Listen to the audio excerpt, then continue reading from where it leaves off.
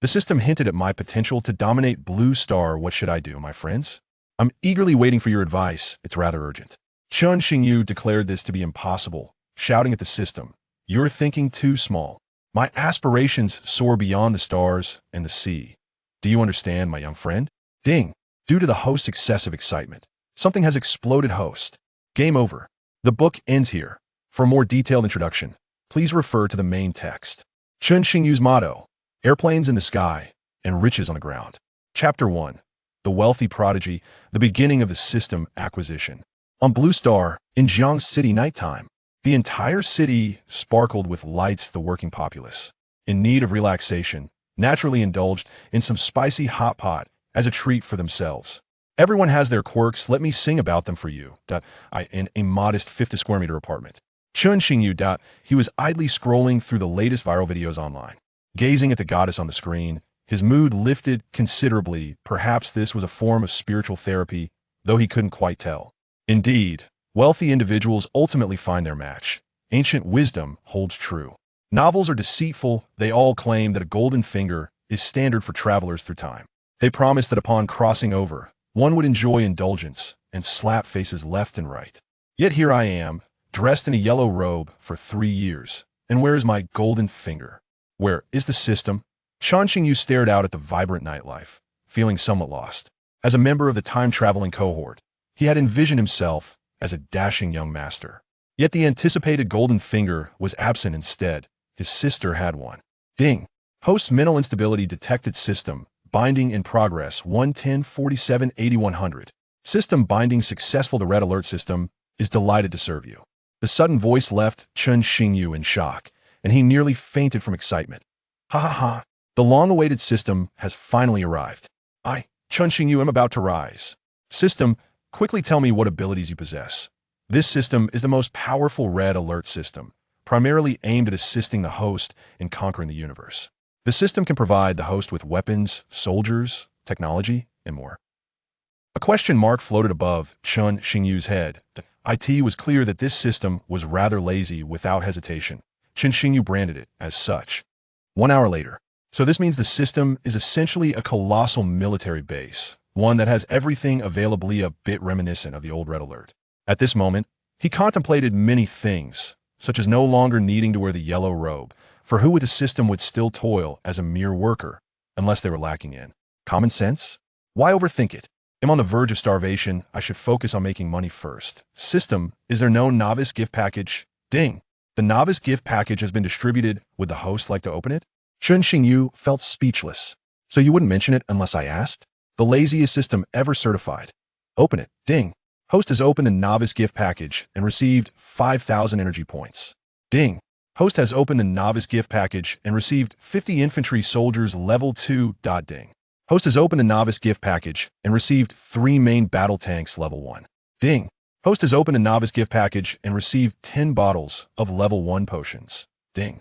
Host has opened the novice gift package and received 1 billion huaxia coins. Ding! Host has opened the novice gift package and received the level 5 hero Tanya upgradable. Ding! That's all. Have you ever encountered such a cheeky system? What does the level 2 designation behind these infantry soldiers mean? Every individual possesses an inherent energy. The higher the energy, the stronger the individual. This system categorizes levels, with 0.1 being the lowest and no upper limit. An ordinary person ranges between 0.5 to 0.7, while level 1.6 is comparable to your Blue Stars boxing champion, Tyson. It is said that Tyson can deliver a punch weighing approximately 220 kilograms if level 1.6 corresponds to a punch of that magnitude. What about level 2? Terrifying indeed. Energy points can be utilized for producing weapons, training soldiers, and more than 50 level 2 soldiers are a secure investment.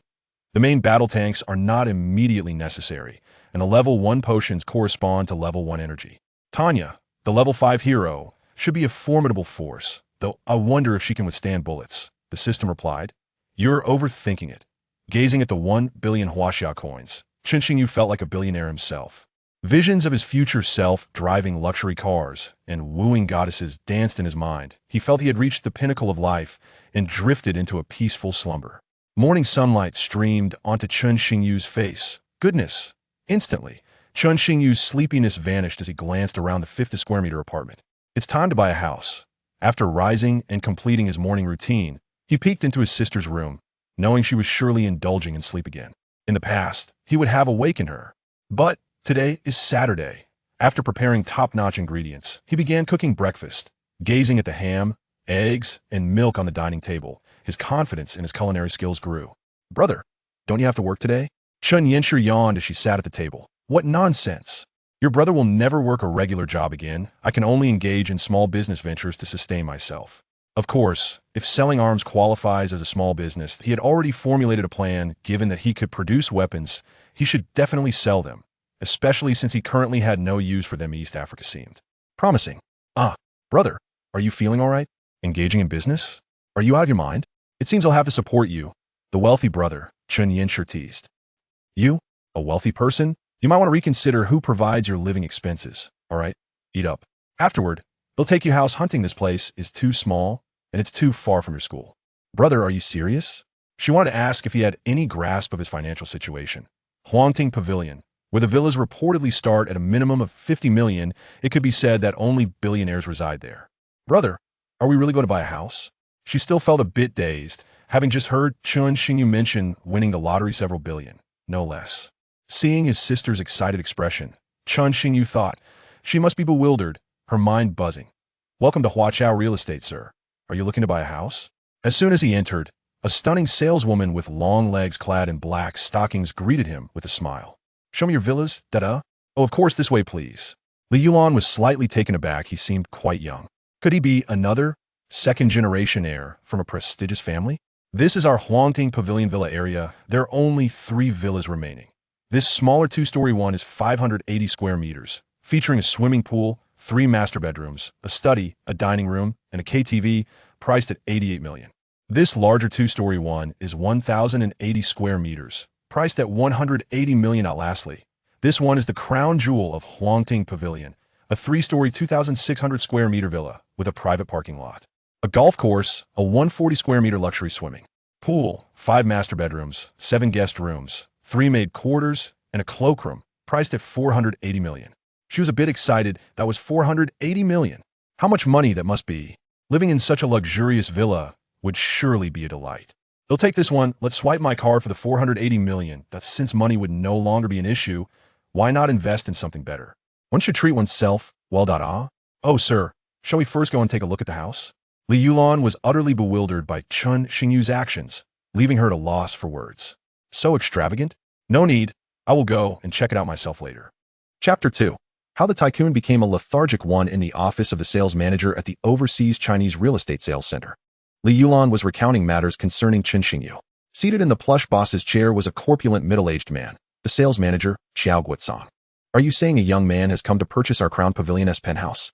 Such individuals, capable of casually disbursing 500 million for a property, are not merely ordinary second-generation offspring.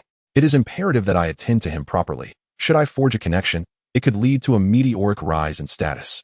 Accompanied by Li Yulan, he approached Chun Xingyu. Upon first glance, Chun Xingyu struck him as strikingly ordinary, remarkably so, for someone of his stature. One would expect either a nouveau riche or an exceptional figure. Greetings. I am Xiao Guotsong. May I inquire as to your esteemed name, young master?" "Please, no need for such titles. My surname is Chun, my given name is Xingyu. You may simply call me Xingyu." While he spoke these words, he inwardly mused at the peculiarity of his own name. Chun Xingyu? Is there truly a young master of such a name in Jiangxing? I must admit, I have never encountered him before. Is it true that young Master Chun intends to purchase our penthouse? Indeed. After completing the necessary formalities and processing the payment, Xiao Guotsong presented Chun Xingyu with a golden business card. "Young Master Chun, here is my card. Should you encounter any issues with the villa, please do not hesitate to contact me. Of course, if there is any personal matter where I may be of assistance, feel free to reach out as well." Chun Xingyu regarded him intently before taking his sister to view the villa. Xiao Guotsong, a man of considerable cunning, was indeed a testament to the old adage that those who thrive in a bustling metropolis are often shrewd foxes. Individuals like me, who are genuinely innocent, charming, and strikingly handsome, are becoming increasingly rare. Wow, this is no mere house. It is akin to a palace. Chun Yinshi exclaimed, delighting in the spaciousness of the villa. Observing the vast emptiness of the villa, Chun Xingyu contemplated the need to hire several housekeepers and a steward. System, are there any characters adept in household chores? Indeed, the barracks are divided into 2 categories, Military and domestic.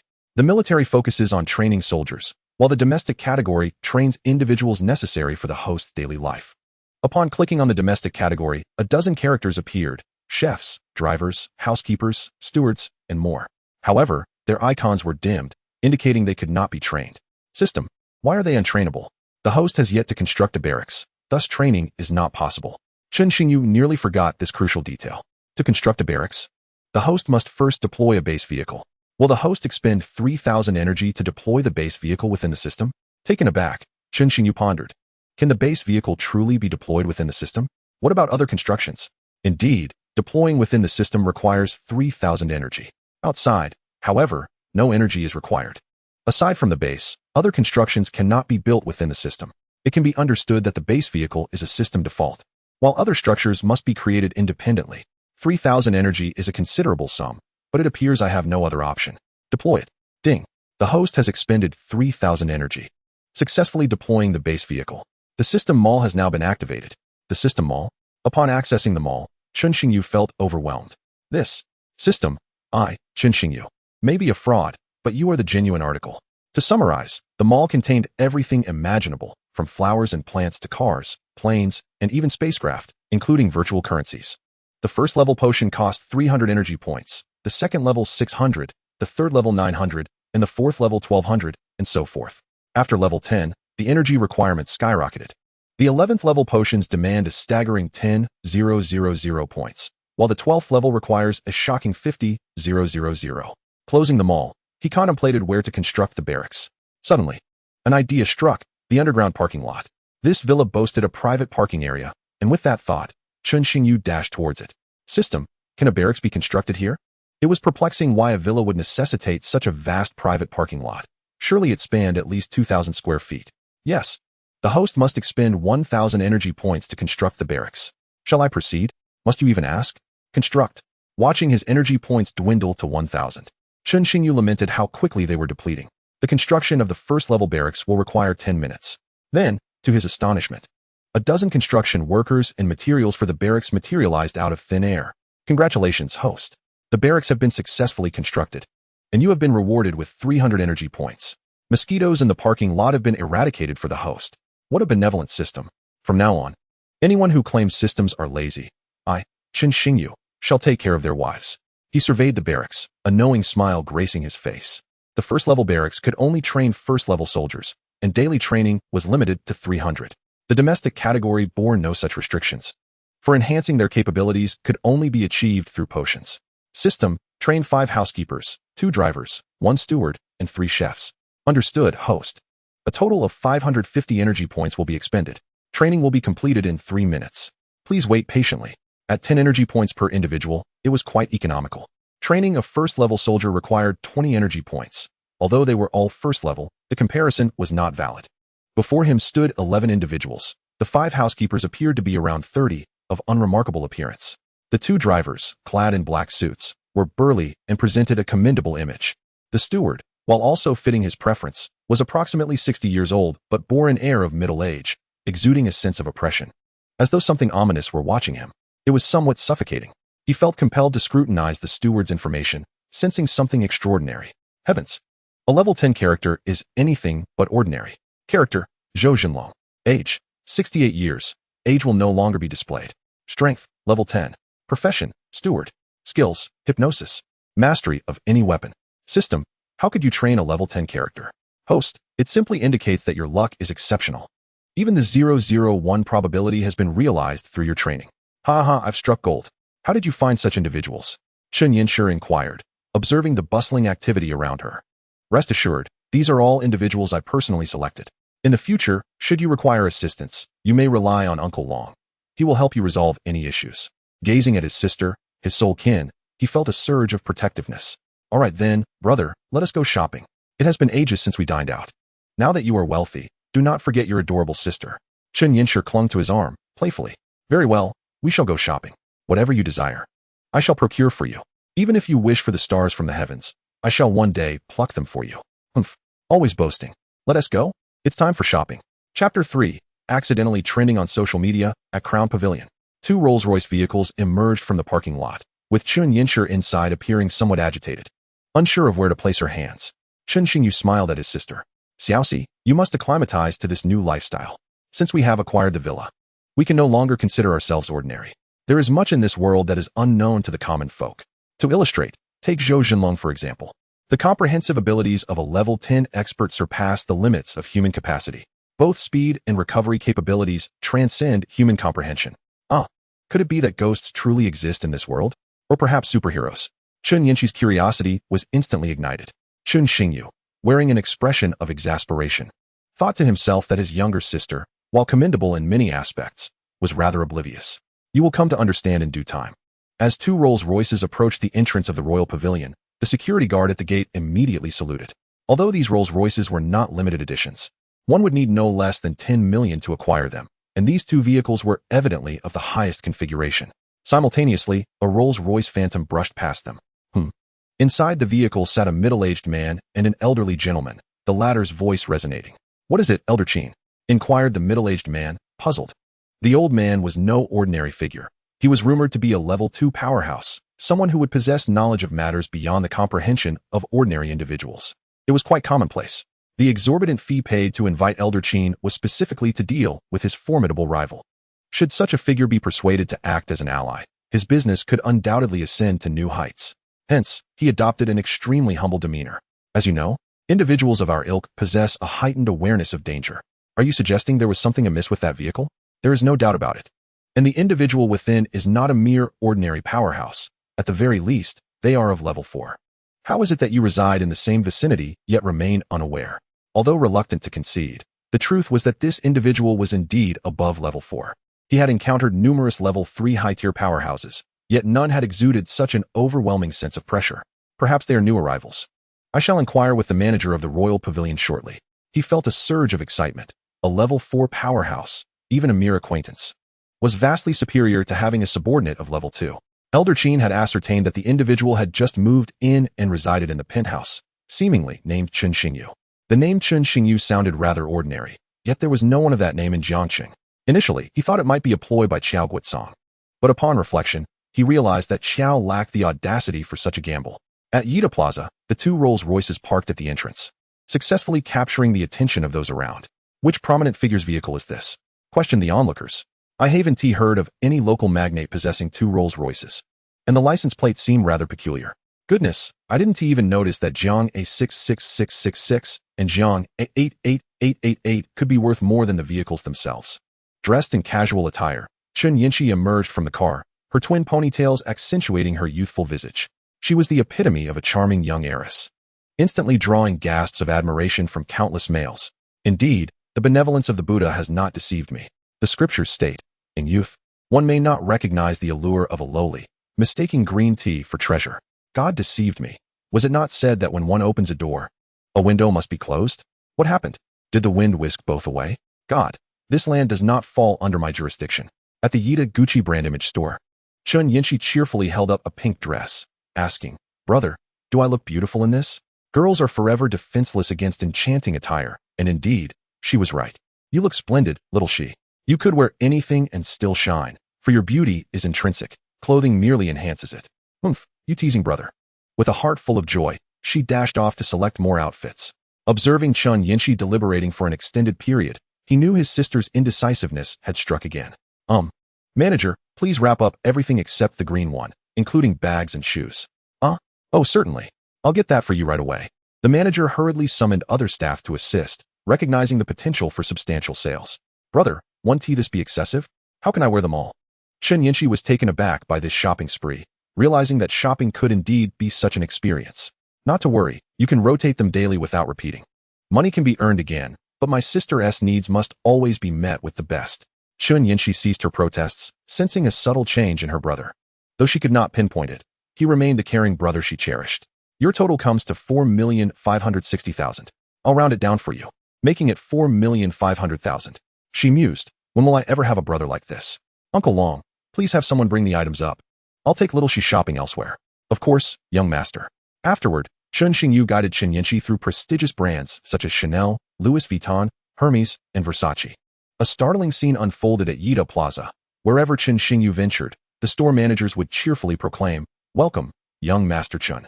Many individuals discreetly recorded videos to share on social media.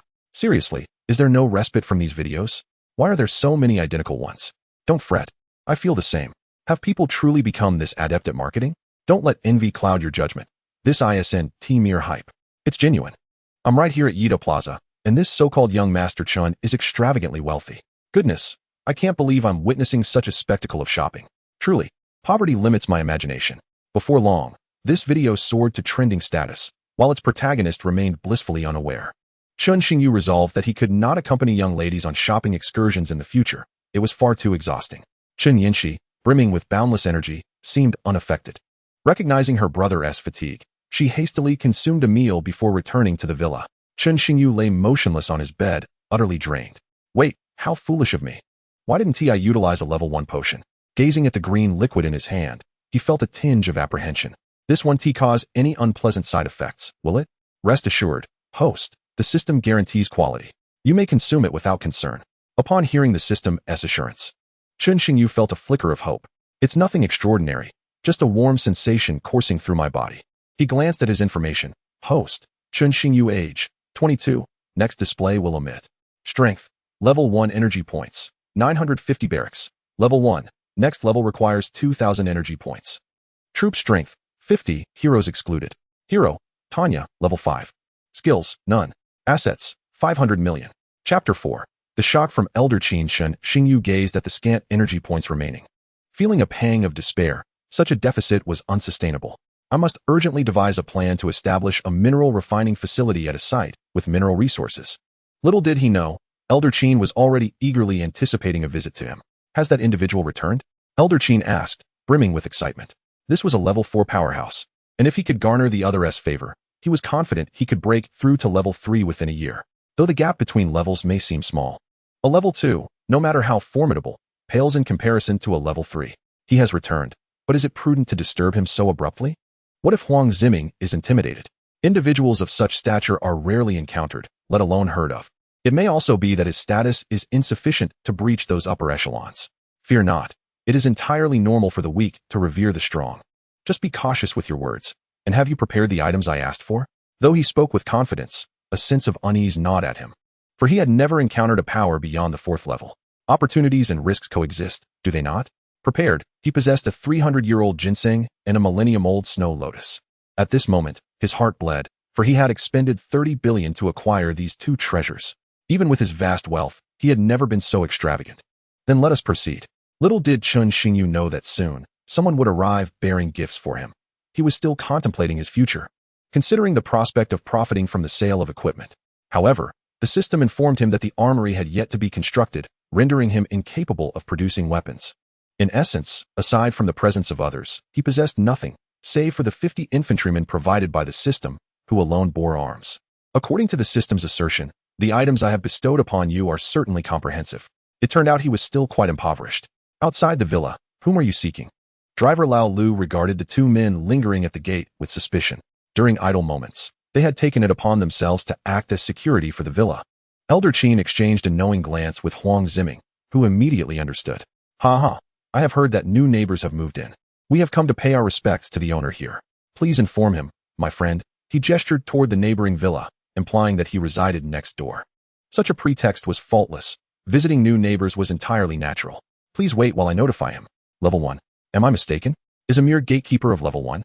Elder Chun was taken aback, pondering what kind of extraordinary individual resided within this villa to warrant such a guardian. It must be noted that even a level 1, although not particularly formidable, was highly regarded among ordinary families.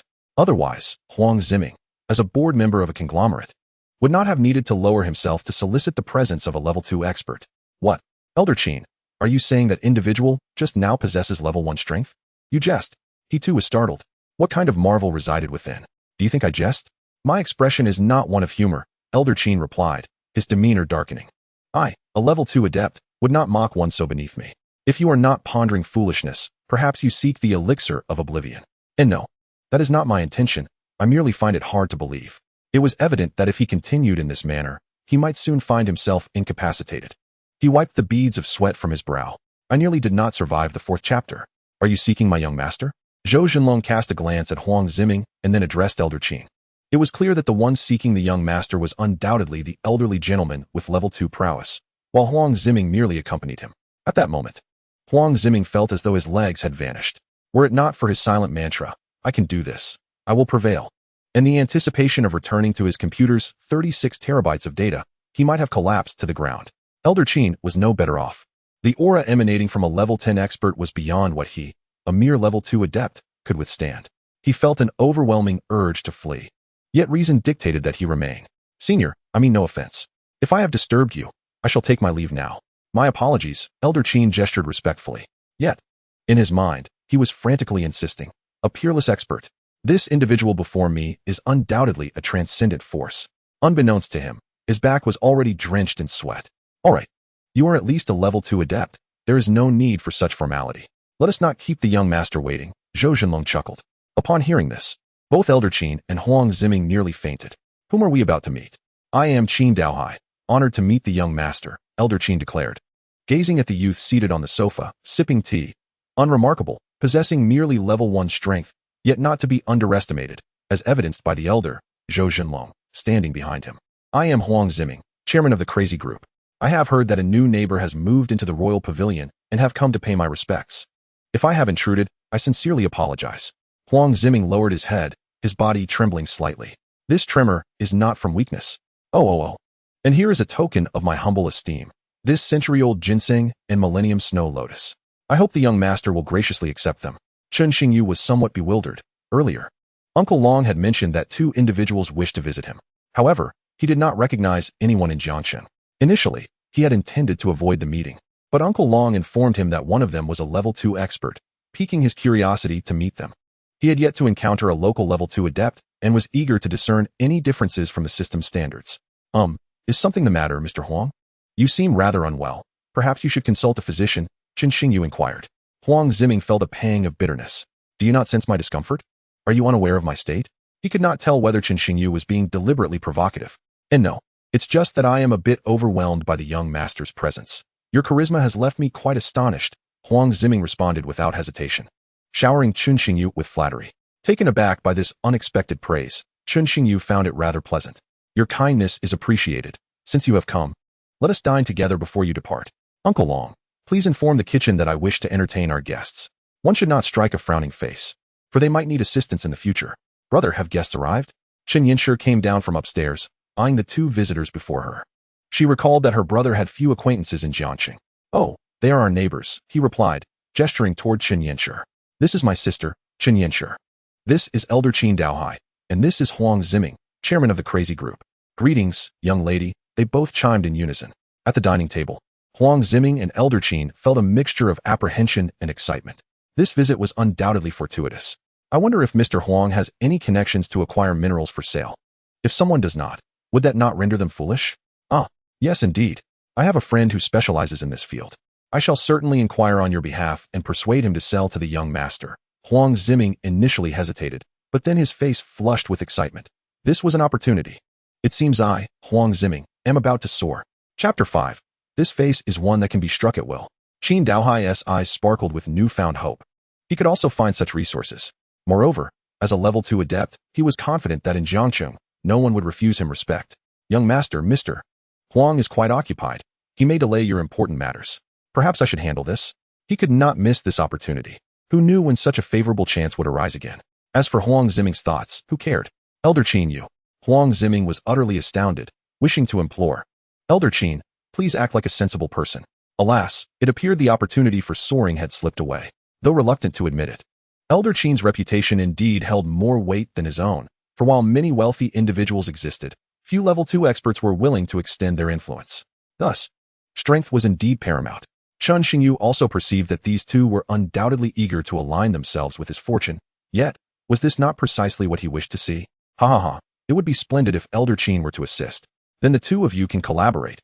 Whoever finds it first shall be duly rewarded. The benefits shall certainly be plentiful. He knew few individuals in Jiangsheng, and they might not extend him any favors. Having someone to act on his behalf was the best course of action. Indeed, we shall not intrude further. Young master, await our good news.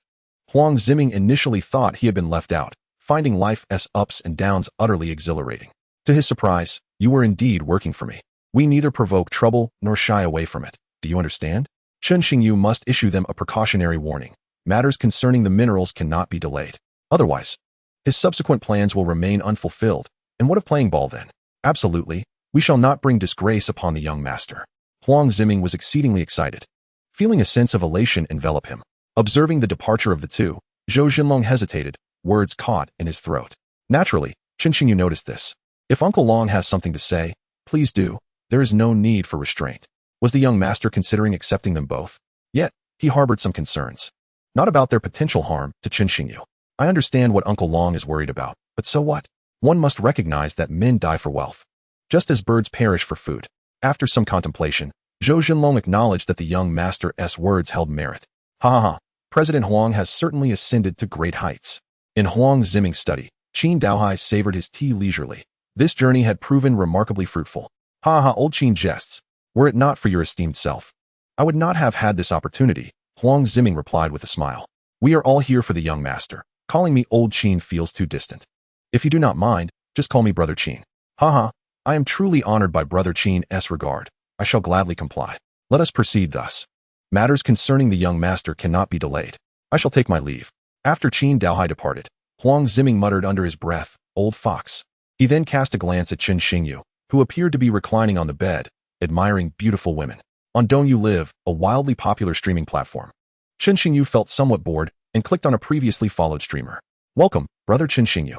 It has been a while since you visited. As soon as he entered the live room, the streamer exclaimed, likely due to the low viewer count. The barrage of comments was sparse, and Lin Mengmeng appeared slightly bored. Lin Mengmeng, a sophomore at Jiangda University, lacked any remarkable talents aside from singing decently. He was aware of this, having endured a week of instant noodles just to gift her. Nowadays, being a streamer is no easy feat if one doesn't dance or engage in suggestive antics. They are branded as pretending to be innocent. This has rendered her live room rather lukewarm. Lickspittle. Hello, Mengmeng. Long time no see. I've been a bit busy lately. Hence my absence from Dongyu. ISNT that the instant noodle guy? Don't say that. We hadn't seen him around for a while. So, instant noodle guy, are you planning to splurge today? Then eat instant noodles for another month, haha. He was unsure how they knew this. And it had spread in the live room, leading to him being dubbed instant noodle guy. At that moment, some viewers stepped in to defend Chen Xingyu. Don't say that. After all, it's to support our Mengmeng, ISNT it? The next second, Lickspittle, go away. Right? Go home and lick your instant noodles. What are you doing here? Exactly, if you have no money, what are you watching a live stream for? A toad dreaming of eating swan meat? Indeed, you're dreaming. Instantly bombarded with insults, Chen Xingyu thought, enough of this. Everyone stop arguing. Mengmeng, sing for them.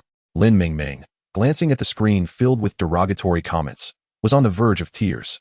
Who wants to hear you sing? We want to see you dance. Yes. Yes, give us a dance. I'll send a plane. If you dance, young Master Lei will definitely come to watch. A lavish person like him would surely send rockets your way. Dance. 11086. Chen Xingyu observed the screen flooded with requests for dancing. He discerned that these were not Lin Mengmeng's true fans, but rather sycophants of someone named Lei. How audacious. He glanced at the Dongyu coins in the System S shop. Damn, so inexpensive. Are you forcing me to show off? Exchanging for 100 million Dongyu coins cost merely 100 energy points. It felt like picking up money. Picking up money? System. If I exchange for Dongyu coins in the shop and then acquire Dongyu, wouldn't that mean the money is infinite? Host, that is impossible. The virtual currency in the shop is limited. The maximum exchange is 1 trillion, and this money can only flow outside, meaning the host cannot access it. The system remarked. What are you thinking? Trying to exploit a bug in my system? You must be dreaming. Is that so? Chen Xingyu felt a tinge of disappointment. Having hoped to exploit a system bug, it seemed he was overthinking. After exchanging for 100 million Dongyu coins, realizing he was well-stocked, he declared, step back. I am about to flaunt my wealth. Welcome, Emperor Lei, to the live room. A golden comment appeared at the top of the screen. Young Master Lei has arrived. Everyone welcome him. Welcome, young Master Lei. Finally, I see the god of wealth. Young Master Lei. Mengmeng, have you made up your mind? As long as you agree, I will generously reward you. Thank you, young Master Lei, for your regard towards Mengmeng, but she truly cannot comply with your request. She merely wishes to earn some living expenses through her live stream and is not at the point of selling herself. Unappreciative, without my endorsement here. Let us see who dares to reward you. Congratulations to Chen Xingyu for activating the Emperor status in this live room. Chen Xingyu, rewarded 10 super rockets. At that moment, an announcement was made. Chen Xingyu has rewarded 10 super rockets in Lin Mingming's live room. Everyone, go and watch. Suddenly, the live room fell silent, and the barrage of comments ceased. It was the calm before the storm. Damn, what did I just see? Did that slap come too quickly? I didn't even have time to react. Bro, be careful. Trouble may arise from your words. It's over. Today is destined to not end well. Waiting to watch the drama unfold. Selling sunflower seeds for $2 a pack. Anyone interested? Chapter 6. A downward strike is truly effective. Royal Court Pavilion. Within a luxurious villa, a young man gazed at his phone, his expression darkening. He was Huang Jinglei, the lay of the live room. Damn. Where did this little brat come from to ruin my good fortune? Most importantly, just as I finished showing off, I was slapped back to reality. And it was quite the bruise.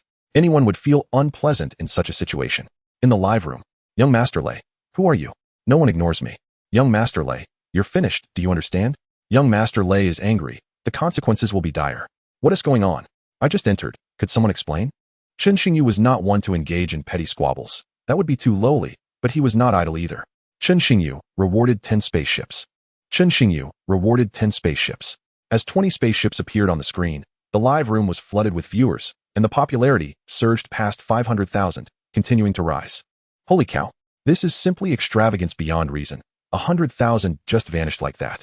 I was drafting a proposal when my boss asked why I was kneeling. I showed him my phone, and he ended up kneeling too. Shower, is that you? I finally found my father. Turns out my dad is here. God of wealth, Dad. Your son is right here. Does your mother know how showy you are? Oh my goodness. This is utterly outrageous. I cannot tolerate it. Huang Jinglei is on the verge of madness. Among the second-generation elites of Jiangqing, who does not give him a modicum of respect and address him as Young Master Lei. Young Master Lei generously gifted 10 spaceships. Young Master Lei generously gifted 20 spaceships. Young Master Lei generously gifted 100 spaceships. Young Master Lei. The little brat just now has some nerve to keep up. Am I blind? How much is 100 spaceships worth? Could someone from math class please calculate this? Me. I am. 100 spaceships amount to 450,000. I am impressed. Which grade are you in? First grade. What's wrong? Did I calculate it incorrectly? 1 times 1 is 1, 2 times 2 is 4, 3 times 8 is 24. Is it not correct? Chen Xingyu was also amused by this barrage of comments. What peculiar characters they were. Of course, he also noticed Huang Jinglei's comments. Hence, Chen Xingyu generously gifted 10 spaceships. Chen Xingyu generously gifted 10,000 spaceships. The screen was overwhelmed with spaceships, which showed no signs of stopping. 20 minutes later. How much is this now? 1,000. 10,000. Indeed, poverty has limited my imagination. I cannot fathom the world of the wealthy. Suddenly, I feel that the can of herring in my hand has lost its appeal. Is there a need for a pendant on the leg of the wealthy? Wealthy one, I am a 36D, shall I consider? Green tea, roll away. The wealthy do not fancy dairy cows. They prefer adorable ones like me. Sob, sob, sob. Brothers, I have discovered a whiny creature. Come and witness. Lin Mingming felt a bit dizzy. She could not comprehend how the live stream had suddenly transformed into this, with spaceships endlessly appearing. Not only was she dazed, but the back end of Dongyu was also bewildered. With Chen Xingyu's gift of 10,000 spaceships, the popularity of Lin Mingming's live stream had skyrocketed to 150 million, with the audience nearing 3 million. Dongyu headquarters. President Zhang, a new god of wealth, has emerged in a small streamer's live stream, and the gifts are about to reach 60 million. What does the live streaming platform rely on? It is undoubtedly the wealthy. As long as we can keep the wealthy on our platform, it translates to revenue. What did you say? We have a new god of wealth. Are you certain it's not that in general? Zhang Guoxing understood what this represented. Someone who casually spends tens of millions possesses unimaginable influence. Dongyu's rise to the pinnacle of the live streaming industry relies precisely on individuals like them. Quickly, send him a private message and ensure that the streamer is signed. Offer a contract of 50 million. We must keep the god of wealth at Dongyu. Yes, I will go right away. Lin Mingming remained unaware that a grand opportunity was hurtling towards her. Brother Xingyu, please refrain from gifting any more, even if you have money. You shouldn't spend it so lavishly. Later, message me privately, and I will refund my share to you. She could not fathom why Chen Xingyu had suddenly become so affluent, although he had previously gifted small items during their chat. He mentioned delivering takeout in Jiangcheng just days ago, and now he was gifting spaceships. Perhaps he was merely indulging in life experiences. News often speaks of delivery drivers cruising in Lamborghinis. After all, she should have kept quiet, but as soon as she spoke, Huang Jinglei's face turned an even deeper shade of green with anger. That wretched girl, calling me young master in front of me and brother in front of others. Is it not all for money? He smashed a vase in front of him, yet it did not quell his fury. He had already destroyed everything he could in the house. The butler and the nanny outside appeared anxious, wanting to intervene but daring not to. When the young master was enraged, it mattered not whether one was a nanny or a butler. Anyone could be struck without consequence. Chen Xingyu, what about that young master Lei? Wasn't he just calling out joyfully? Where has he vanished? Did young master Lei run away? Now Huang Jinglei's sycophants dared not utter a word. Going out now would be akin to courting death. Who could afford to offend a person who casually spends tens of millions? Mere mortals like them did not dare to intervene in a celestial conflict. Young Master Lei has entered the live stream. Young Master Lei, don't get too pleased with yourself. Don't think that a few coins allow you to show off in front of me. Just wait. Is he calling for reinforcements? Chen Xingyu, just you wait. I will make sure to repay today as humiliation 100-fold. Huang Jinglei wished to tear Chen Xingyu to shreds. Little did he know that his words were overheard by a middle-aged man outside. Huang Ziming was momentarily dumbfounded. Did he just hear his son threatening someone? Chen Xingyu? He suddenly felt a chill down his spine, as though he could see Meng Pa beckoning to him. With a crash, he kicked the door open, and in the incredulous eyes of the butler and nanny, he delivered a resounding slap to Huang Jinglei's face. Spinning in midair, crash, he landed on the ground. The butler exchanged glances with the nanny, seemingly communicating. Could it be that the young master is not the biological child of the master? Nanny, at my age, don't joke with me. Butler. Huang Jinglei's head was buzzing. Who just struck him? His own father? Huang Ziming was beyond caring at this point. Delivering another kick to his son. Still pretending to be dead, are you? Well, you won't need to pretend anymore. I'll help you. Huang Jinglei trembled on the ground. No, no. Dad, I'll get up right now, please don't kick. Seeing his son's bruised face made him furious. He had finally gotten close to Chen Xingyu's ship, and now this foolish boy had ruined everything. Why are you so arrogant, offending everyone? Do you even know who Chen Xingyu is? Who is he? If I don't kill you today, then you are my father. If Chen Xingyu were to find out that young Master Lei was the son of Huang Ziming, he would surely exclaim in astonishment. The wheel of fate turns, and heaven shows no mercy. Chapter 7. The young master's power, it is unimaginable. If Huang Ziming had known today would unfold in this manner, he would have certainly chosen to shoot against the wall. Dad, I will go apologize. I will kneel and beg for his forgiveness. Is that not enough? Huang Jinglei was acutely aware that his father was genuinely furious this time. Did he not see the fresh imprint of the slap still warm on his face? If he remained silent any longer, he might truly face dire consequences. Don't blame me for hitting you. If you weren't injured, that would be my fault. He hoped that the young master would see his current state and grant the Huang family a chance. Huang Ziming certainly would not genuinely harm his own son. A tiger does not consume its young. He merely wanted to put on a show for Chen Xingyu. Chen Xingyu, I'm watching. Please continue. If his son offended Chen Xingyu, and he failed to respond, it would imply that he did not regard Chen Xingyu with any respect. Dad, is he really that formidable? After all, our Huang family is one of the top aristocracies in Jiangcheng, and besides, there is no one like Chen Xingyu in Jiangcheng. He covered his face, feeling somewhat indignant, believing that Chen Xingyu was not that impressive and that this beating was certainly for naught.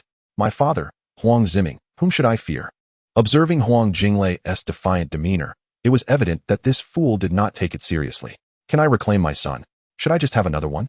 One should understand that not everyone can be offended so easily just because you possess wealth. Having money to spend is only meaningful if you have a life to live. Huang Ziming felt a sense of helplessness. While he possessed an abundance of wealth, he was acutely aware that he had but one life. Father, are you referring to someone like Old Li? As a top-tier second-generation heir, he certainly possessed knowledge beyond that of the average person.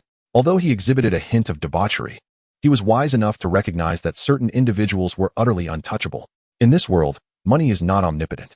Every family or affluent clan harbors, to varying extents, hidden masters and clandestine methods. For instance, Old Li from the Huang family was a level 15 master, strategically placed by his father to safeguard him. It bore a resemblance to the concept of a guardian. Upon recalling the imposing presence of Uncle Long, Huang Ziming involuntarily broke into a cold sweat. The oppressive aura was overwhelming. Although he still found it somewhat unbelievable, it was a stark reality. Did you know that even a mere doorman in their household is a level 1 master? Huang Ziming's words became increasingly laced with dread, his body trembling uncontrollably. Huang Jinglei, recognizing the gravity of the situation, understood that he had offended a formidable figure. The thought of having mocked Chen Xingyu sent a wave of panic coursing through him, nearly causing him to lose control. Father, I do not wish to die. I am still young. You must save me, he pleaded, clinging desperately to his father's leg. Sighing at his son's plight, His father reflected that it was not surprising. Anyone in his position would have reacted similarly. First, you must publicly apologize. I will attend to some matters, and then I will take you to offer your apologies to him. Hopefully, he will forgive you for my sake. He intended to hasten to fulfill Chun Xingyu's request, as it might offer a glimmer of hope. Meanwhile, in Lin Mingming's live stream, hasn't young Master Lei been gone for quite some time? Shouldn't he be back with reinforcements? Perhaps he's been frightened off by our divine hero Xingyu. Just as this comment floated by, another appeared. Welcome, Emperor Young Master Lei, to the live stream. Welcome back. Young Master Lei, Chun Xingyu, come and take your beating. Huang Jinglei, overwhelmed with frustration, wished he could eliminate this foolish character. What a fool I have taken under my wing. Chun Xingyu interjected. What's the matter? If reinforcements have returned, then why waste words? Show me your moves. I'll take them all. Are there planes in the sky and beasts on the ground? Brother Xingyu, is it too late for me to go to Thailand? Chun Xingyu, can take on 10. I am formidable. My husband is so handsome. Green tea and dairy cows are forbidden from loving Xingyu. As everyone anticipated a confrontation, young Master Lei suddenly stated, Brother Xingyu, I was wrong. Little Lei should not have insulted you. I beg your pardon, Brother Xingyu. I was blind and foolish. A mere insect. Please do not hold it against me. Countless eyes in the live stream fixated on Huang Jinglei's screen. Silence. Are you done with your silence? Is it my turn yet? Are aliens about to invade Blue Star? Perhaps Mars is on a collision course with Blue Star. I just entered and saw this scene. Did I open it incorrectly? The audience was incredulous, while Huang Jinglei's sycophants were already caught in a tempest of panic. As the top second-generation heir of Jiangxing, he was apologizing to someone they had previously mocked. It was over. Their minds were consumed by these two words. If Huang Jinglei could not afford to offend this individual, they stood no chance. A mere finger from him could crush them dozens of times over. Brother Xingyu, I am truly sorry for my ignorance. I should not have mocked you. My arrogance was unfounded.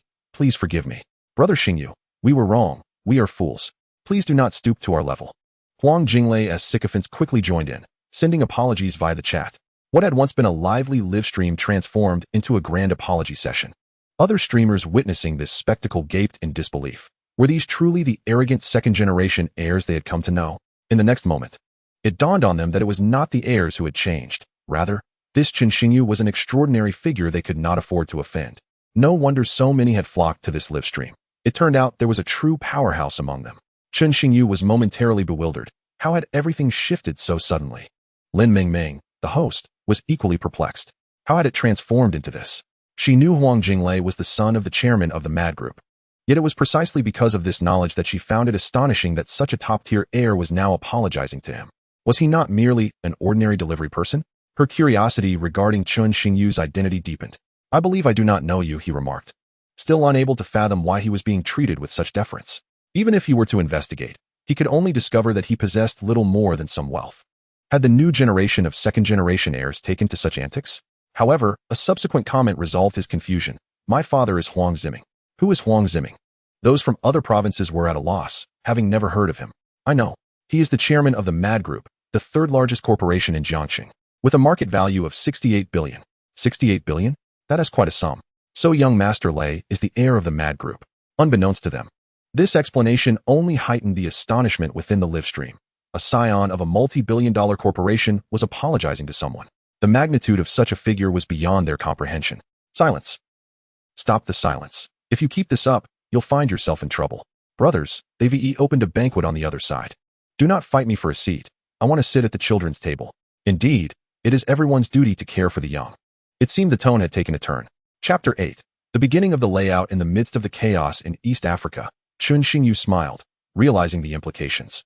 The fact that Huang Jinglei had come to apologize indicated that Huang Ziming was aware of the situation. Huang Ziming. Oh Huang Ziming, what will your next move be?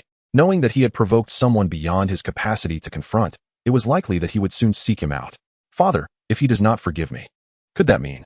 Huang Jinglei followed Huang Ziming toward the villa where Chun Xingyu resided, consumed by dread. If Chun Xingyu chose to hold a grudge, he could already envision the dire consequences he would face. Contemplating the depths of the river he might soon find himself in. Do not worry. Even if it means surrendering the Mad Group, I will ensure your safety, at the very least preserving your life, he reassured himself. Acknowledging that it might come at the cost of his mobility. Were Chun Xingyu to learn of his thoughts, he would undoubtedly exclaim, what injustice! Am I truly perceived as such a ruthless individual in your eyes? Remember, when we meet the young master, do not speak unless prompted. Observe my demeanor, Huang Ziming cautioned. fearing that another clash with Chen Xingyu would be akin to swimming in the ocean, where one would either find themselves lost or courting disaster. Uncle Long, is the young master available? I have matters to discuss with him. Upon spotting Zhou Jinlong, Huang Ziming immediately inclined his head and smiled, believing Zhou Jinlong to be the protector arranged by Chen Xingyu's family. Thus, Zhou Jinlong likely held a certain standing in Chen Xingyu's eyes. Zhou Jinlong glanced at Huang Ziming and spoke slowly. The young master is aware of your arrival and has been waiting for you. Please, go inside. The young master truly had an uncanny ability to foresee events, Huang Ziming thought, showering him with unreserved praise. Beside him, Huang Jinglei was rendered speechless. Father, could you perhaps show some decorum? Upon entering the opulent living room of the villa, which was both spacious and lavish, Huang Jinglei's attention was not on the surroundings, but rather on the youth before him, hastily lowering his gaze. His life was still precariously held in others' hands. Why is Mr. Huang so free to visit me? Have the minerals been located?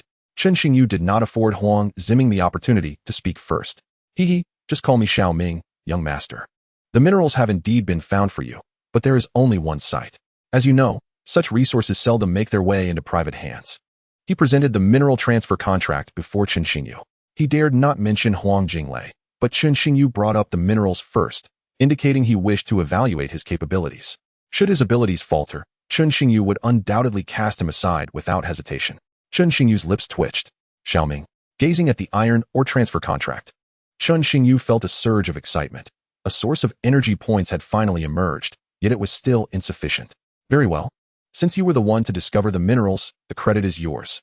You may keep this achievement, Xiaoming, but it is my honor to serve the young master. My son inadvertently offended you. I brought him here to bow and apologize.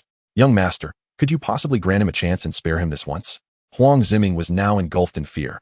He had never witnessed Huang Jinglei so subservient before others.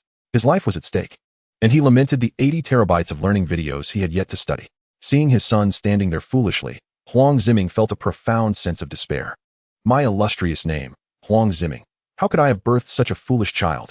Unworthy son, quickly bow and apologize to the young master. How could I have produced such a foolish offspring?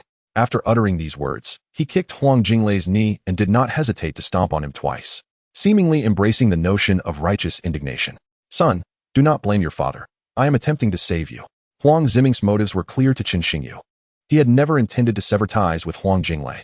If anyone were to criticize him, he would not resort to such cruelty. Of course, a lesson was necessary, otherwise others might think Chen Xingyu lacked temperament. Enough.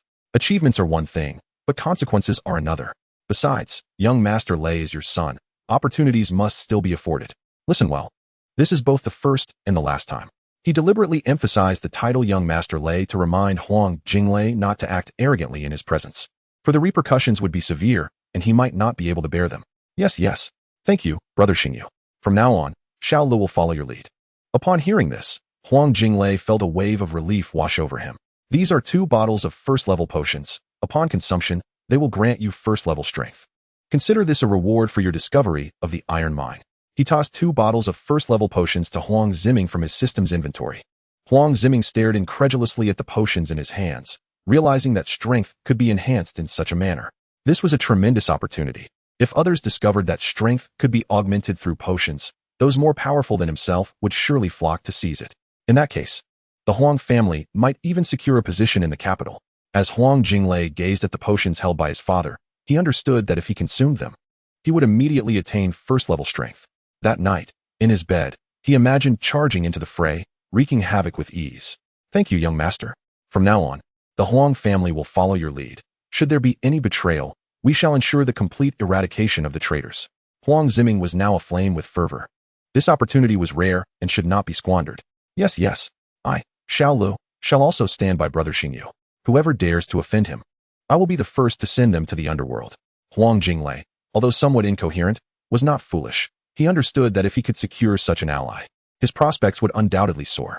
Well then, if there is nothing else, you may return. If needed, I will reach out to you. He was now more concerned about the iron mine. He needed to expedite the construction of the mineral refining plant and assess how much energy the iron mine could yield. Feeling a surge of excitement, he declared, "Yes, I shall not disturb the young master further." Huang Ziming took his son and departed. After their exit, Chen Xingyu promptly returned to his room and closed the door. System, display my information. Understood, host. Host, Chen Xingyu. Strength, level 1. Energy points, 850. Barracks, level 1, requires 2,000 energy points for the next level. Troops, 50, not including heroes. Heroes, Tanya, level 5. Skills, none. Funds, 400 million. Assets, 1 iron mine.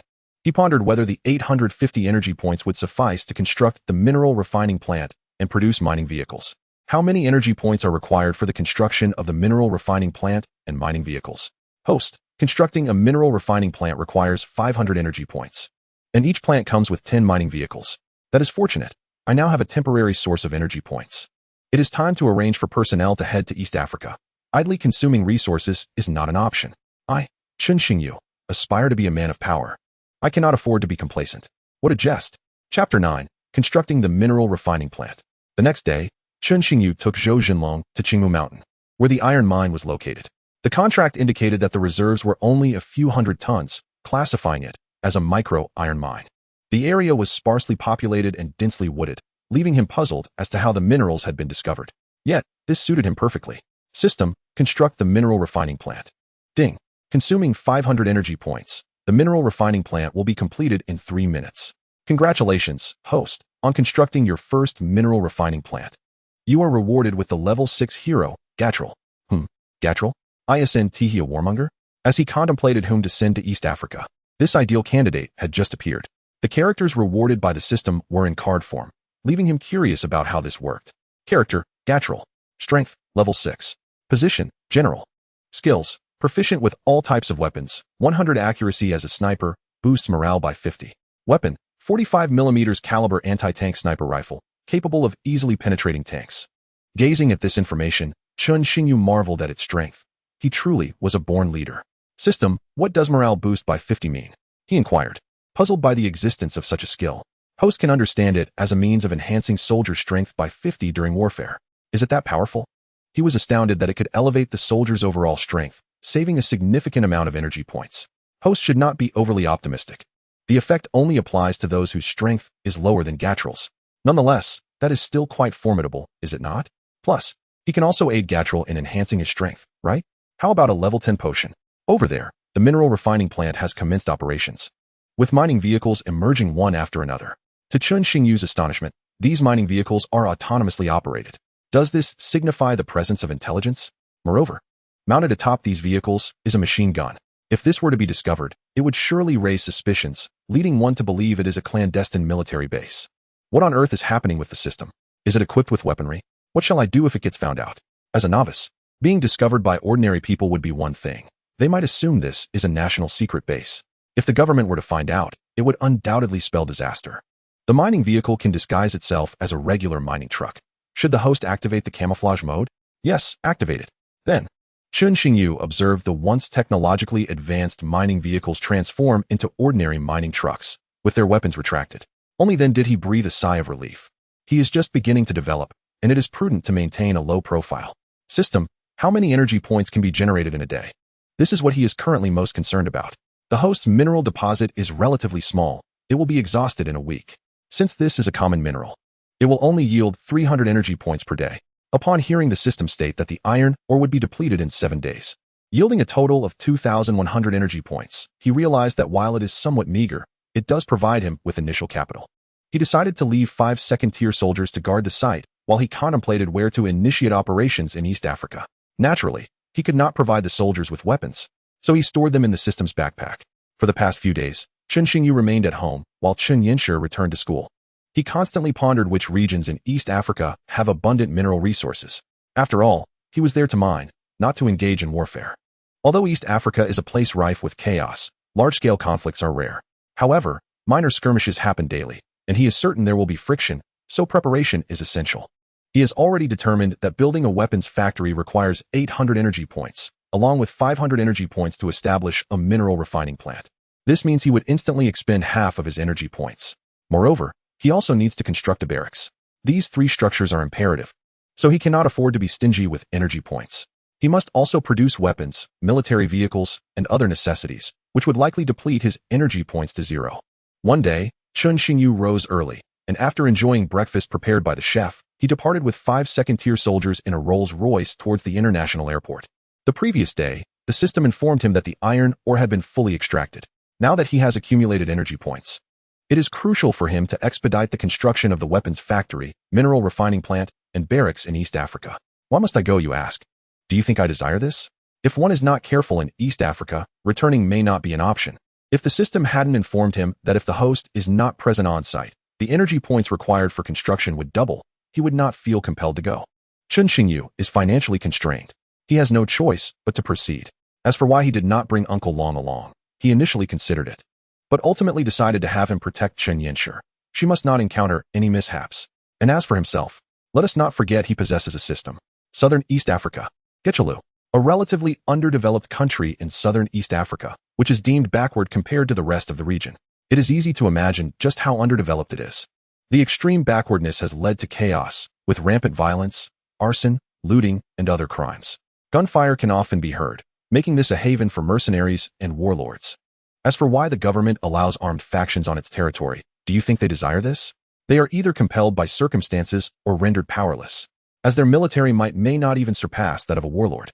Upon disembarking from the plane, Chen Xingyu wasted no time and took a vehicle directly to a small town in eastern Getchalu. A couple of days prior, he had dispatched 10 second-tier soldiers to gather intelligence regarding sellable mineral resources in East Africa. Young master, Gatlier saluted Chen Xingyu and introduced, "This is a local armed group, and they possess 2 mineral resources. This gentleman is the leader of the organization, George." Gatlier pointed to a black man beside him. "Young master, George has been waiting for you. It is a pleasure to finally meet you. The general spoke highly of you, claiming you are remarkably handsome. And it appears to be true, haha." A day prior, his subordinate informed him that a group was seeking him, but he had just lost a mineral resource to his nemesis, and his temper was flaring. He initially assumed it was just another fool seeking trouble. However, after witnessing Gatlier's extraordinary abilities, he recognized that the individuals accompanying him were not to be trifled with. He finally calmed down and engaged in a serious discussion, having now labeled Gatlier as extraordinary. This only heightened his curiosity regarding the identity of the young master that Gatlier spoke of. Thus, the flattering scene unfolded. George, at this moment, had already made up his mind to ally with Chen Xingyu. After all, who would prefer to die when there is a chance to live? In such a chaotic environment, he is not the only armed faction, and one never knows when they might be eliminated by rivals. Therefore, finding a powerful ally is essential. Ha ha ha.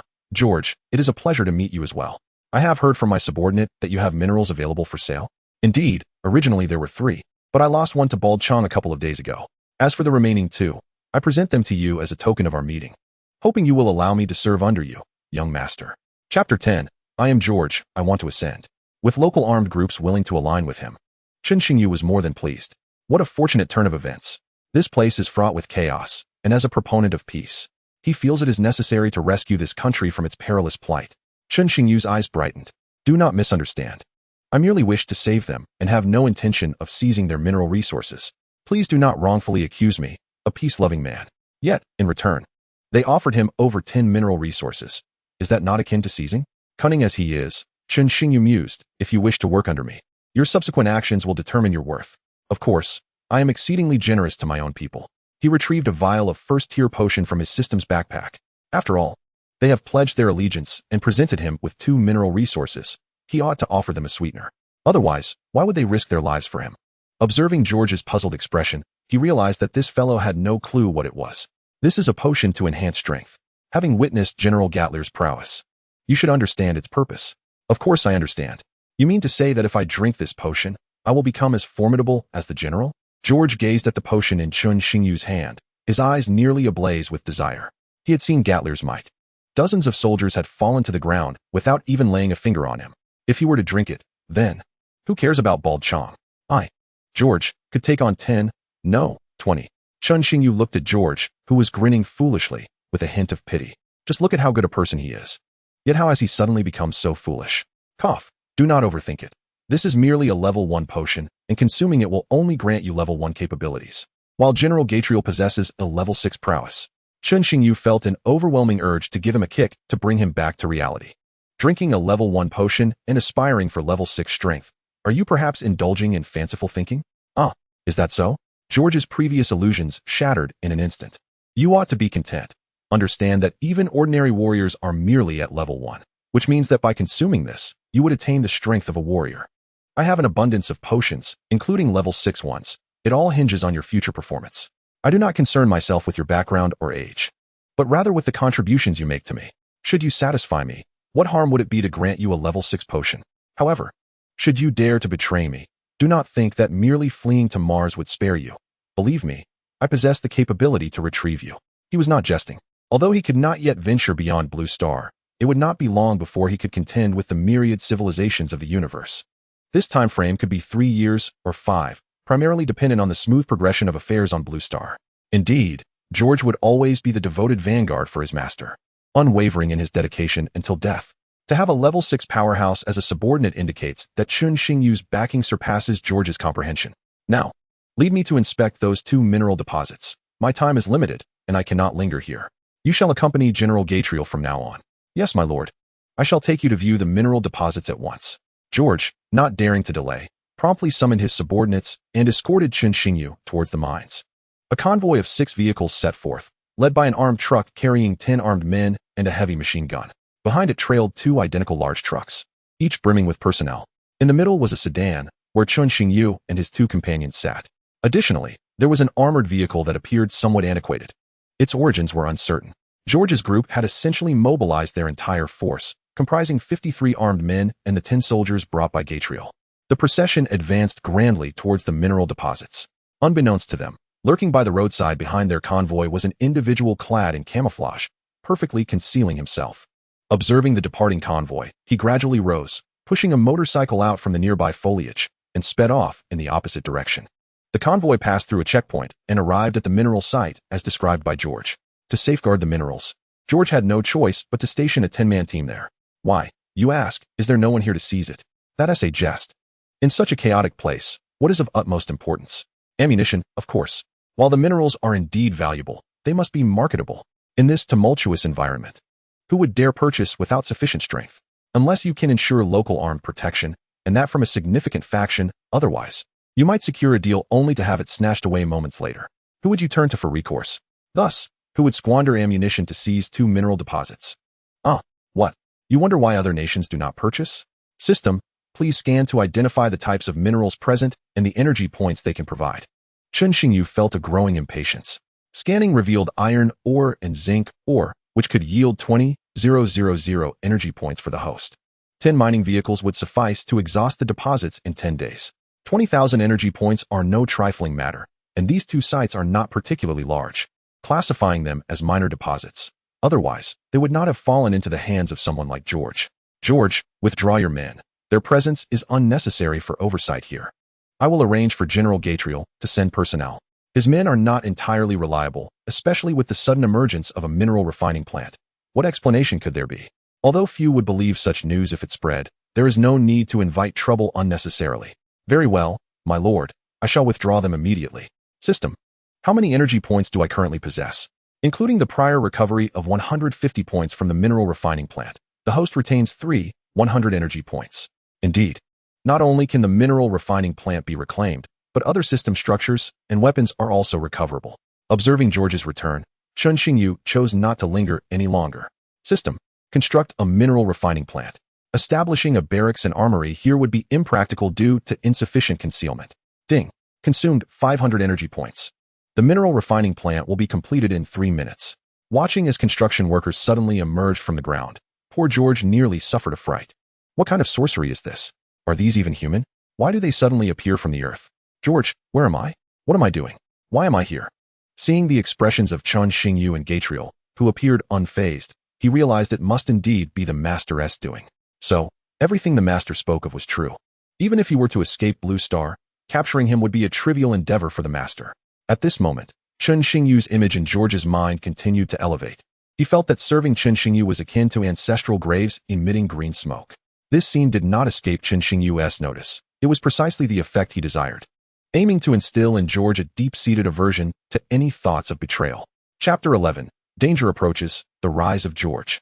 This time, Chun Xingyu chose not to camouflage the mining vehicles, as it was unnecessary.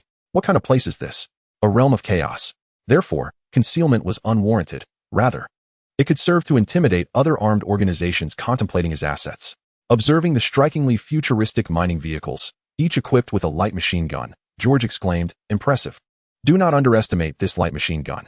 It is comparable to the M2 heavy machine gun, with a terrifying firing rate of 4,000 rounds per minute. Moreover, it operates autonomously. Enemies wishing to halt it must destroy the mining vehicle. Otherwise, they would be met with a deluge of bullets.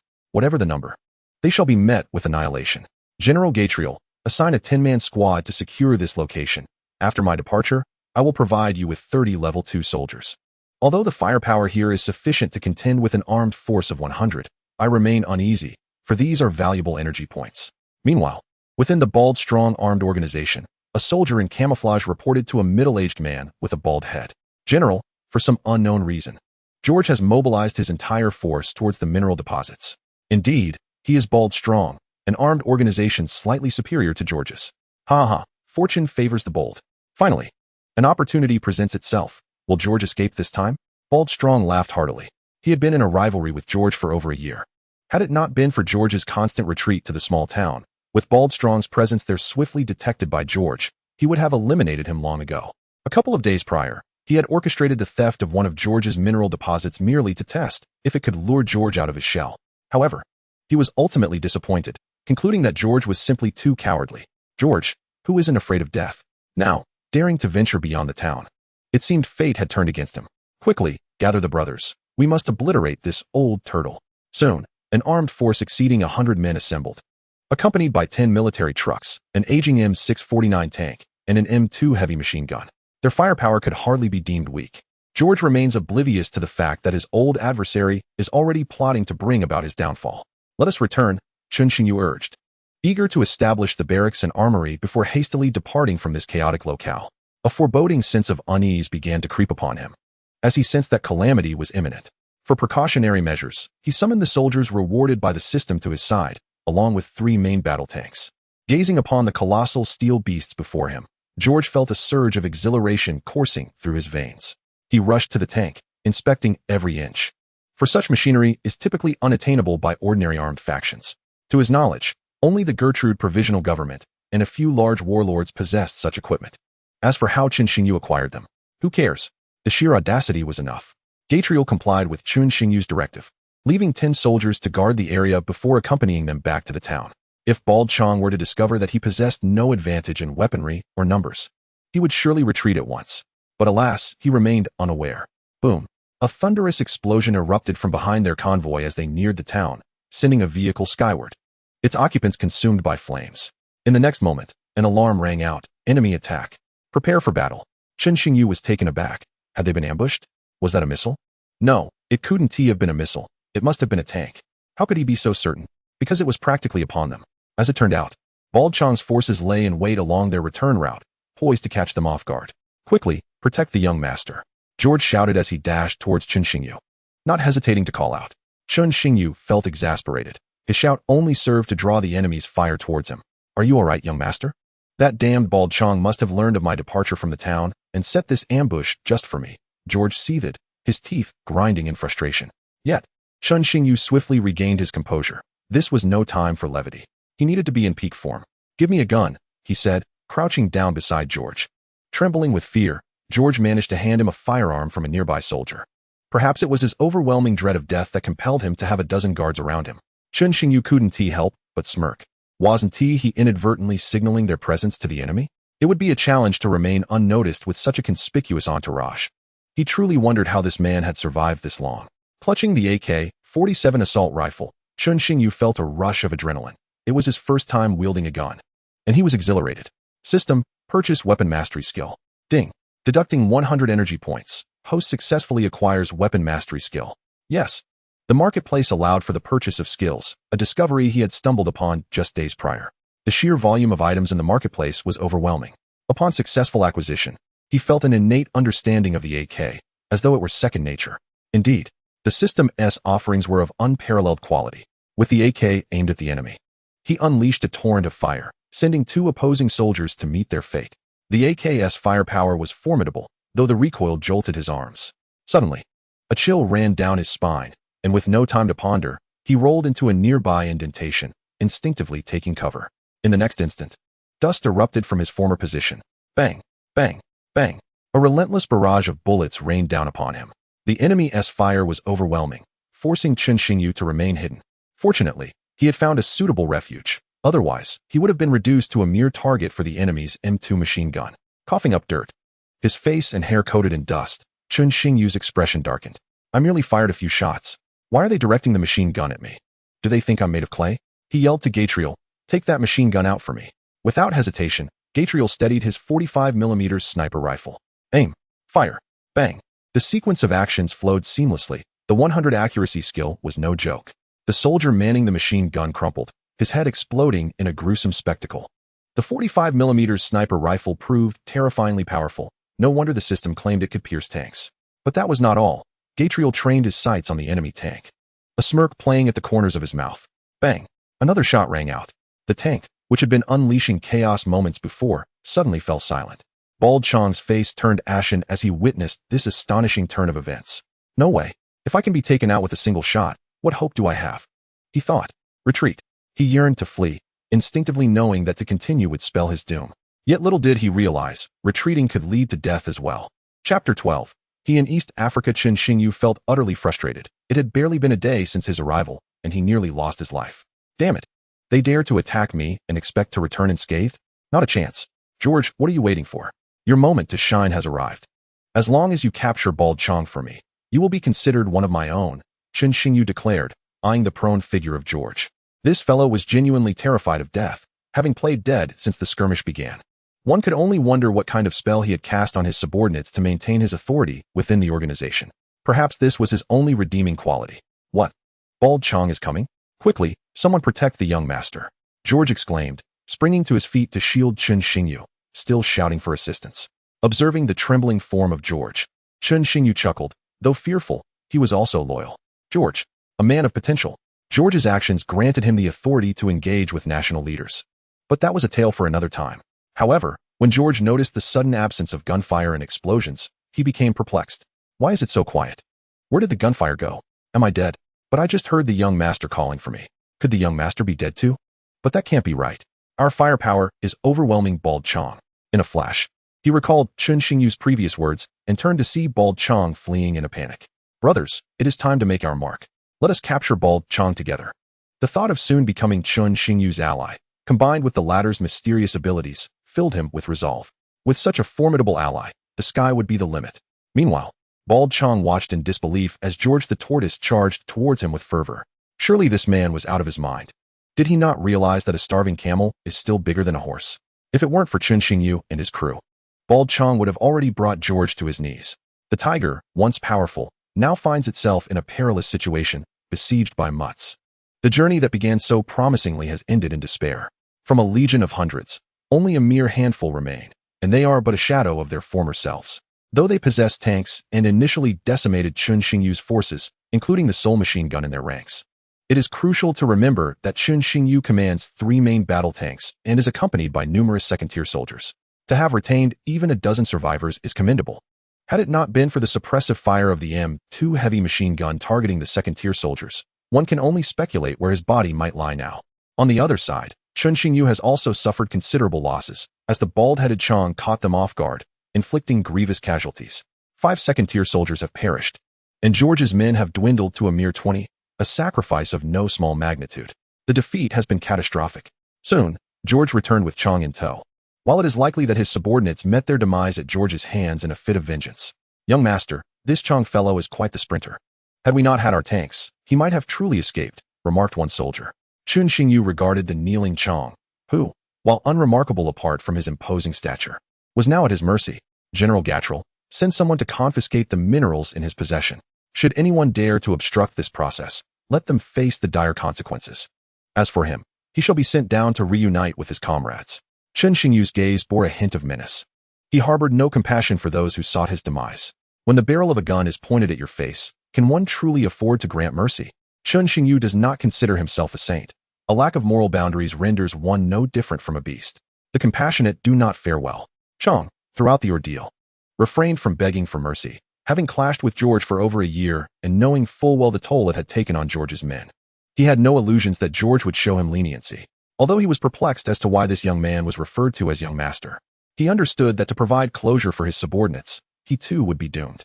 Thus, what purpose would begging serve? It is indeed young master, echoed both Gatrell and George. Once the battlefield was cleansed, Chun Xingyu and George pressed forward toward the town, while Gatril led a contingent to secure Chang's minerals. Alone, Chun Xingyu traversed the streets of the town, where the notions of law and human rights were but distant memories. The inhabitants' singular aspiration was mere survival, revealing the grotesque nature of humanity in its rawest form. Here, wealth and power dictated one's freedom to act with impunity. One could engage in any debauchery without fear of reprisal. Within a small gambling den, a voice boomed, "Who dares to cheat on my turf? Are you tired of living?" "No, I did not cheat. You cannot slander me," cried an Oriental man, desperately defending himself. This was a place of chaos, and if accused of cheating, what chance did he have of survival? The answer was, none at all. "I say you cheated, so you did. Hurry and call someone to bring money for your release. Or don't blame me for making you eat peanuts." A scar-faced man slammed his gun onto the table, making it clear that should the Oriental man lack funds, he would indeed pull the trigger. "Please, remove the seemingly, he truly will shoot." The Oriental man pleaded. "I was deceived into coming here. All my valuables were stolen." If Chun Xingyu were present, he would surely exclaim, "Qiao Guotsong." Indeed, this Oriental man was Qiao Guotsong, a real estate sales manager from overseas. His superior had informed him of a lucrative deal in Getro, instructing him to represent the company in this transaction. The company even promised a promotion and an additional 10 million bonus if he succeeded. Furthermore, they assured him of protection from a local armed group while he conducted business. Desperation drove him to accept the offer, as he had been in dire need of funds lately. Upon arriving in Getro, he quickly realized that the promised deal and protection were mere fabrications. He had been duped. To add insult to injury, he was immediately accosted upon leaving the airport. Robbed of everything, even his coat. Poor Qiao Guotsong was utterly oblivious to whom he had offended. However, he had prepared for this contingency, stashing a few $100s in his underwear. Yet, a few hundred would hardly suffice for a return ticket. As he pondered how to gather enough money to return home, he inadvertently wandered into the small gambling den, where he was ensnared by the allure of betting. Perhaps fortune smiled upon him, as he won far more than he lost, catching the attention of the casino's owner, leading to the ensuing drama. Qiao Guotsong soon realized that in this locale, winning was an impossibility. Damn, am I not the very example of that? In this realm, Chun Xingyu held the reins, observing the gaunt elderly and children in the streets, each a mere skeleton of flesh. He noted the trees nearby were stripped of their bark. The notion of consuming tree bark was no longer a mere horror story. In some areas, it was a stark reality. He even witnessed the grim practice of disposing of the dead. A simple wooden board was used to place the corpse, which was then cast into the river to drift away. How wonderful it is to be alive, he mused. Before long, he spotted a familiar face, seemingly in distress. "Big brother, how about this? Give me a phone, and I'll call someone to send you the money." Qiao Guotsong had never endured such hardship. Since his arrival, he had not enjoyed a decent meal and had lost several pounds. He appeared haggard and considerably darker. "Qiao Guotsong." Suddenly, he heard someone calling his name. But he had no acquaintances in Getro. He thought hunger had driven him to hallucinations. Chun Xingyu, noticing Qiao Guotsong's disheveled state, felt puzzled. Why had a perfectly capable manager come to such a chaotic place? Approaching, he gently tapped Qiao Guotsong on the shoulder. Feeling the tap, Qiao Guotsong looked up, his mind racing with disbelief. Had he not only begun to hear voices, but also succumbed to visions? How could someone like Chun Xingyu possibly be found in such a place? Yet, desperation compelled him to hope. "Is it really you, young Master Chun?" Chun Xingyu, watching Qiao Guotsong's fluctuating emotions of joy and despair, initially thought him foolish. "What brings you here, instead of fulfilling your duties as a manager? Are you courting death?" he inquired, bemused. Who would willingly come to this chaotic place unless they had a death wish? It truly is you, young master. I am not hallucinating." "Ha ha." Qiao Guotsong erupted into a silly grin. "This man is your friend, I take it? Then you should settle his debts," the scar-faced man interjected, brandishing his weapon. Chun Xingyu, now no longer a naive youth, had just returned from the battlefield. A mere handgun would not intimidate him. Besides, he had already summoned George and his men, rendering him unafraid. George was a powerful figure here. "How much does he owe you?" "He cheated at my table, and by the rules, his life is forfeit." "What do you think your friend's life is worth?" "No, young master, do not listen to his nonsense. I did not cheat," Qiao Guotsong exclaimed, alarmed at the thought of Chun Xingyu paying off his debts. Chun Xingyu was rendered speechless. Could it be that this fellow was a dropout from the 9-year compulsory education system? It was painfully obvious to any discerning eye what was at play here. The intent to extort was glaringly apparent. The authenticity of the situation had become irrelevant. "I reckon he is worth a mere 100 yuan. How about I offer you 100 to release him?" "The audacity of treating you like a fool is astounding. Must you still wear a pleasant expression? Lacking strength. One might feign ignorance. But who is Chun Xingyu? In this town, He would merely assert, "Here, I, Chen Xingyu, hold the reins. Who do you think you are? If he dares to play me for a fool, does he not believe I can send you to meet the king of hell right now?" The scarred man menacingly aimed his gun at Chen Xingyu's head. Brother, let us speak civilly. Put the gun down. All you want is money, and we can provide that." Xiao Guozong was petrified. If a shot were to be fired, it was uncertain whether Chen Xingyu would perish. But he would undoubtedly meet his own demise. Yet the scarred man would not heed him. In this realm, money and firearms reign supreme. "You are the second person to dare point a gun at my head. The first was already slain by me. He was Bald Chong. Surely, you have heard of that name?" Chen Xingyu calmly regarded the scarred man. As for the reason behind mentioning Bald Chong's name, what if he actually pulled the trigger? George had yet to arrive. "Do you think I, Scarface, am easily intimidated? I do not believe a word from Chen Xingyu. Who is Bald Chong? He is a true leader of an armed organization, not someone of your lowly ilk. Chen Xiao, perhaps you should yield. Scarface, you had better drop that gun immediately, or I shall send you straight to meet Meng Pe." "Meng Pe? Why does everyone keep sending people to me? Have you paid my salary?" Before Xiao Guozong could finish, he was interrupted by the arrival of George. Two military vehicles approached them. Tat tat tat. A dozen soldiers disembarked and surrounded them, while George jogged over to Chen Xingyu's side. Xiao Guozong was now utterly dumbfounded. He had never witnessed such a scenario. These were real soldiers armed to the teeth. Not just him, even the scarred man was taken aback. Having heard George's words, he now felt his gun growing heavy in his hands, his grip trembling. Without a moment's hesitation, George delivered a swift kick that sent him sprawling to the ground. "Why was I unaware that you, Scarface, were such a bold individual? Daring to point a gun around indiscriminately?" George was now drenched in cold sweat, hoping that the young master would not direct his ire toward him. "Young master, you haven't tea, have you?" George never anticipated that someone would have the audacity to point a gun at the young master. This was a grave oversight on his part. Xiao Guozong's mind was buzzing. He knew Chen Xingyu was wealthy, but he had not realized just how formidable he was. Where were they? This was East Africa, a land of chaos, filled with desperate men. "So, I told you, those who dare to point guns at me are already 6 feet under. I am not one to deceive."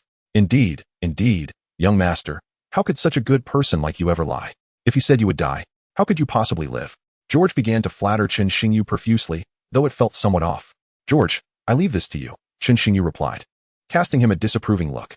"If you cannot flatter properly, then refrain from doing so. Do not risk stepping on the horse's legs." He led Xiao Guozong toward George's camp. Observing Xiao Guozong's flushed face, he found it somewhat amusing. "Feel free to ask any questions. After all, it's quite a serendipity for us to meet here." Xiao Guozong's expression softened, though he was still somewhat uncomfortable. "Chen Xiao, why did that General Xiao address you as young master? Some questions are best left unasked. But you told me to ask." Xiao Guozong pleaded.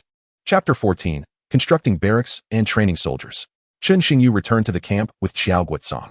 Upon seeing him, the patrolling soldiers immediately greeted him with respect, calling out young master. Chen Xingyu nodded in acknowledgement. Xiao Guozong, following closely, appeared somewhat timid. In his eyes, this place was far more intimidating than their previous encounter. Along the way, small groups of soldiers patrolled with their rifles, a common sight at Getru. Having dealt with the police in Xia country, he was somewhat mentally prepared. However, the tank stationed by the roadside sent a shiver down his spine. He had only ever seen such machinery on television, and its firepower was astonishing. Goodness! Are there fighter jets as well? Xiao Guozong's face flushed red with excitement. "Not yet, but they should arrive in a couple of days," Chen Xingyu remarked. Indeed, once he had constructed the arms factory and barracks, he would have as many fighter jets as he desired, provided he had enough energy points. Xiao Guozong refrained from pursuing the topic further, wary that knowing too many secrets could lead to dire consequences. "Young master, you're back. I was just about to find you. General Gatli has just returned with Bald Chong's resources. Does General Gatli need something from me? By the way, have those resources been arranged? I was just about to report to you. There are 3 mines in total, 2 small ones and 1 relatively large. One contains iron, 1 copper, and the largest is titanium. There were no armed organizations nearby, so only 12 men were left to guard them." Chen Xingyu felt this trip to East Africa was exceedingly worthwhile. With a total of 6 mines, he anticipated a significant influx of energy points. That is splendid. Also, please arrange for me to return in 2 days. I'll leave this in your and George's capable hands, as I must prepare for matters back home. In the short term, the energy points would suffice. It was not yet the time for large-scale soldier training or weapon manufacturing. Initially, he had contemplated a more discreet location for the barracks and arms factory, but ultimately deemed it unnecessary. Would they really be detected by satellites from various nations? With a system in place, why not utilize it to help shield the area? For the next day, aside from visiting the 3 mines to establish a refining facility, he remained at the camp. Chun Xingyu summoned George, instructing him to clear an area. Indeed, he intended to construct both the arms factory and barracks within the camp itself. System, I wish to build the barracks and arms factory. Ding. Consuming 1,000 energy points to construct the barracks. Consuming 1,500 energy points to construct the arms factory. Construction will be completed in 10 minutes. Please be patient, host. In total, 2,500 energy points were consumed, which for Chun Xingyu at this moment was merely half a day's worth of energy points. He felt no regret, for as long as the 6 mines remained unexploited, he would receive 5,000 energy points daily. Ding. The arms factory and barracks have been completed. Ding. Congratulations, host, on constructing the arms factory for the first time. You are awarded 2,000 energy points and the hero Ulysses. Chun Xingyu deduced that only the first construction of a building would yield rewards from the system. Subsequent constructions would not. With the arms factory completed, he was eager to discover what weapons could be produced at the initial level. Opening the information on the arms factory, he noted that only a dozen weapon icons were illuminated, while the rest remained question marks, obscuring their identity. Overall, the initial arms factory produced only conventional weapons, such as the M30 main battle tank, armed helicopters, F-22 fighter jets, and other large-scale weaponry, though one might question whether the F-22 could be categorized as a conventional weapon. As for firearms, the legendary M134 Gatling gun, known as the God of Fire, was undoubtedly present. This weapon was remarkable, boasting a terrifying firing rate of 6,000 rounds per minute. The M16A4 from the United States, the AK-74M from the Goose Country, and the 416 Hong Kong dollars from the German nation are all capable of being manufactured, and they surpass their domestic counterparts in sophistication, boasting a 50 increase in both firing rate and magazine capacity. Moreover, the indispensable headshot-inducing sniper rifle, the M60 Barrett, with its 25mm caliber, transcends the definition of a mere firearm. Indeed, it is akin to a cannon, hence its moniker. P.S. If someone on the opposite side wields a handgun, swiftly bring forth my cannon. This formidable weapon can easily overturn a compact car with a single shot. System. What are the energy points required for the production of these weapons? Host. Apart from firearms, all other weaponry necessitates 300 energy points per unit, with a daily production limit of 3 units per type, while firearms only require 30 energy points and can be produced in unlimited quantities per day, provided there are sufficient energy points. An F-22 fighter jet at 300 energy points is not exorbitant. In fact, it is remarkably economical. System. Fabricate an F-22 fighter jet. He had never encountered a fighter jet up close and was uncertain whether it truly possessed the commanding presence depicted on television. Chun Xingyu was engaged in activities in Eastern Africa, establishing barracks and manufacturing aircraft to expand his influence, unaware that his actions had ignited a fervor online back home. More precisely, Lin Mingming's livestream had become a cauldron of excitement. In Lin Mingming's livestream, Qin Xiao, I have heard there exists a wealthy individual named Xingyu. Where is he? Step forth so that I may ascertain whether he truly bears the appearance of a fool. Upon the appearance of this comment on the screen, the entire livestream erupted. Those who recognized Qin Xiao's identity remained composed, while the uninformed scrambled for their rice grains and keyboards, prepared for a confrontation. What the hell? Who is this person? So audacious and arrogant. Do they think our brother Xingyu is someone they can just meet? Exactly, who do you think you are? Have you not seen how Lei Xiao has already knelt? Cough, cough, cough. What is wrong with the brother above? Why the coughing? It was unmistakably a remnant of the 9 years of compulsory education. Who are you sycophants speaking to? Are you unaware that words can bring calamity? Do you know who Qin Xiao is? Have you heard of the Qin family from the capital? At this moment, the sycophants who followed Qin Xiao engaged in a prolonged exchange of barbs with Xingyu's supporters. It must be said that while many in the livestream may not have heard of him, anyone referred to as Xiaos in the capital certainly held a status far superior to Lei Xiao. They were not to be trifled with. Thus, they chose silence. However, some harbored different thoughts. Capital's Qin Xiao? I'd rather call him a beast from the capital. In the presence of such illustrious figures, a few viewers quietly exited the livestream upon witnessing the derogatory remarks aimed at Chun Xingyu. Chapter 15. The Huang father and son join forces. Lei Xiao, there's trouble. Quick, get Dongyu on the line. Jiang Xiaofan, who was initially watching the livestream, waiting for Chun Xingyu to appear in hopes of gaining favor, felt disheartened after several days of no sightings. He had been present when Qin Xiao boasted about Chun Xingyu, and he realized his opportunity had arrived, prompting him to hasten and inform Huang Jinglei. Jiang Xiaofan, one of Huang Jinglei's sycophants, still puzzled over Huang Jinglei's sudden change in demeanor since Chun Xingyu's last display of prowess in the livestream, which had compelled them to apologize. He had yet to comprehend how Huang Jinglei could have become so subdued. However, he soon understood that they were not even enough to fill the gaps in Chen Xingyu's teeth. Hence, he believed that Chen Xingyu must possess significant backing. Why are you seeking me regarding Dongyu?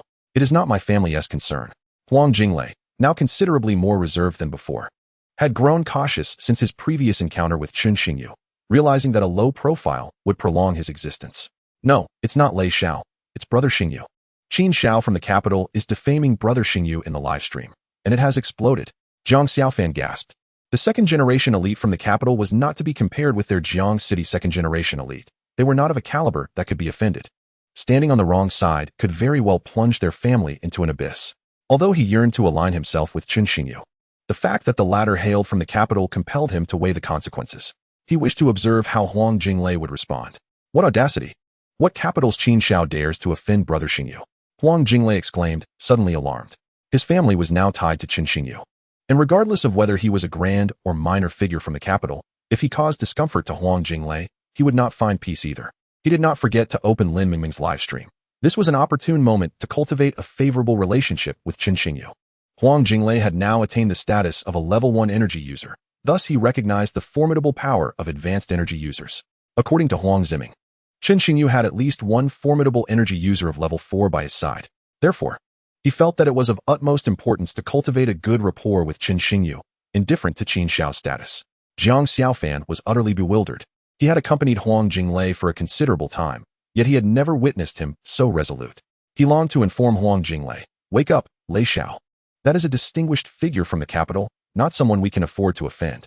Welcome, Lei Xiao, to the live stream." Lei Xiao sends a spaceship 10. Lei Xiao sends a spaceship 100. Upon his arrival, Huang Jinglei swiftly established dominance over Qin Xiao, signaling that anyone wishing to trample on Chen Xingyu must first contend with him. Lei Xiao has arrived. Welcome. What the hell? The atmosphere seems a bit off. It feels like war is about to erupt. Everyone is a citizen of Xia country. Let us shed the arrogance and focus on unity. Waiting to enjoy the spectacle. Those munching on melons above should be cautious not to overindulge. Lei Xiao, which insignificant brat from the capital thinks they can meet my brother Xingyu? Step forward so we may judge your worth. Huang Jinglei had, upon arrival, thoroughly offended Qin Xiao, leaving no path for retreat. Wow, coming in hot with a bombshell. I feel offended. I kneel. Lei Xiao is impressive, knowing it is a prominent figure from the capital and still being so unyielding. Love it, absolutely love it. For some spectators, the unfolding drama was a trivial matter, a spectacle to relish, and at that moment, they reveled in the chaos. Qin Xiao, I advise you to think before you speak. Otherwise, you shall bear the consequences of your words. Qin Chuan found himself somewhat bewildered.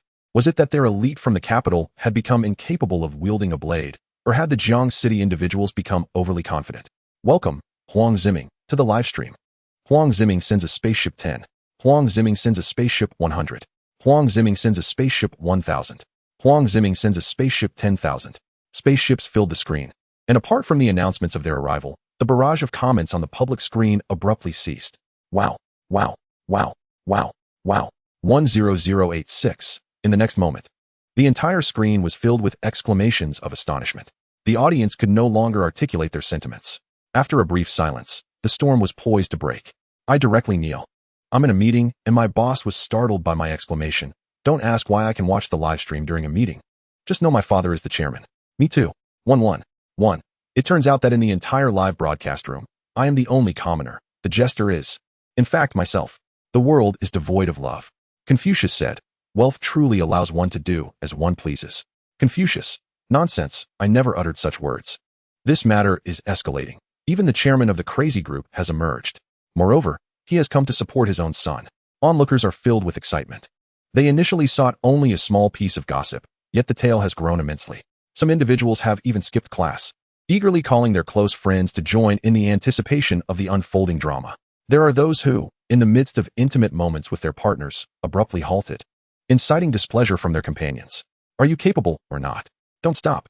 I'm done. No one can deter me from indulging in this gossip. With a flourish, he brandished his sword and departed without a trace.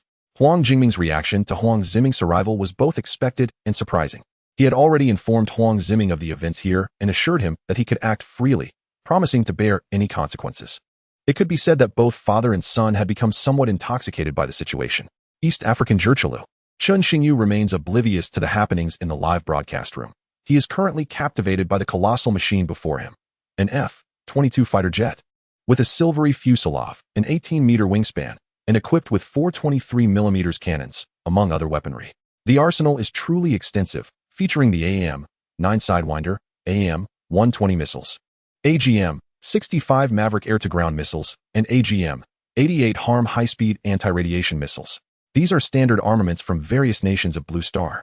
The F-22 fighter jet exudes an aura of dominance. Wow, young master, you're astonishing. This is a fighter jet, right? With it, we need not cower in this small corner any longer.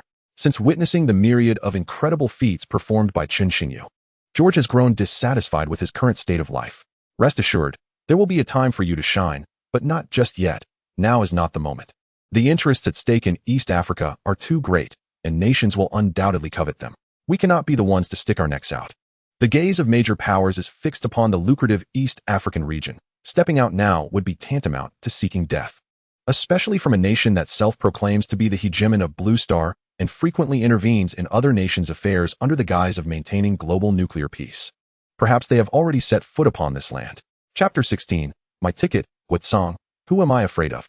Chun Xingyu is not mistaken. By the late 1990s, East Africa had already garnered the attention of numerous nations. This region holds immense value. To speak of nothing else, just the oil reserves here are exceedingly rich. With 60% of the world's oil being sourced from this area, the phrase rich to the point of overflowing is no mere joke. However, mere resources are insufficient. The technological capabilities here are woefully inadequate, and the chaos provides nations with an excuse to restore peace and aid in development. They use the pretext of quelling rebellions to station large numbers of soldiers here. But did they genuinely assist East Africa in quelling the unrest and fostering development? Not at all. Instead, the chaos in East Africa continues to escalate. Chaos is essential. Without it, how could they justify occupying the oil fields? Is that true? When the time comes, you must take me along. I have a great fondness for artillery. George, brimming with enthusiasm, felt his warrior instincts slowly awaken. Though he could not entirely mask his innate fear of death, Tikik Kwitsong had become numb. He had witnessed too many astonishing and extraordinary events in Chun Xingyu's presence over the past few days that even if someone were to tell him that Chun Xingyu was a deity, he would likely not question it.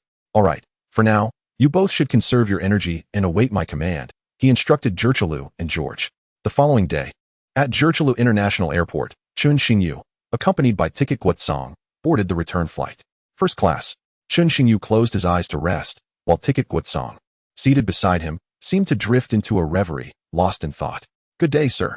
May I inquire if you require anything from the flight attendants? Just then, an attendant approached them, intending to offer food, but was interrupted by Tikik Kwitsong, who feared disturbing Chun Xingyu. He hastily cut off the attendant's next words. However, Chun Xingyu was not asleep. Rather, he was contemplating whether to strike Japan first or another nation. What is the matter? Nothing, young master, just checking if we're hungry. Simple and straightforward. We want need food. Just bring me a cup of coffee, with little sugar. Certainly, sir. Please hold on. The flight attendant's profession still holds some allure. Those in the know understand. SP. LSP. Please keep your thoughts pure. It's not what you think. Oh no. I've exposed myself. By the way, have those 2 villas at the royal court been sold yet? He suddenly recalled that there were still 2 unsold villas at the royal court, which would be perfect to purchase for his bodyguards. Although he doesn't currently require bodyguards. His sister, Chen Yanshi, is still in school, and his forthcoming endeavors may pose risks to those around him. Therefore, the safety measures for Chen Yanshi must be enhanced. As for Huang Ziming and the others, he would protect them if he could. However, if they were to perish, it would not be a significant loss to him. Huang Ziming. Who do I turn to for an explanation? Meng Pe. Don't come to me. There's no room left. It should still be available. Does the young master intend to purchase them? As for why Chun Xingyu wishes to buy so many villas, that is not for him to concern himself with. He should simply focus on his own responsibilities. Sir, your coffee. At that moment, the flight attendant returned with a cup of coffee. She placed the coffee beside Chun Xingyu, not forgetting to lightly brush against his hand as she set it down. So smooth, so fair, so tender. Don't overthink it, was Chun Xingyu's inner monologue. He looked up at the flight attendant, somewhat puzzled. Am I truly so charming? Even the flight attendants are attempting to seduce me. However, he had no intention of indulging in romantic entanglements or intimate encounters at this moment. Even if he were to seek a girlfriend, he would not choose a flight attendant. While the current attendant's alluring figure and long legs encased in black stockings are indeed captivating, She does not align with his preferences, sealing her fate as a lost cause. Upon returning, I will expedite the paperwork for those 2 villas. The funds will be transferred shortly. Understood, young master. I will handle it promptly upon our return. By the way, do you need me to resolve any issues for you? He was aware that Ticket Guitsong's presence in Jerchalu was due to being misled by his superior. After all, Ticket Guitsong is now somewhat under my wing. This minor issue could be resolved with just a few words. If he needs assistance with such a trivial matter, it would only signify his utter lack of capability. Who would employ someone without skills? For any unresolved issues, he could seek help from Huang Ziming of the Crazy Group.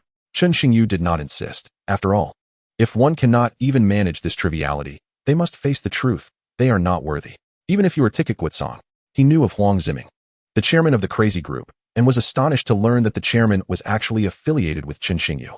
However, recalling his various experiences in East Africa, it all made sense. He felt a surge of excitement. This indicated that Chen Xingyu now recognized him, and he had successfully latched onto a formidable ally. What a substantial ally it is. Reflecting on the deceit that led him to East Africa, he mused, such trivial matters, just a small con. How could I, Ticket Guitsong, not resolve them? I am, and I fear no one. Have I forgotten something? Ah, yes, the hero rewarded by the system. At that moment, he felt a flicker of curiosity. The name Yuriko seemed distinctly Japanese. The system displayed Yuriko's information. It has been opened for the host. Character, Yuriko. Strength, level 5 superpower user. Position, assassin. Skills, telekinesis. Weapon, none. As he gazed upon Yuriko's details, Chen Xingyu felt as though he was utterly oblivious to the world around him. System, are superpower users akin to the heroes in the Avengers? Are there superpower users on Blue Star? The host may consider them akin to cultivators, albeit of a lesser caliber. Typically, superpower users possess only a single ability. Please do not envision superpower users as overly formidable. It is merely that the host is currently too weak. As of now, there are no superpower users on Blue Star. Indeed, I have somewhat overreached. I am still merely a novice at level 1. System, does the marketplace offer the skill of telekinesis? He suddenly recalled that his previous attempts at bravado had been rather juvenile. Just envision the awe-inspiring scene of an adversary charging at you with a knife, only to be subdued with a mere glance. How exhilarating. Yes, but it is somewhat expensive. Expensive? Chen Xingyu remarked that he was currently not lacking in energy points. How many energy points? It requires 100,000 energy points. Does the host wish to purchase it? At that moment, Chen Xingyu felt as though he had been dealt a heavy blow. Confucius once said, "Frugality is a commendable virtue of our kind. Thus, I shall conserve my resources." In simpler terms, it means I am out of funds. Chapter 17. The Star, Shangwan Yunxue. The airplane touched down at Jiangxing Airport. The airport was bustling with people, some holding signs and banners, clearly fans of a certain celebrity. At that moment, 2 Rolls-Royces entered the airport, followed closely by a Ferrari 911 and a rather understated Phaeton. Which family is here to welcome someone with such grandeur? Unclear. I have not heard of any family in Jiangxing possessing such a convoy. Indeed, most families tend to use uniform vehicles. Where else would you find a Ferrari and a Phaeton accompanying each other, displaying both ostentation and subtlety? I know. That Phaeton belongs to Huang Ziming, the chairman of the Crazy Group in Jiangxing, doesn't it? Suddenly, someone noticed Huang Ziming's vehicle. Yes. And the Ferrari 911 belongs to young Master Lei. Goodness. Are both father and son here to welcome some distinguished guest? Do you think it could be a young master from the capital? Otherwise, this would be inexplicable. At this moment, Chen Xingyu also disembarked from the plane. Upon seeing the throng at the airport, he was filled with confusion. Are they here to welcome me? However, upon catching sight of the banners and signs, he quickly realized he had overestimated his own fame. When did I become so renowned? Shaking his head with a chuckle, he swiftly scanned the airport for someone. Young master is here. Huang Jinglei, seemingly worried that Chen Xingyu might not find him, waved his arms frantically while shouting young master. The surrounding crowd stared in astonishment, having just heard what sounded like young Master Lei calling someone else young master. They collectively wore expressions of understanding. Chen Xingyu naturally heard Huang Jinglei's voice. He had intended to maintain a low profile, but circumstances would not permit it. What could he do? He then made his way towards them, accompanied by. He had not anticipated how Huang Ziming and his son knew of his return, but that was of little consequence. Young master, Zhou Jinlong respectfully addressed Chen Xingyu. Young master, Xiaoming has reserved a private room at the Imperial Pavilion to welcome you and wash away the fatigue of your journey. Xiaoming has matters to report to you. Chen Xingyu's companion was also present. They had some acquaintance. Nonetheless, Zhou Jinlong was curious as to why this fellow, a mere manager of a small real estate company, was by Chen Xingyu's side. Let us dine and converse. Chun Xingyu suggested as he entered the car. Then, recalling something, he leaned out of the window and said, "You should join us. You are acquainted with Mr. Huang." Appeared somewhat taken aback. He had not expected Chun Xingyu to invite him along, as he had been prepared to call for a ride home. "Very well, young master," responded, then turned to Huang Ziming, stating, "I did not anticipate that Mr. Huang and the young master were acquainted. I hope to receive your guidance in the future. Of course, let us board the vehicle first, and we can chat later." At that moment, Huang Jinglei felt a twinge of annoyance, as though he were being overlooked. Just as Chun Xingyu was about to leave the airport, someone suddenly knocked on the car window. He was puzzled but rolled down the window, only to be greeted by a delicate face. It was exquisite, and the thought instantly flashed through his mind. "Hello, I was wondering if I might trouble you to let me leave the airport in your car. Please do not misunderstand. There are simply too many fans at the airport, and I fear it may cause chaos. Just escort me out, as my friend's car cannot enter. I apologize for the inconvenience." Shangguan Yunxue felt a bit embarrassed, her face tinged with a slight blush. She had not anticipated the overwhelming number of her fans at the airport, which had rendered it utterly congested. This left Chun Xingyu momentarily speechless. At that moment, he wanted to question the heavens about why they would cast a fairy down to the mortal realm. Of course, Chun Xingyu was not so foolish as to be rendered immobile at the sight of a beautiful woman. "Very well," he replied coolly, for he had no time for frivolous romantic pursuits. His sole focus was on acquiring wealth, energy points. No matter how enchanting a woman might be, she was merely a fleeting beauty. He believed that somewhere in the universe, there must exist elixirs of immortality. Unbeknownst to him, such items actually resided within the system's marketplace. But even selling Blue Star would not afford him the means to procure them. Besides, he was not yet powerful enough to command respect. Shangguan Yunxue began to doubt her own allure. Why was this man before her seemingly unmoved, maintaining an air of indifference? As the convoy made its way out of the airport, one might wonder how they managed to do so. Huang Ziming remarked, "Given my wealth, amounting to hundreds of billions, is it too much to expect a modicum of special treatment?" The atmosphere within the car grew somewhat stifling. Since getting in, Chun Xingyu had not uttered a single word to Shangguan Yunxue. The tension mounted, almost suffocating her. "Hello, my name is Shangguan Yunxue. May I ask your name?" She felt that if she did not speak soon, she might very well suffocate from the silence. Can you imagine a man and woman sitting in a car, doing nothing and saying nothing, with that oppressive atmosphere? "Chun Xingyu," he replied, his tone flat and unremarkable. Once again, silence enveloped them. Shangguan Yunxue was left with a myriad of questions swirling in her mind. Was that it? How terribly awkward. In stark contrast, the atmosphere in Huang Ziming's car was lively and animated. "How is it that you are with the young master?" He was unaware of Chun Xingyu's recent whereabouts, but he was curious as to why was by his side. It's a long story. Then make it brief." Very well. I was deceived by that scoundrel Li Debao, and just when I thought I would never return, the young master appeared at that little gambling den and saved me." As for the subsequent series of astonishing events, he did not divulge them to Huang Ziming. Surprisingly, Chun Xingyu also refrained from informing him, and naturally, Xiao Guozong would not speak out. One cannot help but commend President Huang for his discerning eye. How does Xiao Laudi put it? Huang Ziming was equally bewildered by Xiao Guozong's astuteness, pondering how he had come to possess such insight. "The young master is not an ordinary individual," Xiao Guozong remarked cryptically. Huang Ziming shot a glance at Xiao Guozong, exclaiming, "Nonsense! Would an ordinary person compel me to bow and scrape?" Xiao Guozong, observing the look Huang Ziming cast upon him, seemed to convey, "Do you take me for a fool?" Without elaborating further, he stated, "Just know that you must never act against the young master's interests. Otherwise, no one will be able to save you. The young master's influence exceeds your imagination. Let me put it this way. Even if the four prominent families of the capital united, they would not stand a chance against the young master. This time, your Huang family is destined to soar." Ha ha ha, indeed. It seems my Huang family has truly struck gold with this opportunity. It was evident that Xiao Guozong was privy to some details concerning Chun Xingyu, yet he refrained from probing further. Both were astute individuals, recognizing the wisdom in keeping matters discreet. On another note, do you require assistance from your elder brother regarding Li Debao's situation? Thank you for your kind offer, Brother Huang. But there is no need. This is a test from the young master. Very well, should anything arise in the future, do not hesitate to reach out to me. After all, we are on the same side. Huang Ziming's lingering worries dissipated entirely. Chapter 18. The Wooden Man Chun Xingyu.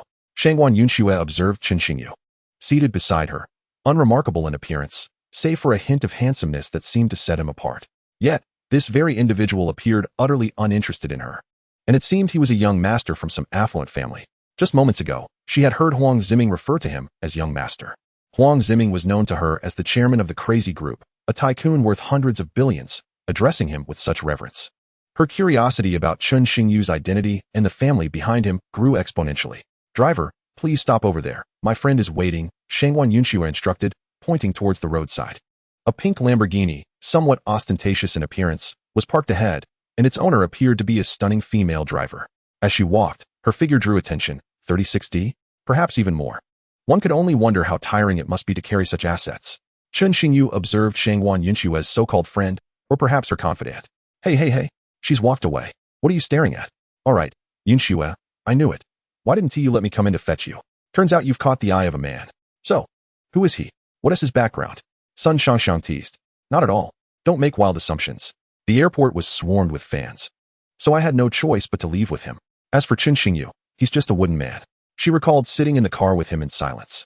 What else could he be but a wooden figure? Such is the nature of women. If you show them enthusiasm, they suspect ulterior motives, yet if you act indifferent, they perceive it as affectation. Oh my, what has gotten into our Yunxue today? Such a temper. Have you truly taken a liking to him? Sun Shangxiang seized the opportunity to jest. Perhaps this was the way true friends interacted. Shangxiang, I'm done talking to you, Shangwan Yunxue huffed, playfully swatting her friend on her ample bosom, which bounced back delightfully. This scene left onlookers astonished. What a display of charming assets.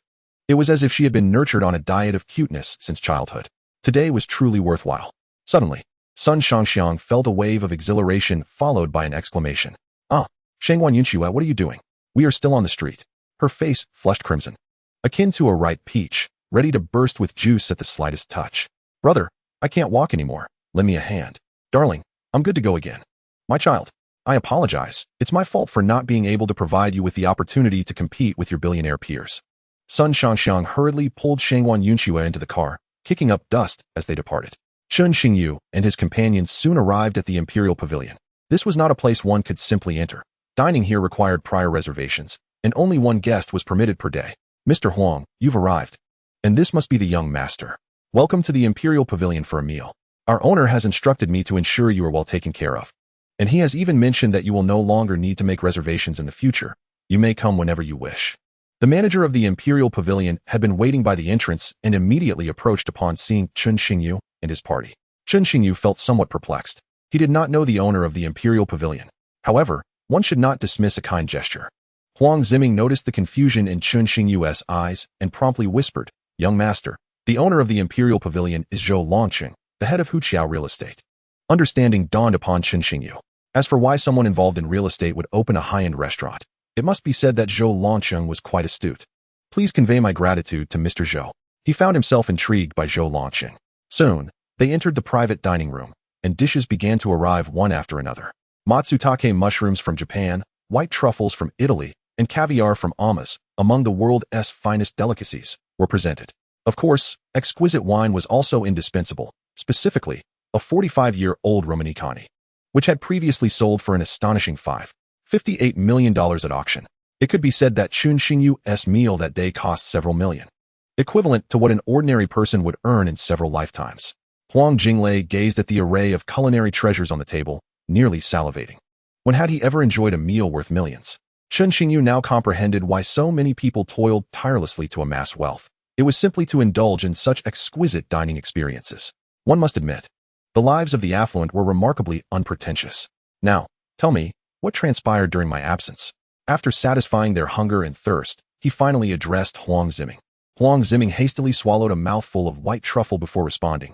Ah, I almost forgot. It's like this, young master.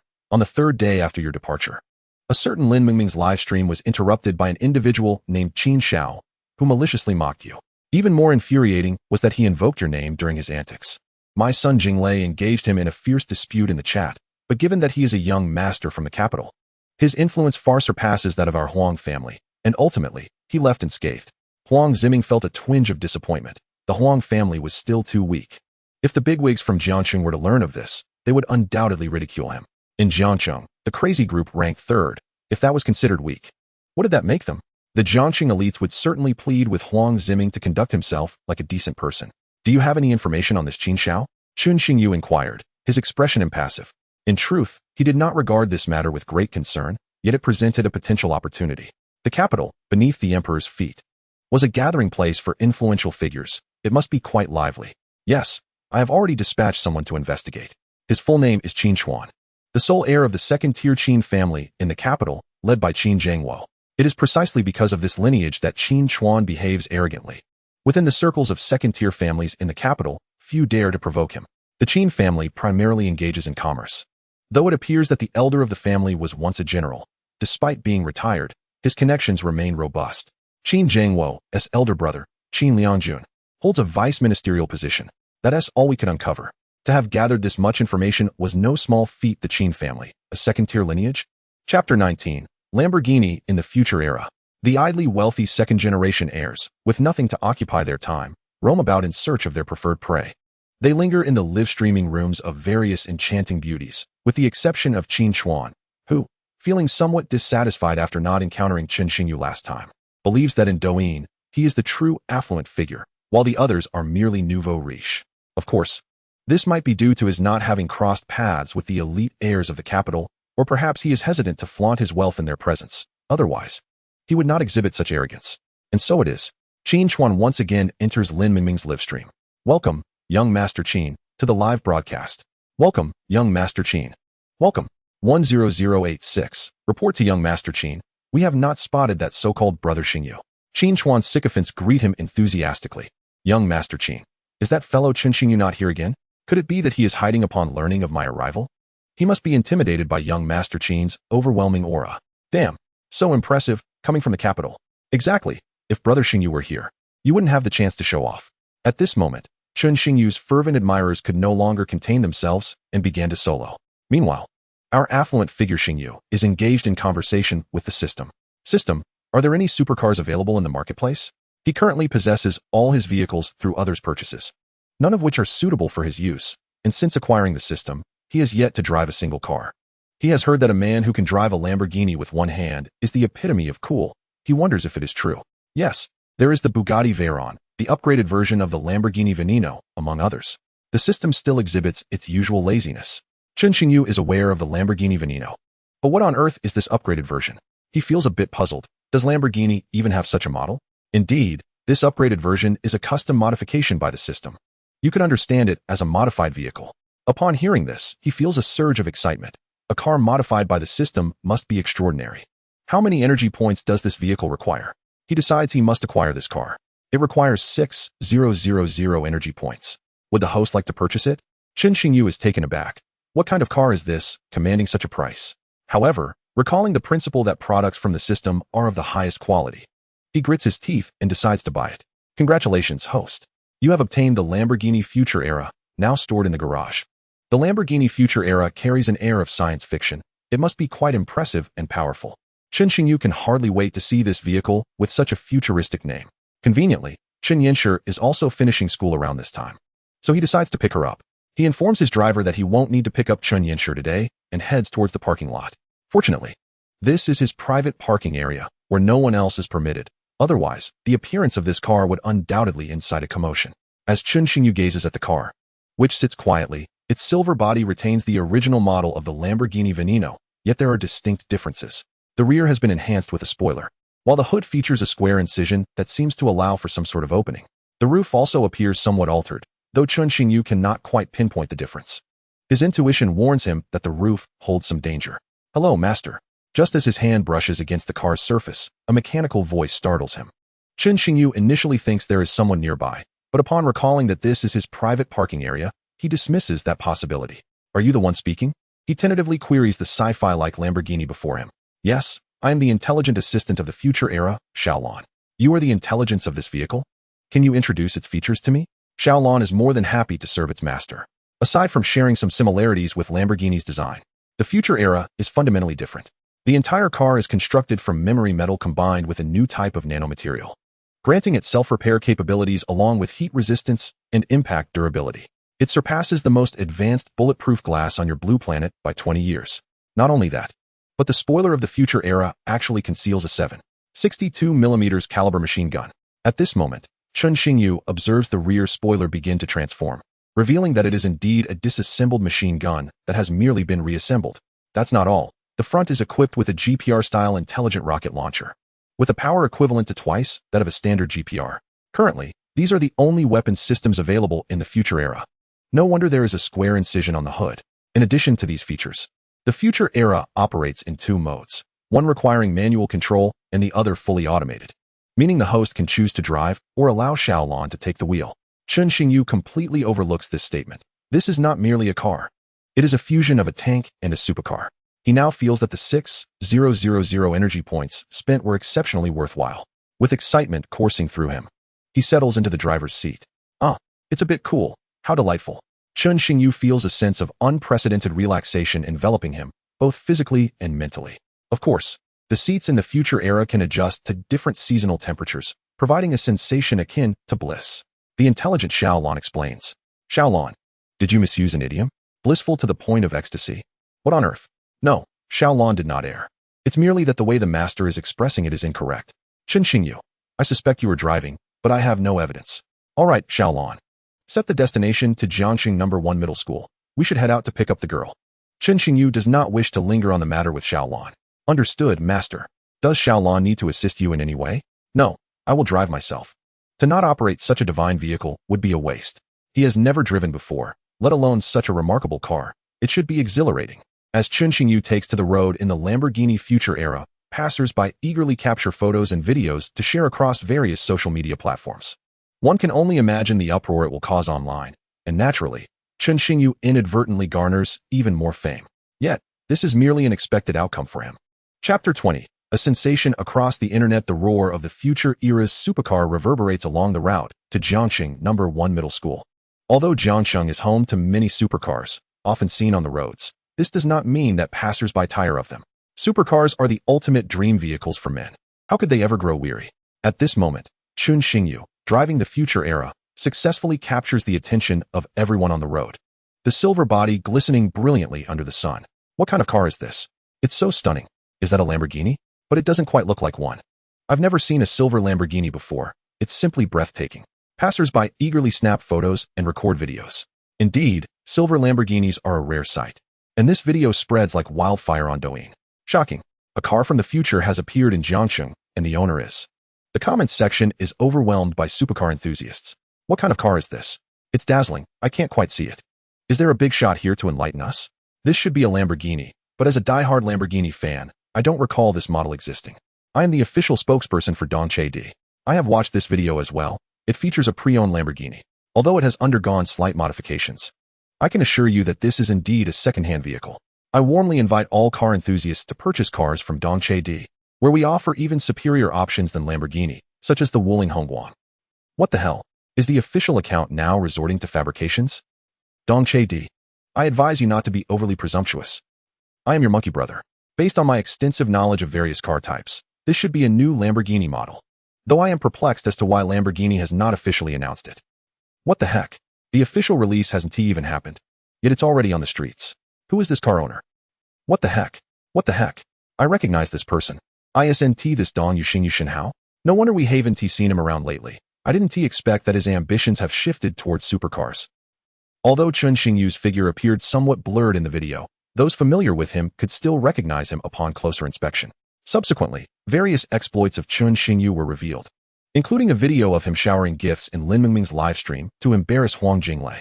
His name surged once again to the top 10 trending searches on Douyin, even reaching the 5th position, which caught Lamborghini's official attention. At this moment, even more astonishing information emerged online, as Lamborghini released a statement on their official website. Lamborghini stated, "This car is indeed a Lamborghini, but it is not a mass-produced model. It is a privately customized Lamborghini. Yes, this is a one-of-a-kind vehicle in the world, which we have named Lamborghini Future Era. As for how it differs from other Lamborghinis, I can only say one thing. This car possesses self-repair capabilities and is entirely intelligent." This announcement propelled the entire affair to its zenith, and Chen Xingyu's name soared to the top of the trending list on Douyin. This marked the second time Chen Xingyu's name had appeared before the vast online audience, resulting in a frenzied surge in his Dongyu fanbase. In just 10 minutes, he gained 3 million followers, an unprecedented phenomenon, and the influx of 3 million users caused Dongyu's servers to crash. What the hell? Dongyu can't handle this. It's too poor. I can't log in. Indeed, I have no idea how he secured the top spot in live streaming. Dongyu's CEO, Zhang Guoxing, found himself in a bittersweet predicament. Observing the negative reviews directed at Dongyu, he felt an unspeakable frustration. The sudden influx of new users was sure to elevate Dongyu to new heights, yet their servers had collapsed under the pressure. I don't care what methods you employ or how much you spend, resolve the server issues promptly. With each passing minute, we risk losing hundreds or even thousands of users. Zhang Guoxing wished he could split one server into two to accommodate the demand.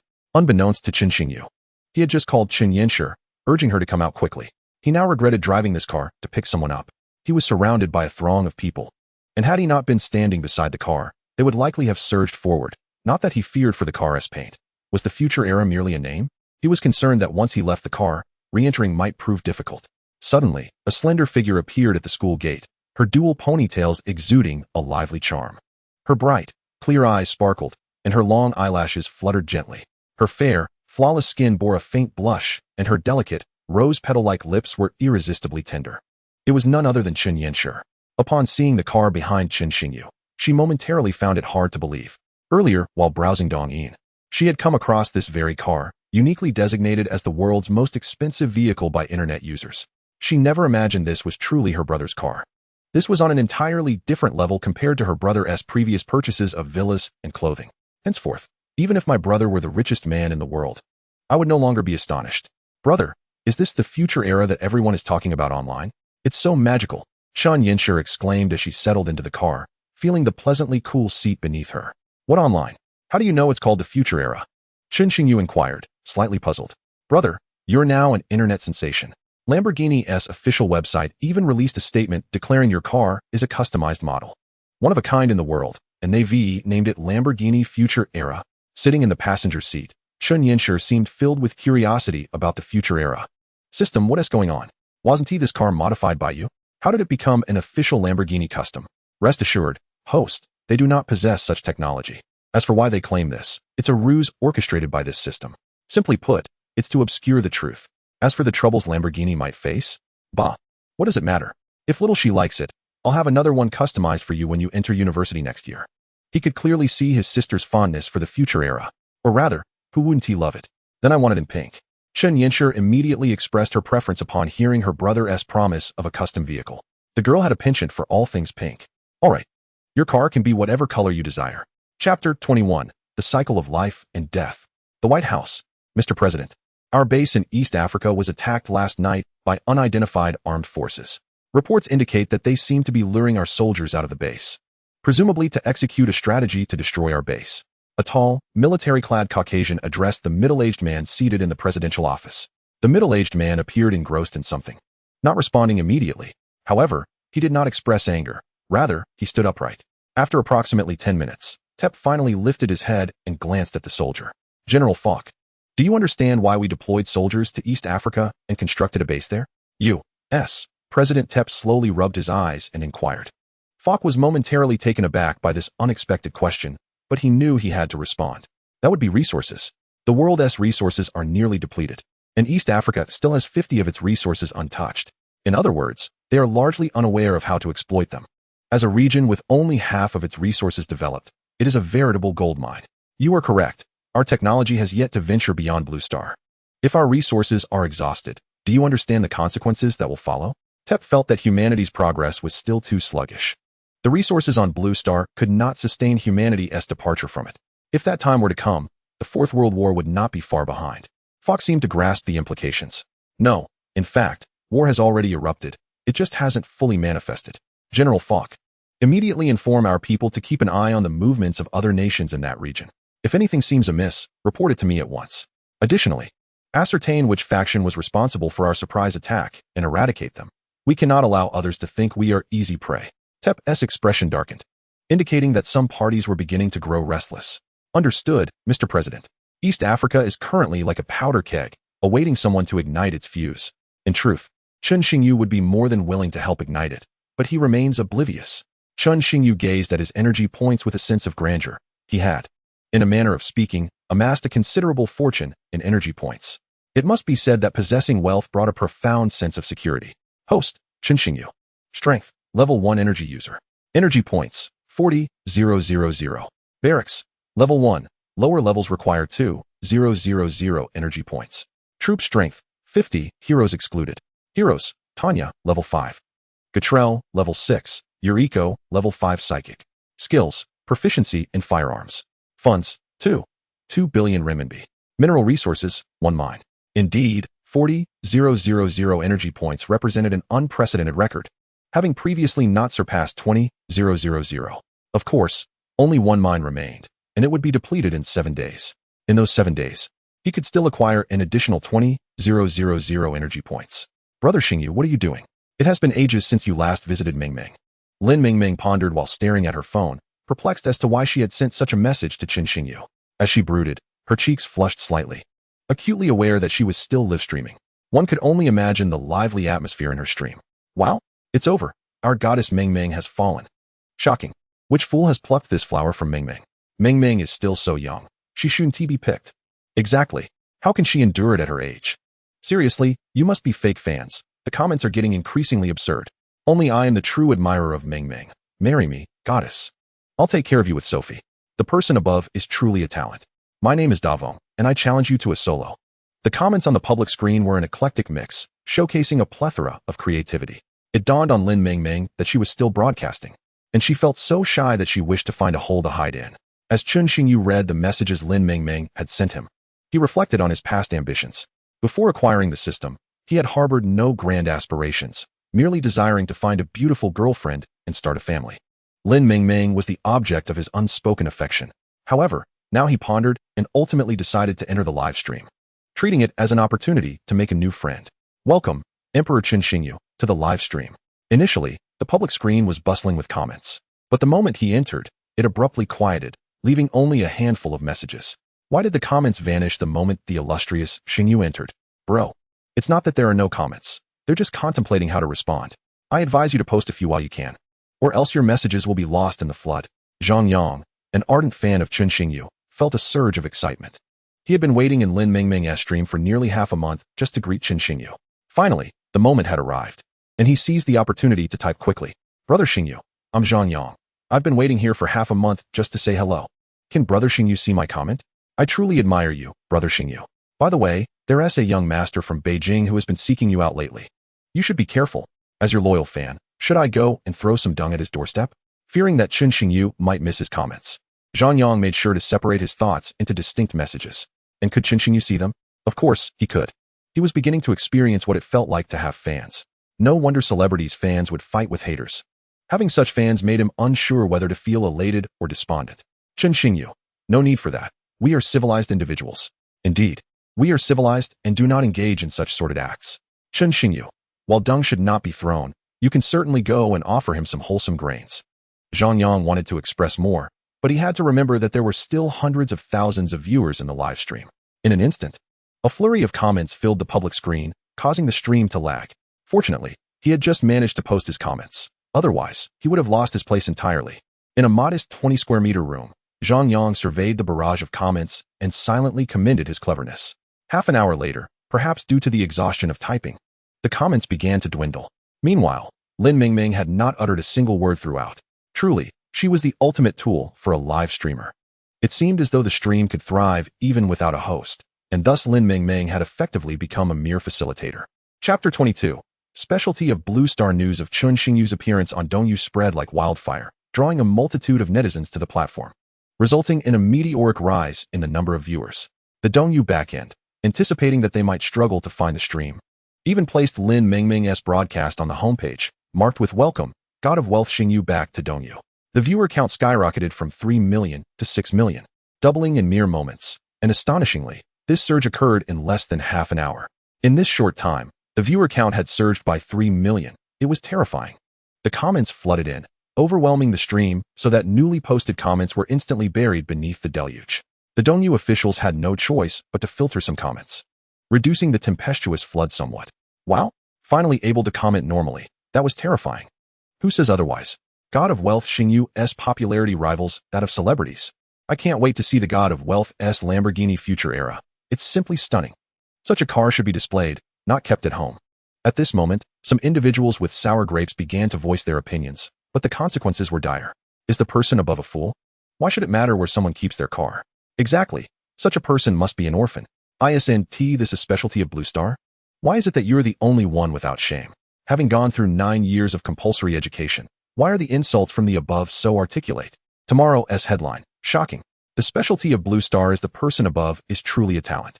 Chun Xingyu chuckled wryly at the comments, realizing that the brightest minds often emerged from the comment section. PPD, sent out a spaceship 10. PPD, sent out a spaceship 100. PPD, can the god of wealth Xingyu reveal how much the customized future era cost? Yes, please share with us. It's said to be the most expensive supercar in the world. Please satisfy our curiosity. Zhou Jia, sent out a spaceship 10. Zhou Jia, sent out a spaceship 100. Zhou Jia, I too wish to know how much the world's most expensive car is worth. How could Chun Xingyu possibly know the price? Could it be 6,000 energy points? That seemed implausible. 100 energy points equated to 100 million Dongyu coins, which meant 6 billion. That sounded about right. Chun Xingyu, not much. Just the price of a bottle of water, 6 billion. Wow, that's unbelievable. Did I read that correctly? 6 billion? You are not mistaken. It is indeed I who erred. A bottle of water priced at 6 billion. May I timidly inquire if it is the water of the lunar Chang'e? Comrade above, I suspect you may be jesting, yet I lack evidence. Thus, I hope you might graciously grant me a ride. The live stream has been utterly overwhelmed by your ostentation. The host has been left utterly astounded. The viewers were taken aback by this staggering figure. A vehicle priced at 6 billion was something they had neither seen nor even heard of before. Qin Shao remarked, "You must be unaware of the true value of 6 billion.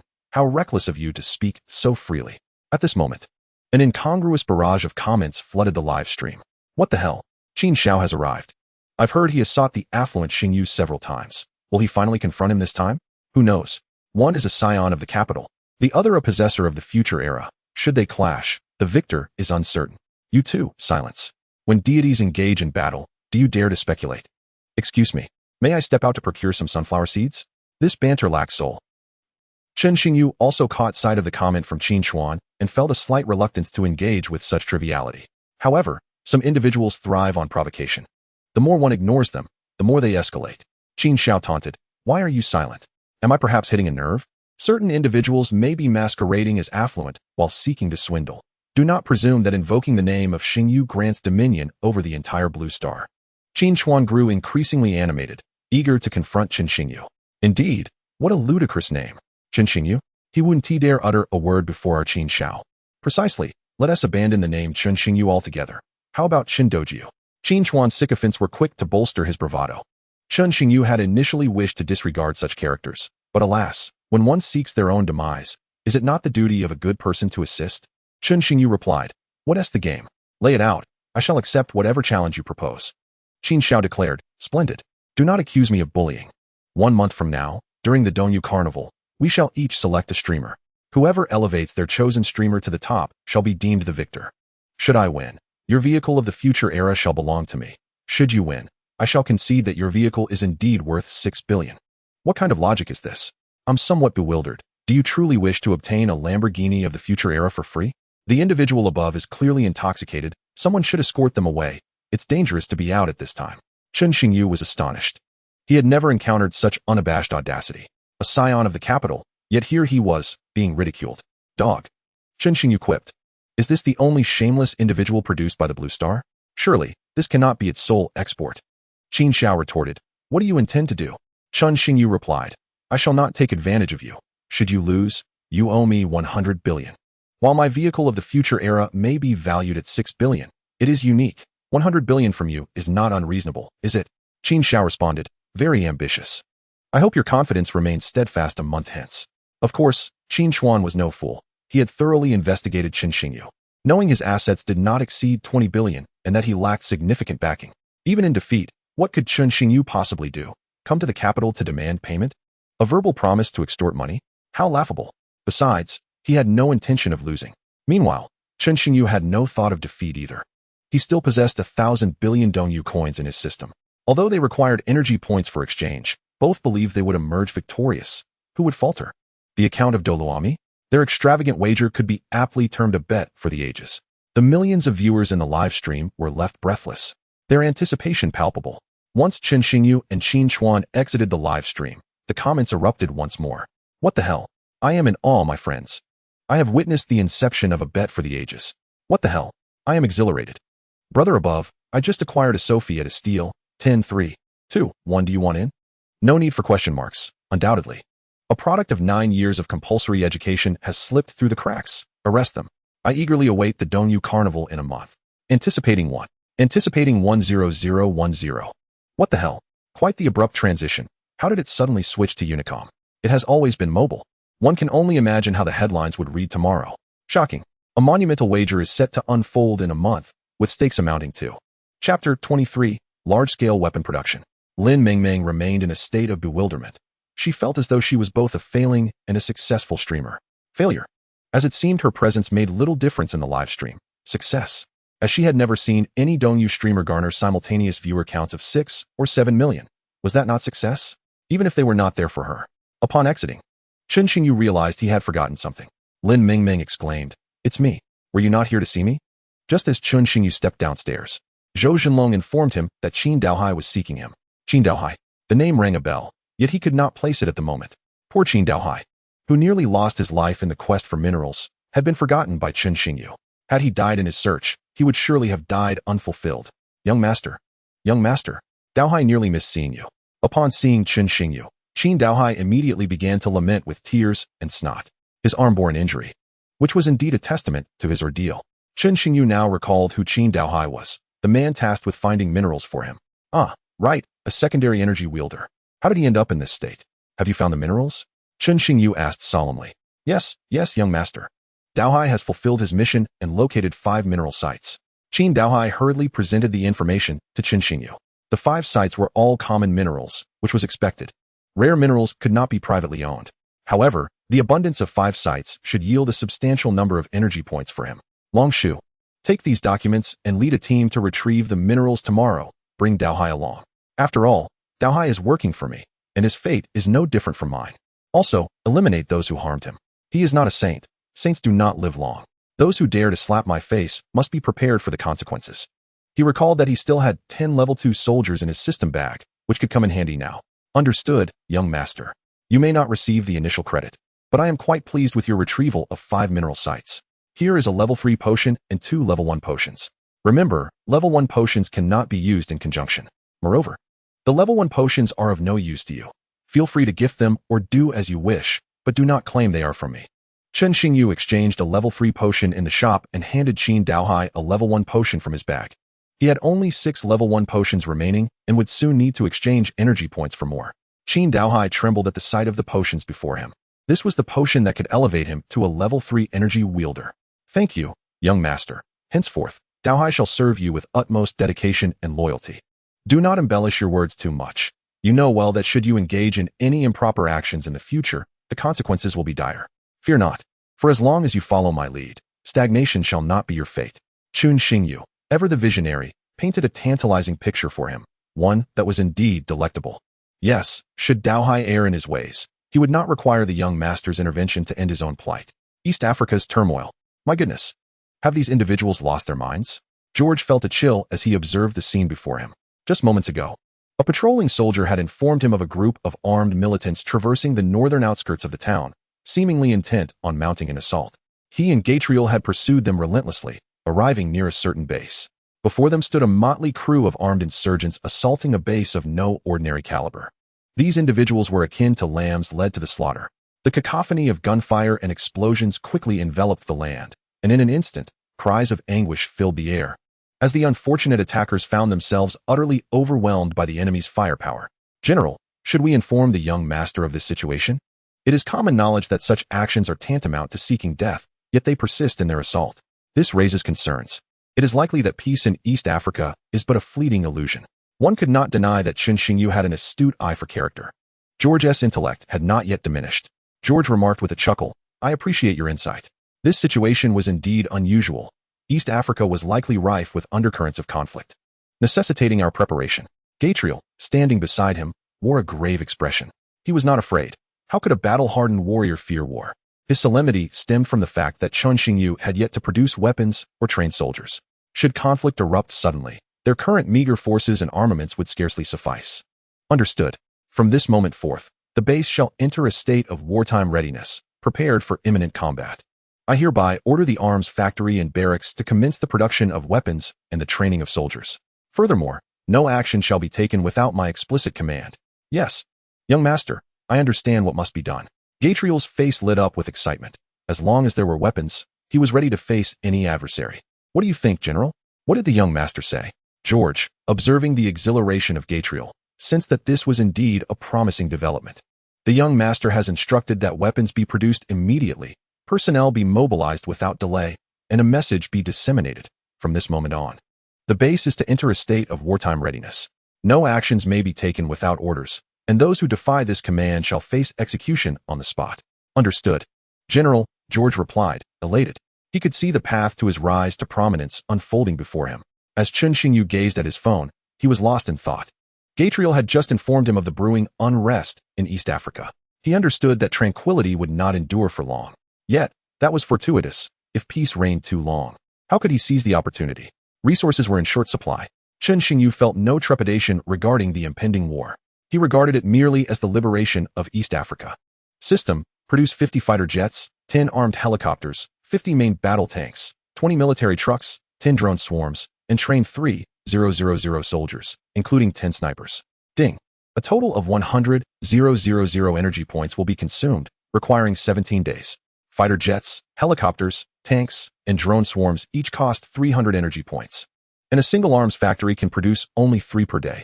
Soldiers, however, can be trained more swiftly, at a rate of 300 per day, each requiring only 20 energy points. Ding. The host's first large-scale soldier training yields a reward of 10,000 energy points and 10 billion renminbi. Ding. The host's first large-scale weapon production grants a reward of 20,000 energy points and a one-time use of space-based weaponry. What on earth? Space-based weaponry? Is it that massive rod? Chun Xingyu mused to himself, realizing the immense potential of his first large-scale production and training. The system was surely generous with its rewards. It appeared that the initial endeavor was of great significance. Yet, he had not anticipated such a bountiful return from the system. Space-based weaponry, renowned for its ability to bring down the capital of the Eagle Nation, was indeed the most formidable weapon known on Blue Star. Chapter 24. Forming the Crown Prince Party. Once again, the season of crisp autumn had arrived. Spring had awakened all living things, and the animals busied themselves with cultivation. In the days that followed, Chun Xingyu too was occupied. Sleep? Ever since the large-scale training and production, his energy points had ceased to fluctuate. This indicated that he had exhausted his mineral resources. System: display my information. Host: Chun Xingyu. Strength: level 1. Ability points: 28,000. Barracks: 2 level 1. Next level requires 2,000 energy points. Arms Factory: 1 level 1. Next level requires 2,000 energy points. Troops: 3,050. Heroes not included. Heroes: Tanya, level 5. Gatriel, level 6. Yuriko, level 5 Psychic. Skills: proficient in firearms. Funds: 10. 3 billion renminbi. Minerals: none. As Chun Xingyu reviewed his information, he realized he had returned to a state of financial hardship. Young master, Huang Jinglei has arrived. Just as Chun Xingyu contemplated whether to ignite the powder keg that was East Africa, his steward interrupted his thoughts. East Africa had successfully evaded a catastrophe. Young master, I have heard that you are to engage in a gambling match with Qin Chuan in 13 days. Is this true? Huang Jinglei was positively brimming with excitement. He had heard whispers of the stakes reaching over 100 billion, and as Chun Xingyu's most devoted follower, the news had kept him awake for several days. Observing Huang Jinglei's exuberance, Chun Xingyu felt a twinge of disdain. It had taken him over half a month to catch wind of such a significant event. Indeed, if someone is coming to offer us money, we cannot afford to dismiss it. Yes. If the young master can accept his money, it is merely a matter of courtesy. However, it must be said that Qin Chuan does possess some strength. I hear he is currently amassing funds, nearing 300 billion. Should we not seek out some allies to share the burden? After all, why not spend others' money when the opportunity arises? Huang Jinglei proved to be quite the clever fellow. Chun Xingyu considered this. Why not utilize others' wealth? Those second-generation heirs squander their fortunes on fleeting pleasures, and it is only a matter of time before they find themselves destitute. By spending their money, I am, in essence, saving them, am I not? I, Chun Xingyu, am indeed a benefactor. What brilliant plan do you have? He inquired of Huang Jinglei with a hint of intrigue. Of course. Young master, do you not possess the future era? By joining the Supercar Club, you would undoubtedly ascend to a position of influence. Moreover, there is a race at Akina tonight. With the performance of your Lamborghini future era, victory is assured, bringing both fame and fortune. In that case, would they not all vie for your favor? Huang Jinglei grew increasingly animated, feeling somewhat akin to an ancient strategist devising plans for Chun Xingyu. Chun Xingyu thought to himself, surely you jest. You, a foreigner, aspire to be a strategist? Yet, Huang Jinglei's suggestion was not without merit. If they were to proceed, they should aim for the most significant impact. Indeed, that is a sound idea. But rather than merely joining the club, we shall establish the Crown Prince Party. Only those who contribute within the top 10 during the Fish and Dragon Carnival may join. Members of the Crown Prince Party shall share resources, and those in the top 3 shall gain entry into the Elder Council, receiving Tier 3 potions. Any individual whose contributions exceed 300 million RMB shall be eligible to become an outer member of the Crown Prince Party, rewarded with Tier 1 potions. Once one enters the Crown Prince Party, withdrawal is not permitted. Those who attempt to leave or betray us shall face annihilation of their entire lineage. Please relay my previous remarks to those second-generation individuals. Chun Xingyu now resembles a potentate who has long held vast power. Yes, young master. I shall ensure the task is fulfilled, Huang Jinglei replied quickly, hurrying off to seek out his father, for this was an extraordinary opportunity. At the Huang family villa, bang! Huang Jinglei forcefully kicked open the door to his father's study, feeling a surge of audacity that was previously unimaginable. Had he been given 10 times the courage, he would not have dared such a thing before. Inside the study, Huang Ziming was discussing pharmaceuticals with Qin Daohai when the door was suddenly flung open, startling both men. Just as Huang Ziming was about to erupt with anger, he beheld his son entering, which only fueled his fury further. If Huang Jinglei did not provide a satisfactory explanation, he would likely be leaving the room in a rather precarious state, perhaps with no hope of justification at all. Father, this is a monumental opportunity. Our Huang family is poised for great heights. Huang Jinglei disregarded the incensed expression on his father's face. Never mind the opportunity. I am in a foul mood. Come here so I can give you a good thrashing first. Huang Ziming sprang up and delivered a swift kick to Huang Jinglei's face, followed by a flurry of punches and kicks, with Huang Jinglei's cries of agony echoing in the air. Poor Huang Jinglei wondered if he was truly his father's biological son. 5 minutes later, bruised and battered, Huang Jinglei sat on the sofa cradling his face. In stark contrast, Huang Ziming appeared refreshed, seated beside him sipping tea. Now, tell me about this opportunity that compelled you to kick open your father's door with such audacity. Recalling Chun Xingyu's words, Huang Jinglei felt invigorated. The pain in his feet and back forgotten, replaced by exhilaration. I say, Huang Laodi, did you perhaps strike a bit too hard? Just look at him. He seems dazed, Qin Daohai remarked, eyeing Huang Jinglei's enthusiastic demeanor, pondering whether the lad might not be his father's true offspring after all. No, I am genuinely excited. The young master has spoken of forming a faction of princes. Huang Jinglei recounted every word of Chun Xingyu's proclamation. Is this true? Did the young master genuinely say that? Both Qin Daohai and Huang Ziming inquired in unison. If you dare deceive me, you won't need the young master to intervene. I will deal with you myself, Huang Ziming warned, rising once more, brimming with a determination to not relent until he had exacted his due. The sight of his father rising nearly sent Huang Jinglei into a faint, revealing just how thoroughly he had been intimidated. It is true.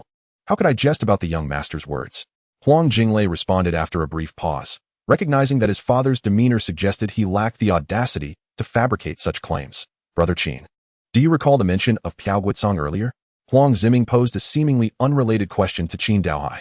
You mean, wait until I gather him here, and then we shall discuss. Shortly thereafter, Piao Guizong rushed in, panting and appearing somewhat disheveled. The trio in the study exchanged bewildered glances. Surely he had not run here. Old Piao, did you truly run over? Huang Ziming finally questioned, being the most familiar with Piao Guizong present. When you called, I was near the Huangting Pavilion, so I hastily made my way here. Why the sudden urgency, old Huang? Huang Ziming then recounted Chun Xingyu's words verbatim to Piao Guizong, as if operating a copy machine. What? Is what you were saying true? This is no mere opportunity. It is a celestial chance.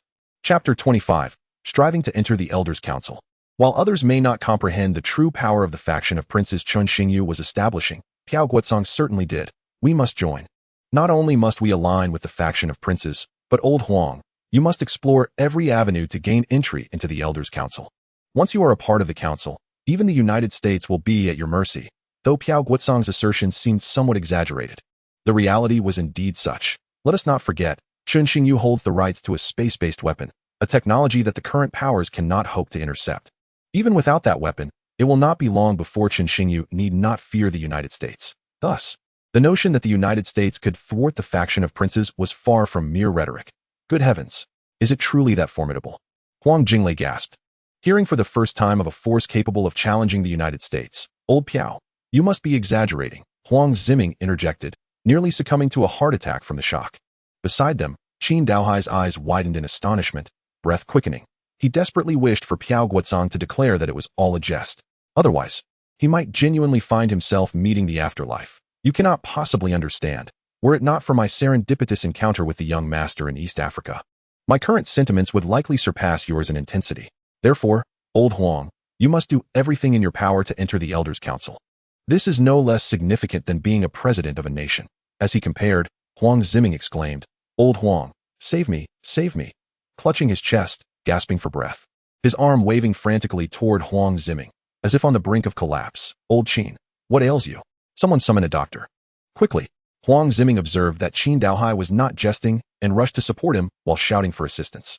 Darn it, I am getting old. I cannot withstand such shocks. Huang Jinglei stood beside them, bewildered. Was a second-tier energy user truly so easily frightened? Only Qin Daohai understood whether he was frightened or merely overwhelmed with excitement. Would he ever confess that he was terrified? Certainly not. Soon enough, a doctor arrived, fortunately. Huang Ziming had a private physician residing nearby, or else Qin Daohai might have gone down in history as the first second-tier energy user to die from fright. I'm fine now. I was simply too excited earlier. That's good. Now we must strategize on how to raise funds. We have less than 10 days remaining. Huang Ziming was aflame with enthusiasm. He must gain entry into the Elders' Council. Father, have you forgotten something? The young master specified that only the second-generation members can join. The ones who should be excited are not you but us. Huang Jinglei interjected. Upon hearing this, the atmosphere became instantly tense. Indeed, the young master had mentioned the second generation. Not these older gentlemen. What a miscalculation. The most unfortunate was Qin Daohai, who nearly suffered another hard episode. Jinglei, how do you believe your father treats you? What do you think? Father. Huang Jinglei gestured to his still swollen face. Indeed, I may have been a tad excessive. Huang Ziming felt a twinge of embarrassment. Did not the ancients say that to strike one's parent is to express love? They also claimed that even a tiger would not harm its cub.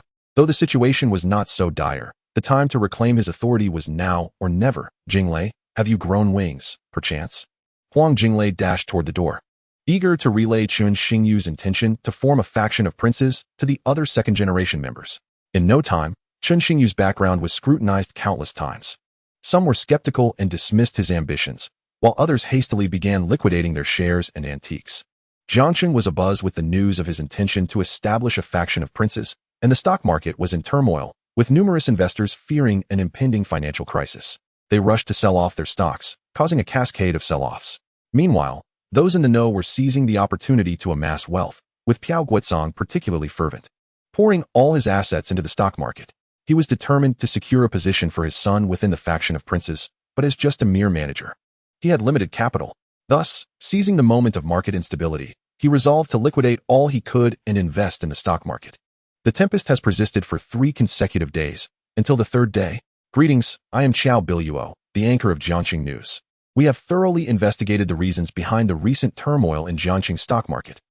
It primarily stemmed from the frenzied group initiating a stock liquidation, followed by a dozen other groups joining in, all of them aiming to invest in a singular project. This image sparked fears among numerous investors, leading them to believe a financial crisis was imminent, anxious about their fortunes evaporating, prompting a mass sell-off of stocks, which in turn instigated the upheaval in Jiangxing stock market. This was merely a smokescreen thrown by the frenzied group in collaboration with other entities. The true motives are known to but a select few. The news of Chun Xingyu forming a crown prince party naturally reached Qin Chuan's ears, yet it appeared he remained unfazed. In his view, what is this crown prince party but a mere assembly of nouveau riches? Those who are conceited often meet a dismal fate. Now, Piao Guozong could be likened to a farmer who has risen to become a landlord. Within a span of 3 days, he amassed a fortune of 3 billion in the stock market. In a modestly sized room of over 100 square meters, Piao Guozong gazed at his son seated opposite him, accompanied by a woman. Initially, when he expressed his intent to liquidate all assets for stock market investment, both his wife and son opposed the idea. He returned without revealing how he managed to persuade them. Guozong, are you certain you wish to invest this 3 billion for our son to join this so-called crown prince party? What is this crown prince party anyway? The woman beside him voiced her concerns. Piao Guozong's wife, Li Xinran, typically refrained from opposing his decisions, embodying the essence of a devoted spouse. It is indeed a stroke of luck that he secured such a wonderful partner. His son, Piao Zhihao, was named with pride, reflecting Guozong's admiration for Li Xinran. Although Piao Guozong's name may lack charm, and he himself is not particularly handsome, his wife is strikingly beautiful. His son, Piao Zhihao, lives up to his name as well. It is simply that his wife's beauty led his superior to deceive her into going to East Africa, seeking to possess her. After returning with Chen Xingyu, he reported his superior's misconduct of forcibly taking advantage of female colleagues and misappropriating funds to the relevant authorities, successfully incarcerating his superior. Piao Zhihao is an academic prodigy, courteous, and a quintessential young gentleman. Knowing too much may be detrimental to you both. Rest assured, my dear wife, I am well aware of my actions. Zhihao, did you heed everything your father mentioned? From now on, you must prioritize the young master. Securing a place in the Crown Prince party will undoubtedly pave the way for your boundless future. Understood, father. As long as I enter the Crown Prince party, you and mother will enjoy a life of comfort. I shall not disappoint you. As a scholar, he possesses far greater intellect than those second-generation rich like Huang Jinglei. Chapter 26, Zhang Guoxing's Dilemma. The people of Jiangxing suddenly noticed that the once arrogant young masters had not made an appearance for several days. Articles regarding Chen Xingyu's monumental wager began to emerge online. Shocking. The upcoming fish carnival in 3 days may very well be a war without gunpowder. Will the monumental wager in 3 days escalate into a financial battle? What the hell? Is the editor-in-chief foolish? Isn't it all about money in the wager 3 days from now? No need to rush, everyone. The editor may just be a fish that slipped through the net.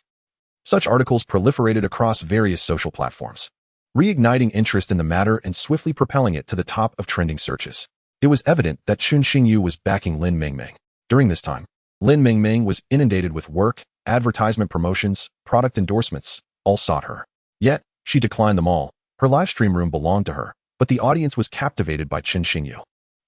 I merely wish to conduct my livestream in peace, yet it has transformed into this, Lin Mengmeng lamented. Had it been someone else, they would likely be overjoyed and unable to sleep. Meanwhile, her livestream room was bustling with activity. Is Goddess Mengmeng prepared for the carnival in 3 days? Is someone upstairs foolish? The competition in 3 days isn't between streamers. Who do you think will emerge victorious? That's hard to say. I heard there was a financial crisis in Jiangxing recently. Is there some unspeakable secret behind this? Do you really need to ask? Why else would they publish it right before the carnival? It must be related to the financial war in 3 days. I may be foolish, but I'm still your father.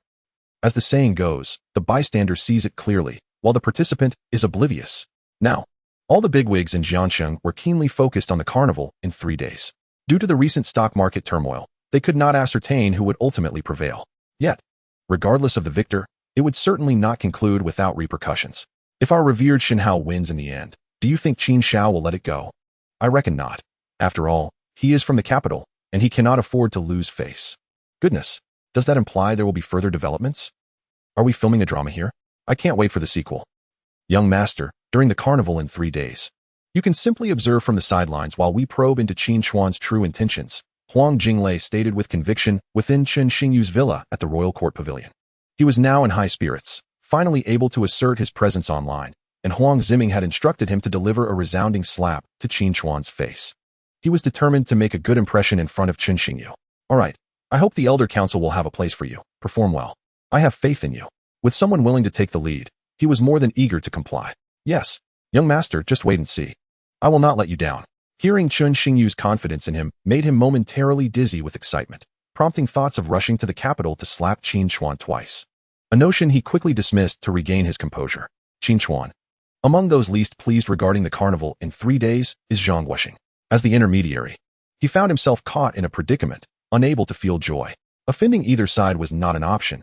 He was akin to the meat in a meat sandwich. What? Is this a joyful planet? If you wish to know what a joyful planet is, I shall take you there. Research. At that moment, Zhang Guoxing's phone rang unexpectedly. It was an unknown number. He had no idea who was calling or what was discussed during the conversation. After hanging up, he hurriedly dialed Chen Xingyu's number. Hello? Who is this? Chen Xingyu inquired, puzzled. It's me, young master, Zhang Guoxing from Dongyu. Do you remember me? Zhang Guoxing was now brimming with excitement. You seek me at this time?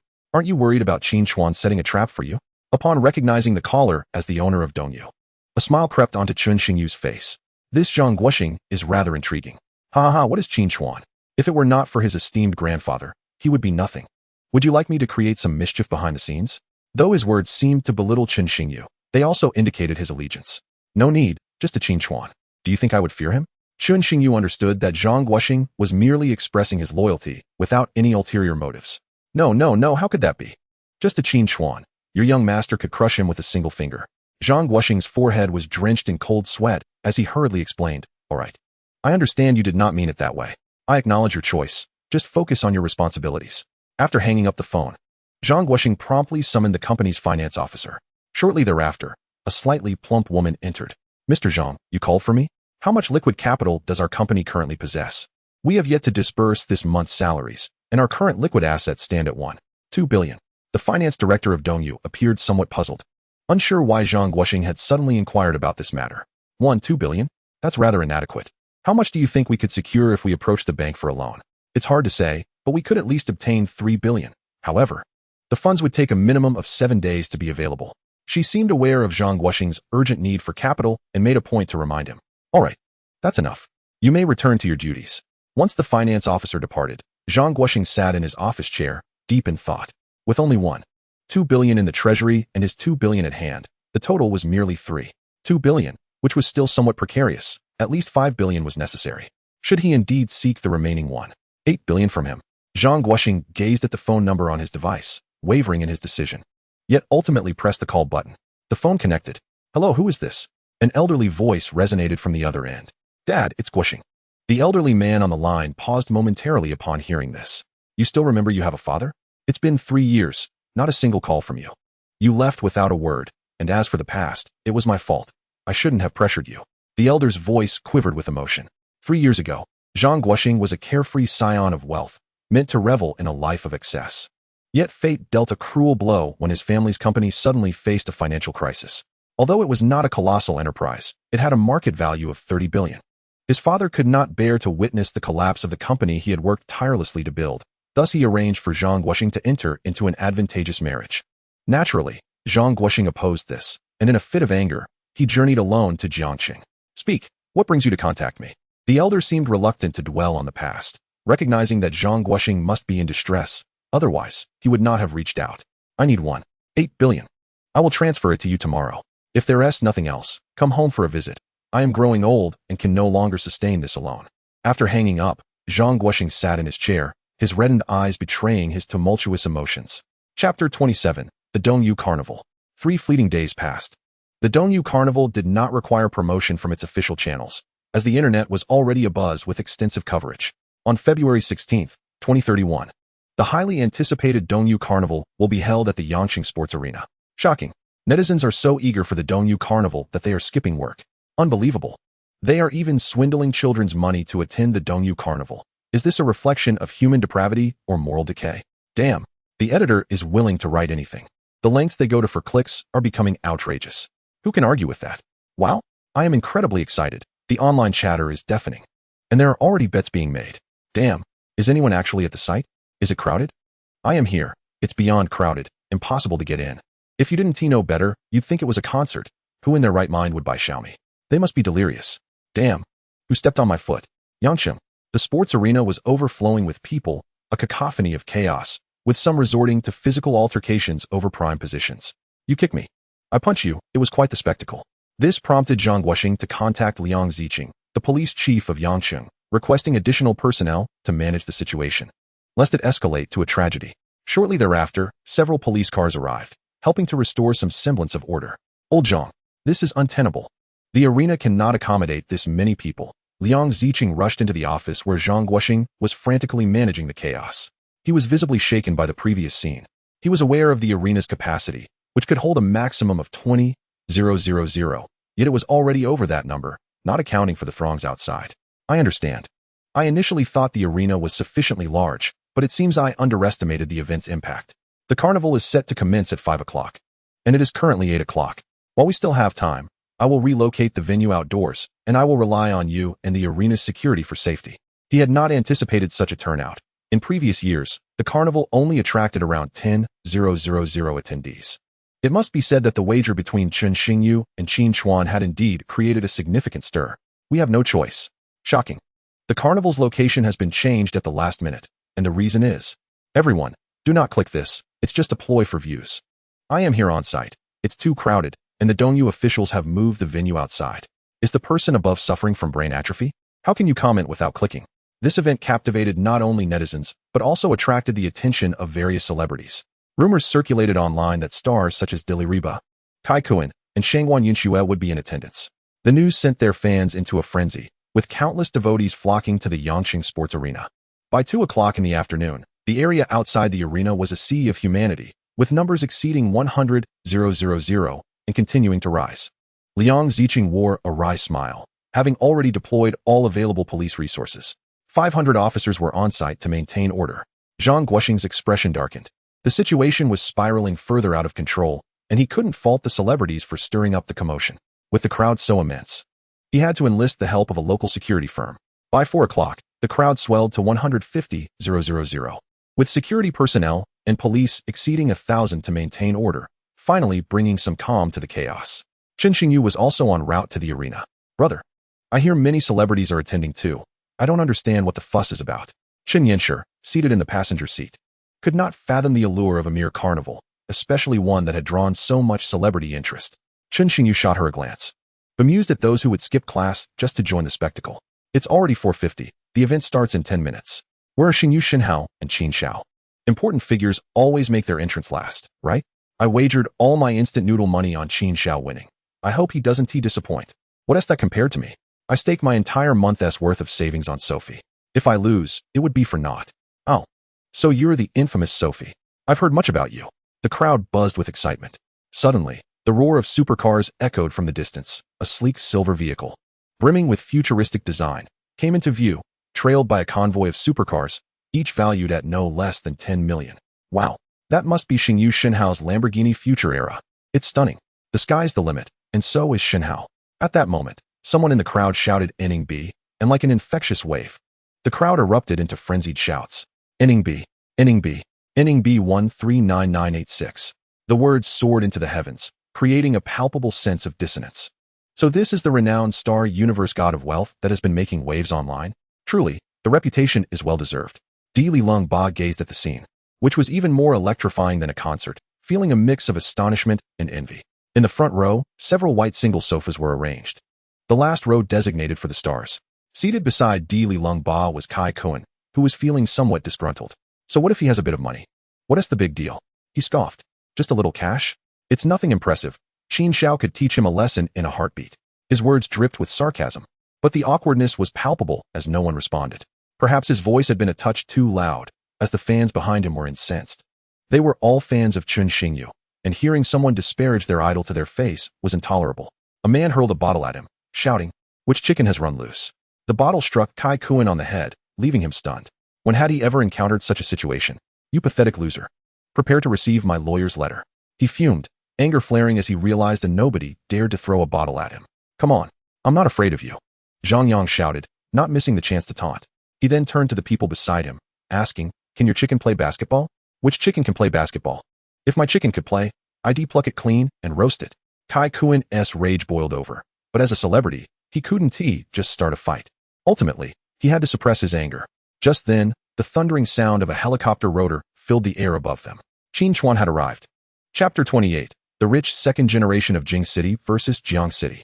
As soon as Qin Chuan arrived, he began to show off, the spectacle immediately reaching its peak. With the helicopter's descent, a convoy of 20 supercars rolled in, including the Bugatti Soleil de Nuit, Lamborghini Windchild, and a series of limited edition supercars. In terms of automotive prowess, the second generation from Jiang City was utterly outmatched, except for Chen Xingyu's Lamborghini Future Era. Truly, if one were to compare, the combined value of all those cars paled in comparison to his Future Era. It cannot be denied that Jing City reigns supreme in the realm of automobiles nationwide. Goodness. The collective value of these cars must be around 2 billion, right? Are you a stray fish? Can you even measure these cars in terms of money? Some vehicles are simply unattainable even if you have the cash. Some were just blustering. I dare say that the total value of these cars doesn't even come close to that of my Star Universe God of Wealth. Chen Xingyu's car is eternally the best. As Chen Xingyu's vehicle made its entrance, the atmosphere fell silent. It was a car that existed in an entirely different realm. Damn, he comes in flaunting right away. How utterly nauseating. Huang Jing lay muttered beside Chen Xingyu. Seriously, who is he trying to impress? Let us see if he doesn't end up embarrassing himself. The second generation elites from Jiang City were unperturbed, thinking to themselves, we are about to join the inner circle of the princelings. Who is Qin Chuan to us? Oh, isn't that the illustrious Chen Xingyu? I've heard you're forming a princeling party. How is that going? Need me to introduce you to a few nouveaux riches to bolster your presence? Qin Chuan, flanked by the elites from Jing City, settled onto a sofa opposite Chen Xingyu, his words laced with mockery. Did you just eat something foul, Qin Chuan? Your breath reeks. Huang Jing lay shot back, unable to contain himself any longer. He stood up, ready to teach Qin Chuan a lesson about the harshness of society. However, he was stopped by a delicate hand, slender and soft, which seemed incongruous for a man. Piao Zhihao, why are you stopping me? I must give this foul-mouthed fellow a proper lesson. Huang Jing lay seethed. Do you really want to retaliate against a dog that bites? You know very well that dogs are raised on grains. Do you expect them to spit rice? Piao Zhihao's words were sharp, proving his intelligence. As he articulated insults flawlessly, Chen Xingyu glanced at Piao Zhihao in surprise. He had no idea how such a talented son had emerged from the Piao family. Who are you calling a pretty boy? But the elites from Jing City were not having it. Enough. They only have their words left to wield. Qin Chuan hastily shifted the topic, fearing further embarrassment. Goodness. Qin Chuan, in such a setting, you truly lack decorum when it comes to cars, Zhang Yang yelled, quickly distancing himself from Qin Chuan. This guy must have a serious mental deficiency. Qin Chuan paid Zhang Yang no mind and turned to Chen Xingyu, saying, the future era has arrived, and after today, it will be mine. You can take it once you drive it away, Chen Xingyu replied nonchalantly, never once meeting Qin Chuan's gaze, which only fueled Qin Chuan's arrogance. Let us see who proves their mettle in the end. His irritation grew as he observed Chen Xingyu's calm demeanor. At precisely 5 o'clock in the afternoon, the Dongyu Carnival officially commenced. It has begun, it has begun. I won't even bring my kid to watch the live stream. Ha ha ha, too far from Yang City, so I can only watch on my phone. I'm at the scene. You guys have no idea. Watching live is exhilarating, though the crowd is massive. And those at the back can't see the big screen, only their phones. Those unable to attend due to distance or other commitments eagerly pulled out their phones to witness this stunning spectacle. The most excited were the wealthy second-generation elites from Jiang City, as this was a historic moment that could alter their family destinies. Joining the inner circle of the princeling party was their primary objective, and defeating Qin Chuan was merely a secondary goal. In this crisp autumn season, beneath the blue sky and white clouds, we welcome the annual Dongyu Carnival. We extend our gratitude for your unwavering support and companionship. Now, we declare the Dongyu Carnival officially open. A male and female host stood on stage, delivering a passionate speech for the opening ceremony. Why all this talk? Let us get to the main event. Originally, all Dongyu streamers were to participate in a competition, culminating in the finals during the carnival. However, this was no longer necessary.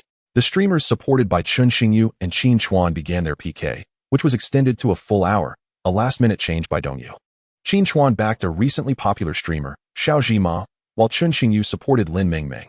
It has begun, it has begun. Today's cute goddess looks stunning. Indeed, she looks just like my wife. I say, the gentleman upstairs, are you focusing on the wrong things? Exactly, what is appealing about a tool? There's no romance in the arena. Brothers, it's our turn to shine. Let them see the strength of the second generation from Jiang City. Huang Jinglei and the others feverishly began tapping their phones. Lei Xiao sent a spaceship 100 in Meng Meng's live stream. Piao Zhihao sent a spaceship 100 in Meng Meng's live stream. Li Xiao sent a spaceship 100 in Xiao Zhima's live stream. Goodness, it has started. The scent of money instantly filled the entire screen. Goodness, my eyes. In the live stream of Meng Meng, Jiang Xiao sent out a spaceship worth 10,000. In the same stream, Lei Xiao also sent a spaceship valued at 10,000. Meanwhile, in the Zizima live stream, Pu Xiao contributed a spaceship worth 10,000. And Yu Xiao sent out a spaceship valued at 30,000. Zhang Yang dispatched 2 airplanes in Mengming's stream and a glow stick, priced at 1 yuan, in Zizima's stream. Yi Liangchun contributed 3 airplanes in Mengming's stream and a glow stick in Zizima's stream. What is this? It seems something peculiar has mixed in. Wow, are these two showing off? Do their fathers know? If their fathers find out, they will surely be punished severely. Your display is quite impressive. I can hardly contain my excitement. The crowd was taken aback by Zhang Yang's ostentation, expressing surprise at this novel form of entertainment. Is anyone keeping track of their expenditures? There are online statistics. The current total is 2 billion. Whoa, it just jumped to 5 billion, and it's still rising. Silence fell. Chapter 29, a breakthrough of 1 billion. The viewers, witnessing the screen filled with spaceships, became somewhat numb. They had essentially expended an amount equivalent to that of a large publicly listed company. Chen Yinchi remarked, this is just the beginning. We have yet to unleash our full potential.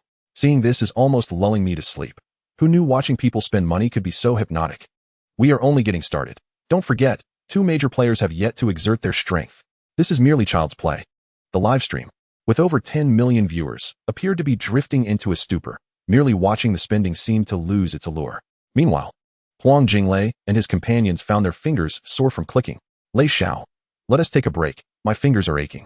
I can help with the clicking. My speed is unmatched. Choose me, Lei Xiao. My 30 years of singlehood have honed my dexterity to a level they cannot match. What should have been an exhilarating spectacle had turned monotonous.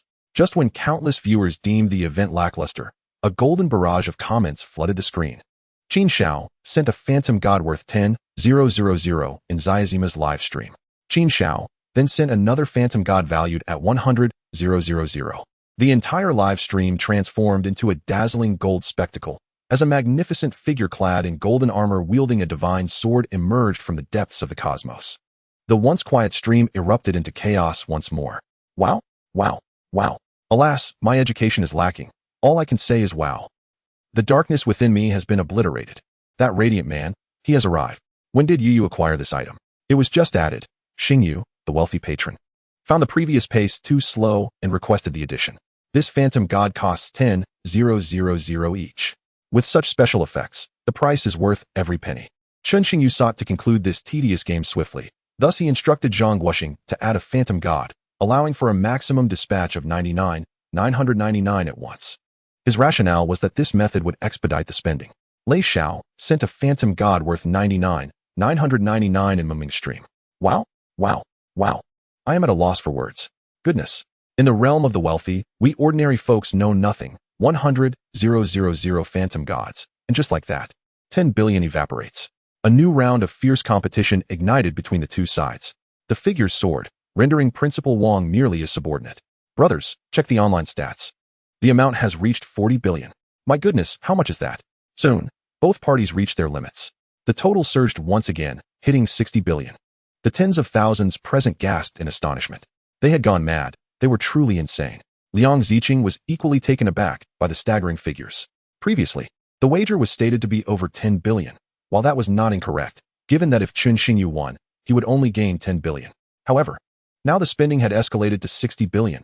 A fact that was hard to believe, yet undeniably true. With such a hefty sum, if Qin Xiao were to lose. Someone muttered this thought aloud. Panic ensued. Many felt this matter could not end peacefully. Young master, we have reached our limit. However, it was evident that the other side was also out of funds. The next phase would hinge on who among you and Qin Chuan possessed deeper pockets. Yet, it seemed Qin Chuan was destined to lose. At this moment, Huang Jinglei found it difficult to articulate his feelings. He glanced at the contribution leaderboard. Noting his name at the top, he had contributed a staggering 10 billion, and the outcome did not disappoint him, as he successfully secured a spot in the Elders' Council. The second place, with a contribution of 5 billion, was a certain Zhang Yidong.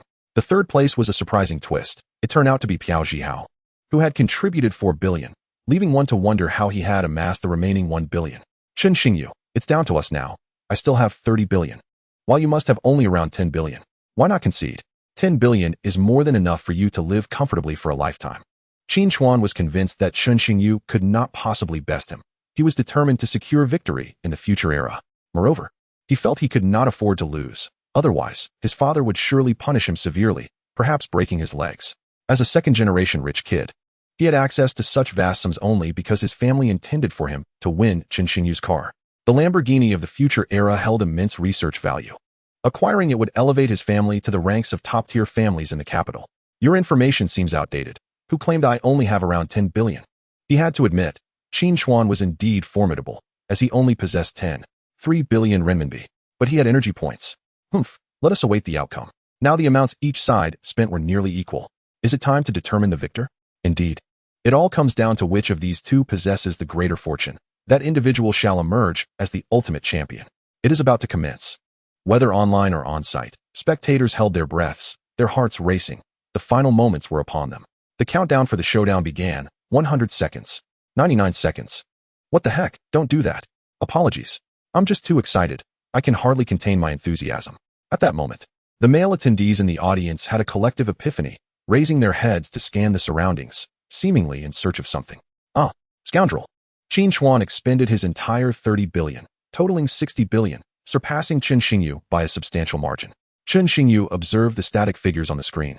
Realizing Qin Chuan had completed his spending, feeling a pang of regret, he spent 25,000 energy points to exchange for 25 billion Donyu coins from the system mall. Adding his own 10.3 billion, he reached 35.3 billion. Soon, in Qin Chuan's incredulous gaze, both amounts evened out. Yet, it appeared the drama was not over. In the final 3 seconds, 3, 2, Chun Xingyu, in Mengming's live stream, I send a glow stick valued at 1,0 times up. Lin Mengming emerged victorious with a staggering 600,000,000,001 RMB against Xiaozima's 600 million. The audience erupted in astonishment. Qin Chuan's expression turned ashen. Wow, look online. The amount has surpassed 100 billion. Right now, I only wish to know how Qin Xiao is feeling. I presume he is not in good spirits. Who could feel good under such circumstances? It was merely a hair's breadth away. This is quite the slap in the face. Chun Xingyu, you won. But what does that 1 cent signify? Qin Chuan feels as if he is a powder keg, ready to explode at any moment. He can already envision the grim life awaiting him upon his return, not to mention how he will explain himself to Qin Jiangwo. He will find it difficult to hold his head high in the capital from now on. This is meaningless. You cannot blame me. I am simply too impoverished and fearful of losing, hence I spent all my remaining funds. Chun Xingyu spread his hands, feigning a pitiful demeanor. It seems he truly has no money left? Humph, this matter is far from over. We shall see. Chapter 30, Zhang Yang and Yi Liangchen. The carnival incident has transpired many days ago, yet online discussions have intensified rather than waned. After all, the sum involved is extraordinarily vast. It appears that the news has even reached foreign shores. Chun Xingyu's video, featuring him driving the future era, has also made its way abroad. This issue has sparked considerable uproar internationally, as the technology of future era is deemed highly coveted by various nations. However, when they dispatched personnel to investigate the Lamborghini headquarters, they were abruptly confronted with the revelation that the vehicle in question was not manufactured by Lamborghini at all. As for why Lamborghini would claim it as their own, that was merely a smokescreen thrown out by someone. The gaze of various countries has suddenly shifted towards Chun Xingyu. In the Japanese Prime Minister's office, this technology should belong to our great nation of Japan. You must immediately send someone to Xia country to find him and bring him back. Yamano Ikaru instructed the man before him. Prime Minister, wouldn't it be rather reckless to rush into Xia country to apprehend someone? Tanaka Ichido, a mere second-tier energy user, now felt a twinge of panic. To send him to Xia country for such a task is akin to sending him to his doom. You are exceedingly foolish. I instructed you to discreetly bring him back, not to boldly venture into Xia country to seize him. Do you understand? Yamano Ikaru regarded Tanaka Ichido with skepticism, doubting whether this man could indeed reach Xia country safely. The brain must have shriveled to arrive at such a conclusion. Nevertheless, he had no alternative. The current situation in Eastern Africa was precarious, and it was likely to spiral into chaos at any moment. The capable individuals were primarily in Eastern Africa. Otherwise, he wouldn't have resorted to sending such a dim-witted person to capture Chun Xingyu. Yes, Prime Minister, I shall head to Xia country immediately and ensure the task is accomplished. Tanaka Ichido felt a sigh of relief. After all, it was a covert operation. He would simply take a tour in Xia country, seize any opportunity to capture him, and if unsuccessful, he could claim to have been discovered by Xia country and forced to withdraw, treating it as a mere vacation. With that thought, his mood lightened considerably, and he unconsciously smiled. Observing this scene, Yamano Ikaru lost hope for the operation. Once Tanaka Ichido departed, he called for his assistant. Post a mission on the dark web. 300 million yen to retrieve this individual on video.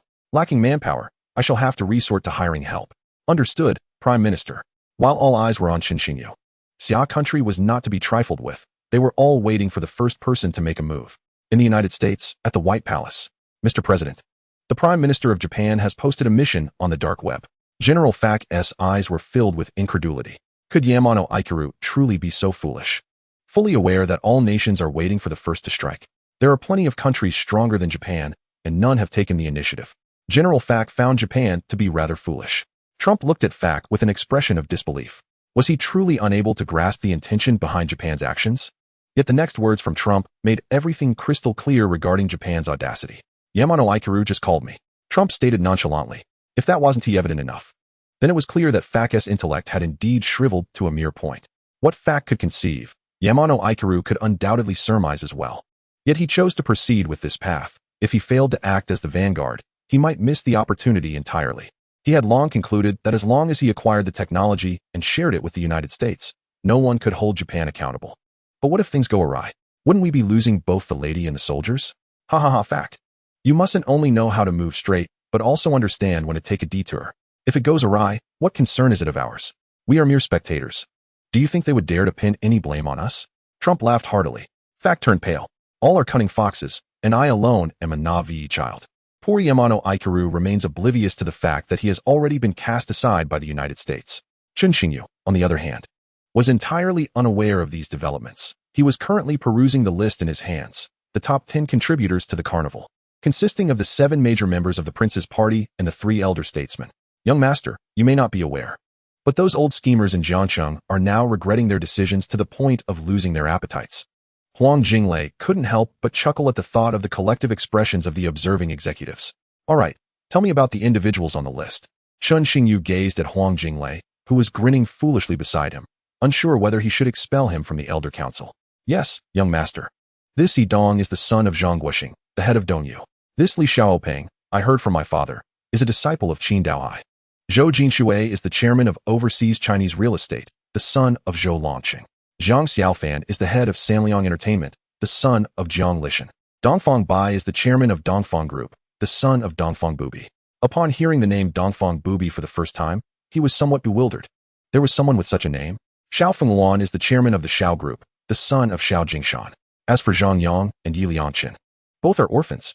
Zhang Yang, you are the orphan, your entire family are orphans. Yi Liangqin, I am alone, you are my child.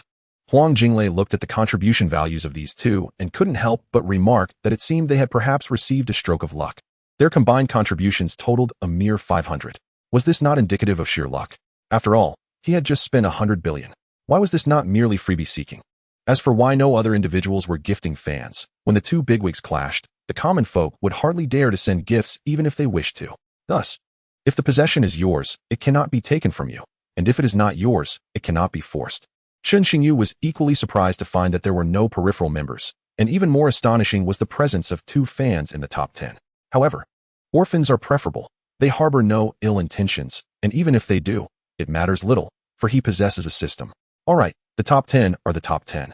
Whether rich or poor, ensure these individuals are brought here.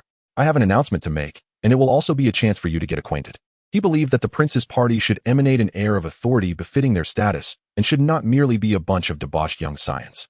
Thus, he resolved to bring these 10 individuals to Eastern Africa to witness the world and, in the process, familiarize them with the harshness of reality.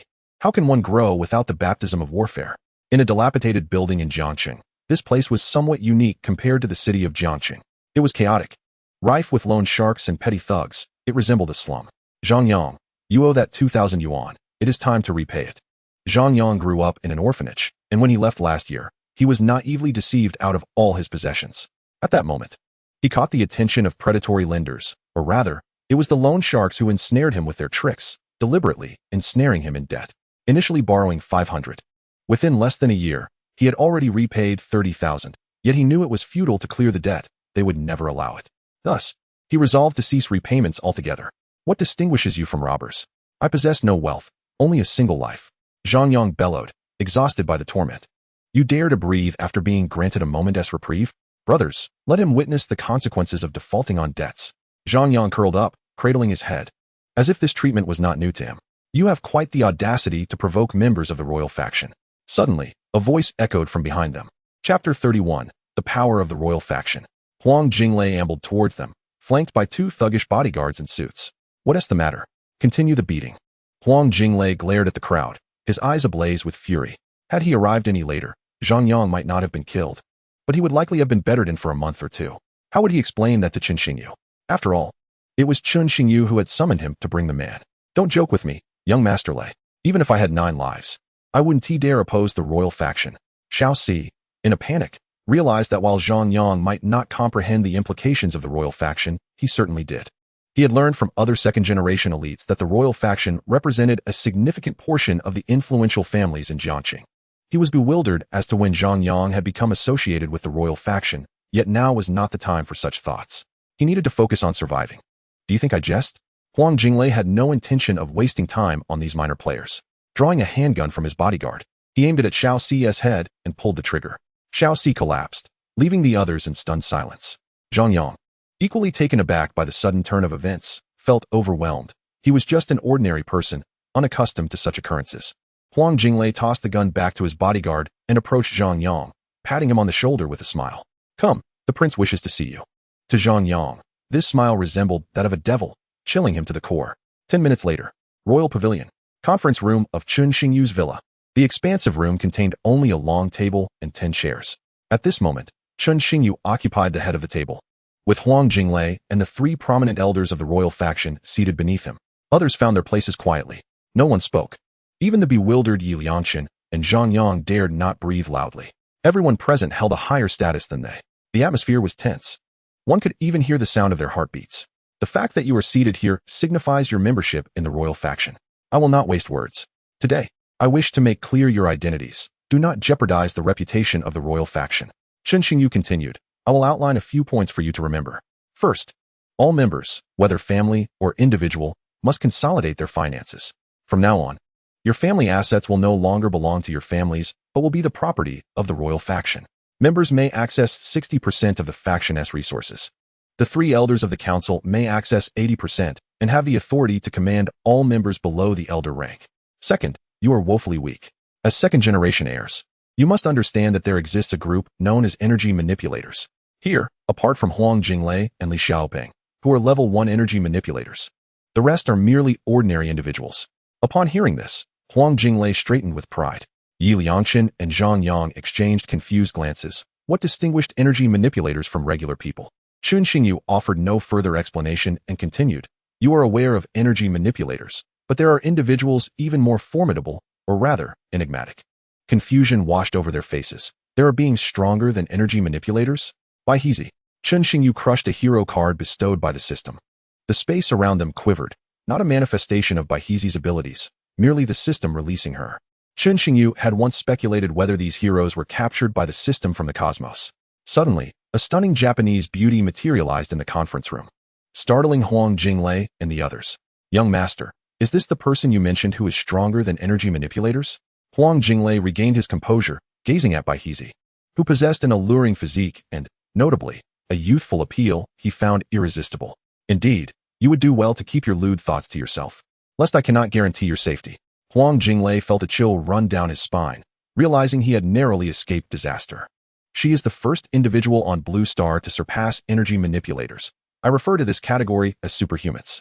With a wave of her hand, Baiheezy's telekinetic powers lifted the table before them, only to gently set it back down. Incredible! Huang Jinglei exclaimed, astonished, while the others wore expressions of sheer disbelief. Now, there is one final and most crucial point. The room fell silent. In 7 days, everyone will depart for East Africa to broaden your horizons. The royal faction does not require mere pretty faces. Ding! The host has established his own faction for the first time, rewarded with 70,000 energy points and a one-time use of a space-based weapon. The sudden joy nearly overwhelmed Chun Xingyu. Young master, may I timidly inquire if attendance is mandatory? Huang Jinglei felt his legs weaken, his back ache, and his head spin. They were all too aware of the dangers that lurked in East Africa. A single bullet could spell their doom. Rest assured, you will not perish. The royal faction has armed forces stationed there. Besides, why should I fear when you are afraid? The others thought to themselves. Of course, you are unafraid, for a superhuman stands at your side, while we do not. Though they thought this, none dared voice their concerns. This is a potion. Once consumed, it will grant you corresponding levels of power, ensuring you are not utterly defenseless in East Africa. He then retrieved 3 level 3 potions and 7 level 2 potions from the marketplace to distribute among them. Watching 900 energy points vanish, his heart bled. Yet upon seeing the potions, their previous trepidation evaporated. Yi Liangchen and Zhang Yang trembled with excitement. They felt as though they were on the brink of greatness. Remember, the royal faction has but 3 rules. First, no infighting. Second, unconditionally obey orders from superiors. Third, all matters concerning the royal faction must remain confidential, even at the cost of your life.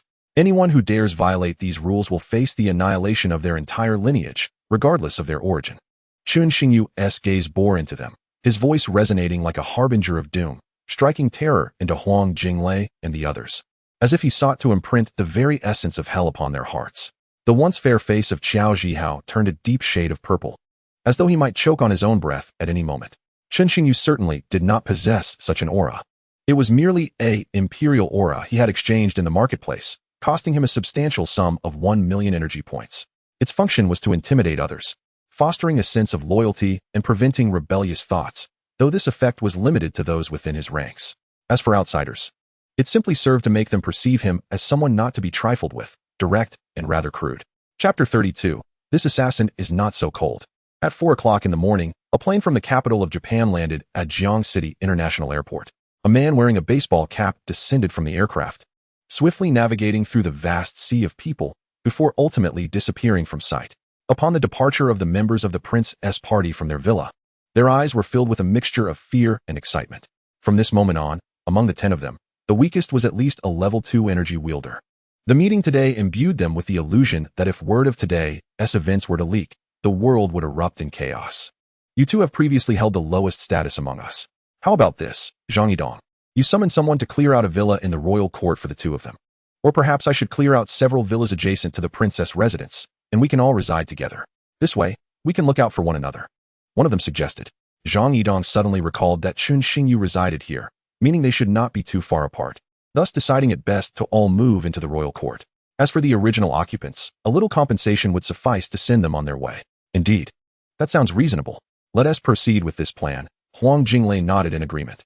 Yi Liangchen and Zhang Yang still felt disoriented, akin to ordinary individuals who had suddenly become the wealthiest people in the world, unsure of how to navigate their newfound circumstances.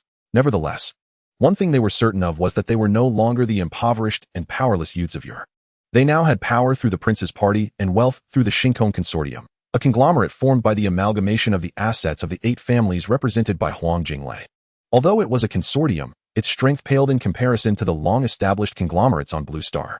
As evening fell, the moonlight appeared particularly bright. The sound of crickets resonated through the tranquil night. Chun Xingyu's villa was ablaze with light as he stood on the balcony, gazing at the sky. Just then, Zhou Zhenlong rushed over. Young master, we have an uninvited guest. Guests are to be welcomed. We should invite them in for tea. It is only fitting for the etiquette of Xia country. Wouldn't you agree, Uncle Long? Chun Xingyu replied nonchalantly, seemingly uninterested in the unexpected visitor. Indeed, young master. I shall fetch them at once, Zhou Zhenlong acknowledged. Tan Zongyadeo had encountered a series of misfortunes today, first nearly getting struck by an out-of-control truck upon disembarking, then choking on a fishbone during dinner. Now, he found himself hiding in the grass, besieged by an onslaught of mosquitoes, particularly unbearable in the summer heat. Damn it! You wretched mosquitoes, wait until I finish my business before I eradicate you. He fumed, swatting at the incessant pests. Sir, would you like some mosquito repellent? Came a voice from behind him, startling Tan Zongyadeo. Who are you? What are you doing here? He asked, appearing utterly disheveled and confused. Zhou Zhenlong looked at him incredulously. Shouldn't I be the one asking you that? Why are you hiding in the bushes? I heard that the mosquitoes in Xia country are particularly fierce.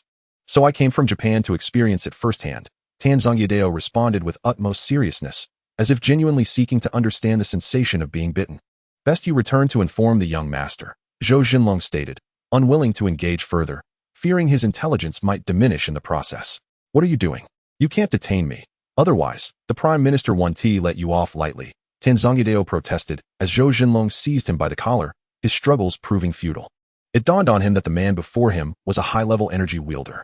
With a thud, Zhou Zhenlong tossed Tan Zongyadeo before Chun Xingyu. Why are you surveilling me? Chun Xingyu inquired, observing the man now covered in mosquito bites. I am not surveilling you. I merely came to experience the formidable mosquitoes of Xia country. Tan Zongyadeo quickly clarified, realizing he could not apprehend Chun Xingyu given his own inferior strength. His sole desire now was to relay the information back that Chun Xingyu was no ordinary individual. Chun Xingyu raised an eyebrow in disbelief and turned to Zhou Zhenlong, as if to say, is this peculiar fellow truly an assassin? The caliber of modern assassins seemed rather lacking in intellect, perhaps even severely diminished. Zhou Zhenlong nodded slightly, further astonishing him. Who had this 13th figure offended to merit such a fool dispatch to kill him? Who sent you? What enmity do they harbor against you to send you to your demise? Tan Zongyadeo's actions in Xia country, if known to the Prime Minister of Japan, would surely provoke a furious response. Humph, don't think you can extract information from me. I am professionally trained. Were it not for the high-level energy wielders of my great Japan being stationed in East Africa, do you think you could speak so freely? Tan Zongyadeo adopted a defiant posture. Quickly, take him to Huang Jinglei and confine him. Chun Xingyu instructed Zhou Zhenlong urgently, fearing that continued conversation would lower his own intelligence. The Japanese individual was likely not sent to kill him, but rather to capture him. After all, he had never had dealings with Japan. What could he possibly have that warranted such attention? Chun Xingyu's mind raced. He had indeed become a sensation online recently, but that hardly warranted such scrutiny from Japan. Then, a thought struck him. The Lamborghini future era. He recalled the official statement released by Lamborghini and recognized that Japan had shifted its focus away from them. This suggested that the smokescreen set by the system had been seen through. But then, it made sense. A little investigation into Lamborghini would reveal everything. Did this imply that he was now being watched by various nations? Perhaps even the dark web would surface unexpectedly? No.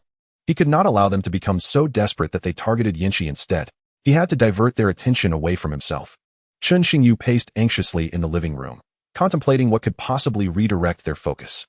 They desired the technology of the Lamborghini future era, but it was not so easily relinquished. Should they acquire it, they would inevitably discover that he harbored unspeakable secrets, such as how the future era had come to be. They would never believe it was of his own creation. Ultimately, they might even conjecture about extraterrestrial technology, at which point he would surely become the object of desire for every nation. Damn it, if it comes to that. I shall not hesitate to stir up some trouble for you all. Chapter 33. Return to East Africa. Qin Chuan had been experiencing a particularly dire time lately. Not only had his funding been severed, but he was also confined at home by Qin Zhengguo. Initially, he had stormed off to confront Chen Xingyu. But instead of delivering a blow to his ego, he found himself facing losses amounting to several hundred billion. Chen Xingyu, this is not over. You've made it so I can't even step outside my door. In a courtyard within the capital city, a Sihiyuan stands as a testament to wealth and status in a place where land is a precious commodity. This particular Sihiyuan belongs to the Qin family, a prominent clan in the capital. Qin Chuan was indeed born with a silver spoon in his mouth. Young master, shall I send someone to teach him a lesson and relieve your frustrations? As Qin Chuan's sycophant, this was an opportune moment to curry favor with his master. Indeed, if he dares to inconvenience me, he should not expect to fare well either. I entrust this matter to you. I want him to languish in a hospital bed for a month or two. When has he ever endured such humiliation? He has always been the one to bully others throughout his life. Understood, young master. You can await my good news. At that moment, the most incensed individual was undoubtedly Qin Zhengguo. What a useless fool. He has tarnished my reputation. In the Qin family's Sihiyuan, Qin Zhengguo sat in his study, his expression grim. Calm down, master. Who could have anticipated that those in Jiangcheng would support him so fervently? The family butler, Qin Shiming, attempted to console him. He spoke the truth. Who would have thought that the families in Jiangcheng would liquidate their assets to back Chen Xingyu? How can I remain calm? Do you know that the families in the capital are reveling in our misfortune? Not only did we fail to bring back the future era, losing face in the process, but we also incurred a loss of 600 billion. That is 600 billion, not 6 million. Indeed, the Dongyu Corporation hasn't refunded him either. Now, the money is firmly in Chen Xingyu's hands. This indignity is intolerable. Shiming, dispatch someone to bring that little brat back to me. I want to see if he possesses 3 eyes, daring to offend the Qin family. It seems that like father, like son. Qin Chuan and his father were indeed cut from the same cloth. In East Africa, Getru, a remote town engulfed in chaos, smoke billowing, houses collapsed, and walls riddled with numerous bullet holes. The bloodstains on the ground still glistened, and the air was thick with the acrid scent of gunpowder. All signs pointed to the recent outbreak of war. Suddenly, something rustled in the nearby bushes, and George emerged, flanked by 2 armed soldiers. Damn it! These people are utterly insane, not even sparing children.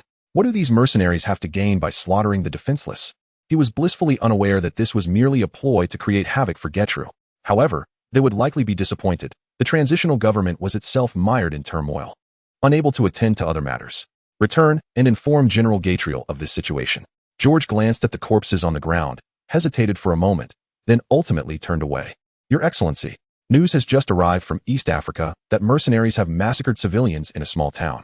Fact believe this to be fortuitous news. Are there any movements from other nations? Tep did not share in the joy. No, they are all observing, or rather waiting for someone to take the lead. Then let it be Japan. Inform them that how much they can secure depends on their own capabilities. Also, have our people prepare the moment Japan acts. We will follow suit. Tep picked up a brush, spoke, and then inscribed the word kill on the paper before him. East Africa is in chaos. Prime Minister, what does the United States mean by this? Are we to be the scapegoats? Exactly. Being the first to act could be perilous. Enough. I understand your concerns and the implications, but this time, Japan must take the lead. Yamano Ichiro interjected amid the heated debate. Furthermore, history has always shown that danger coexists with opportunity.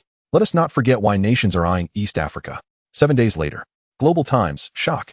Mercenaries in East Africa have brutally slaughtered 1,000 civilians in a small town. Eagle Nation BBC, A small town in East Africa has suffered a massacre at the hands of mercenaries. Is this a distortion of humanity or a decline in morality? The incident of the mercenaries slaughtering the East African town was reported by international media. Japanese headlines proclaimed, "Due to the merciless actions of East African mercenaries, our country has decided to dispatch troops to East Africa in 2 days, under the pretense of eliminating this inhumane group." Does Japan truly harbor such noble intentions? The answer, of course, is a resounding no. Does Japan think we are fools? Indeed, it's a case of putting up a facade. Nonsense. How could our great Japan engage in deceit? We are going to save them. Damn it. It's better if you remain silent. Your words only make me more nauseated. Does Qin Xingyu know about this? Of course, he does, and he has already made his way to East Africa. He was contemplating igniting this powder keg, and it appeared he wouldn't even need to ignite it himself. At Getru Airport, Qin Xingyu disembarked from the plane, accompanied by members of the Prince Party. They traveled light. As Qin Xingyu put it, they weren't on vacation, so why bring luggage? Is this really East Africa? It doesn't seem that chaotic. Huang Jinglei surveyed the surroundings of the airport, finding it less terrifying than he had imagined. Suddenly, several military trucks appeared at the airport entrance, filled with armed soldiers approaching them. Damn it, Huang Jinglei, you jinx. Zhao Jihua's pallid face turned even paler at this sight. Soon, the trucks halted before them, and George stepped out. Damn it, are they this brazen even at the airport? Tourists in East Africa were taken aback by the scene. Why would anyone travel to East Africa? A death wish, perhaps. Are you insane? Don't you know where you are? If they hear you, you'll be dead for nothing. The realization struck the man. This was indeed East Africa. Armed groups were as numerous as the stars. Young master, George has finally found you. Japan is quite arrogant in East Africa. Enough. I know what you intend to do. We'll discuss it upon our return. Hee. The young master understands me. Huang Jinglei observed George, who was engaging in light-hearted banter with Qin Xingyu. This must be the armed faction of the Prince Party in East Africa that the young master had previously mentioned. Though they were affluent second-generation heirs, they had never encountered such a scene. No one knew of Qin Xingyu's arrival in East Africa. The factions dispatched by the Qin father and son were destined to find nothing.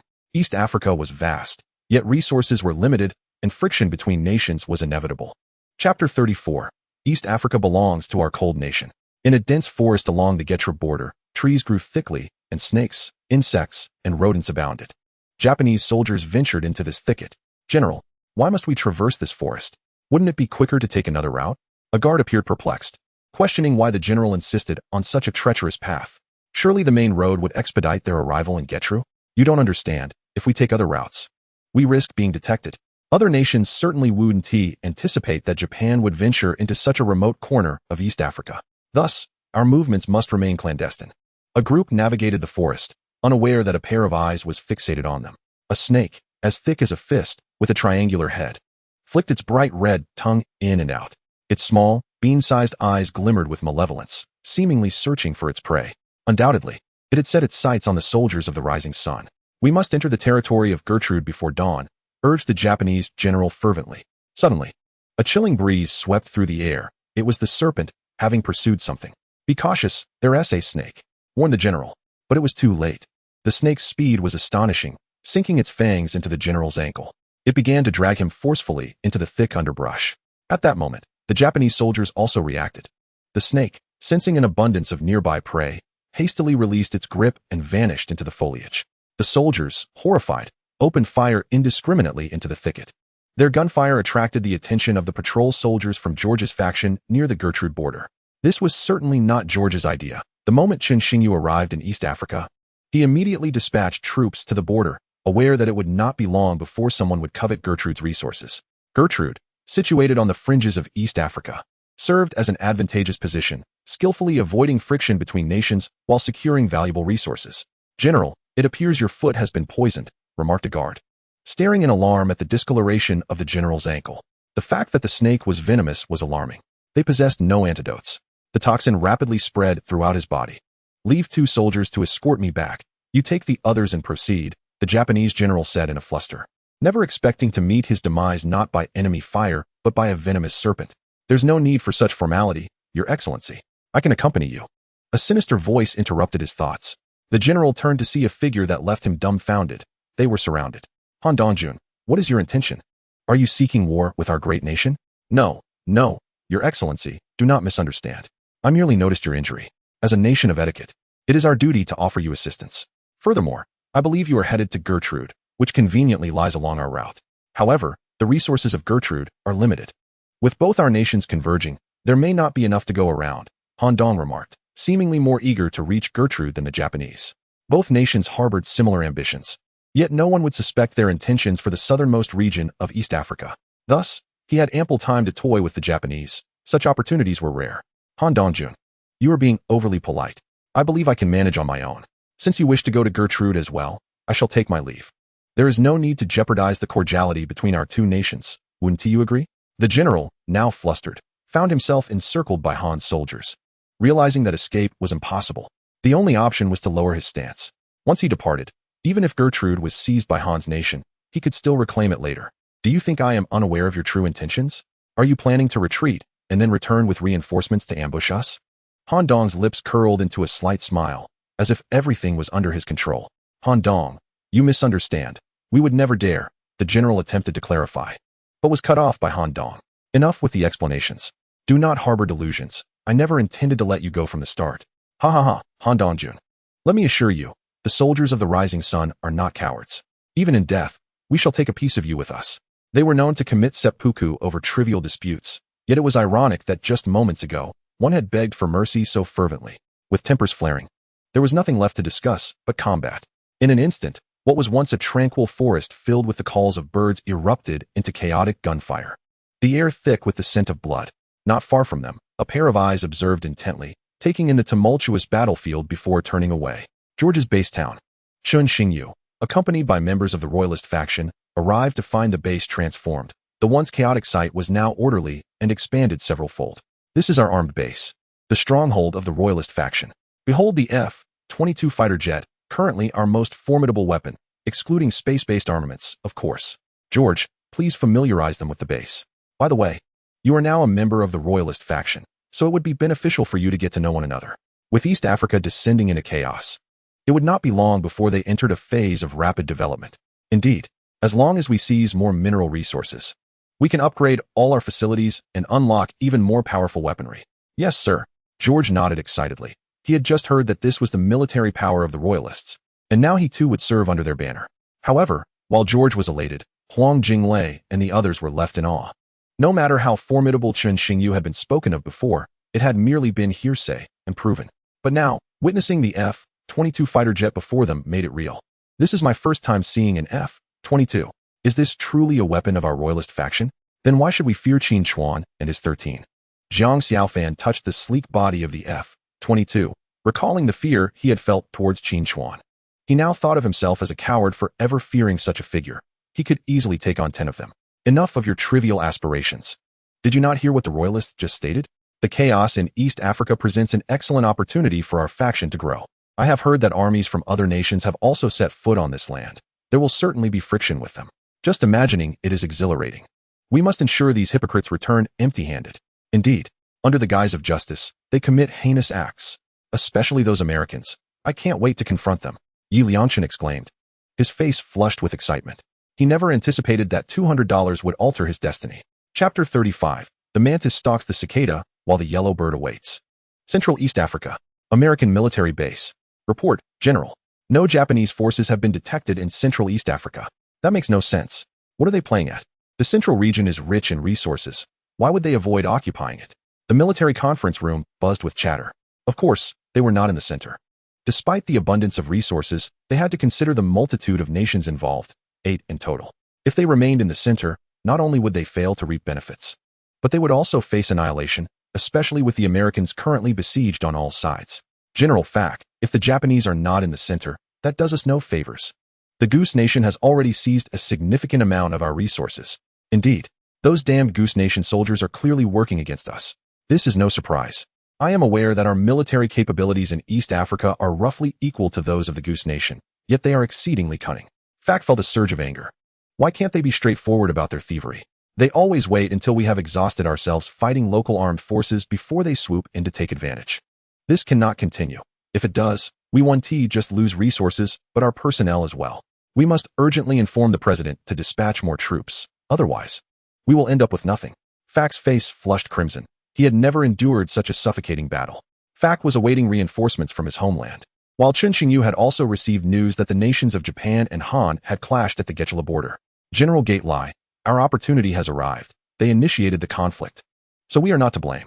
Gather the soldiers immediately. We shall confront these two nations. Chen Xingyu licked his lips. He had no mineral resources at his disposal now. So the priority was to eliminate the external threats before returning to cleanse the armed factions within Getchulu. Understood, young master. Gately was exuberant, dancing with joy. After enduring a prolonged stay in East Africa, the prospect of battle was exhilarating. Yet, perhaps he had grown a tad too enthusiastic. Suddenly, the entire base erupted with alarm bells, and soldiers from all directions hastened to the square. What is happening? Is the enemy attacking? Huang Jinglei was torn between excitement and fear, considering that he would soon witness the might of the J-20 fighter jets. But bullets are indiscriminate. No. The alarm merely signals us to assemble. We must hurry. Something important is afoot, and I have waited long enough. As George spoke, he dashed towards the square. Unaware that he had begun to yearn for battle, perhaps influenced by his prolonged association with Gately. After all, as the saying goes, one is influenced by their company. What is wrong with him? Why is he so eager for war? Xiao Zhihao observed George's fervor with confusion. Enough. Let us not forget the purpose for which the prince brought us to East Africa, Huang Jinglei interjected, racing off before anyone could respond. Soon, over 3,000 soldiers assembled in the base square, fully equipped, each adorned with a distinctive insignia, a blood-red moon. Upon closer inspection, it resembled a structure and magnified tenfold. 3 characters would reveal themselves: Prince's faction. From that moment, the Prince's faction had its own emblem. This was specifically designed by Chen Xingyu, symbolizing that wherever the moon's light shone, it marked the dominion of the Prince's faction. And what of those who dared defy it? They would be met with rivers of blood, hence the crimson hue of the moon. This was his objective, albeit not his ultimate aim. Young master, who are we to target?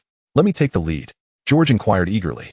Chen Xingyu momentarily faltered at George's words. Was this truly the same timid George from before? He glanced at Gately, then back at George. Had Gately's warlike spirit infected him? Very well, you may take the lead this time. The reason for this assembly is that enemy forces from 2 nations have crossed into the Getchula border, intent on pillaging and slaughtering. We cannot allow our homeland to be ravaged by outsiders. Fortunately, they have begun their own skirmish, which spares us much hassle. Thus, we must eradicate them completely. Chen Xingyu declared from the platform, his demeanor unflinching as he uttered these outlandish words. Yet, none dared to disregard his proclamation. To ensure absolute safety, he fortified himself further, spending 3,000 energy points to acquire a level 10 potion. Now, he too was a level 10 energy wielder. By all that is holy, we are truly going to war. I wonder if my slender limbs can withstand a single shot. Jiang Xiaofan mused, contemplating his arms. Will I even make it back? Xiaofan, are you scared? If you are, just admit it. No one will mock you, Huang Jinglei teased. Fear? Me? What a jest. Who do you think I am, Xiaofan? Believe me, I could easily send you to catch a bullet. Oh, please, Lei Xiaofan is just joking. All right, leave 100 men to guard the base, everyone else. Follow me. In no time, a battalion of over 2,000 soldiers trailed behind 10 main battle tanks, with 10 armed helicopters soaring above. In truth, Chen Xingyu may have been overreacting. The combined forces of Japan and Han numbered less than 1,000, and with their current conflict, perhaps fewer than half were still standing. At the Getchula border, Han Dongjun sneered. Do you truly intend to annihilate us, my dear general? Awaken. Even if I spare your life, can you hope to return? He mocked the Japanese general, whose ankles were bruised. Moreover, now that you've committed murder, what difference does it make to slay 20 more? Besides, you've already taken the lives of over 100 of our soldiers. How can I let you go? You are indeed amusing. General, stop speaking. They will not spare us. We'll cover your retreat. As long as you send the message, our homeland will avenge us, urged the general's aide, clutching his wounded arm. The result of prior gunfire. He knew he would not escape. What are you chattering about? Trying to stall for time? Do you have reinforcements? You do not. Han Dongjun seemed impatient, eager to dispose of them and proceed into Getchulu. Without hesitation, he fired at the Japanese soldiers, issuing his command. Bang! Watch out, general! The aide swiftly pushed the Japanese general aside. The shot struck him, hitting his heart. The aide collapsed, his breath fading. General, flee! He gasped, his final words before succumbing to silence. Yet, the gunfire did not cease with his death. Chapter 36, The Frenzied George. In the capital of Xia Nation, the Elder Council convened. Due to the special purpose of this meeting, all military generals were summoned to listen in. They understood the gravity of the situation. Let us discuss. Nations have already deployed forces to East Africa, and I trust you are aware of their intentions. I shall refrain from elaborating on the current state of Blue Star. Should we also send troops? The Grand Elder wore a smile, concealing his true thoughts. It goes without saying. They are all there for resources. We could have held off for a while longer, but the United States has ignited this spark with Japan. Naturally, we must respond. If we send troops, how will our people perceive their own nation, one that instigates war? Several elders voiced differing opinions. Historically, the hearts of the people dictate the fate of the realm. We cannot dispatch troops to seize resources, but we must ensure the safety of our compatriots still in East Africa, the Grand Elder asserted resolutely. Headline: To safeguard our compatriots remaining in East Africa, our nation shall dispatch military forces to escort them home safely. Voiceover: East Africa is currently in utter chaos. With mercenaries displaying unspeakable brutality, amidst the ongoing conflict, the populace is left homeless. Our compatriots from Xia Nation are enduring slaughter, yet our homeland shall never abandon its citizens. Rest assured, we are on our way. The video depicted the current state of East Africa. Collapsed buildings, smoke filling the air, spent shells littering the ground, craters scattered about, severed limbs, and the cries of wounded soldiers. Is this a war film? It has quite the authentic feel. Was that person just released from the station? This is real life. Indeed, the location depicted in the video is East Africa, which currently finds itself in a state of chaos. How tragic. I have a friend who ventured there prior to the outbreak of war. I am uncertain whether he has survived. Should he have perished, then my debt to him would become null. To the individual above, the fate of your brother seems inconsequential. The true relief lies in the fact that the debt need not be repaid.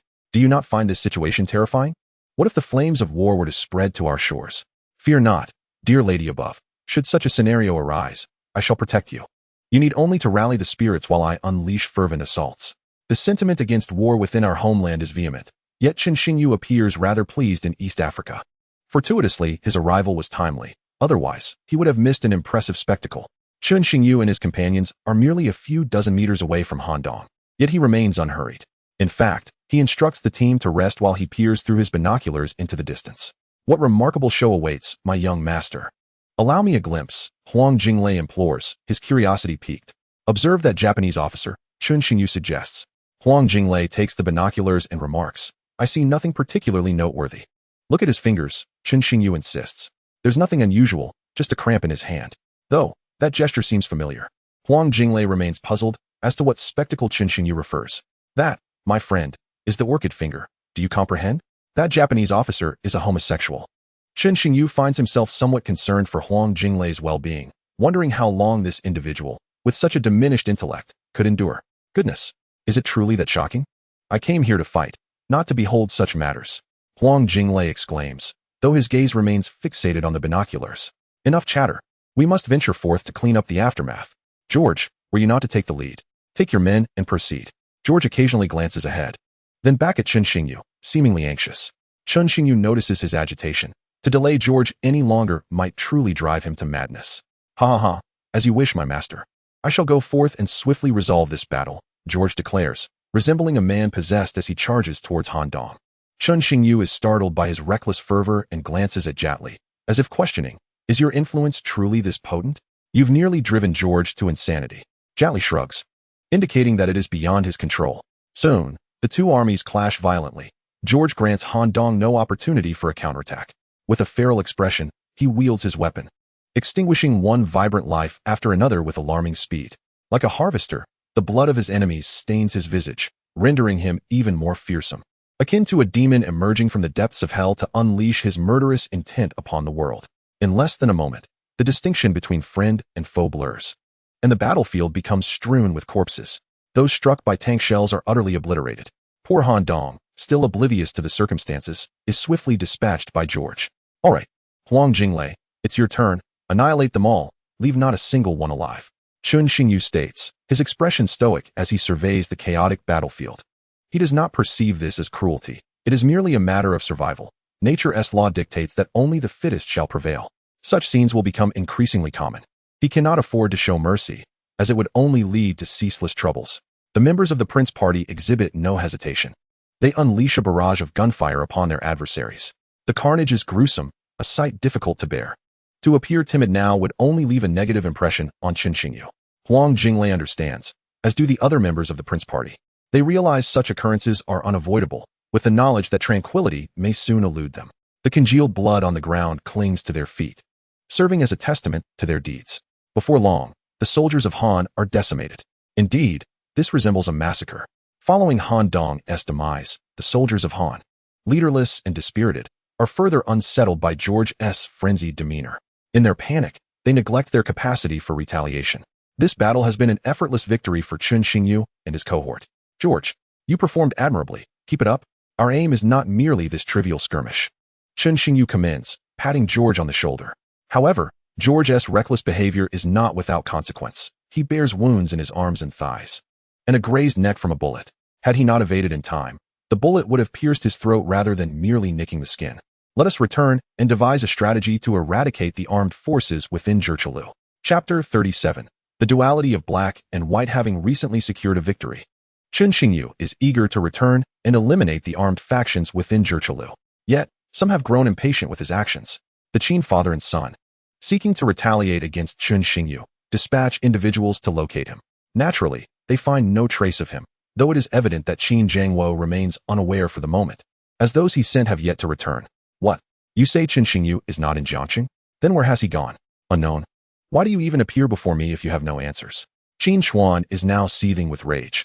Although Chen Xingyu is temporarily elusive, he cannot swallow this indignation. This will not do. I cannot remain at home any longer. I feel suffocated. I must seek out my father. With that, Qin Chuan disregards all caution, knowing only that he has been confined at home for half a month. Should this continue, he will surely lose his sanity. Unbeknownst to him, his father is even more anxious to locate Chen Xingyu. How is it that our people have yet to return with news? Qin Zhangwo is in a state of distress. Though a lack of communication does not imply misfortune, he harbors an ominous premonition. Something may have gone awry, but there is no reason for concern. Indeed, sir. The last message they transmitted was 2 days ago, indicating that they had not seen Chen Xingyu in several days. Dad, please, just let me out. I am about to suffocate here at home. At that moment, Qin Chuan bursts in, appearing quite aggrieved. Being a super-rich second-generation heir, being confined at home for half a month without going mad is quite the feat. What brings you here? I shall tell you this. If you wish to leave, you must first retrieve that 600 billion. A young master from the capital cannot afford to lose to a nouveau riche from Jiangqing. Do you have the audacity to face the world? I still have my reputation to uphold. Qin Chuan, upon seeing his father, is reminded of the derisive remarks made by the heads of other families. He should be grateful to be the only son of Qin Zhangwo, lest he be subjected to a severe beating. Dad, how about this? Release me, and I shall not linger in the capital. I will go to Jiangqing. Even though Chen Xingyu is not currently there, he will return one day, and then I shall ensure he knows the power of the Qin family. Qin Chuan gazes at his father with eager anticipation. Qin Zhangwo is about to refuse, but suddenly recalls his son mentioning that Chen Xingyu is not in Jiangqing. How do you know he is not in Jiangqing? Qin Zhangwo inquires, perplexed. I originally intended to send someone to confront him, but it seems they have waited for many days without encountering anyone from Chen Xingyu's side. Moreover, others following him have reported that he is not in Jiangqing. Qin Chuan gazed at his father's puzzled expression, feeling rather perplexed. Could it be that his father had already dispatched someone to Jiangqing even before Chen Xingyu?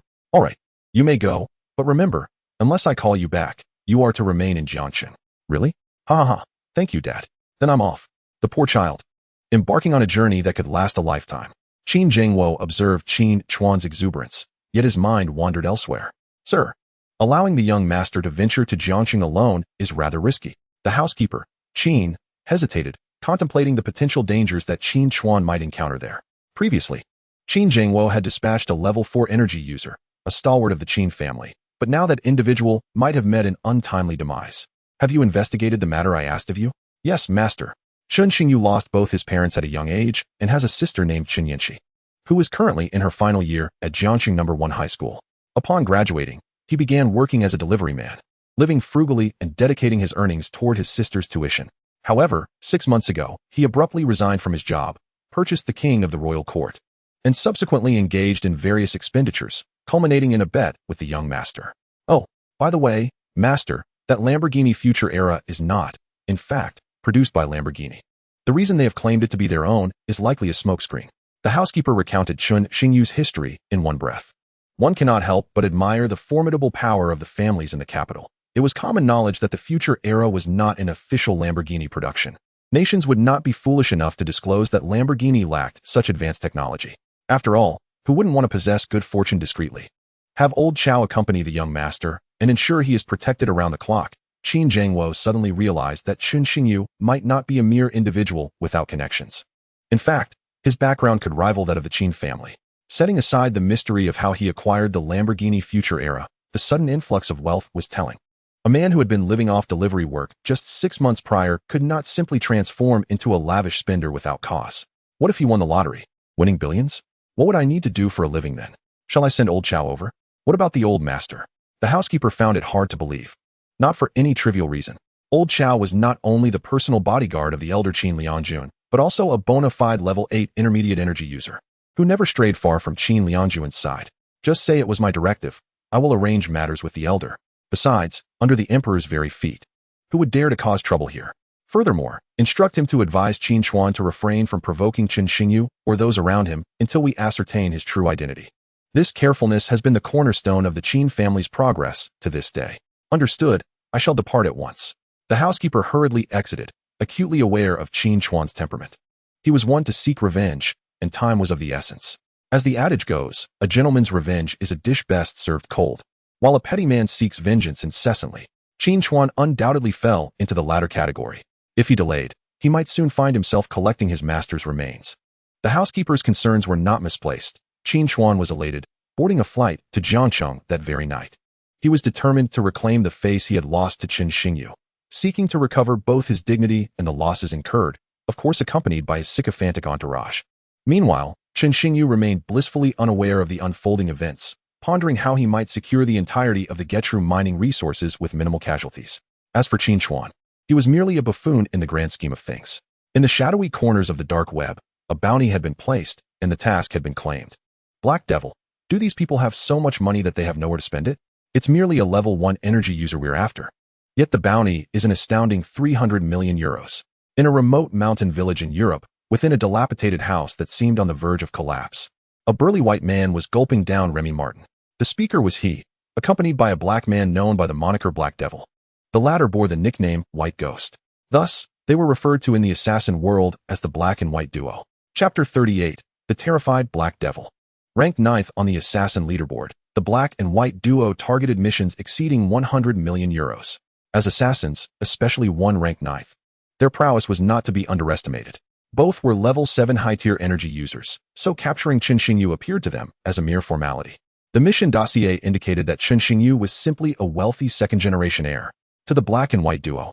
As long as the target was not an energy user above level 8, other identities mattered little. Thus, they unhesitatingly accepted the task. All right, White Ghost.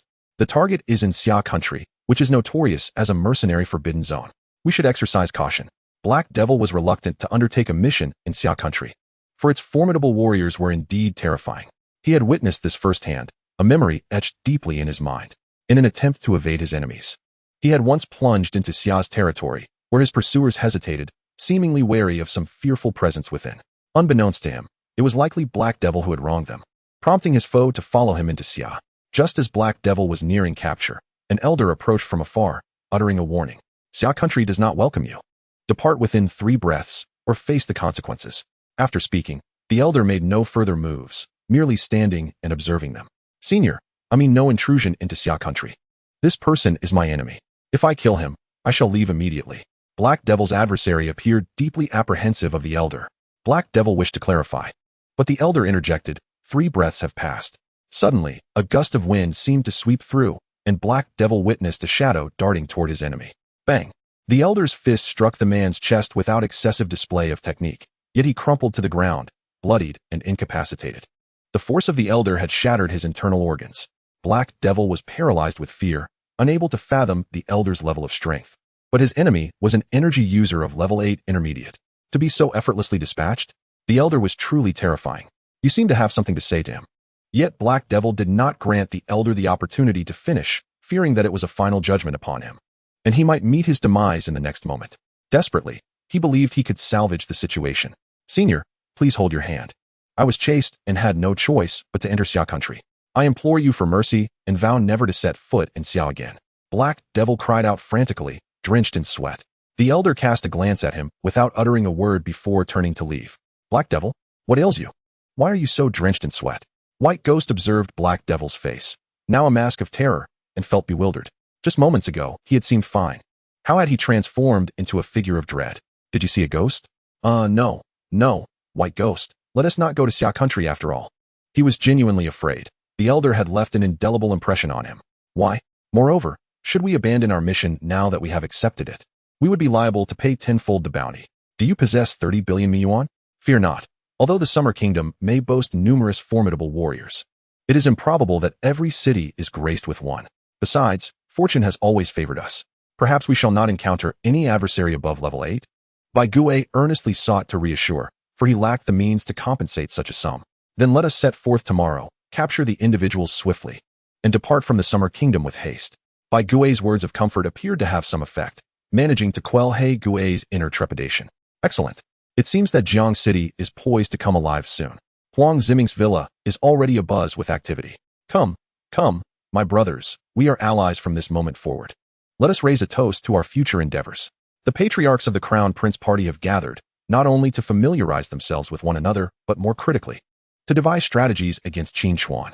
Qin Chuan arrived in Jiang City yesterday morning. Upon landing, he sought out those who had not allied with the Starry Sky Consortium. The reasoning behind this should not be difficult to deduce.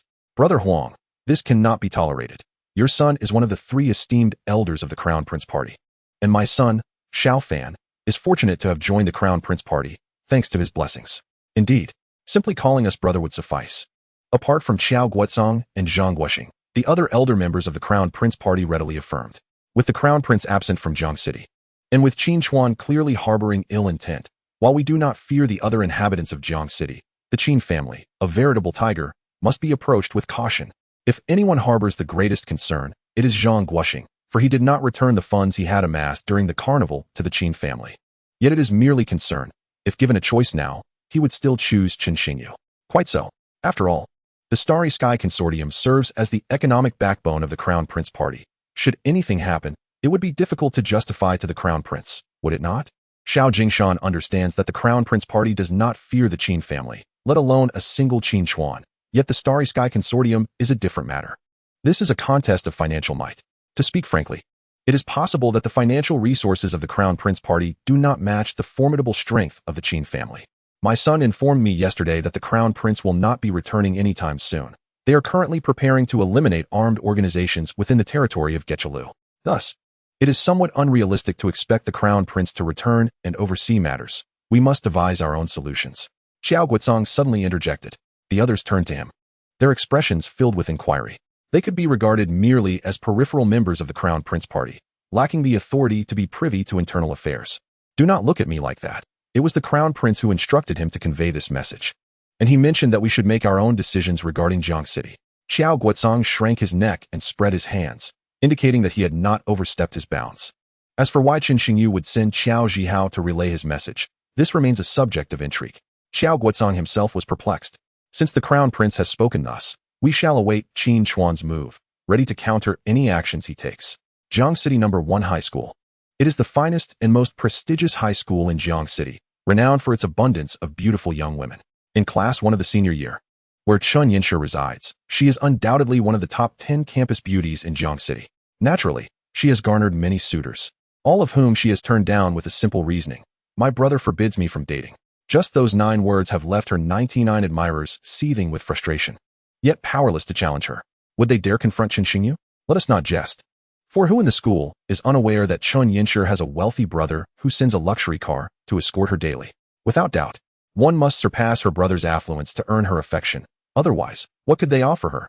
Honesty and a heart weighing merely 250 grams. Chapter 39. The superpowered individual, Yihiko. A rose, despite its thorns, remains exquisitely beautiful, attracting those who dare to pluck it, let alone Chen Yinshi, the epitome of a wealthy and beautiful young woman. Yinshi, are you free tonight? A new Michelin restaurant has opened in Jiang City, reputed for its delightful cuisine. I would be honored to dine with you. A young man clad in designer attire, adorned with a green water ghost watch and holding a bouquet of roses, stood at the entrance of Chun Yinshi's classroom, striking a pose he deemed impressive as he addressed her. This individual is the scion of the Song family in Jiang City. Though their business is modest, they hold their family name in high regard. They are known to be a family lacking arrogance, even when insulted by ordinary folk. They merely brush it off. However, they are wary of offending those they cannot afford to antagonize. Families of this nature often endure over time, yet they seldom achieve remarkable feats. Song Zhongji, however, typically would not dare pursue Chen Yinshi. It is well known that anyone from Jiang City would hesitate to harbor designs on her. It remains uncertain what emboldened Song Zhongji today. Who are you? I do not believe we are acquainted, Chen Yinshi replied, her tone tinged with impatience. She was genuinely vexed by these blindly self-assured individuals, who only sought to invite her to dinner or movies. Song Zhongji's face flushed, the atmosphere growing awkward. Haha, I neglected to introduce myself. My name is Song Zhongji. I have long admired the school beauty. Chen, upon seeing you today, I feel I may never love another woman in my life. Song Zhongji seized the opportunity to showcase his talents. His audacity is a hallmark of the Song family, and he has inherited it perfectly. You idiot. When did you become so audacious? Or perhaps your family has been lying low for too long and seek to rise again. At that moment, a girl sauntered past from the adjacent class, her long legs accentuated by white stockings, undeniably a goddess. The nearby admirers could hardly contain themselves. Who could withstand such a sight? JK paired with stockings. Who is she? I have never seen her at Jiang City No. 1 High School. What are you thinking? Do you know who she is? She is Shangguan Yu, the sister of Shangguan Yunxue. Oh my goodness. The sister of the goddess Yunxue? The Shangguan family's genes are exceptional. I truly wonder if their mother resembles a celestial being. The onlookers cast him incredulous glances. Mother-in-law? How dare you think such thoughts? Wipe the drool from your mouth first. Shangguan Yu approached Chen Yinshi with a light step, clearly familiar with one another. Goddesses tend to congregate, as seen now. You idiot. Song Zhongji gazed at Shangguan Yu's long, fair legs, swallowing hard, his eyes brimming with desire. Shangguan Yu was indeed a rare gem, perfectly described by the idiom childlike face, towering stature. I can't take it anymore. I must retreat to the dormitory. You all come up in half an hour. The surrounding boys seemed unable to withstand the visual feast, rushing to the dormitory, or, in more urgent cases, darting into the restroom. If you keep staring, I might just gouge your eyes out. Shangguan Yu glared at Song Zhongji, whose gaze was fixated on her legs, igniting her ire. Those legs are meant for her future partner alone. Individuals like Song Zhongji, mere pigs, should not lay eyes upon them. Yinshi, do not mind these filthy men. Their sweet talk is merely a ploy to deceive young women. Should you encounter such individuals again, you ought to trample them underfoot. Shangguan Yu grasped Chen Yinshi's arm, casting a fierce glare at Song Zhongji. In an instant, Song Zhongji felt a chill beneath him, hastily shifting his waist, relieved that it was still intact. Come, Yinshi, let us go dine. Shangguan Yu attempted to lead Chen Yinshi away, yet was interrupted. Miss, Butler Long just called, requesting Heezy to take you back immediately, she said. Suddenly, Yuhiko emerged from an unknown corner, intercepting their departure, casting a fleeting glance at Shangguan Yu, who stood beside Chen Yinshi. Since it's Uncle Long calling for me, let us return. There may be an urgent matter at hand. She then turned to Shangguan Yu and added, Sister Yu, let us dine together next time. I must take my leave now. Aware that she was Chun Xingyu's only remaining kin, she understood the peril that could arise from her being captured to threaten him. Thus, she could not afford to leave Jiangcheng or the influence of the prince's party lightly. She suspected that Chun Xingyu must have offended someone, for otherwise, there would be no reason for Yuhiko to be assigned as her protector. As for Yuhiko's capabilities, she remained unaware, only noting her elusive nature. Very well. It is settled then. You must treat me next time, Shangguan Yu remarked, pinching Chun Yinshi's cheek. Watching the retreating figures of Chun Yinshi and Yuhiko, her smile gradually faded, replaced by an expression of chilling coldness. Not an energy wielder, yet why does she instill such a disquieting sensation? How peculiar. Even more alarming is the fact that I failed to discern her point of emergence. This implies that had she wished to end my life just now, Shangguan Yu felt a tremor of fear, akin to having narrowly escaped the clutches of death. Yet, this added an intriguing twist to the narrative, albeit it mattered little. As long as she gained the trust of her enigmatic counterpart, all obstacles would be surmountable. A subtle smile graced her lips as she embraced the persona of an adventurer, seeking thrills. Her current demeanor starkly contrasted with her previous self, if one were to liken her to the seasons. She had transitioned from the vibrant hues of spring and summer to the frigid bleakness of winter, an unforgiving winter devoid of autumn. Surely, a beauty remains a beauty, even when divested of her garments. Miss, it would be wise to maintain distance from that woman. She is no ordinary individual, and her intentions in approaching you likely hold ulterior motives, Yuhiko advised from the passenger seat, her gaze fixed on Chun Yinshi. Her instincts warned her that Shangguan Yu's friendship with Chun Yinshi was not without purpose. This was disconcerting news, compelling her to inform Zhou Jinlong to relay this to Chen Xingyu. Surely not. Sister Yu has been quite kind to me, Chen Yinshi replied, perplexed by Yuhiko's caution. Just remember, there is only one person in this world worthy of your trust. That is young master. His decision to assign me to your side signifies your current lack of safety. Understood. I shall remain vigilant until my brother returns. I shall not stray beyond school or home. She could doubt everyone else, but her faith in Chen Xingyu was unwavering, for he was her brother and her sole family. Chapter 40. Assassins Strike in the Royal Pavilion. Butler Zhou, should we inform the young master of this situation? While we may be uninvolved, any harm that befalls the young lady would be concerning, Huang Ziming expressed with evident anxiety. He had initially believed that only Qin Chuan had arrived in Jiangqing, but he had just received word from Qin Daohai that a contract had been placed on the dark web to capture Chen Xingyu. While Chen Xingyu was currently absent from Jiangqing, Chen Yanshi remained, a potential target should those assassins act recklessly. Receiving this information, he hastened to find Zhou Jinlong. Rest assured, I shall provide round-the-clock protection for the young lady from this moment forth. The young master is at a critical juncture, Zhou Jinlong assured. He was uncertain of the strength of the approaching assassins, yet he possessed unwavering confidence in his own abilities. Indeed, please be assured, even if it costs me my life, I will not allow the young lady to come to any harm, Huang Ziming pledged fervently. In an inconspicuous small hotel in Jiangqing, the so-called assassins lay in wait. White Ghost, what have you uncovered? Black Ghost, anxious to leave Xia country, felt an ominous premonition about this venture. All is clear, we will act tonight at Villa No. 1 in the Royal Pavilion, White Ghost declared, taking a swig of beer, brimming with enthusiasm. He felt that the 300 million yuan reward was within easy grasp, having traversed the borders of Xia country without a hitch. Very well, we strike at 9 o'clock. Time flew swiftly, and nightfall arrived. The night in Jiangsheng was intoxicating. Awash in the glow of myriad lights, the towering skyscrapers donned garments of jewels, while the streets transformed into shimmering rivers of starlight. It was an era of excess and indulgence. 2 figures stealthily approached the royal pavilion, slipping past the drowsy guards to reach Villa No. 1. Take the young lady to her room. We have guests arriving. Zhou Jinlong instructed the 10 second-tier soldiers left behind by Chen Xingyu, ensuring Chen Yanshi's safety. He then made his way towards the entrance, his eyes alight with deadly intent. At the entrance, the notorious duo, Black and White Ghosts, initially puzzled by the emergence of an elderly man, soon sensed something amiss. For in the elderly man's eyes, they discerned a heavy aura of menace. Old man, who are you? Where's the master here?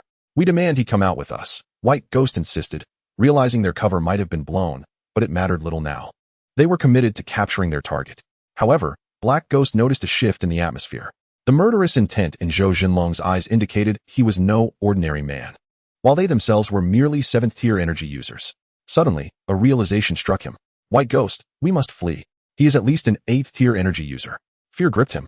And in that moment, he no longer cared about any compensation. His sole desire was to escape. White Ghost's pupils dilated as he turned to flee in a panic. Yet, they were too close to Zhou Jinlong, and let us not forget, Zhou Jinlong was a 10th-tier energy wielder, his speed unfathomably superior to theirs. In the blink of an eye, he blocked their path. You two are assassins? But isn't your approach rather absurd? Senior, please, you misunderstand. We were merely... The duo knelt in frantic supplication, the elder's prowess instilling an abyss of despair within them. You wish to claim you were merely passing through? Zhou Jinlong queried, his voice a stern command. Why yes, indeed, Black and White Ghosts stammered, raising their heads hesitantly to meet his gaze. They beheld eyes that resembled swirling vortices, drawing them into a trance-like state, their minds rendered vacant.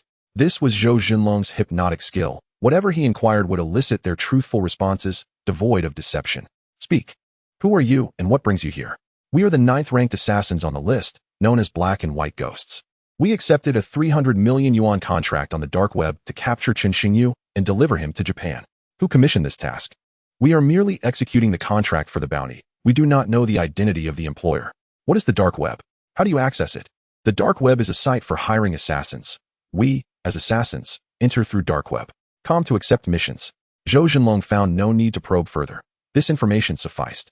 He dialed Huang Ziming, instructing him to confine these 2 assassins alongside the previous individual from Japan.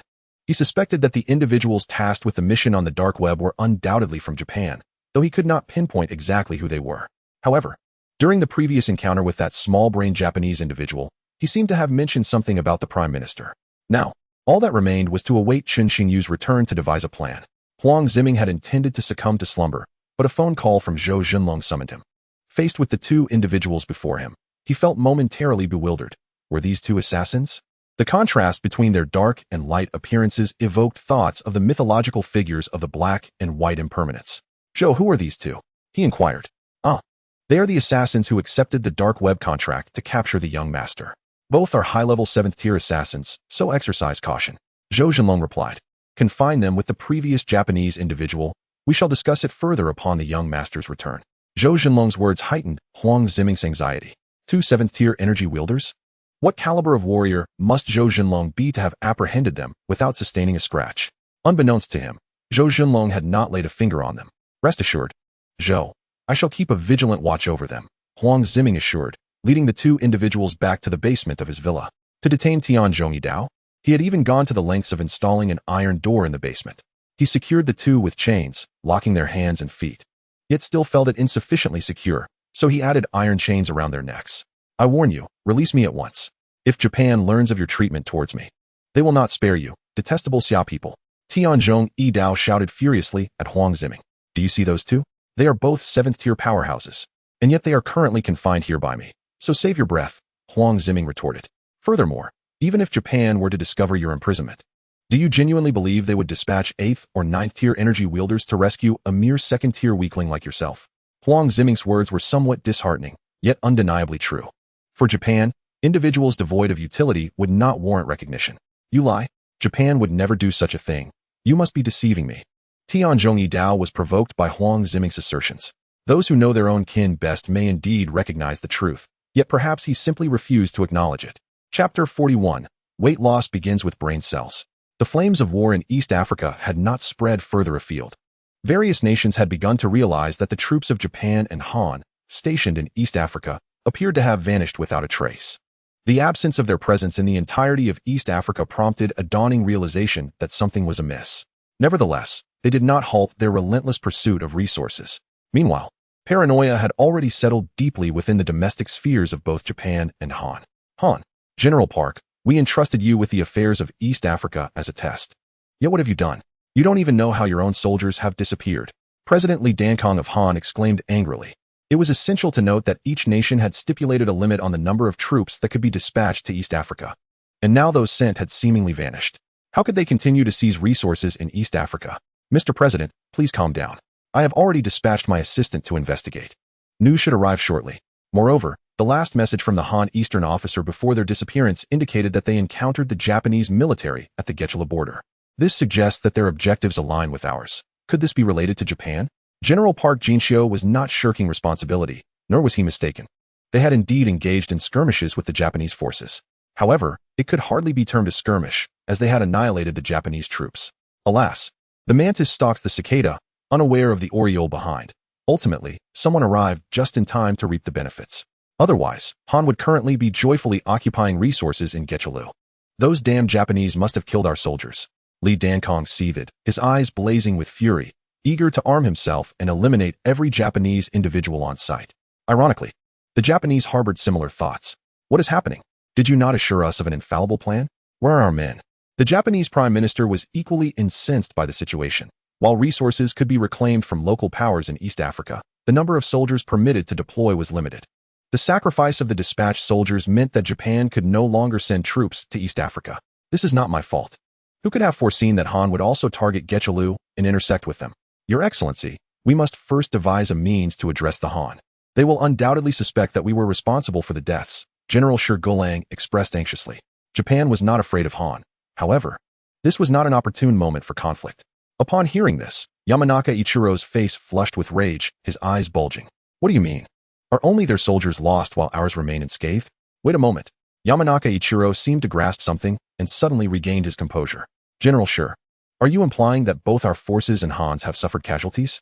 Yamanaka Ichiro found the situation rather peculiar. During the engagement, why was there not a single survivor? Indeed, Your Excellency, this suggests that besides Han's forces, there was a third party involved. Yet, why has no news emerged about this third party? Which nation could it be? Or is it the local armed forces of Getchulu? It appears so, Your Excellency, but we must find a way to deploy more troops to East Africa. Otherwise, we will have lost hundreds of soldiers in vain. Undeniably, General Shi Guolang's mind was sharp. He understood that now was not the time to investigate who was responsible for the deaths. The priority was to seize resources.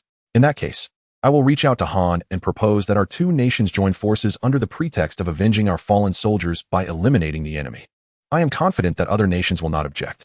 He believed that Han would be equally inclined to do so, as it would be mutually beneficial. Chun Xingyu remained oblivious to the failure of his plan. Initially, he could have allowed the Han troops to enter Getchulu's territory, leading to inevitable conflict with the local armed forces. No one would stand idly by while their resources were being seized. In this manner, he could have resolved the issue with the armed forces in Getchulu, and even if Han were to falter, it would not matter, at the very least. It would deplete their soldiers and ammunition. Yet, Chen Xingyu chose to keep them outside the borders, intending to foster suspicion among the nations, allowing him to deal with the internal armed organizations at ease. Unfortunately, the outcome was contrary to his expectations. Had he known that resources on Blue Star were nearing depletion, he might have thought differently. Without resources, development would become untenable. As long as their interests were not jeopardized, they would remain indifferent. The ambitions of both Japan and Han to use this incident as a pretext to further deploy troops to East Africa had become a topic of fervent discussion among the nations. Yamanaka Ichiro had truly devised a clever scheme, deliberately concealing the soldiers in East Africa, then seeking an excuse to continue deploying forces there, thus strengthening their military might over others. At that point, leveraging their numerical superiority, they would consume the resources of the other nations, truly audacious. Tepu had long anticipated that Japan and Han would seek justification to continue their military endeavors, whether by concealing soldiers or genuinely suffering losses. Either way, they stood to gain.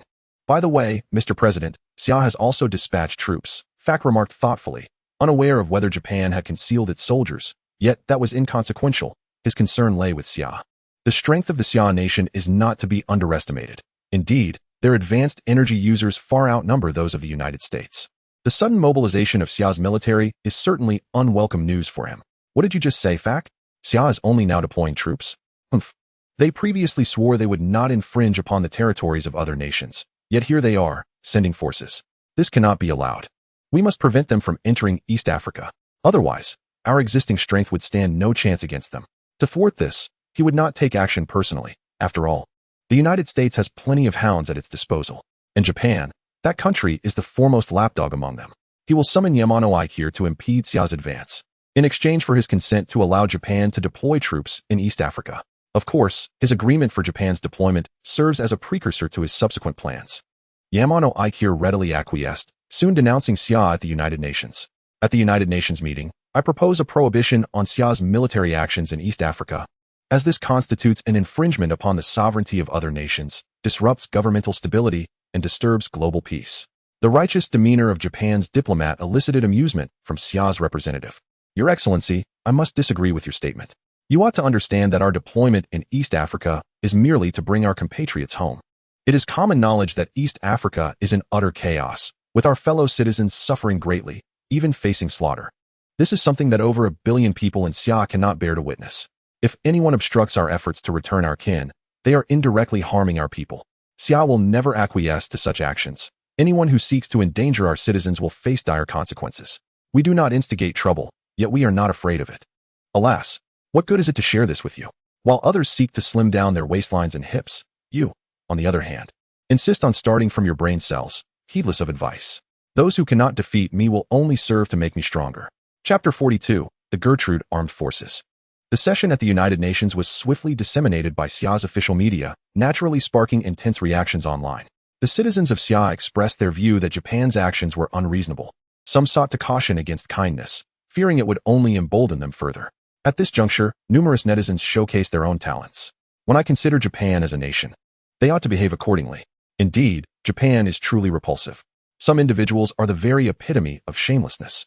Amidst this, an informed individual stepped forward to comment. You may not be aware, but Japan and many Western countries have already deployed troops to East Africa under the pretense of assisting in the eradication of mercenaries. This is all a fade. Their true intent is to take advantage of the chaos. How do you know this? Yes, such secrets are spoken of in various settings. Do you not fear for your life? Would I be afraid? I am currently in East Africa, uncertain if I will survive until tomorrow. Here, the flames of war rage daily, and one can never tell when their life may end. Damn, Japan is truly despicable. Do not worry, our nation's military will surely bring you back safely. It is impossible for the United States to employ such tactics to thwart Xia's military endeavors. Not to mention the Chinese diaspora in East Africa, Xia would spare no expense to retrieve its people. We cannot allow Japan to grow arrogant. We must boycott Japanese goods to make them understand we are not easy to bully. Exactly, I just broke my son's 2B pencil. Why did you break a 2B pencil? Because 2B is endorsed by Japan.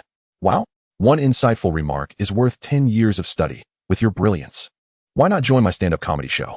Once the topic of boycotting Japanese goods was broached, it became an unstoppable wave, especially in light of the harrowing plight of the Chinese in East Africa. A fervent movement to resist Japanese products erupted online.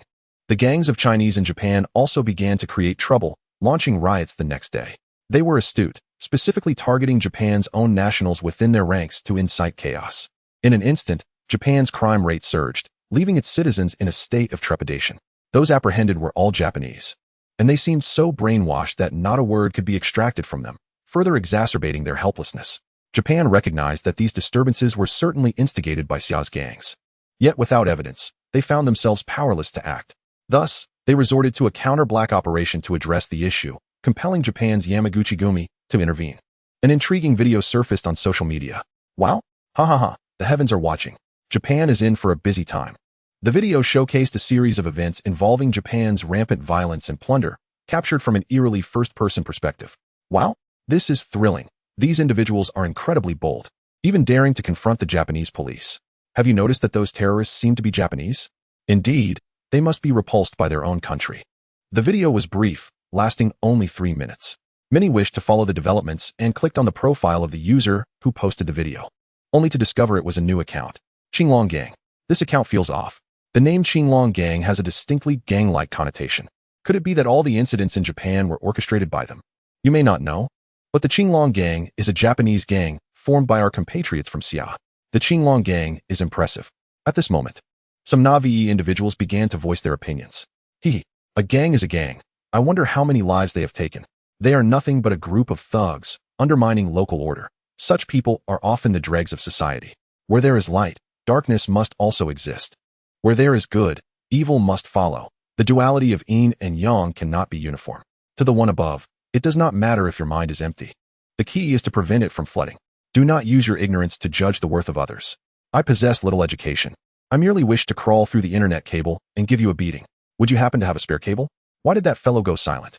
As I say, the sage speaks not like a peach or plum, while the common folk remain mute like a wooden chicken. The Qinglong Gang found themselves entangled with Japan's Yamaguchi-gumi, forcing them to cease their terroristic actions against Japan.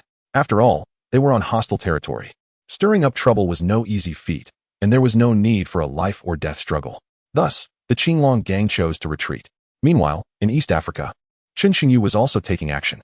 George, send someone to invite the leader of the Gertrude interim government, stating that I wish to discuss an urgent matter. Chen Xingyu summoned George, knowing that as a native of Gertrude, he would likely be more persuasive. Yes, young master, I shall send someone immediately. No, George. You must go in person. You must bring him back. Do you understand? He believed that sending someone else might not yield results. Do not worry, young master. If it were before, I might have struggled to bring him back, but now I am confident I will succeed. George declared with conviction. In the past, even the interim government of Gertrude would have been able to seize his resources without resistance. Now, he fears no one. This is the confidence that power bestows. With Chen Xingyu by his side, he possesses not only the necessary resources, but also formidable artillery. What, then, is there left to fear? If this matter is handled adeptly, I shall make you president, Getchelu. Really, young master? If I become president, can I slap the little Japanese nation in the face? I have long harbored disdain for them. Little Japan, who did I provoke? Chen Xingyu, no worries. Not only can we slap them, but we can also deal with their leaders without anyone daring to touch you. Ha ha ha. With your assurance, young master, I feel at ease. I shall go and gather support. George's heart soared. He realized that becoming president was not as daunting as he had imagined. It was merely a matter of a few words from the young master. He harbored no doubts about Chen Xingyu's intentions. In his eyes, Chen Xingyu was akin to a deity. Indeed, Chen Xingyu was not deceiving him. He genuinely wished for George to ascend as the president of Getchelu. Firstly, because George was a native of Getchelu, and secondly, there was no one else around Chen Xingyu suitable for this position, as Jadal was unfit for the role. The provisional government of Getchelu was a splinter faction from the original government. Thus, to govern this nation, it was imperative to bring them under control. Chapter 43, The Provisional Government of Getchelu. In the White House of the United States, the presidential office, Yamano Ikaru had sought out a fool to serve as a diplomat, causing turmoil in global peace. Did they genuinely believe such absurdities? Nevertheless, it mattered little, for our aim was never to thwart Xian nation. Tep, upon hearing the Japanese diplomat's foolishness, found himself both enraged and amused. Your Excellency, what shall we do now? Our forces in East Africa cannot possibly match those of Xian nation. What if we encounter them? Fack had little interest in the mental state of the Japanese diplomat. His own life was precariously linked to the situation in East Africa. Fear not. Hasn't Japan breached the rules? If they disregard the regulations, do we still need to adhere to them? Fack, I trust you know what to do. Damn, this was the ruse. He had never intended to prevent Xian Nation from deploying troops. His main goal was to incite Japan to continue sending troops to East Africa, thereby allowing him to claim they were not adhering to the rules, giving the United States justification to reinforce its presence in East Africa. As for why he wanted Japan to obstruct Xian Nation at the United Nations, it was to cultivate animosity towards Japan. If Xian Nation were to encounter Japanese forces in East Africa, would there be any hope for reconciliation? The United States could then confidently seize resources without diverting attention to Xian Nation. Ha ha ha. Understood. I assure you will not be disappointed. Fack was elated. This was clearly a directive for him to bolster military presence in East Africa, creating a significant surprise for other nations. They would remain oblivious to the formidable adversaries they would soon face in East Africa. George now walked with an air of confidence, envisioning the imminent prospect of the presidency, his heart brimming with delight. The leader of the provisional government of Getchelu was Brugra. Before the government S division, he had merely been a commander. The military structure of Getchelu differed greatly from that of other nations, primarily due to their limited resources, with a division comprising only about 7,000 personnel. Their equipment and ammunition were insufficient for prolonged warfare. Currently, Brugra could be considered among the top 3 armed forces in Getchelu, yet on the East African stage, he seemed rather insignificant. He had never contemplated unifying Getchelu. Firstly, he lacked the confidence, and secondly, it was unnecessary, as long as there were other armed factions in Getchelu. East African nations would have no opportunity to encroach upon his territory. Commander, there is someone at the door seeking your audience. Brugra's adjutant entered, gazing at the robust man before him, who was resting with his eyes closed. A flicker of fear crossed his gaze as Brugra's adjutant. He understood the man's temperament all too well. The brutality of Brugra was beyond description. He feared that a single misstep in his words could result in his execution, which was why he was privately referred to as the tyrant. This was no exaggeration. It was a stark reality, albeit hard to fathom. Who dares disturb my afternoon repose? You best provide a satisfactory explanation, or you know the consequences, even as my adjutant. Brugra squinted, his eyes perhaps perpetually narrowed. Commander, please spare me. The individual outside claims that their master has urgent matters to discuss with you. I feared delaying your important affairs, which is why I entered to report. The adjutant, trembling, knelt on the ground, his complexion pale and slick with sweat from the tension. The name tyrant loomed over him like a specter from hell. What nonsense! Who in Getchelu would dare refer to themselves as master? I refuse to see them.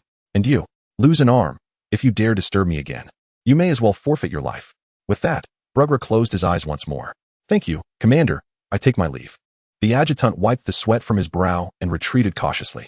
George sat on the sofa outside, casually sipping tea, entirely dismissive of the dangerous atmosphere. Having spent ample time alongside Hitler, his audacity had grown. Ah, General, I sincerely apologize, but the commander is occupied and may not be able to meet with you. The adjutant said with a smile, displaying intelligence and not underestimating George due to his position as Brugra's subordinate, while also ensuring a path of retreat for himself. The tyrant had grown increasingly arrogant, showing no consideration for our master. Recently, the Cold Army and the Japanese forces also disregarded our master's authority. Do you see any trace of their corpses now? Inform the tyrant that if he believes he possesses the strength to challenge our master, he need not bother with courtesy. If not, he is to arrive in Baka town by 7 this evening. Should he be even a minute late or fail to appear, I guarantee that our fighter jets will lay waste to this place at dawn. George gestured around him before speaking nonchalantly. Yes, I shall convey your message, rest assured. General, this is but a small token of my esteem for you, the adjutant said, producing a small pouch of diamonds and placing it in George's hand with utmost reverence. George, seizing the unexpected fortune, accepted it without hesitation. Ha ha ha, you are quite amusing. George chuckled, patting the adjutant's shoulder before turning to depart. As for whether Brugra would show up that evening, he harbored no concerns. As long as Brugra wished to live, he believed the commander would certainly attend. After George's departure, Brugra's adjutant fell into deep contemplation, uncertain of what George sought from Brugra. However, he was certain it was not a favorable matter. Recently, the disappearance of Japanese and Cold Nation troops had indeed been orchestrated by them, yet Getchelu did not possess such formidable armed forces. Regardless, this was an opportunity. He could no longer remain by the side of the tyrant. He was genuinely terrified of being near Brugra. It was not just him. Anyone familiar with Brugra would prefer to keep their distance. No one knew if today's meal would turn out to be their last. He had grown weary of such a life. Adjutant, where the hell have you gone? Brugra groaned, massaging his temples, his impatience apparent. Yes, Commander, do you require something? The adjutant instantly sprang into action, rushing towards Brugra. Has the person left? Yes, Commander. Oh, Commander, I have urgent matters to report, the adjutant stammered, his hands trembling. Apprehensive about the implications of Brugra raising his arm. Speak. Commander, not long ago, the armies of Japan and Han vanished without a trace. It would be more accurate to say they were eradicated, and the very individuals responsible for their demise are the ones who just sought you out. What? Why didn't you mention this sooner? Do you wish to see me dead? I could very well execute you on the spot. Upon hearing this, Brugra's fury ignited, and he seized his sidearm, poised to grant the adjutant a swift end. Calm yourself, Commander. This information was just conveyed to me by that very individual, and he instructed you to arrive in Baka Town by 7 o'clock tonight. Furthermore, he ominously warned that should you dare to be even a minute late or fail to attend, our positions would be raised by their fighter jets come dawn. The adjutant trembled slightly, beads of sweat cascading down his chin and pooling on the floor. Chapter 44, The Tyrant's Name. This time, Brugra did not erupt in anger. The reason was simple. Those with power can dictate their whims. He was acutely aware that he could not contend with Chun Xingyu and his faction. Adjutant, prepare a gift at once. I shall make my way to Baka Town tonight. How many men shall we take, Commander? 500. Although I remain uncertain as to their intentions for summoning me, it is prudent to safeguard my own life. Brugra, known for his brutality, was equally fearful of death. Wherever he traveled, he ensured a battalion of soldiers accompanied him, even to the restroom, where a dozen guards would stand vigil. Understood, Commander. I shall make the arrangements immediately. Wait, why is your arm still intact? Brugra glared at the adjutant's unscathed limb, feeling provoked and insecure, suspecting possible treachery. Commander, I believe it prudent to retain my arm for tonight's journey to Baka, as we are encroaching on unfamiliar territory. This will better enable me to safeguard you. Rest assured, I shall sever it come morning. Upon hearing Brugra's words, the adjutant's heart quaked. Evidently, the tyrant still desired his arm. He knelt, head bowed in trepidation. Yet his eyes now brimmed with malice rather than fear. Faced with the capricious Brugra, he questioned whether he would emerge alive from this encounter. Is this truly your sentiment? Brugra, observing the kneeling adjutant before him, fell into contemplation. He recalled having slighted George, the envoy from the opposing faction, and surmised that he must have left a poor impression. He pondered whether to spare the adjutant's life, only to execute him in front of Chun Xingyu later that night in Baka, thereby shifting the blame entirely onto him, feigning ignorance of George's visit. Very well, go prepare. Brugra commanded. Thank you for your mercy, Commander. I shall attend to it immediately. The adjutant, drenched in sweat, hastily departed. Upon returning to Baka, George sought out Chun Xingyu to report his findings. Master, the tyrant is utterly ungrateful. Does he truly believe he is safe within Gertrude? George harbored resentment for Brugra's dismissal. Feeling belittled, Chun Xingyu was taken aback. Just prior, he had confidently assured he would bring the man back, yet now he found himself inundated with curses. What is the matter? Such a temper. Let me guess, you did not encounter him? Chun Xingyu mused, resting his chin on his hand. Incredible. How did you know, Master? It's written all over your face. Pray tell, what transpired? And who is this tyrant you speak of? Chun Xingyu rolled his eyes at George. The provisional government of Gertrude is under Brugra's control, and due to his ruthlessness, he frequently executes his own subordinates without hesitation. Thus, he is privately referred to as the tyrant. When I went to see him, his adjutant nearly lost his life for disturbing his slumber. Forget about Brugra's minions, even George, with his brutal reputation, is nothing short of a demon. By my life, how does he maintain such a volatile temperament without his subordinates revolting? If it were me, I would have drawn my weapon against him long ago. Chun Xingyu was astonished. It was nothing short of a miracle for Brugra to still be alive. Yet, he firmly believed that resentment among his followers had reached a boiling point. He had no doubt that, given the opportunity, Brugra would meet his end. Since the man has not been found, does that not render our efforts futile? Chun Xingyu felt a twinge of disappointment. He had initially intended to leverage Brugra's forces to eliminate the armed factions within Gertrude, thereby reaping the rewards effortlessly. Not at all, Master. He will undoubtedly come. Why do you assert that? Chun Xingyu inquired. Because he is timid and deeply afraid of death. I had a discussion with his adjutant, who mentioned that if he does not show up, our fighter jets will lay waste to their territory by morning. George appeared to possess a profound understanding of Brugra, suggesting he had previously kept a close watch on him. It would be ideal if he comes. If not, we shall advance upon him ourselves and see how he evades us. The night in East Africa was fraught with unrest and danger. As one began to succumb to slumber, the ground would occasionally tremble, an unsettling reminder of ordnance striking the earth. East Africa was relentlessly ravaged by gunfire. At precisely 7 o'clock, numerous soldiers gathered outside Mbaka town, prompting the local populace to scurry to their basements for refuge from the impending conflict, which they had excavated for such emergencies. Master, the tyrant has arrived. He is truly terrified of death, bringing along 2 battalions of soldiers. George scoffed at this, for they were on their own turf. Did Brugra truly believe that a mere few hundred men could secure his safety? How many are in a battalion? Given that this was East Africa, the military structure differed from other nations. Throughout East Africa, a battalion typically comprised over 200 soldiers, a regiment about 1,500, a brigade between 2,000 and 3,000, and a division around 5,000. Very well, ensure Hitler maintains control over them.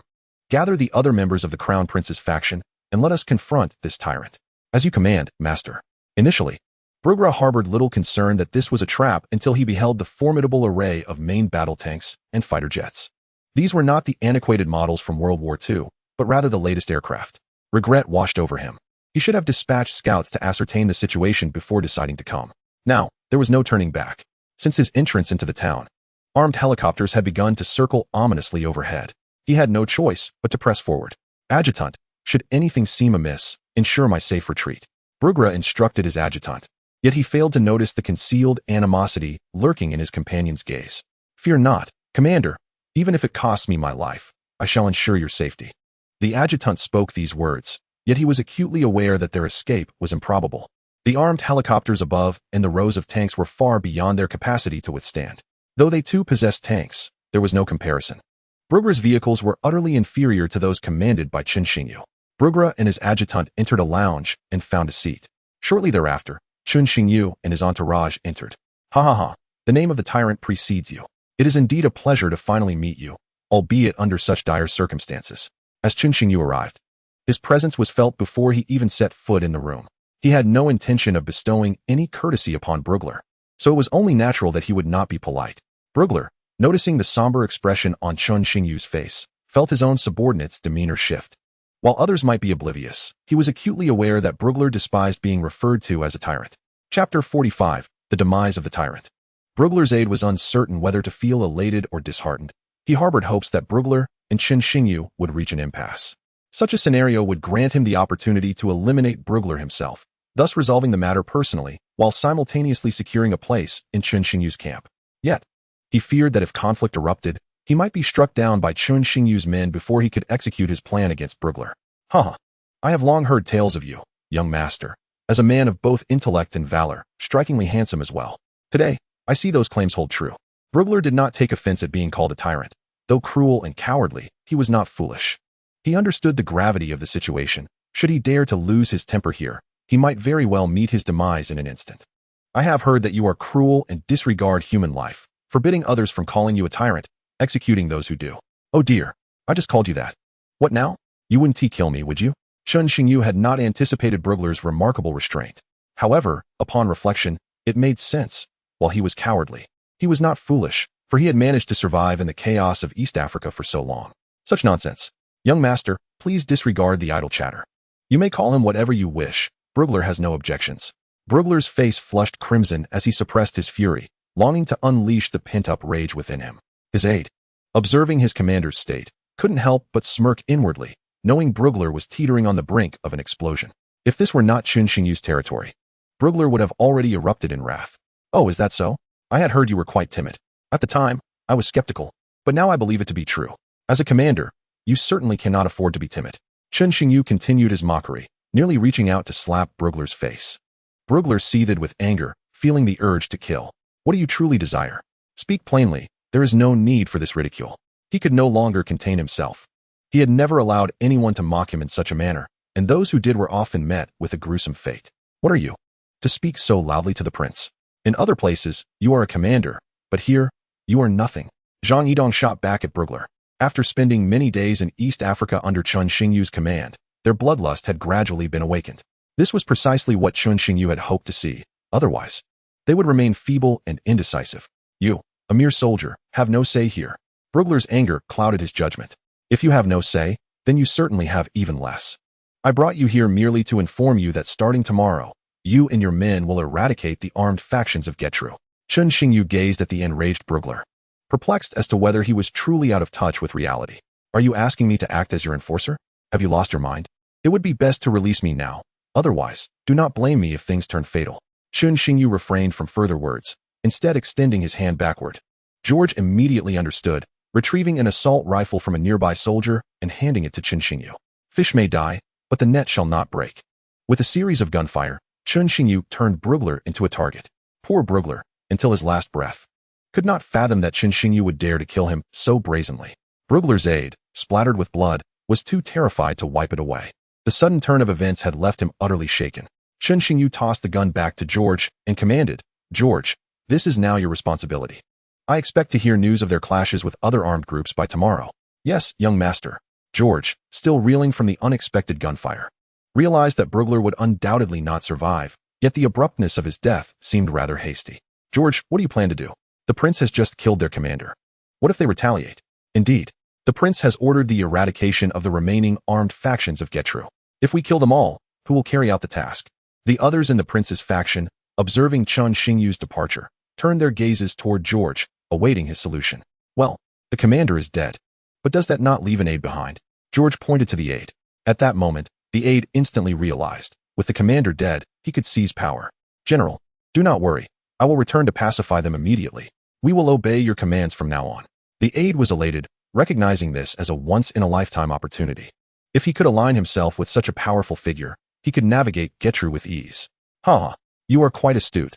Those who recognize the times are indeed the wise. But remember, you are to heed the commands of the prince's faction, not merely mine. What is your name? George was overjoyed. He need not even speak for others to comprehend his intentions. In response, my name is Lubenwei. Very well, Lubenwei. From this day forth, the followers of the tyrant shall be under your command. It will be up to you to subdue them. Furthermore, starting tomorrow, ensure that Getru is thoroughly cleansed. However, General, with our limited forces and equipment, we may find ourselves outmatched. Getru has numerous armed factions along with mercenaries. Our 5,000 troops will surely be insufficient. Do not fret. It is not as though I am sending you to your death. We will provide assistance when the time comes. Lubenwei departed, having also convinced those 2 battalions they had brought along. No one would harbor resentment over the tyrant's death. They would be more inclined to celebrate. Without the tyrant, naturally, Lubenwei's influence would rise significantly, and subduing them would be a mere trifle. The death of the tyrant sparked considerable unrest in Getru. As he was a commander of significant stature, the following morning, the skies over Getru were shrouded in gloom, the atmosphere stifling. Young master, Lubenwei and his men are ready. When shall we depart? George's eyes were bloodshot, likely from the excitement of an uninterrupted night. Leave me 100 soldiers, take the rest with you. I expect you to cleanse Getru within 3 days. Chun Xingyu felt that progress was sluggish. He was uncertain when the armies of other nations would arrive in Getru, and he needed to exploit the area's mineral resources. He would follow behind George with 100 soldiers, while George's team would focus on eliminating the armed factions, leaving Chun Xingyu to oversee the extraction of minerals. All right, 3 days. I will ensure Getru is cleared. A force of over 7,000, led by the prince's faction, commenced the eradication of other armed organizations and mercenaries within Getru. In no time, the sounds of cannon fire and anguished cries echoed throughout the land. They consumed their enemies like a ravenous serpent. Meanwhile, Chun Xingyu was far from idle. He was feverishly constructing mineral refineries. From a mere single facility at the outset, he had escalated to 20, envisioning a deluge of energy points rushing towards him. Chapter 46, The Final Battle of Getru. By the 3rd day of war, their forces had suffered substantial losses. From over 7,000 troops, after 2 days of relentless combat, only 4,000 remained, with the majority of casualties being Lubenwei's men. Several fighter jets have been lost.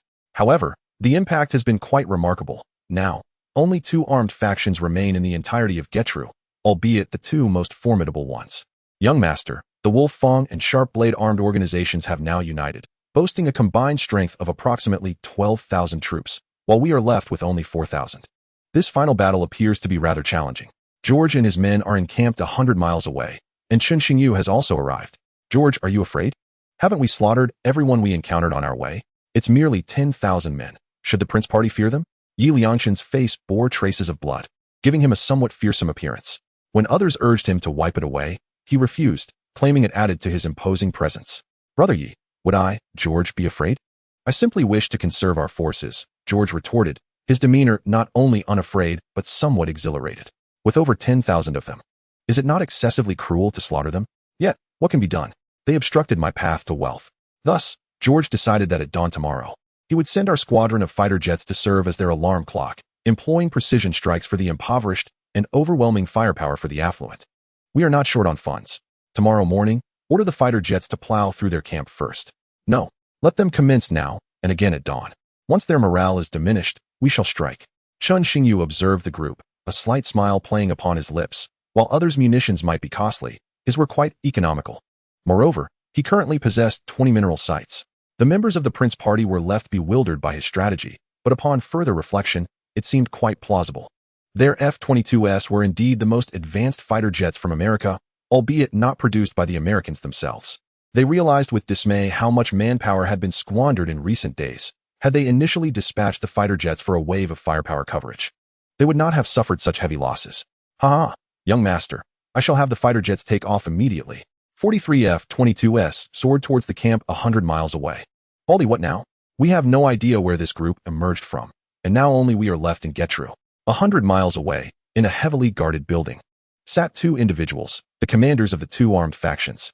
The bald man, named Xiaoli, was the commander of the Sharp Blade faction, while the one speaking was Hong Liangda, the commander of the Wolf Fong faction. How would I know where they came from? They are certainly not local forces. Did you not see their sophisticated equipment? And they even have America's most advanced F-22 fighter jets? Xiaoli was somewhat distracted, contemplating how to escape Getru. Despite their combined strength of over 10,000 men, the disparity in equipment was too great. Imagine wielding a bow and arrow while your enemy possesses a sniper rifle. How is one to fight? Hong Liangda suggested, somewhat apprehensive. Shall we depart Getru? After all, with our numbers, we wield some power in all of East Africa. There is no need to engage in a feudal struggle here. I think as you do, we shall leave tomorrow, departing from Getru. They agreed, unaware that over 40 fighter jets were en route to their location. Bang! Bang! Suddenly, explosions resonated throughout their camp. The alarm of an enemy attack echoed across the entire encampment. What is happening? Hong Liangda was taken aback by the sudden explosions. They had just resolved to leave Getru, and now the enemy had arrived? Report. Commanders, enemy fighter jets are approaching, and there are dozens of them. A soldier stumbled in, eyes wide with terror, his face smeared with blood, unclear whether it was his own or that of his comrades. What? The two men stood in shock. It was indeed happening. Yet they had no desire to fight, nor could they possibly win. Xiaoli was the first to step outside, witnessing the camp engulfed in flames, with explosions never ceasing, and soldiers scattering in chaos. Yet, they could not escape their grim fate. The cacophony of explosions intertwined with the cries of the wounded, dismembered limbs strewn about. The camp resembled a hellscape. As they watched their comrades fall one by one, they found themselves utterly powerless. Their aircraft had yet to take off before being destroyed, and lacking anti-aircraft missiles, they could only flee in a frenzy.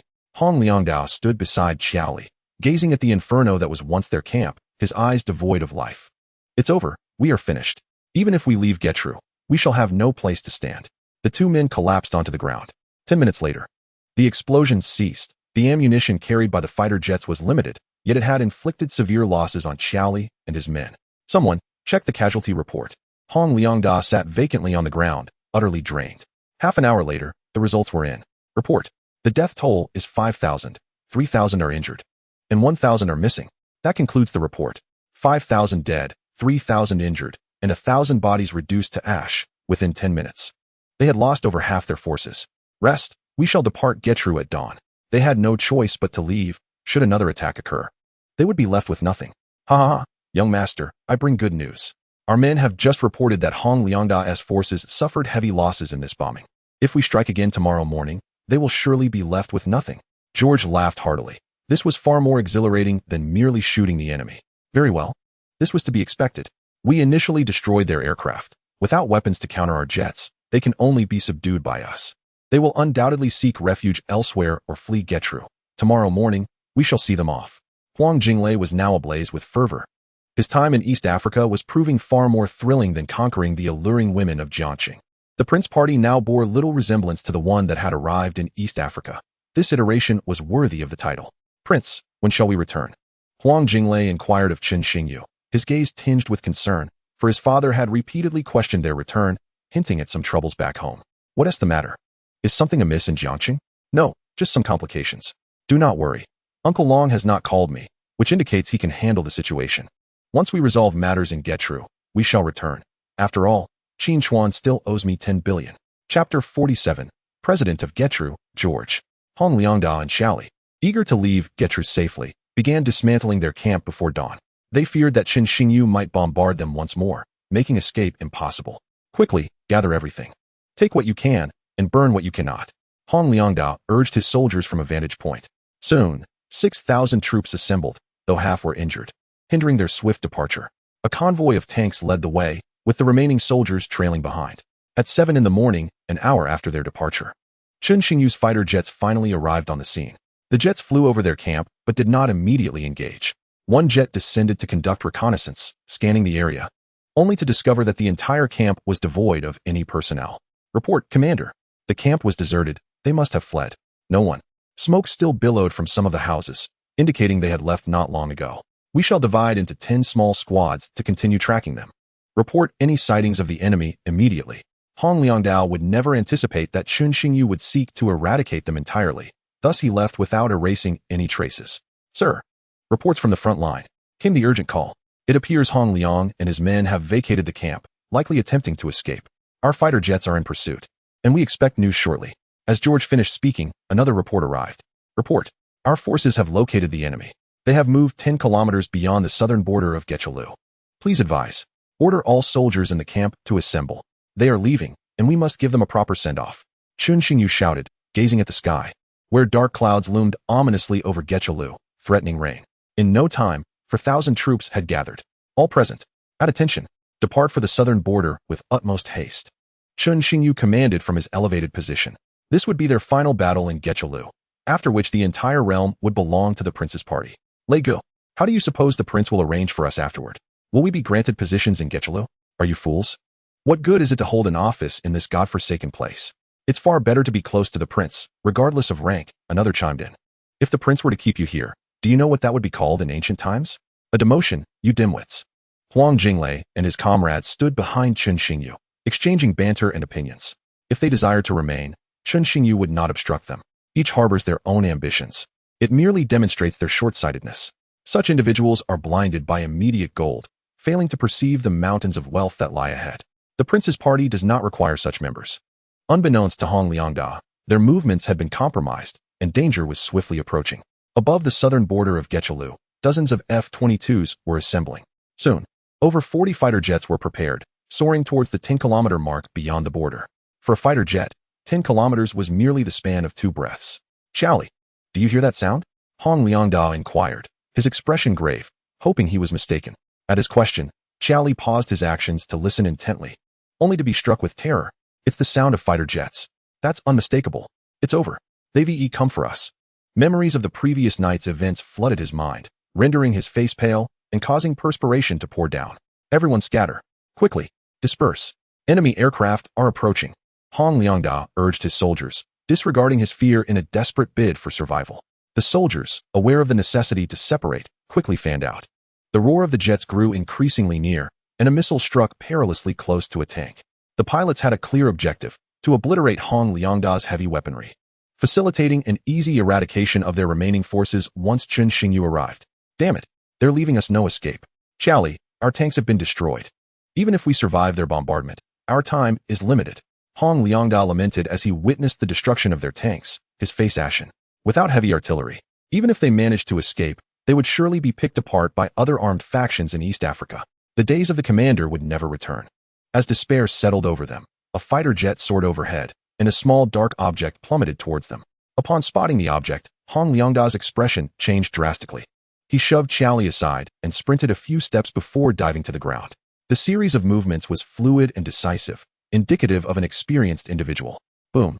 A GBU-39 small-diameter bomb detonated at their location, the blast ringing painfully in Hong Liangda's ears and leaving his head buzzing. Slowly he rose, dusting off the sand from his body. Luckily, he had found a depression to take cover in. Otherwise, whether he could stand now would be a different matter. Charlie, however, was not so fortunate. His back was gruesomely mangled by the explosion, remaining motionless on the ground. Poor Charlie, who had been pushed aside by Hong Liangda, lay there, oblivious to his fate, ultimately unaware of how he had met his end. Thus, a once great hero fell. Hong Liangda had no time to ponder further. He hurriedly fled in one direction, knowing he could not remain stationary. The enemy's forces might very well be en route. His intuition was correct. Chen Xingyu. We've arrived. Upon Chen Xingyu's arrival, the fighter jets hesitated to continue their bombardment, instead circling above to prevent any other factions from approaching. Members of the prince's party, heed my command. Immediately eliminate the remnants of the enemy forces and ascertain whether their commander is dead. We must see the living and the dead. Chen Xingyu shouted. Yes, sir.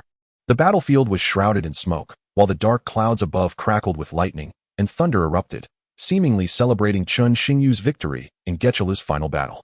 Rain began to pour, washing over Gechalu, diluting the metallic scent of blood in the air and cleansing the ground of its crimson stains.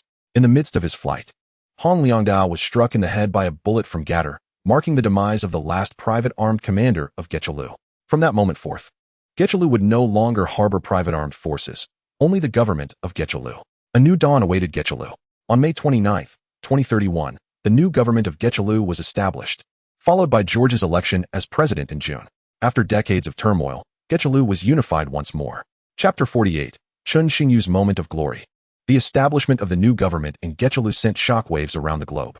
It was widely acknowledged that in the chaotic region of East Africa, achieving unity was nearly impossible, even for a small nation. Yet, the sudden announcement of Gechalu's unification was a revelation, akin to a beacon of hope emerging from the abyss. This development prompted nations to cease their plundering of East Africa's resources. They needed to understand the implications of this event, lest they lose their peace of mind. The United States, concerned about the situation in Gechalu, convened Congress, indicating the gravity with which they approached the matter.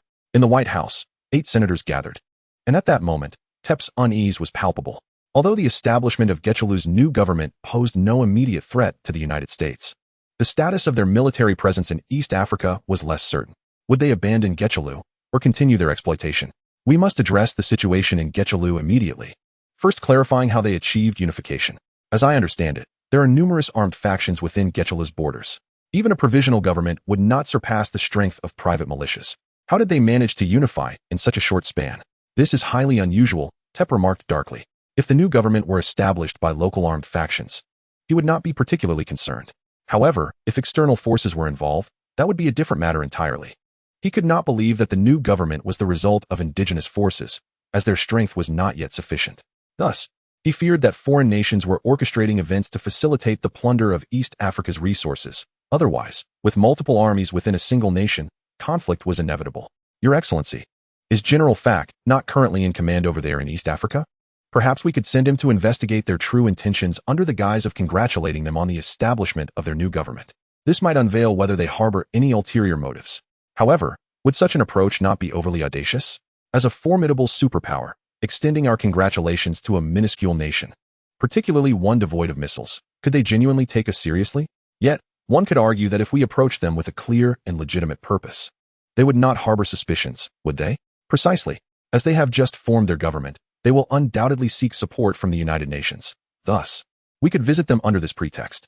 Other members of parliament chimed in with their thoughts, recognizing that for smaller nations to develop steadily, the backing of larger powers is essential. Regrettably, Gechalu is an exception. Certain individuals would never permit foreign nations to encroach upon their territory, especially one they have painstakingly acquired. Chally remarked, "You call that painstaking? The United States is not the only one with foresight. World leaders are not idle spectators. It is widely believed that the establishment of Gechalu's new government has someone backing them, though their identity remains unknown." Online discussions surrounding this matter have been nothing short of sensational. It is truly astonishing that a region synonymous with turmoil could witness such unification. News outlets from Xia country are eagerly broadcasting videos of Gechalu's new government formation. For military enthusiasts, this is monumental news, and the public's reaction has been equally substantial. Let us congratulate the establishment of Gechalu's new government. Will Gechalu's formation influence the current dynamics in East Africa? Gechalu has swiftly ascended the trending searches, marking it as an international event. I just stepped out of the restroom, and a new government is formed. It seems my luck is quite fortuitous. The commenter above may want to refrain from such remarks. Is that not a form of disrespect? A friend of mine just returned from Gechalu. He abandoned all his property and fled overnight. I am in a worse predicament. I just returned yesterday, and today it is established. My several properties are now in jeopardy. Are you not focusing on the wrong aspect? Why did Gechalu establish a new government? This is East Africa. Something seems amiss. I feel the same. My eyelids have been twitching these past few days, suggesting something ominous. Could it be that they have already engaged in conflict post-establishment? Give Jing 10,000 troops, and he shall subdue the 4 corners of the world, unifying it all. From the tone of the previous commenter, did they not kneel and scrub the washboard yesterday? Oh, Things have changed. I am not at home now, but rather enjoying tea at the bureau. Drink a couple more cups, and the entire Blue Star will be yours. Take my advice. If you cannot manage it, let me handle it. The comments were as varied as they were peculiar. While other nations expressed concern, Huang Ziming and his associates were elated. Others might be puzzled by the formation, but they knew the truth. Ha ha ha, the Crown Prince is indeed remarkable. He has only been in East Africa a short while, yet he has aided in the establishment of a new government. Huang Ziming felt justified in aligning himself with Chen Xingyu. This is indeed a nation with political authority. In hindsight, it seems laughable that he had once hesitated. Thankfully, he did not miss this opportunity, for it would have been a source of great frustration. I am relieved I did not let this slip away, Xiao Jingshan remarked. Brother Huang, let us not speak further. I raise this glass to you. Had it not been for your call, I would not be where I am today. Before the carnival commenced, he received a call that prompted him to side with Chen Xingyu rather than Qin Chuan. That call was from Huang Ziming. Had it not been for him, Zhang Guoxing would have undoubtedly supported Qin Chuan, given that Qin was the heir of the Qin family in the capital. Ha! I merely provided a reminder. Your choice ultimately rests upon your own resolve.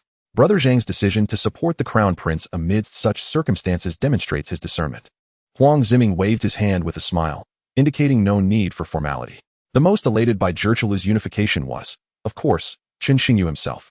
Possessing mineral resources equates to possessing energy. With energy, he can rapidly expand, ensuring that even the United States would find themselves at a disadvantage. The system opened my personal information. Host, Chen Xingyu. Strength, level 10. Energy points, 150,000. Barracks, 2 level 1. The next level requires 2,000 energy points. Armory, 1 level 1. The next level requires 2,000 energy points. Troops, 345, not including heroes. Heroes, Tanya, level 5, Gately, level 6, Yuriko, level 5 superpower.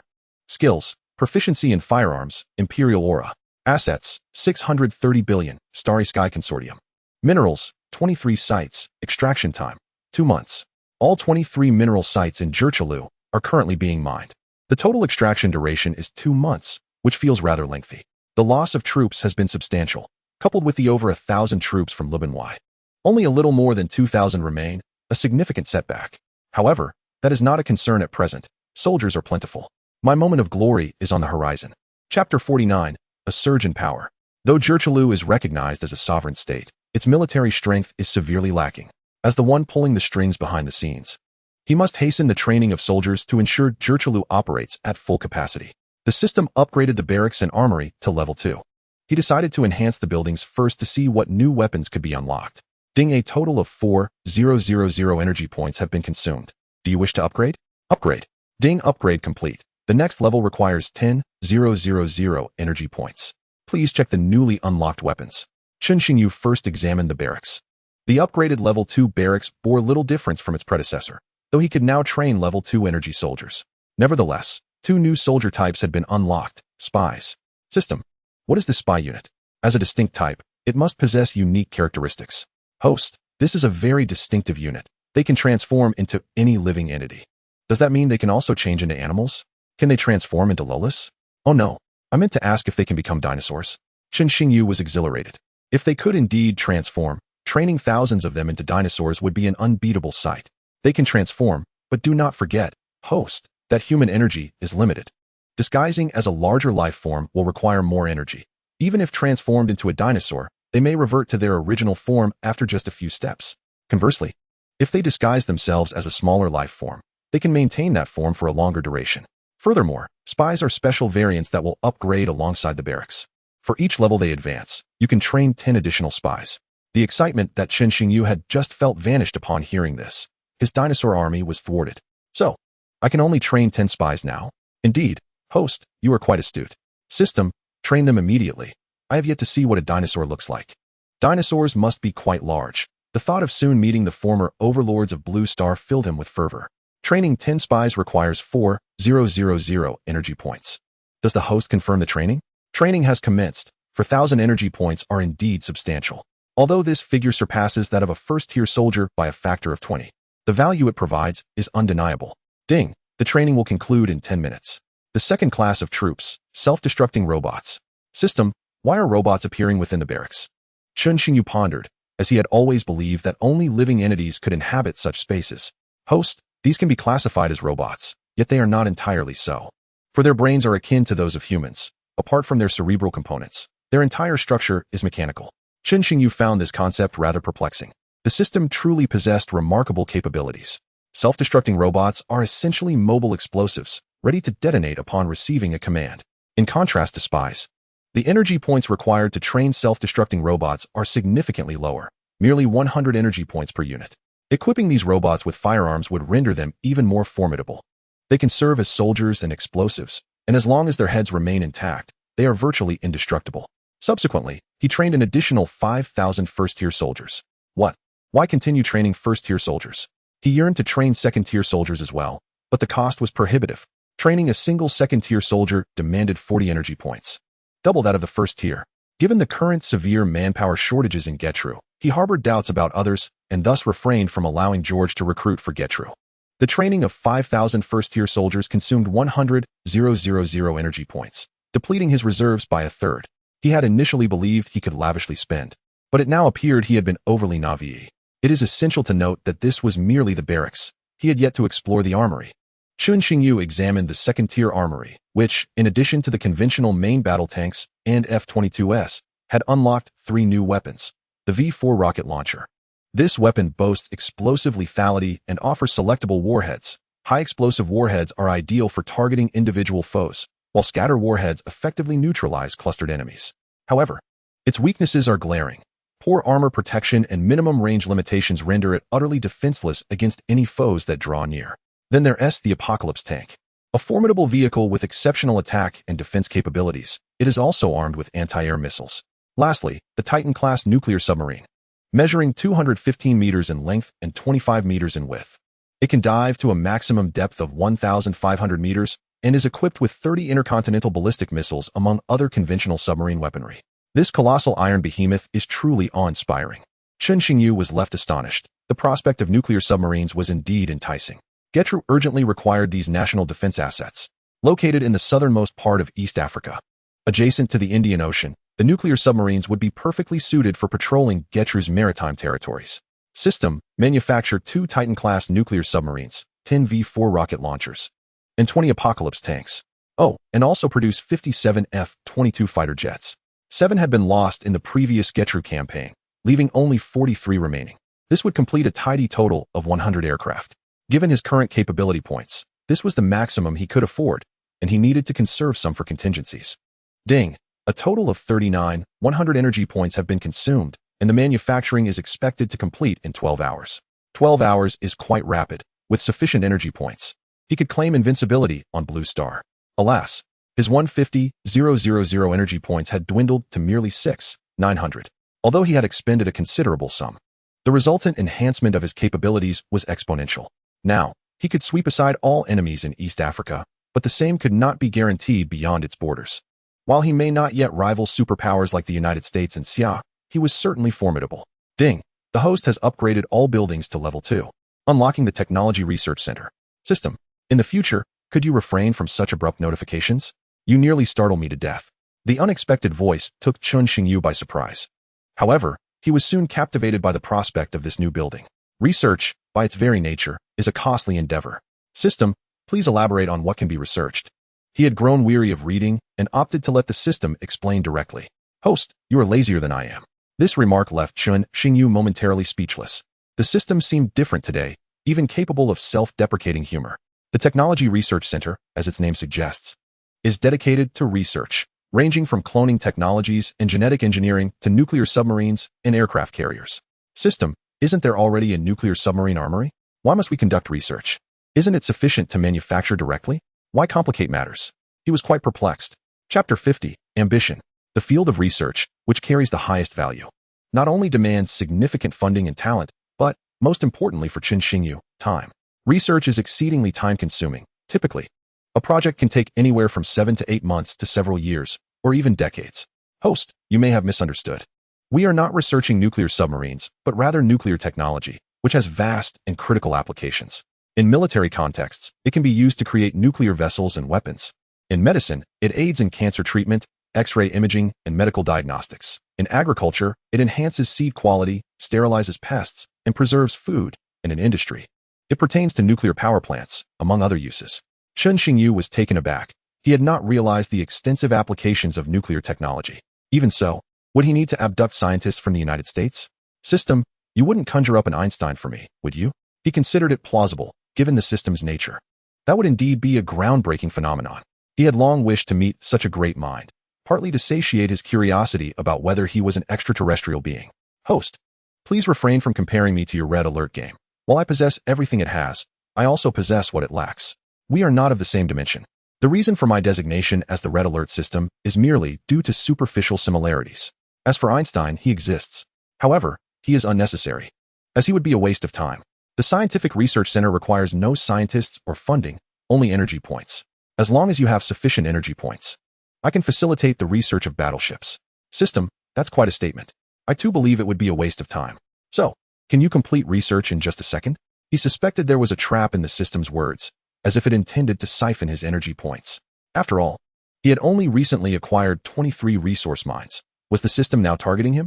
Host, you are overthinking this. Research may not always yield success. Perhaps luck will favor you, and you might achieve a breakthrough on the first attempt. Would you like to try? Chen Xingyu increasingly sensed that something was amiss with the system, as if it were attempting to deceive him. System, have you consumed some kind of strength-enhancing potion today? You seem increasingly peculiar. Honestly, are you an extraterrestrial spy sent to Blue Star? He entertained this notion, drawing parallels to the spies within the barracks, though the system was merely a more advanced version. Host, weight loss cannot commence with brain cells. On a planet like Blue Star, which is yet to reach a second-tier civilization, there are countless civilizations within the galaxy. Chen Xingyu was astounded by this statement. Wait, so you mean there are indeed extraterrestrials? Why hasn't Blue Star discovered them? However, the system remained silent. Or perhaps it was disinclined to respond, failing to disclose that the galaxy is teeming with countless civilizations and abandoned planets. Like Mars, Venus, and Jupiter, these are desolate planets, devoid of any civilization. Chen Xingyu noticed that the system remained silent, and he chose not to press further. How much energy is required for the system to research nuclear technology? 100,000. Does the master wish to pursue this? My apologies for the interruption. Chen Xingyu refrained from further engaging with the system. Instead, he summoned George, instructing him to gather all the members of the elite faction for a meeting. 10 minutes later, the conference room was filled with people, 12 in total. Chen Xingyu glanced at the 11 members of the elite faction. Aside from their slightly darker and more robust appearance since their time in East Africa, they emanated a distinct aura characteristic of military personnel. This marked the second meeting of the elite faction since its inception. The first was held in Jiangxing, while this one took place in East Africa, focusing on the faction's future development. I urge you all to listen attentively, especially you, George. The sudden establishment of the Gertrude government has, as anticipated, caused quite a stir in the outside world. Nations have begun to take notice of you, likely assuming that you have backing. Were I in their position, I would think the same, for it is implausible that a nation, long mired in turmoil and backwardness, could unify so swiftly without assistance. Perhaps they have already dispatched spies into Gertrude.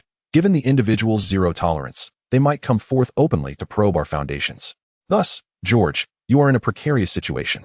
However, rest assured that until they ascertain who is supporting you, they are unlikely to act rashly. Even hypothetically, should they discover the truth, we need not fear them. In this region of East Africa, we are not intimidated by any nation.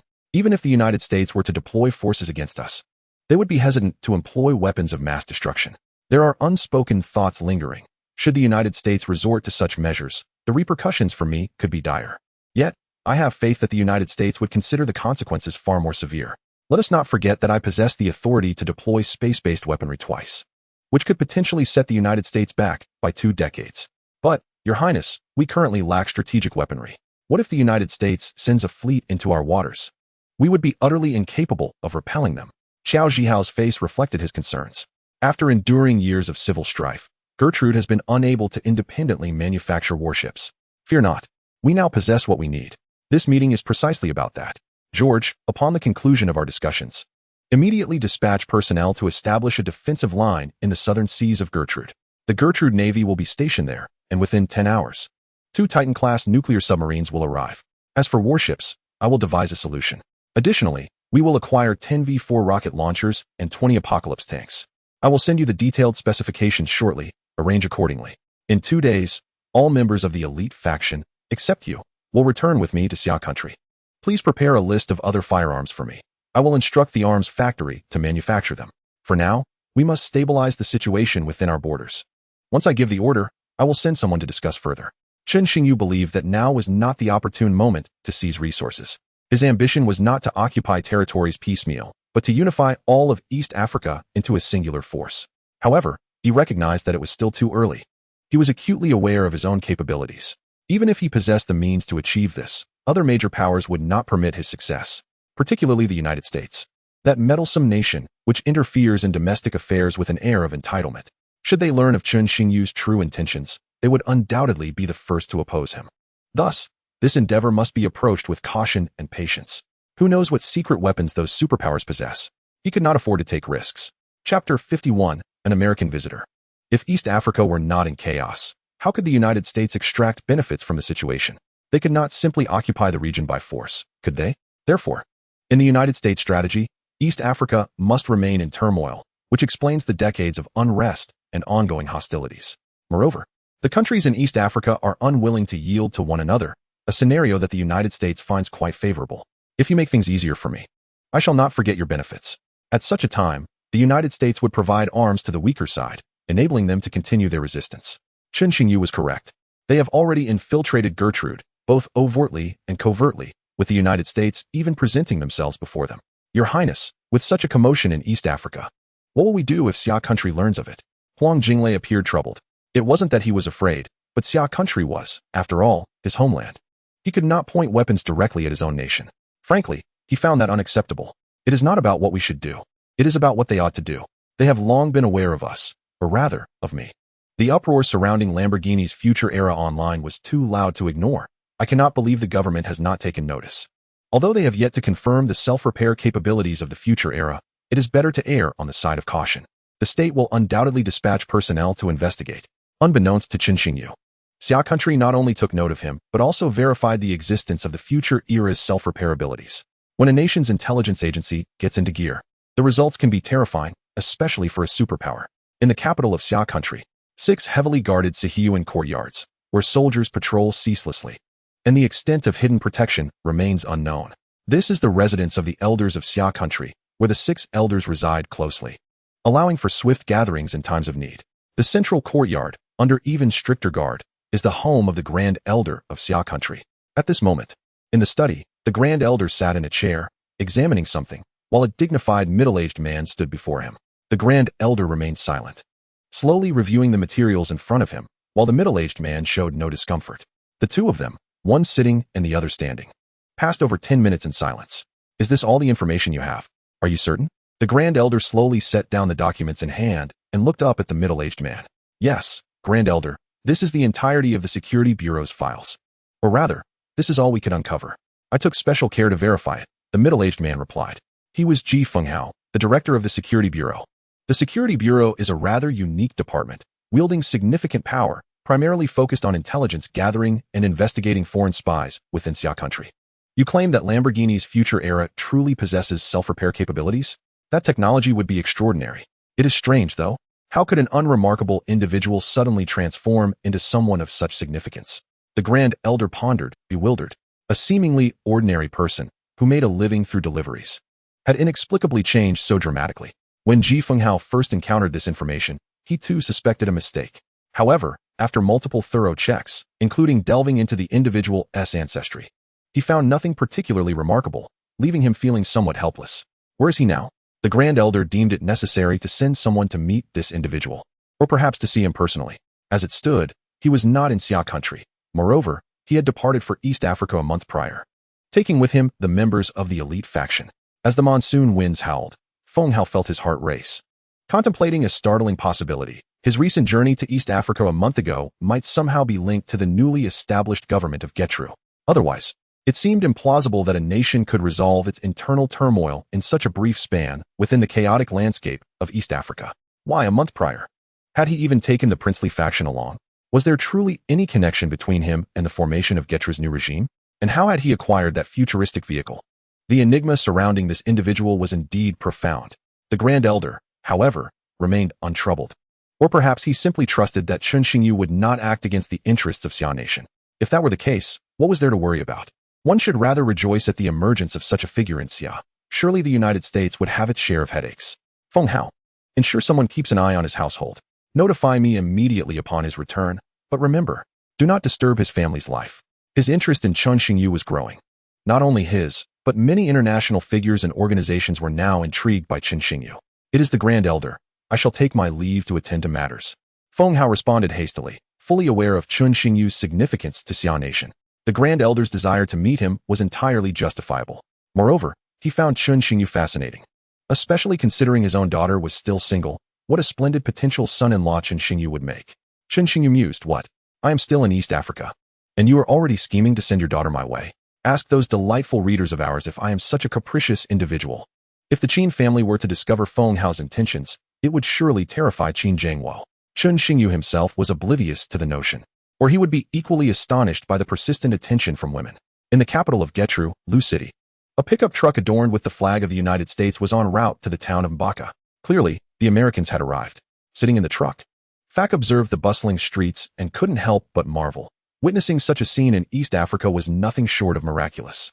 Although Getru had established a new government, for the sake of domestic security, George had still deployed soldiers to patrol around the clock, ensuring the populace knew their new government could protect them and warning any would-be wrongdoers not to provoke the new regime. Very well, that concludes our meeting. Prepare yourselves. We shall return to Jiang City, Xian Nation, in 2 days. I believe many are eager to see me, and perhaps some are already contemplating their intentions towards Qin Yanxi. Chun Xingyu remarked, his voice imbued with a hint of menace, sending shivers down the spine of George and the others. They all understood that while many could be trifled with, the prince's sister was not to be provoked, unless one wished to court disaster. As for why he hadn't returned yet, it was because he still had more pressing matters to attend to in Getru. Report. A pickup truck has arrived outside, flying the flag of the United States. It claims to be General Fak, requesting an audience with the president. Chapter 52. The Astonishing General Fak. The United States had dispatched Fak primarily due to his familiarity with the East African situation, and his standing was not insignificant. Go about your business. Chun Xingyu instructed Huang Jinglei and the others, then turned to George. You meet with this American general. I shall have my troops stand by as listeners. I have no intention of interfering in your conversation. George nodded in understanding. Upon entering the reception room, they found Fak had been waiting for 10 minutes, growing increasingly impatient. As a general of a superpower, he felt he was bestowing a considerable favor by meeting with the leader of a newly formed small nation. Oh, I apologize for the delay, General. We have been quite busy with the unification of our internal affairs. George's voice boomed throughout the reception area before he even entered, as if fearing others might not hear him. Chun Xingyu cast a sidelong glance at him. Not at all. I have only recently arrived myself, Fak replied. Though internally, he was cursing George's incompetence. What brings General Fak to seek me? George inquired, fully aware of Fak's intentions, which had already been relayed to him by the prince. He anticipated that Fak was either probing for information or perhaps extending an olive branch. Getru was currently one of the few relatively stable nations in East Africa, strategically located by the Indian Ocean and at the southern tip of the region. Should Getru align itself with the United States, their military vessels could dock in Getru's waters, effectively rendering East Africa a mere extension of their influence.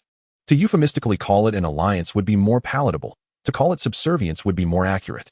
The reason for my visit to Getru is that our esteemed president wishes to alleviate the suffering of your citizens and assist in your nation's development. Furthermore, as your government has just been established and lacks authority, we, the United States, can guarantee your entry into the United Nations, thereby facilitating your recognition. What does President George think? Fak rattled off a lengthy monologue, while George struggled to stay awake. Beside him, Chun Xingyu found himself re-evaluating the audacity of the Americans. Their claim to guarantee Getru's entry into the United Nations and their supposed intent to assist in development was merely a guise for encouraging submission. Would this not be too much of an imposition on your esteemed nation? George feigned surprise. Fak, misunderstanding George's response as agreement, replied enthusiastically, Not at all, not at all. We Americans are always eager to lend a hand. This is a trivial matter. Let us proceed with this arrangement. Upon reflection, it seems unwise to trouble your nation further. We have grown accustomed to our poverty. Would your assistance not only deepen our plight? George interjected, cutting Fak off mid-sentence. Fak was left bewildered, questioning what it meant to be accustomed to poverty. Was this truly the rhetoric expected from a nation's president? Perhaps you should reconsider. This pertains to the rise and fall of your country, he warned, subtly threatening that agreement would lead to prosperity, while refusal would invite sanctions. General, I have given this considerable thought. Is there not a saying in Xian Nation that one should not receive a reward without merit? We in Getru are but a backward small nation, ill-equipped to bear the burdens of your nation's generosity. George's face betrayed his discomfort. He spoke the truth. Getru was indeed a small nation, unable to withstand the machinations of the United States. Since President George has spoken thus, we shall not press you further. However, given the current chaos in East Africa, our military is willing to conduct a joint exercise with you, which would serve to deter those with malicious intent toward Getru. We shall reconvene in 3 days, Fax stated coolly, as if this were merely routine. Both George and Chun Xingyu were taken aback by his words. Are you truly suggesting that the United States would engage in a military exercise with a small nation like East Africa? Is this even a reasonable proposition? Is this a jest, General Fack? You Americans wish to conduct a military exercise with us in Getru? Do you not fear being ridiculed? George feigned a laugh, though he was genuinely taken aback by the audacity of the Americans. It is of no concern. Our interactions are conducted in a cordial manner. Moreover, we take pride in our willingness to assist, unperturbed by the potential for ridicule. George has discerned the underlying implication that the United States is willing to sacrifice its dignity in pursuit of Gertrude. Chun Xingyu, unable to tolerate the situation any longer, felt an urge to deliver a resounding slap to Fa-Ku, to awaken him to the reality of his own audacity. President, since General Fa-Ku has expressed such sentiments, perhaps we should allow him a glimpse of our weaponry, so that he might be adequately prepared for the upcoming exercises, suggested Chun Xingyu, subtly nudging George to take Fa-Ku to witness the capabilities of their arsenal, prompting the United States to reconsider its intentions regarding the military drills. Oh, I almost forgot to introduce the general to my personal secretary, Chun. Burk me on. Chun Xingyu interjected, eager to keep his identity concealed for the time being, except from Xiaogua, as he was aware they were likely already informed, and Fa-Ku had taken note of him upon his arrival. The presence of an Eastern figure beside President Gertrude was bound to capture attention. Accompanying George had been a regrettable decision. Burk me on. That name carries an air of Eastern origin. Quite intriguing, Fa-Ku remarked, his gaze fixed on Chun Xingyu with a knowing expression. George was momentarily taken aback, puzzled by how Fa-Ku could perceive any Eastern essence in a name that seemed devoid of such characteristics. However, realization dawned upon him in an instant. It appeared Fa-Ku had made a significant observation. Chun Xingyu merely smiled, refraining from a response. He had initially wished to conceal his identity, but it was evident that Fa-Ku had already caught on to the clues. Nonetheless, he felt indifferent. If concealment was no longer feasible, he would let events unfold naturally, for he possessed the means to ensure his own safety. Haha, shall I take General Fa-Ku to inspect our modest arsenal in Gertrude? George swiftly redirected the conversation. Absolutely. I am eager to witness the unification of Gertrude's weaponry in such a short span of time, Fa-Ku replied, his words laced with veiled scorn. To him, it was absurd to imagine that a nation unable to afford a decent meal could possess formidable weaponry, merely a farcical notion. As the group arrived at the armory, which was essentially an open square adorned with an array of weaponry, Fa-Ku's astonishment was palpable. His jaw nearly dropped at the sight. To a soldier, weapons embody the pinnacle of beauty, particularly those of exceptional caliber. Chapter 53, Identity Revealed. Fa-Ku was ultimately taken aback, reinforcing his conviction that Gertrude must have the backing of a more powerful nation. Suddenly, his attention was seized by a fleet of fighter jets. No, he thought. It was not merely one, but dozens. Oh, Fa-Ku, how could you possibly possess fifth-generation fighter jets? My heavens, this is inconceivable, Fa-Ku exclaimed. Disbelief etched across his features. He felt as though he were ensnared in a dream. How could the United States fifth-generation jets appear here?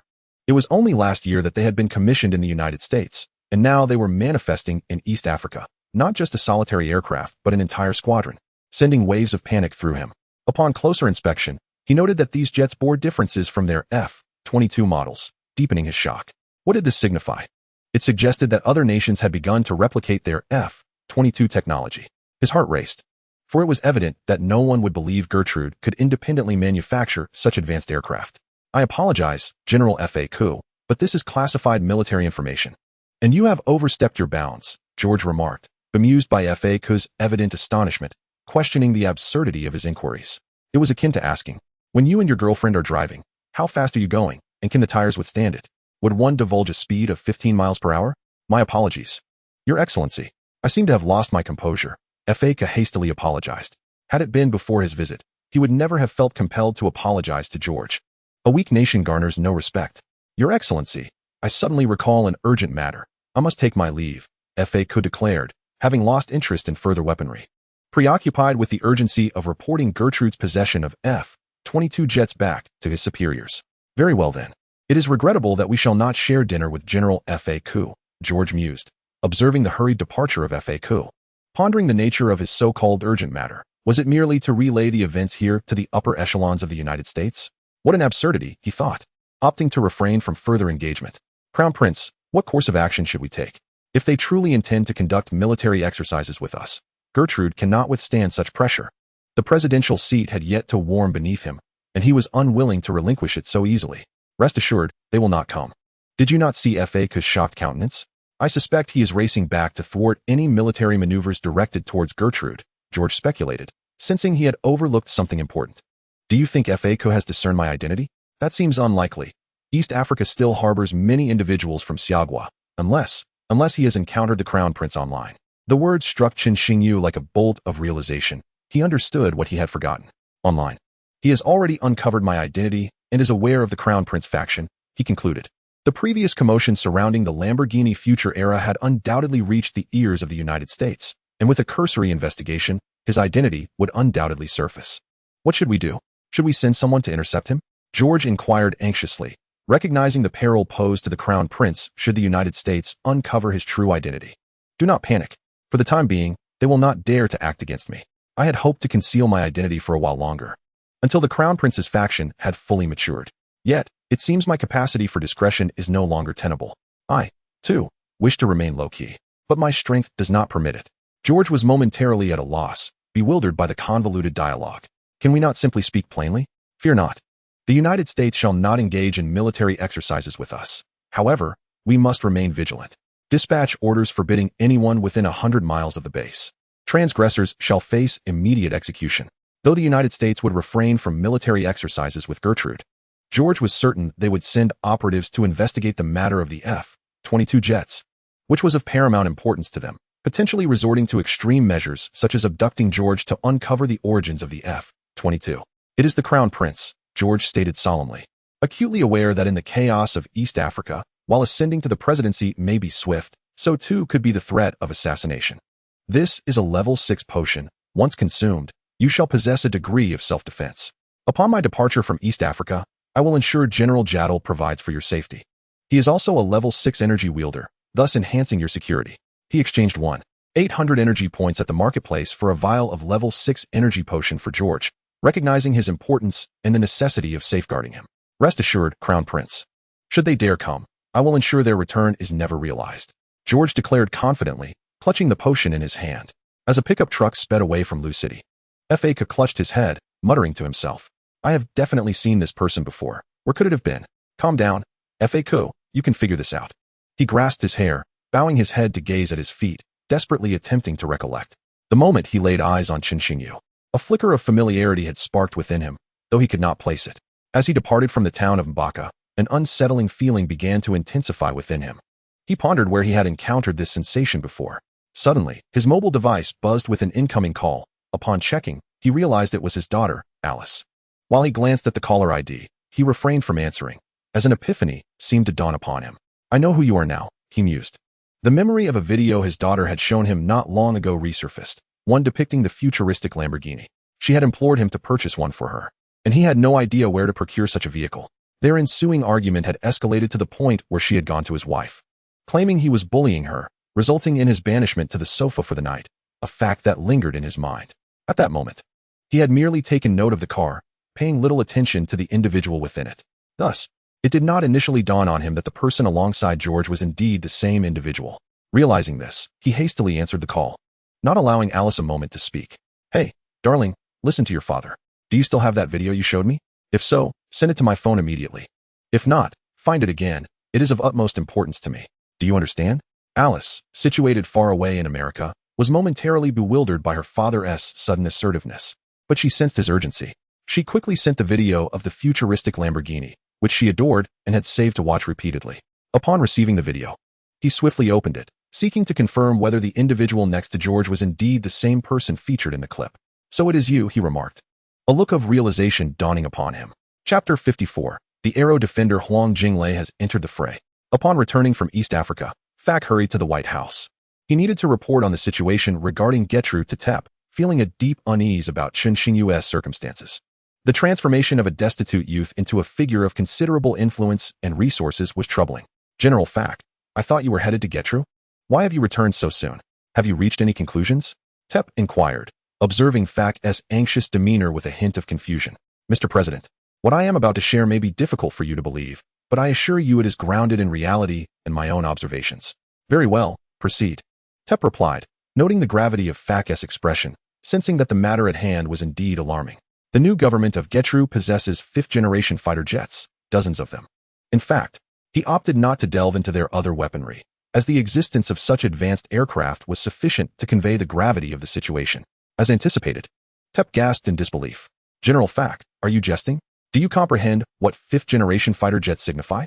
Tep's expression darkened, as he hoped Fac was merely making a jest. Otherwise, they faced a significant predicament. I am fully aware, and I reiterate, this is based on first-hand knowledge. Fac then proceeded to divulge the details regarding Getru. Tep listened intently, but once Fac concluded, he fell into deep contemplation, his thoughts racing with unease. Mr. President, I believe you should watch this video. Fac presented the futuristic Lamborghini video to Tep, gesturing for him to view it. Isn't this the car that caused such a stir previously? What does it have to do with Getru? Tep asked, perplexed. Indeed, we have all been mistaken. The force behind Getru is not a nation, but this individual. Fac found it hard to believe his own conclusion, as it was profoundly unsettling. The notion that one person could be propping up an entire nation was indeed extraordinary. Unbelievable. Fac, you must provide me with an explanation. I cannot accept such a preposterous notion. If an individual supports Getru rather than a state, how do they possess fifth-generation fighter jets? It simply does not add up. Mr. President, please remain calm. Though it strains credulity, consider the futuristic Lamborghini. Which nation on Blue Star possesses the capability to manufacture such technology? Just think about it. The self-repairing technology alone is far beyond current capabilities. If such advancements exist, what else could be possible? This individual may hold secrets even more advanced than what we currently possess. Acquiring them could position America as the dominant power on Blue Star. Fac's excitement grew as he spoke. Fac, your mission remains East Africa. As for this individual, let Iron Tower handle it. Fac concurred, acknowledging that Iron Tower, one of America's few level 10 energy wielders, though merely at the initial stage, could hold his own unless faced with a high-ranking energy wielder. 2 days later, Chun Xingyu boarded a flight back to Jiangcheng in the Summer Kingdom, accompanied by members of the royal faction. Huang Ziming and the others awaited them eagerly at the airport. Their faces gleaming with anticipation, the stronger the royal faction became, the higher their status rose. Old Huang, when will the royals arrive? Are we making too much fuss? Might we anger them? Indeed, from what I observe, the royals seem to lead a rather low-key lifestyle. Chun Xingyu replied, yes. I used to be low-key myself, delivering takeout daily. Rest assured, if the royals take issue, I will bear the brunt of it. Besides, are you unaware of the current situation in Jiangxing? Let us not forget that a while ago, Steward Zhou apprehended 2 assassins. We are merely ensuring the safety of the royals. Isn't that right? With several vehicles and dozens of bodyguards at the airport, how could it not be safe? Who are these people? Is this airport their private domain? How are we supposed to get through? Some passengers at the airport grew impatient, or perhaps envious of the apparent wealth on display. Do you brothers never follow the news? You do not even recognize them? Note the 3 individuals at the front. They are Huang Ziming, Ticket Guotsong, and Zhang Guoxing, leaders of the Starry Sky Consortium. The others are members of the consortium, all billionaires. The headquarters of Dongyu is not in Jiangcheng. Zhang Guoxing came rushing from Yangcheng last night. By the way, what kind of bigwig are all these influential figures here to greet? Surely, they are here for my husband, the illustrious Xingyu. The royal faction was established by him. A nearby girl said, her face awash with infatuation. Please, you, with your curves, think the royal would fancy you? He would certainly prefer someone like me. Wealthy men are drawn to unique women. An aunt with a face full of freckles, revealing a gap-toothed smile, chimed in, I am indeed unique. Chun Xingyu interjected, apologies. But I am not particularly wealthy. You might want to pursue Huang Jinglei instead, as he is the more affluent one. Huang Jinglei responded, I have changed my preferences. I now favor men. The professional scapegoat, the arrow defender Huang Jinglei, had officially entered the scene. Should you need assistance, seek him out. The atmosphere abruptly quieted, and passers-by refrained from engaging with the so-called unique woman. What if she became persistent? Would that not compel him to change his own preferences? Half an hour later, Chun Xingyu and his party's flight landed. 11 individuals disembarked, and aside from Chun Xingyu, the others had undergone significant changes since their trip to East Africa. Wow, so dark. Old Huang, is that your son? Did he anger the royal and end up mining coal as punishment? One remarked, noting the boy's deep tan. Guotsong, stifling a laugh. bore an expression of barely contained amusement, while Huang Ziming's countenance darkened. Isn't your son the same? I heard he was a pretty boy before, but now he's a rather brooding figure, playing the role of the Grim Reaper? Huang Ziming was equally unyielding, engaging in a spirited exchange with his counterpart. Father, why the Grand Assembly? Huang Jinglei chuckled, his teeth gleaming white against the backdrop of his darkened visage. Silence. Why do you chatter so? Even the Crown Prince has yet to speak. Huang Jinglei's smile was met with Huang Ziming's reprimand. All right, let us return. Huang Ziming, enlighten me on what transgressions occurred in Jiangxing during my absence. Chen Xingyu, disinterested in their banter, was acutely aware that many were casting covetous glances in his direction. While he remained indifferent, his sister Qin Yinxi was of another concern. He deemed it imperative to share certain truths with her and enhance her capabilities. Chapter 55. I simply adore black stockings. News of Chen Xingyu's return to Jiangxing spread like wildfire, and naturally, Qin Chuan was privy to it.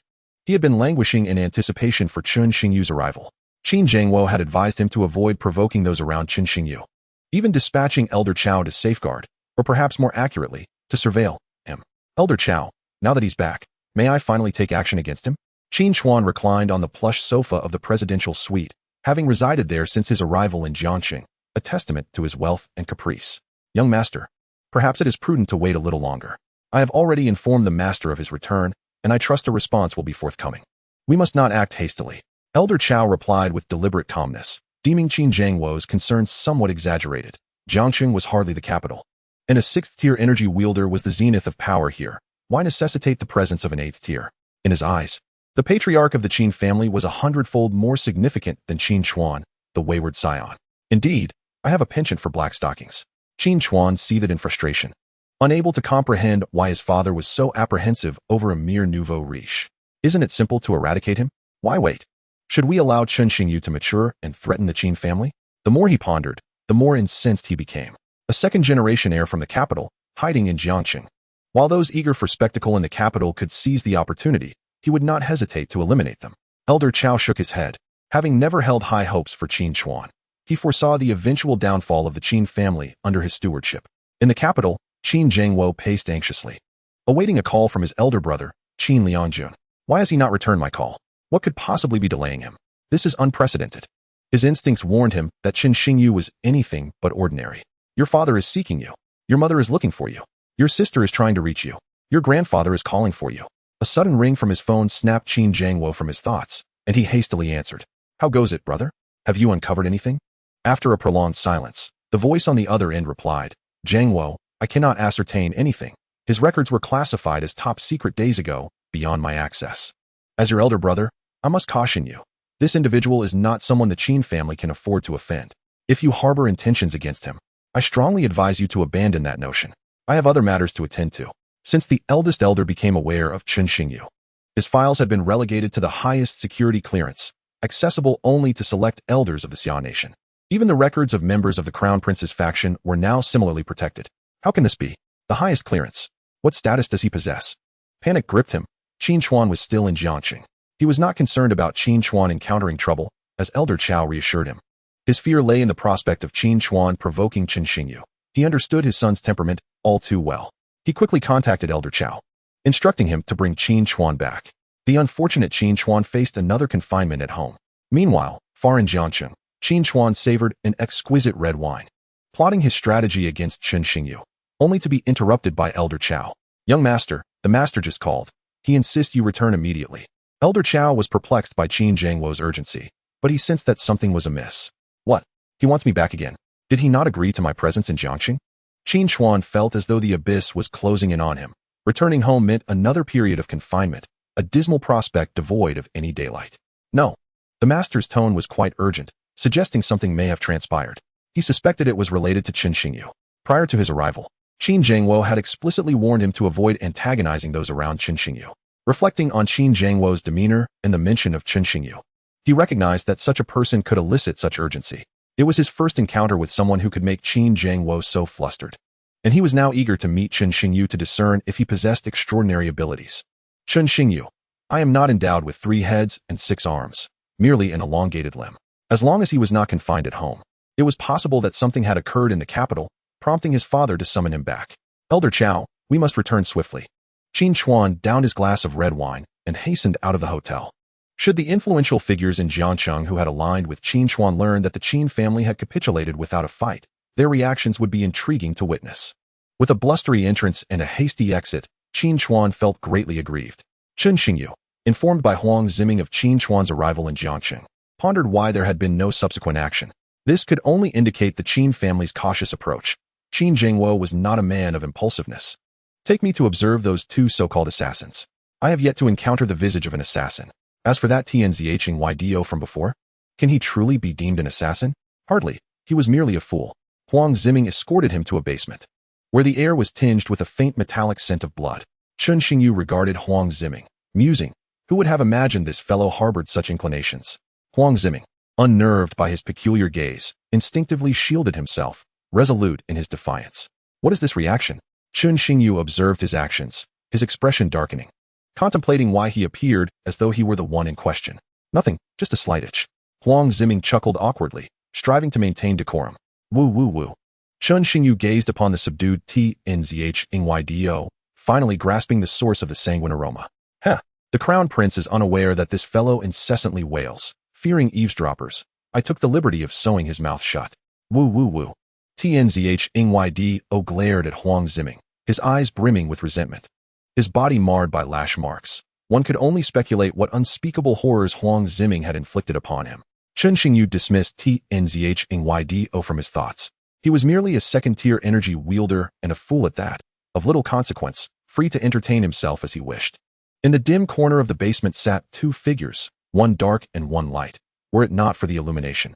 Chen Xingyu might have mistaken them for the legendary duo emerging from below.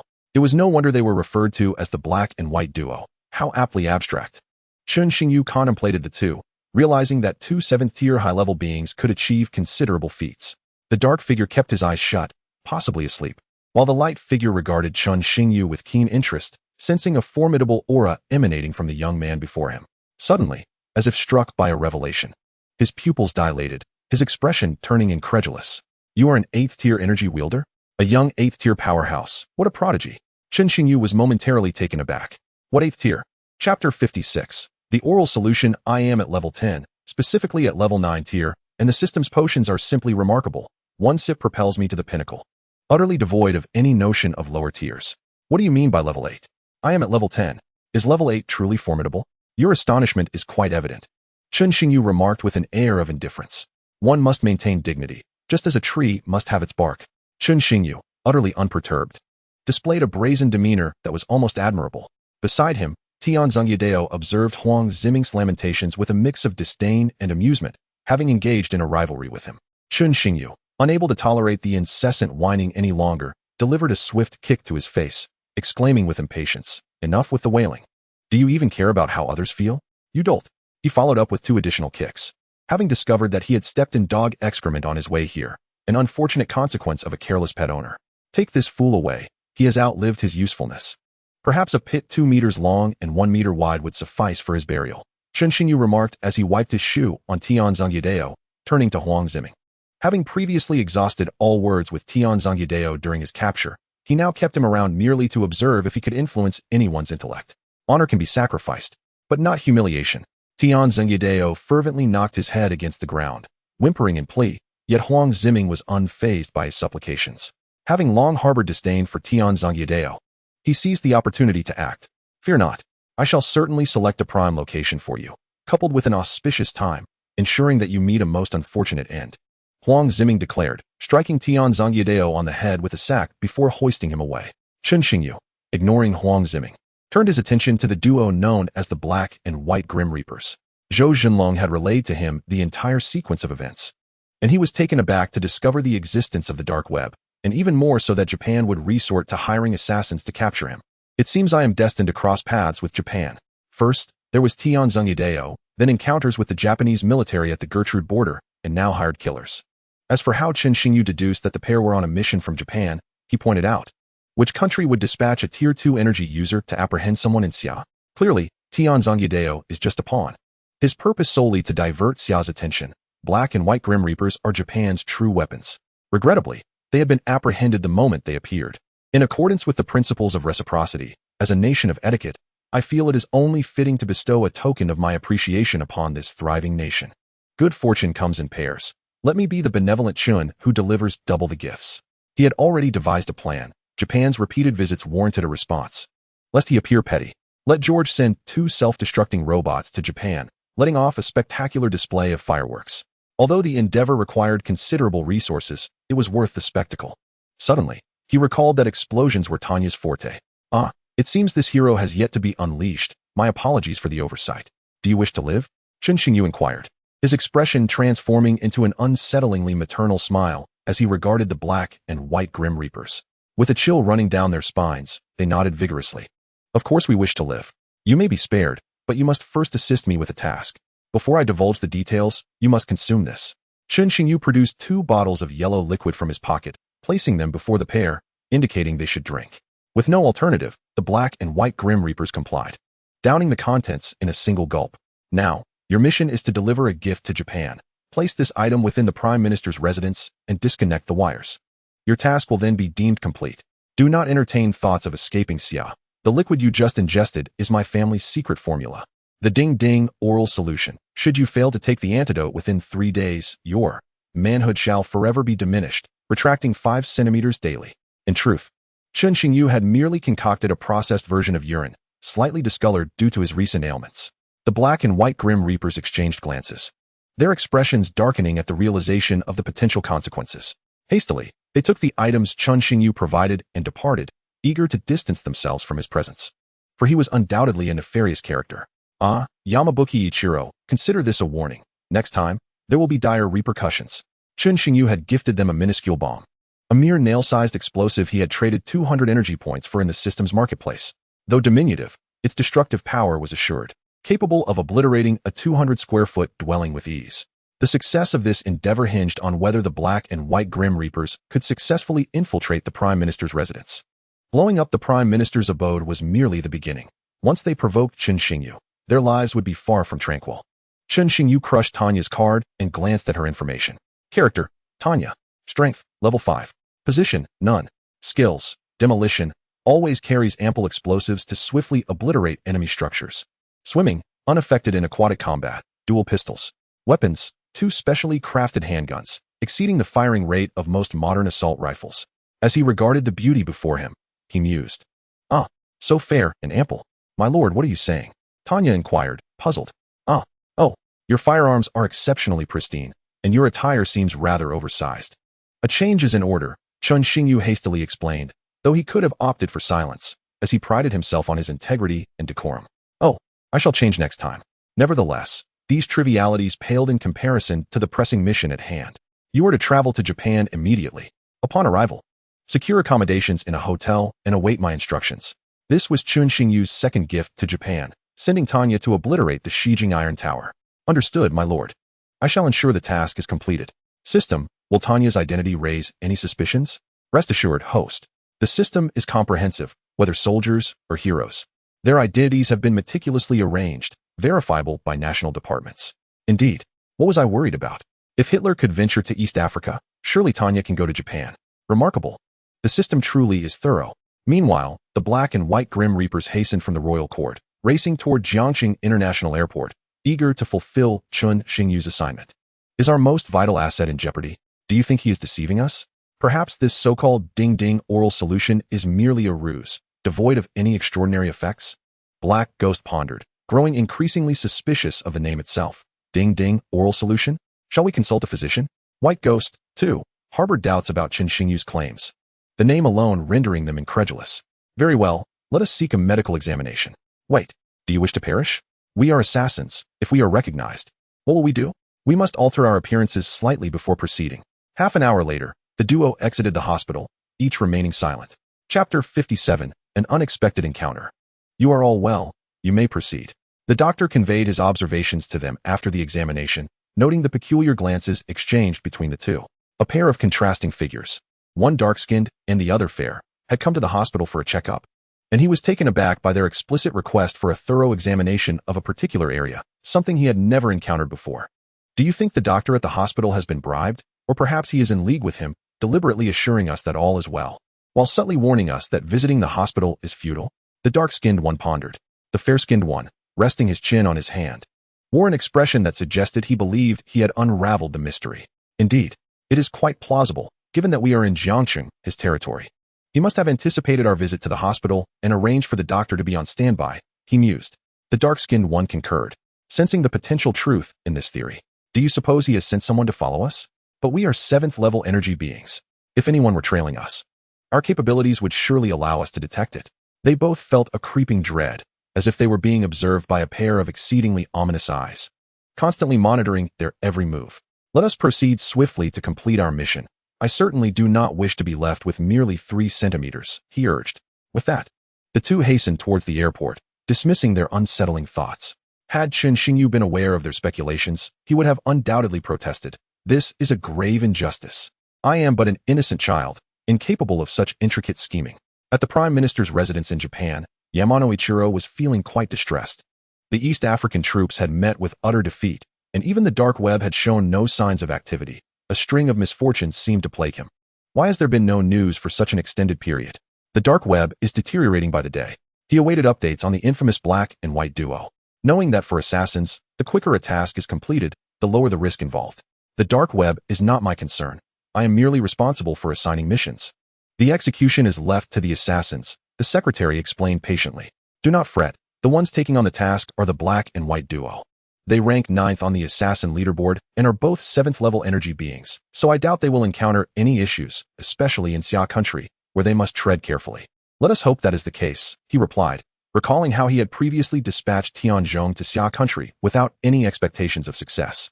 A 2nd-level energy being could hardly be expected to capture anyone of significance there. His role was merely to divert attention away from himself. Yamano Ichiro felt an unsettling sense of foreboding, as if something ominous was about to transpire. Secretary, I am exhausted. I shall take a moment to relax in the hot springs. If any news arises, be sure to inform me immediately. He stretched lazily before exiting with his bodyguard, reflecting on how pleasantly life seemed to be in this small nation, where even the Prime Minister could vanish at will. I have engaged in numerous national affairs. Can I not indulge myself a little? Meanwhile, Chen Xingyu was oblivious to the happenings in Japan, as an unexpected guest had arrived at his home. Young master, the Grand Elder is here, Zhou Jinlong whispered in his ear, and Chen Xingyu turned to see an elderly gentleman entering from outside. At first taken aback, he quickly regained his composure. He had anticipated that upon returning to Jiangcheng, high-ranking officials from Xia country would come to converse with him. To his surprise, it was none other than the Grand Elder himself. What brings you here, Grand Elder? Please, take a seat. Uncle Long, brew a pot of tea, he instructed. The Crown Prince seems to be living quite comfortably, unlike this old man, who must remain vigilant against the wolves and tigers lurking outside. When will I ever enjoy a peaceful existence? The Grand Elder remarked, hinting at the burdens of his position. At that moment, Zhou Jinlong approached with a tray of tea. Ha! Come, Grand Elder, savor this tea. A friend from abroad brought it back for me, claiming it is priceless. I wonder if he was exaggerating, Chen Xingyu chuckled, pouring a cup and presenting it to the Grand Elder. The Grand Elder, observing the seemingly naive demeanor of Chen Xingyu, took his time, knowing the young man was astute. Then I shall be fortunate indeed. While I am accustomed to our domestic teas, I have yet to experience one from abroad. In truth, this was not an international tea. It was derived from a system shop, purchased with 10 energy points.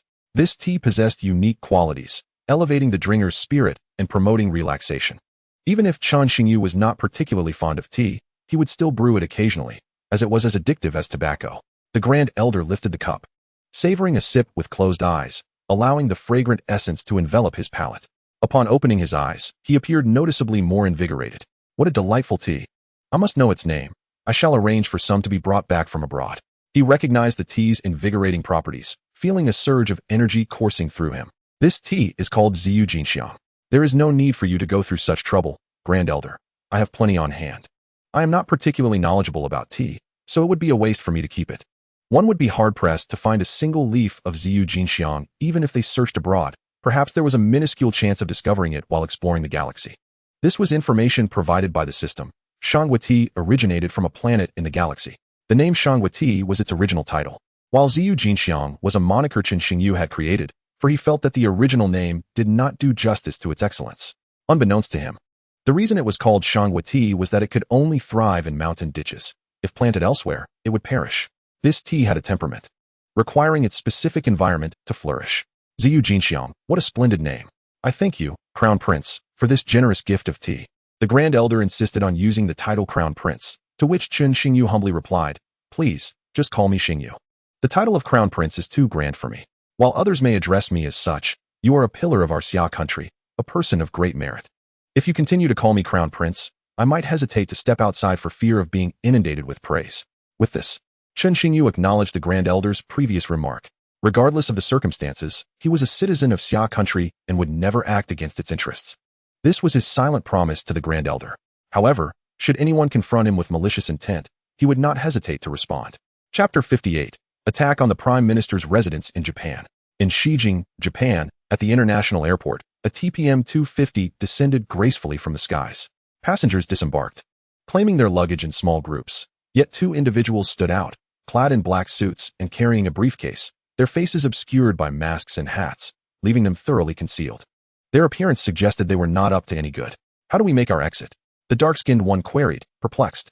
However, the fair-skinned one seemed disinclined to engage, instead opting to approach the roadside and commandeer a bicycle. "Oh, for heaven's sake, are we to ride bicycles? Just kill me now. I am an assassin. And assassins do not ride bicycles," the dark-skinned one exclaimed, indignantly asserting his refusal to submit. Subsequently, the pair mounted their bicycles and pedaled towards the Prime Minister's residence. The white ghost pondered, "Why must we ride bicycles? Such a slow pace." The black ghost, somewhat bewildered, had completely forgotten his earlier remarks. He was internally urging himself that even assassins could ride bicycles, and he considered himself a connoisseur of life. I, the black ghost, fear no specter. Would I be daunted by riding a bicycle? Absurd. Could you refrain from excessive chatter? Do not claim to be an assassin. Aside from your prowess resembling that of a killer, I must confess, your other qualities fail to impress me, the white ghost retorted. Me? High intelligence? I simply feared I might not have the opportunity to speak. The black ghost replied. Shortly thereafter, the duo arrived near the Prime Minister's residence, where vigilant guards were stationed, dissuading them from approaching too closely. "What shall we do? There are so many guards. How can we manage to infiltrate that place?" The black ghost inquired again, seemingly disinterested in strategizing. "Let us first observe for blind spots. Although we are both advanced energy users at level 7, this is the Prime Minister's residence. Who knows how many experts are stationed here?" The white ghost remarked, eyeing the patrolling soldiers, waiting for an opportune moment. "Shall we act during the day or at night? Daytime poses a higher risk of detection. Nighttime would be preferable. We can set out under the cover of darkness. What do you think, white ghost?" The black ghost suggested, oblivious to his partner's growing impatience. Fearing further elaboration might compel him to silence the black ghost, the white ghost thought to himself, today is indeed a day for you." They lingered for several hours until dusk descended and the lights of the Prime Minister's residence illuminated the surroundings. In 5 minutes, the patrolling soldiers will change shifts. During their transition, we shall seize the opportunity to slip inside. Remember, we have merely 1 minute. After that, we must conceal our presence, lest the energy users within detect us, the white ghost instructed. Having discerned the soldiers' shift patterns earlier, he was aware that they changed every 3 hours, presenting a rare opportunity, especially under the veil of night. Although lights illuminated certain areas, there remained ample spots for concealment. The inky night is my domain. As long as I refrain from laughter, the black ghost jested amidst the tension. Once we enter, we must immediately sever the connections on that device and make a hasty retreat, disregarding the soldiers outside. The white ghost harbored an unsettling sense that the situation was amiss. If Chen Xingyu wished to eliminate him, he would not resort to such convoluted measures. If Chen Xingyu were privy to his thoughts, he would undoubtedly wear a smile of ominous satisfaction. 3, 2, 1, action. At that moment, the patrolling soldiers glanced around, detecting no anomalies, and moved on to change shifts. The duo swiftly scaled the wall, sharing a glance that conveyed all was well, and they proceeded cautiously toward the adjacent building. Chen Xingyu had instructed them merely to place the item within the Prime Minister's residence, not to position it centrally. They need not risk venturing into the central structure. Suddenly, the black ghost brushed against a nearby branch, producing a rustling sound. The guards, having completed their shift, appeared to have heard the commotion. "Who goes there?" questioned a soldier, perhaps new to his post, who audaciously called out. The other soldiers rolled their eyes, expressing their exasperation at their comrade's blunder. The white ghost shot a glare at the black ghost, deeming him a liability. Without a moment to ponder, he yanked the black ghost into a nearby haystack. "Where is he? I just heard a noise over here," one soldier exclaimed. "Could be something else. After all, this is the Prime Minister's residence. Who would be foolish enough to seek death here?" A nearby twisted tree housed an owl, flapping its wings and hooting. "See, I told you it wasn't a person." Indeed, The white ghost and black ghost are certainly no human. Once the guards departed, the duo cautiously emerged from the haystack. The white ghost gestured for the black ghost to tread lightly. They approached a window and, ensuring it was unoccupied, climbed inside. This was the office of the Prime Minister's secretary, who was currently upstairs attending to paperwork. As he was not an energy user, he remained oblivious to the presence of the black and white ghosts below. Hurry, white ghost, retrieve the item, and our mission will be accomplished. We must return swiftly for the antidote. The black ghost urged anxiously, concerned for his younger companion's indecisiveness. The white ghost hesitated, gripped by a foreboding sense that adhering to Chun Xingyu's orders might lead to peril. Gazing at the small object in his hands, he felt an ominous premonition. He was uncertain whether to sever the connecting wire. Noticing the white ghost lost in thought, the black ghost snatched the item from his grasp and swiftly disconnected the wire. Chiding, "What are you dawdling for? I am pressed for time." The white ghost gasped, shouting no. But alas, it was too late. As the black ghost severed the wire, an explosion of energy erupted from the device. "Oh, my God," was the black ghost's final utterance. God remarked, "I do not collect the black and white ghosts. You may find your fate in the eastern underworld." The king of hell retorted, "I already have the black and white ghosts in my realm." Boom. The explosion reverberated throughout the Prime Minister's residence, engulfing the entire structure in flames. A mushroom cloud ascended, illuminating the vicinity for miles, and the deafening blast sent shockwaves through the air. Residents of the western capital turned their gazes toward the direction of the Prime Minister's residence, their faces etched with terror as they pinched their cheeks, realizing they were not dreaming.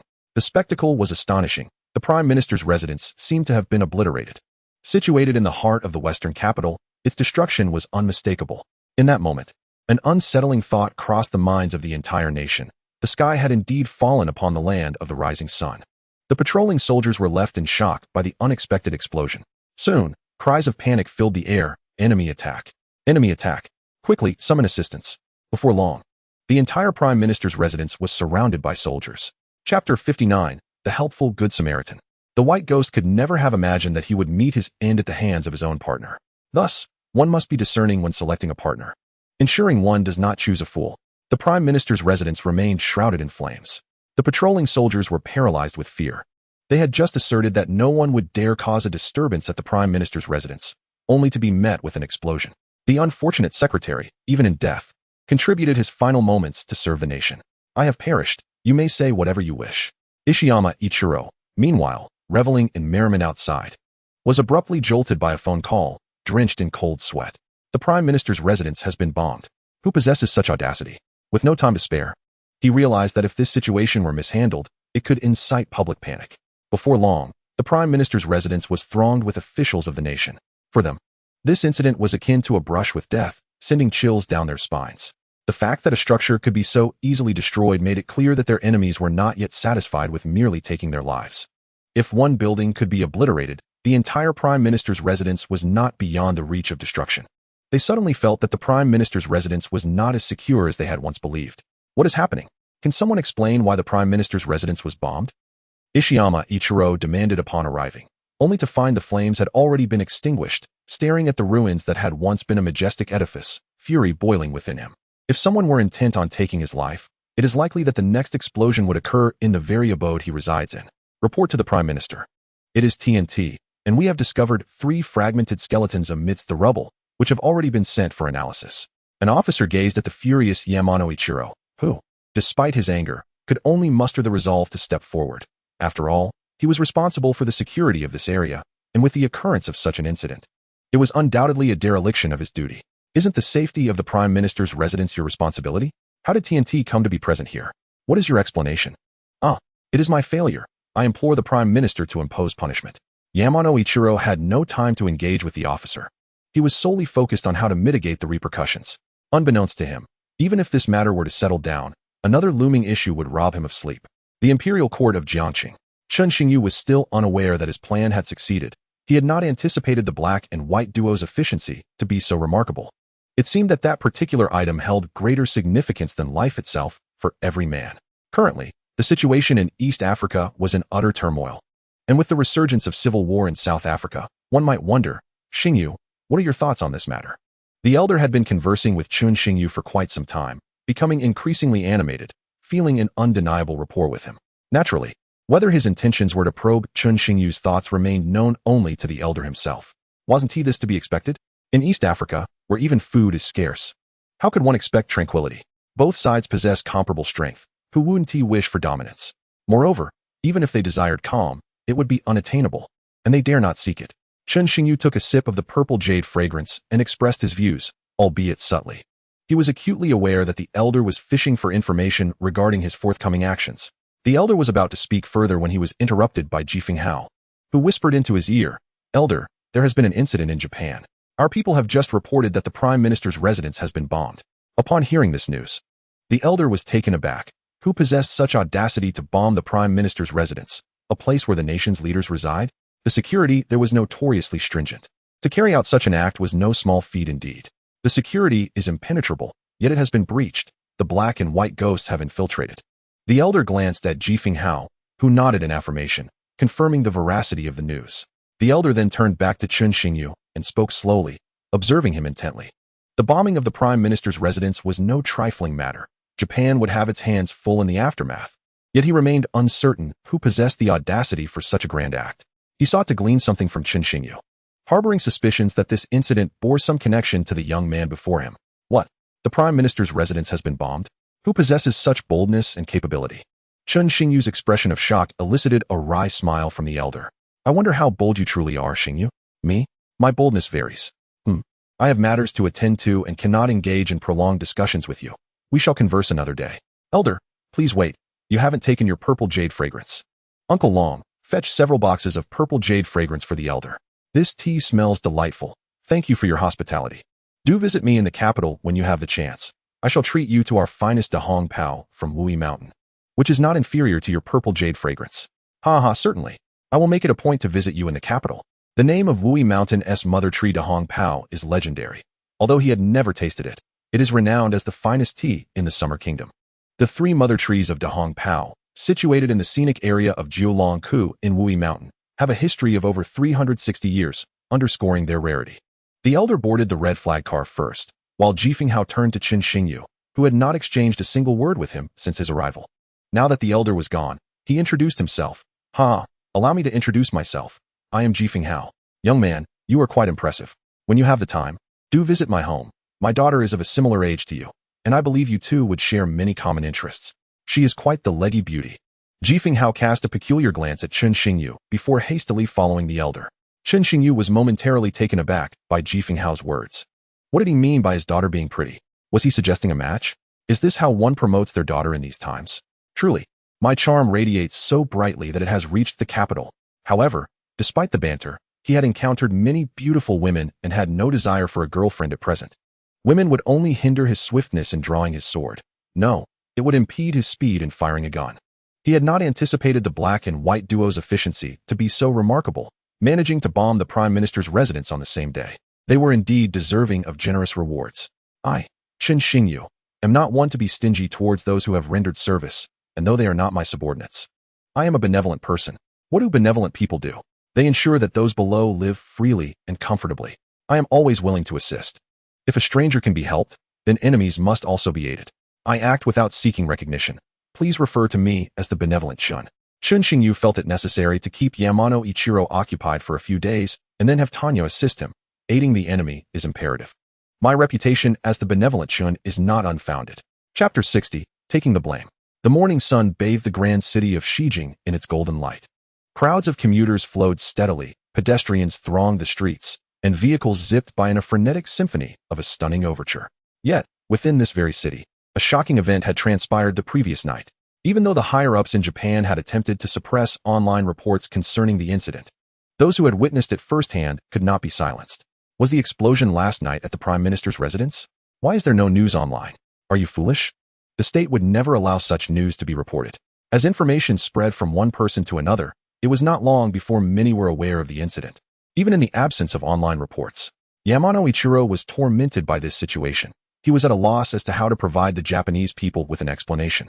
The Prime Minister's residence being bombed raised grave concerns about the nation's safety. Once such a perception took root, his position would be precarious. Prime Minister, the rumors are spreading rapidly outside. We must devise a foolproof plan quickly, or they may resort to strikes, which would only exacerbate the danger. A middle-aged man beside Yamano Ichiro spoke urgently.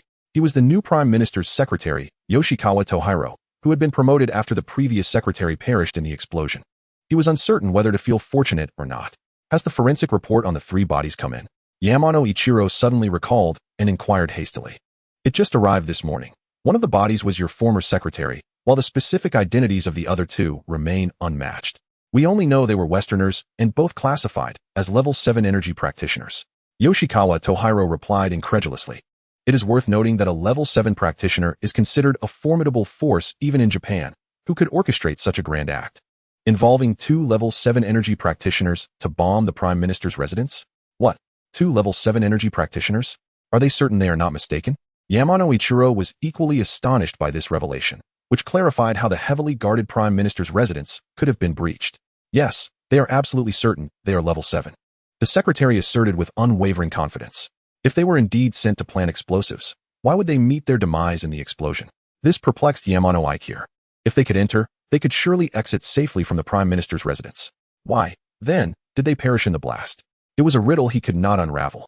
Prime Minister, is it conceivable that those who dispatched them never intended for them to leave alive? A silencing of witnesses, perhaps. They sought to eliminate any evidence. The secretary articulated his thoughts. Now is not the time to speculate about the puppet master behind the scenes. Remember the recent upheaval caused by the Qinglong gang within our borders? Let us attribute this incident to them and subsequently eradicate them, thereby providing a semblance of accountability to the public. In truth, he sought to leverage this opportunity to eliminate the Qinglong gang. But would the populace accept such a narrative?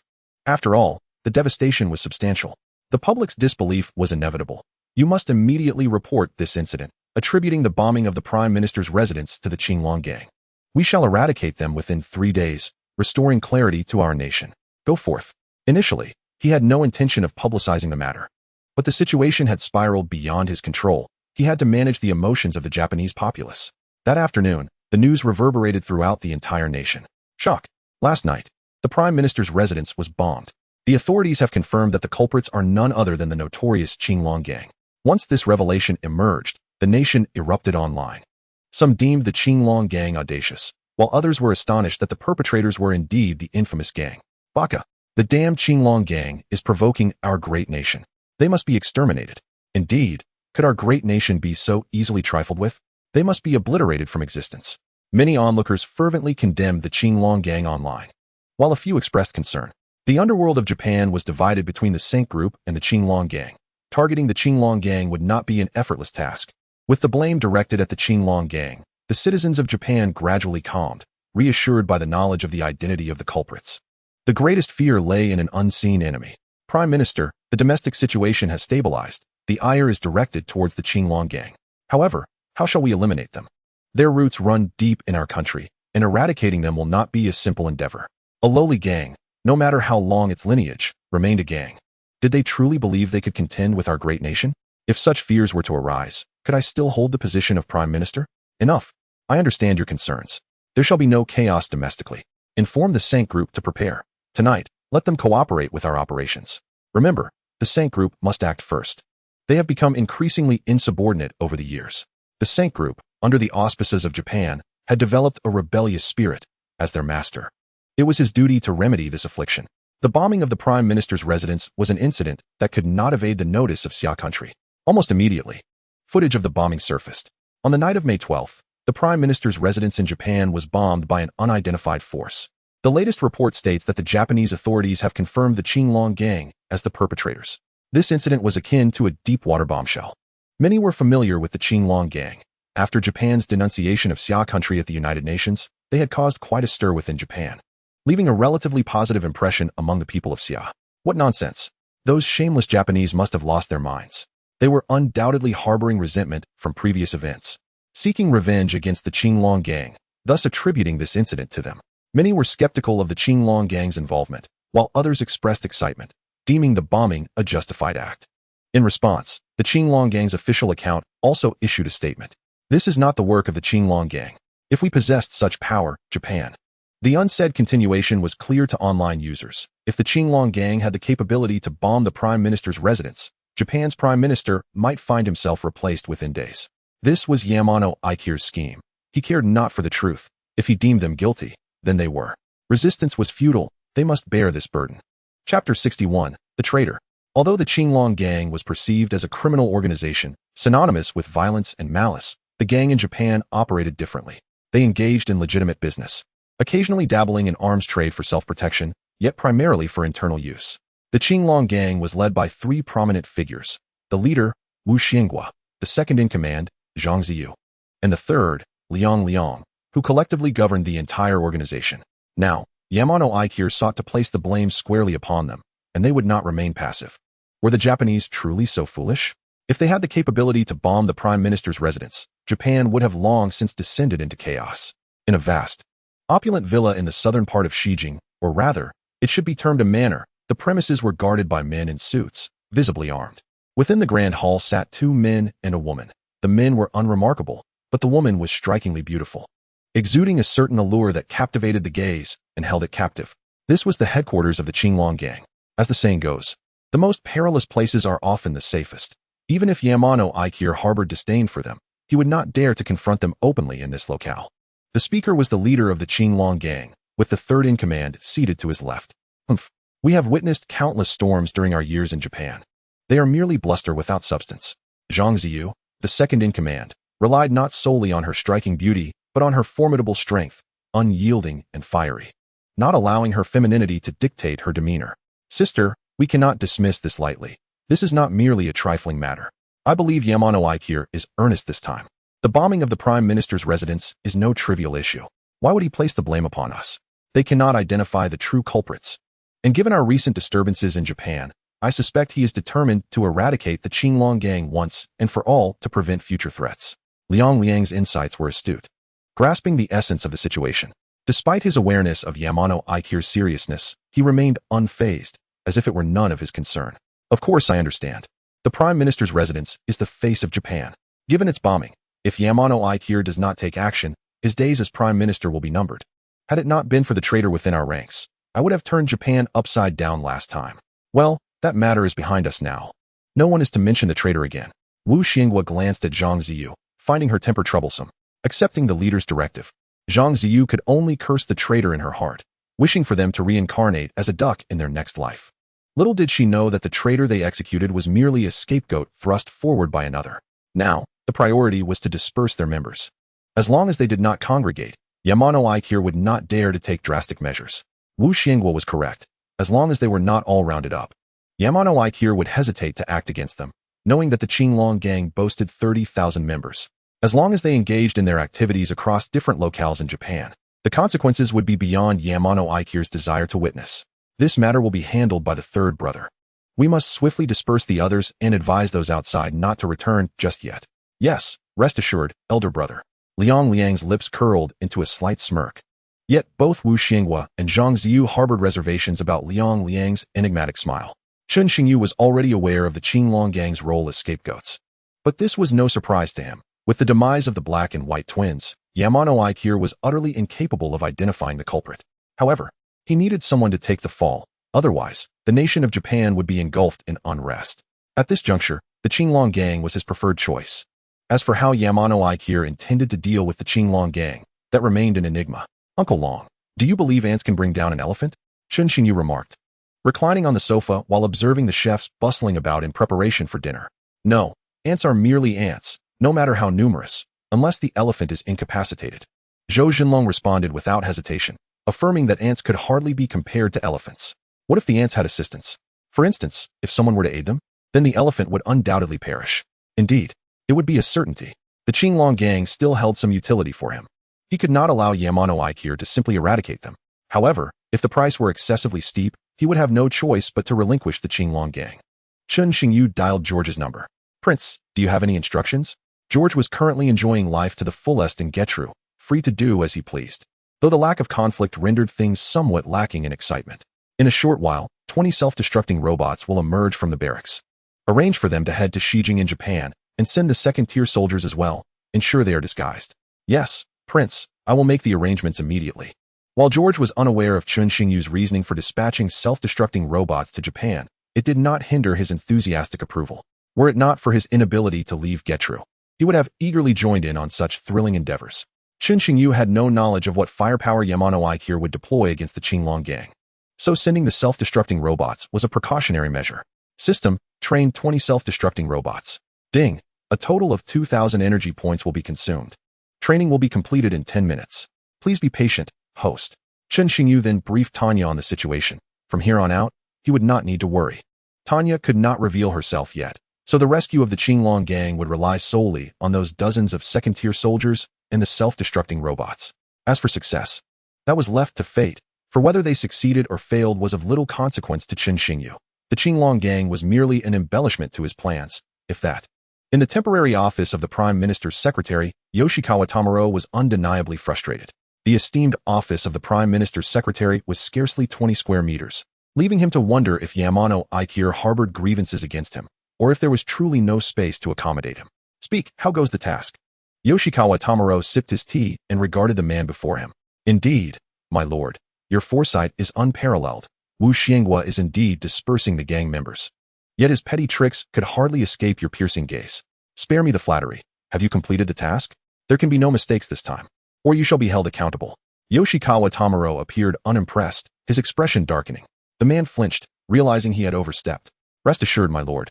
I have summoned all the Qinglong gang members back to headquarters. Tonight, you shall be able to capture them all in one fell swoop. Ha ha ha, splendid. You have done well.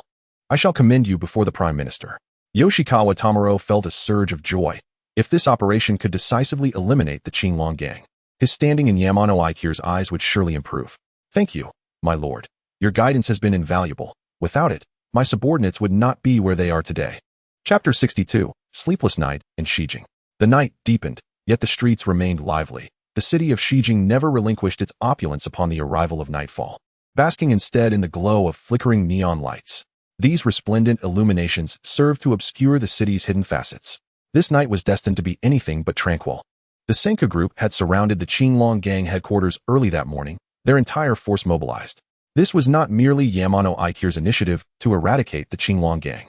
It was also the moment for the Senku group and the Qinglong gang to settle their long-standing rivalry, a culmination of years of covert conflict. Report, leader. All members of the Senku group are assembled. With a single command, we can flatten the Qinglong gang tonight. A captain of the Senku group stood before Izumi Taro, his face alight with anticipation. They were on the verge of confronting the Qinglong gang in a battle to the death, a fight they were certain to win. Hold on. The general has yet to arrive. We shall proceed once he is here. Izumi Taro glanced at the stars overhead. For some reason, he felt the stars were particularly sparse tonight, and the moon was shrouded in dark clouds, stirring a sense of unease within him. General? Baka. Do not inquire about matters beyond your purview. Izumi Taro reprimanded. Hi. Soon, a synchronized rhythm of footsteps echoed from afar. The soldiers of Japan had arrived.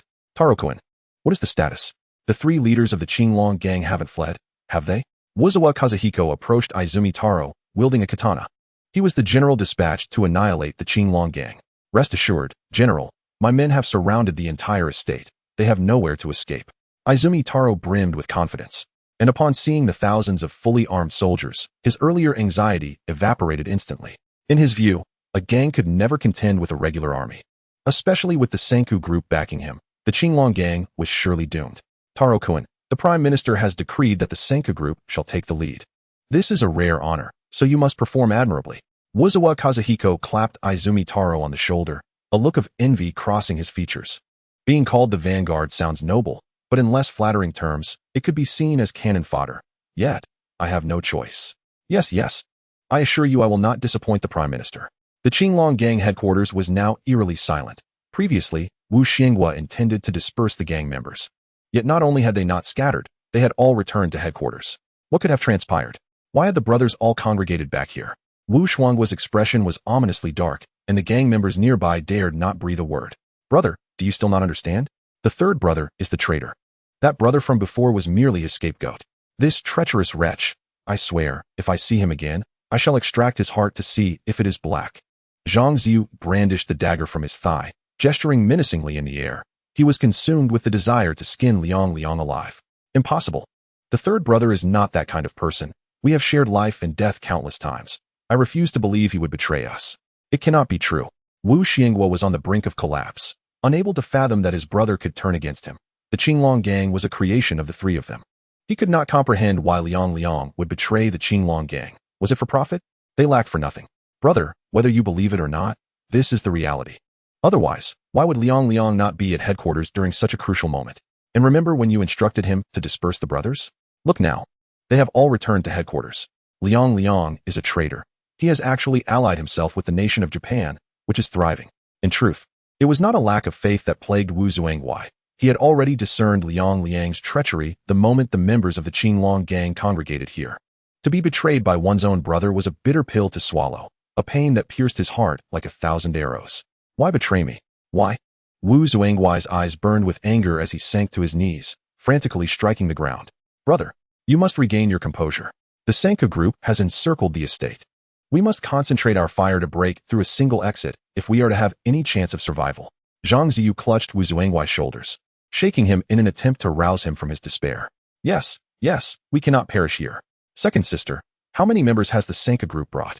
At least 20,000, and Yamano Ikaru has dispatched an additional 1,000 soldiers. We barely muster 15,000, as the rest have defected to Liang's side. Zhang Ziyu was infuriated. Liang had not only betrayed them, but had also lured away half their members. Time is running out. Rally the brothers to concentrate their fire and break through the encirclement. Use whatever weapons you can find. If Yamano Ikaru is unwilling to grant us a path to freedom, then he shall not find it easy for himself. Outside the estate, the Senku group was steadily closing in, a dark mass against the night sky. The atmosphere thick with tension. Ichino's Taro followed at the rear of the line, shouldering an RPG, and the members of the Senku group regarded him with a peculiar gaze. When they were merely 30 meters from the estate, the gates flew open, and a shell with a white tail soared towards them. Boom. The explosion shattered the tranquility of the night, serving as an ominous herald of the assault. Baga. Damn Wu Zuangwai. Brothers, flatten the Qinglong gang. Ichino's Taro was visibly startled by the sudden turn of events. Without waiting for others, he aimed the RPG at the estate's entrance and pressed the trigger. Boom. The glass of the estate shattered violently, the blast reverberating throughout the southern region of Shijing. Some residents, roused from their slumber, were startled awake, and a curly-haired dog at the entrance barked furiously. Tonight was destined to be a sleepless night. Brothers, push southward. Wu Zuangwai commanded. The soldiers from the Sun Kingdom still watch us from the north. We cannot break through there. The south is our best option. Zhang Ziyu, wielding 2 assault rifles, was the first to charge out. As a level 4 energy user, the ordinary members of the Senku group were no match for her prowess. As a captivating beauty wielding 2 guns amidst the chaos, she embodied a certain allure even in her ruthless slaughter. The combined forces of the Qinglong gang and the Senku group amounted to nearly 40,000, an unprecedented scale of conflict within a developed nation. Second sister, do not act recklessly, Wu Zuangwai shouted, but Zhang Ziyu's speed rendered his words inaudible. He shook his head with a bitter smile, recalling her impulsive nature. Damn it. Chapter 63. The rampaging lowly in an instant. The members of the Senku group clashed with those of the Qinglong gang, bullets raining down like a storm. The air was thick with the sounds of gunfire and the cries of the fallen, each shot carrying the Grim Reaper's promise of death. The world was unforgiving. One bullet may not suffice, but another would surely find its mark. The dark muzzles of the guns resembled the scythes of death, leaving everyone wondering if they would be the next to fall. The Qinglong gang, lacking external support, found themselves outgunned by the Senku group, with some members charging in with machetes, employing the newly learned lightning 5/ technique. Blood sprayed and heavy breaths echoed in the ears of the Qinglong gang's fighters. But the next moment, a bullet mercilessly claimed the life of a young warrior. The cacophony of gunfire and explosions resonated in the air, relentless and unyielding. Ichino's Taro, tonight marks our decisive confrontation. How long will you hide behind your subordinates? Wu Zuangwai glared at Ichino's Taro, who cowered behind the members of the Senku group, firing the RPG indiscriminately. This strategy of yours is futile, Wu Zuangwai. Tonight, the Qinglong gang shall have no escape. If you wish to confront me, you must first get past my men. Ichino's Taro quickly aimed the RPG directly at Wu Zuangwai and pulled the trigger. Wu Zuangwai narrowly evaded the blast. Boom. The ground where he had stood erupted, creating a large crater. A level 5 energy user could typically avoid an RPG blast unless caught off guard. Ichino's Taro did not expect to kill Wu Zuangwai so easily. If it were that simple, Wu Zuangwai would already be dead. Ichino's Taro extended an obscene gesture towards Wu Zuangwai, inciting a surge of anger within him.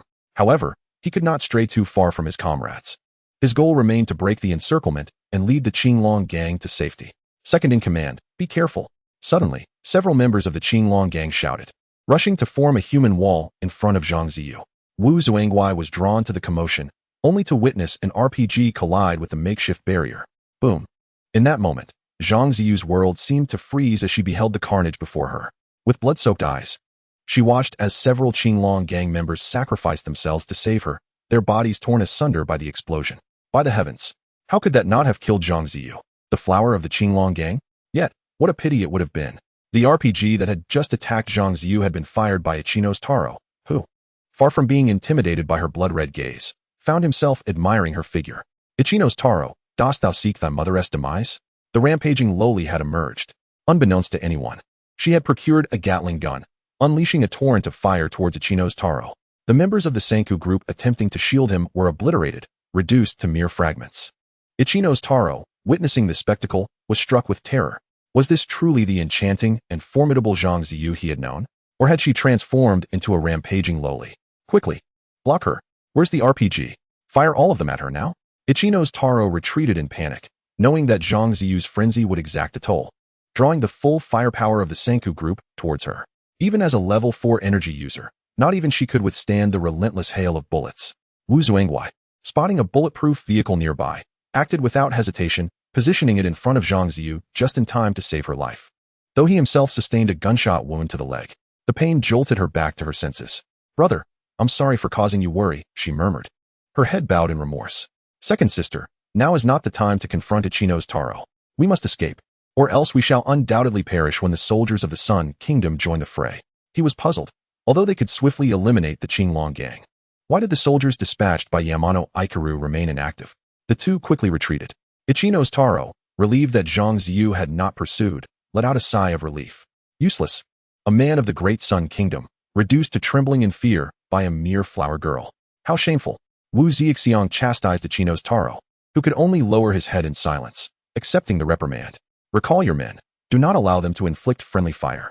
As Wu Ziang surveyed the ravaged estate before him, littered with heaps of corpses, he spoke with a stoic expression. "Hey."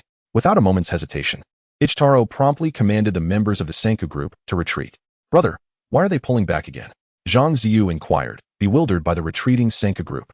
"This is bad. Everyone must fall back to the estate. The soldiers from Japan are approaching. The military is not akin to a gang.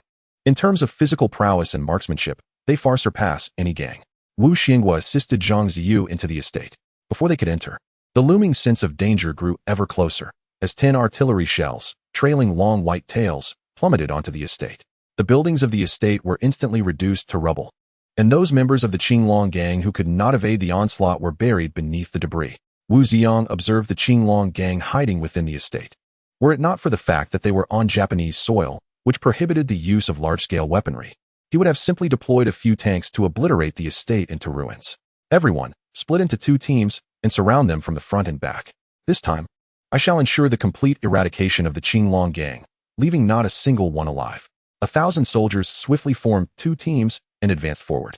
The Qinglong gang was now on its last legs. Having suffered 80% casualties in the previous battle, they had dwindled to less than 2,000, rendering any escape impossible. "Brother, let us fight them. What's death but a return to glory in 18 years? Zhang Ziyu, seizing a gun from the ground, attempted to rise, but was firmly pressed down by Wu Xinghua. "You're a girl. How can you be braver than me, an old man? When the time comes, don't linger in battle. If you can run, then run. Do you hear me? I've never asked anything of you, but this time, I implore you, stay alive. Remember, if you manage to escape, do not seek revenge. You cannot contend with a nation. Find someone to marry and settle down. You must also temper your temper." Wu Xinghua looked at Zhang Ziyu, his expression stern. Wu Xuanghua's true surname was Zhang, a fact known only to him. Initially, he had intended to confess this to Zhang Ziyu after this ordeal, but now he felt it unnecessary. Chapter 64, Escalation of Events. Zhang Ziyu listened to Wu Xuanghua's inexplicable words, feeling perplexed.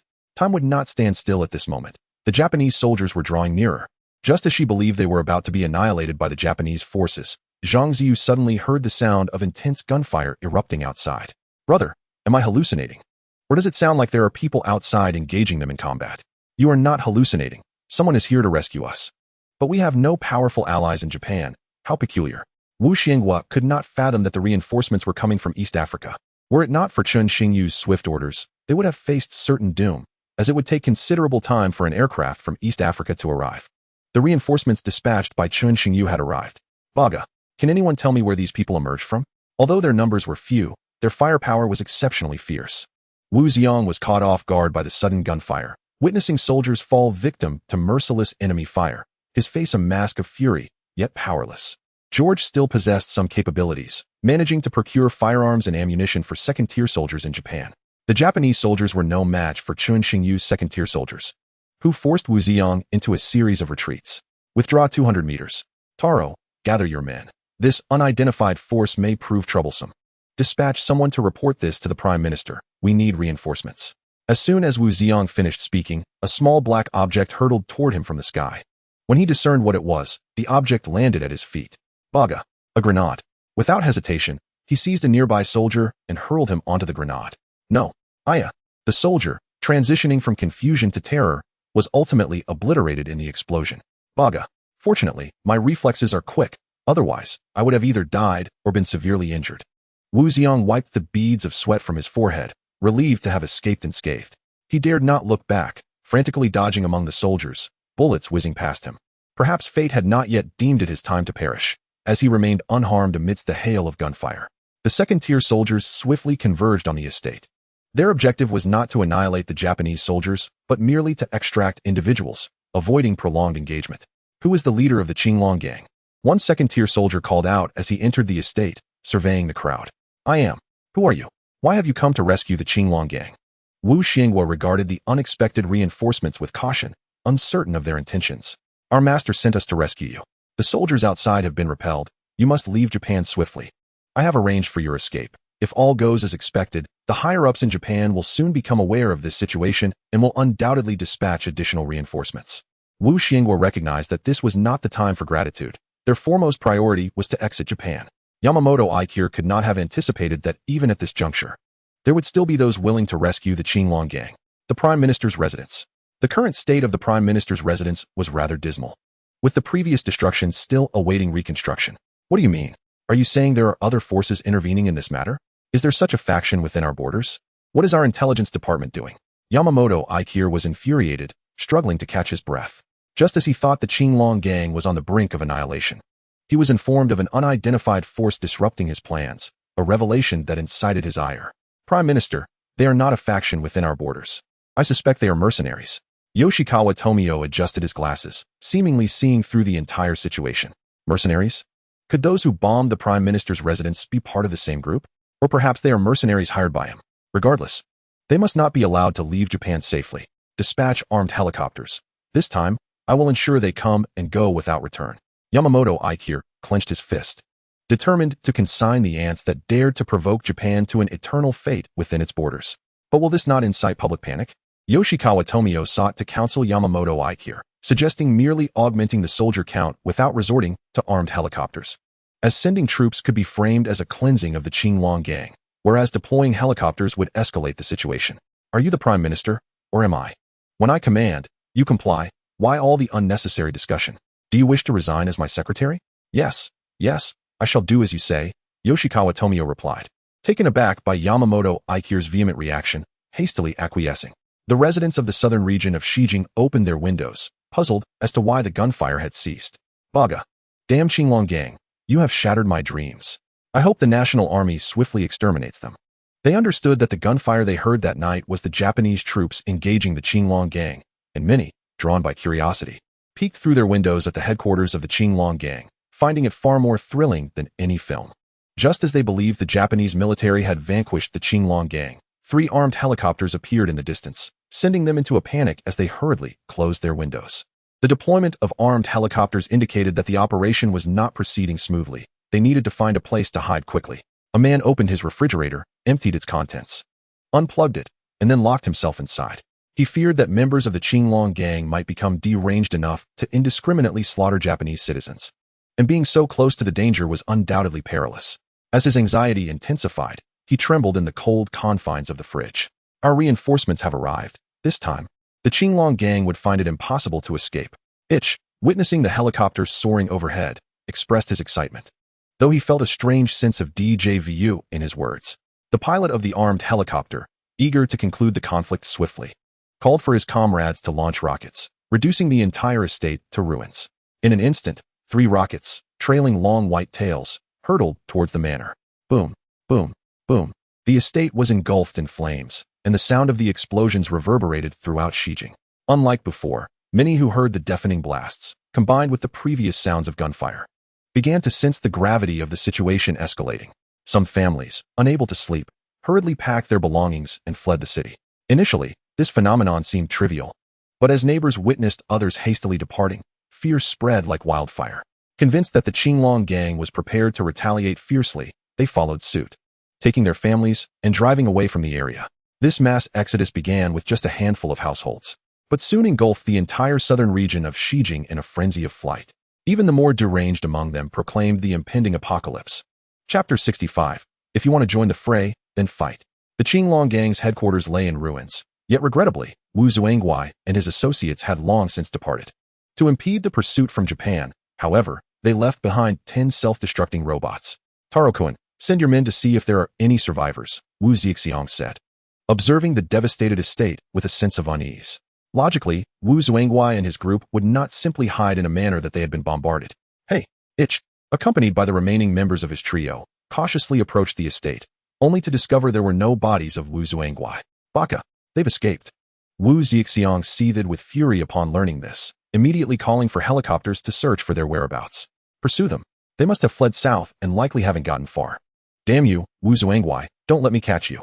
Wu Zixiang's face flushed with rage. Had it not been for the sudden emergence of an unknown force, he would have eliminated the Qinglong gang. However, just as they pursued outside the manor, they were obstructed by the self-destructing robots left behind. The trio was caught off guard, and in a stroke of misfortune, Ich was once again sent forward to shield them from gunfire. Don't panic. They're just a dozen or so. What is there to fear? Ich shouted from behind his subordinates. A dead friend is better than a living foe. Someone has to absorb the firepower. Yet the self-destructing robots were peculiar. As long as their heads remained intact, they were virtually indestructible. Then, they witnessed a bizarre scene, feeling as if they were battling monsters that could not be killed. Leader, something amiss. They can't be killed at all. Are they even human? The members of the trio grew increasingly apprehensive, questioning the nature of their adversaries. Baka, if they're not human, then what are they, ghosts? As their ammunition dwindled, Wu Zixiang ordered his soldiers to encircle them, determined to uncover who dared to rescue others beneath his very nose. Unfortunately, the self-destructing robots did not comply with his wishes. As the Japanese soldiers approached, they activated their self-destruct sequences. Waves of energy erupted from them, a scorching heat sweeping towards Wu Zixiang and his men. The Japanese soldiers were obliterated in an instant, while half of the trio's members were thrown back by the explosion. Ich and Wu Zixiang, though positioned further away, were still propelled 10 meters by the shockwave. They survived, but their conditions were dire. Ich suffered a shattering fracture in both legs, likely condemning him to a wheelchair for the rest of his life. Wu Zixiang fared slightly better, merely losing an arm. Gazing at the surrounding dismembered limbs, Wu Zixiang felt a chill. Had he been any closer, he might have found his own limbs among the wreckage. Damn it, were they all strapped with explosives? A pack of madmen. Wu Zixiang grimaced in pain, clutching his severed arm. They were now unable to pursue. The helicopter could only observe from above, but the numerous buildings below hampered their efforts. They retreated, having suffered a resounding defeat. In terms of numbers and weaponry, they had overwhelmed the Qinglong gang, yet they had still managed to escape, marking a profound humiliation for Japan. What? You say Wu Zuangguai and his group eluded capture? I had already dispatched support. How could they have gotten away? Wu Zixiang raged. What on earth are you doing? Yamano Aikir erupted in fury, for as the prime minister, it was intolerable to have enemies urinating on his territory before departing unscathed. This was not merely a slap in the face. It was as if he were being ground into the dirt. Calm down, Prime Minister. Had it not been for the sudden appearance of that group, we would not have allowed Wu Zuangguai to escape. Yoshikawa T.R. said, his head bowed and his body trembling.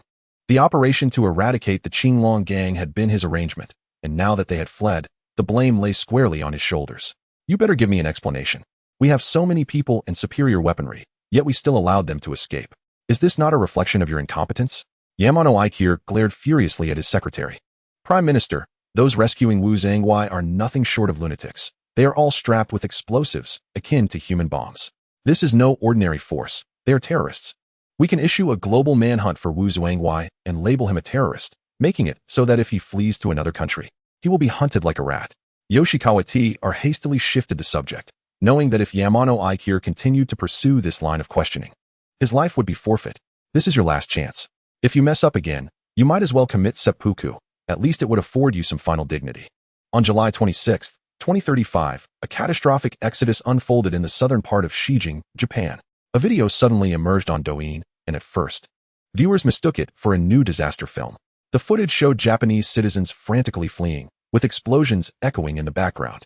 This video was shared by a Chinese national in Japan, causing domestic netizens to speculate that Shijing was filming a terror attack movie. Is this a disaster trailer? What is the title of the film? They commented. The production quality is lacking. The special effects aren't very impressive, but I must admit, the expressions of the extras are quite convincing. Whoa, brothers, this isn't a movie, it's real. The location in the video is indeed southern Shijing. I've been here for 2 days, and I can confirm that this occurred last night. The scene rivaled a Hollywood blockbuster, and I'm still trembling from the shock. Hey, do you need help? You seem exhausted. I'm pretty strong. The netizens buzzed with excitement, but shortly thereafter, Japan released an international statement labeling Wu Zuangwei as the head of a terrorist organization, urging all nations to be vigilant. They even published a photo of Wu Zuangwei, asserting that he was the mastermind behind the events in southern Shijing the previous night. A large basin of excrement was unceremoniously dumped upon Wu Xuangu's head, and the unfortunate Wu once again found himself bearing the blame. Meanwhile, Chen Xingyu, upon reading this news, couldn't help but chuckle at the absurdity of it all. Indeed, the Japanese truly excelled at shifting blame.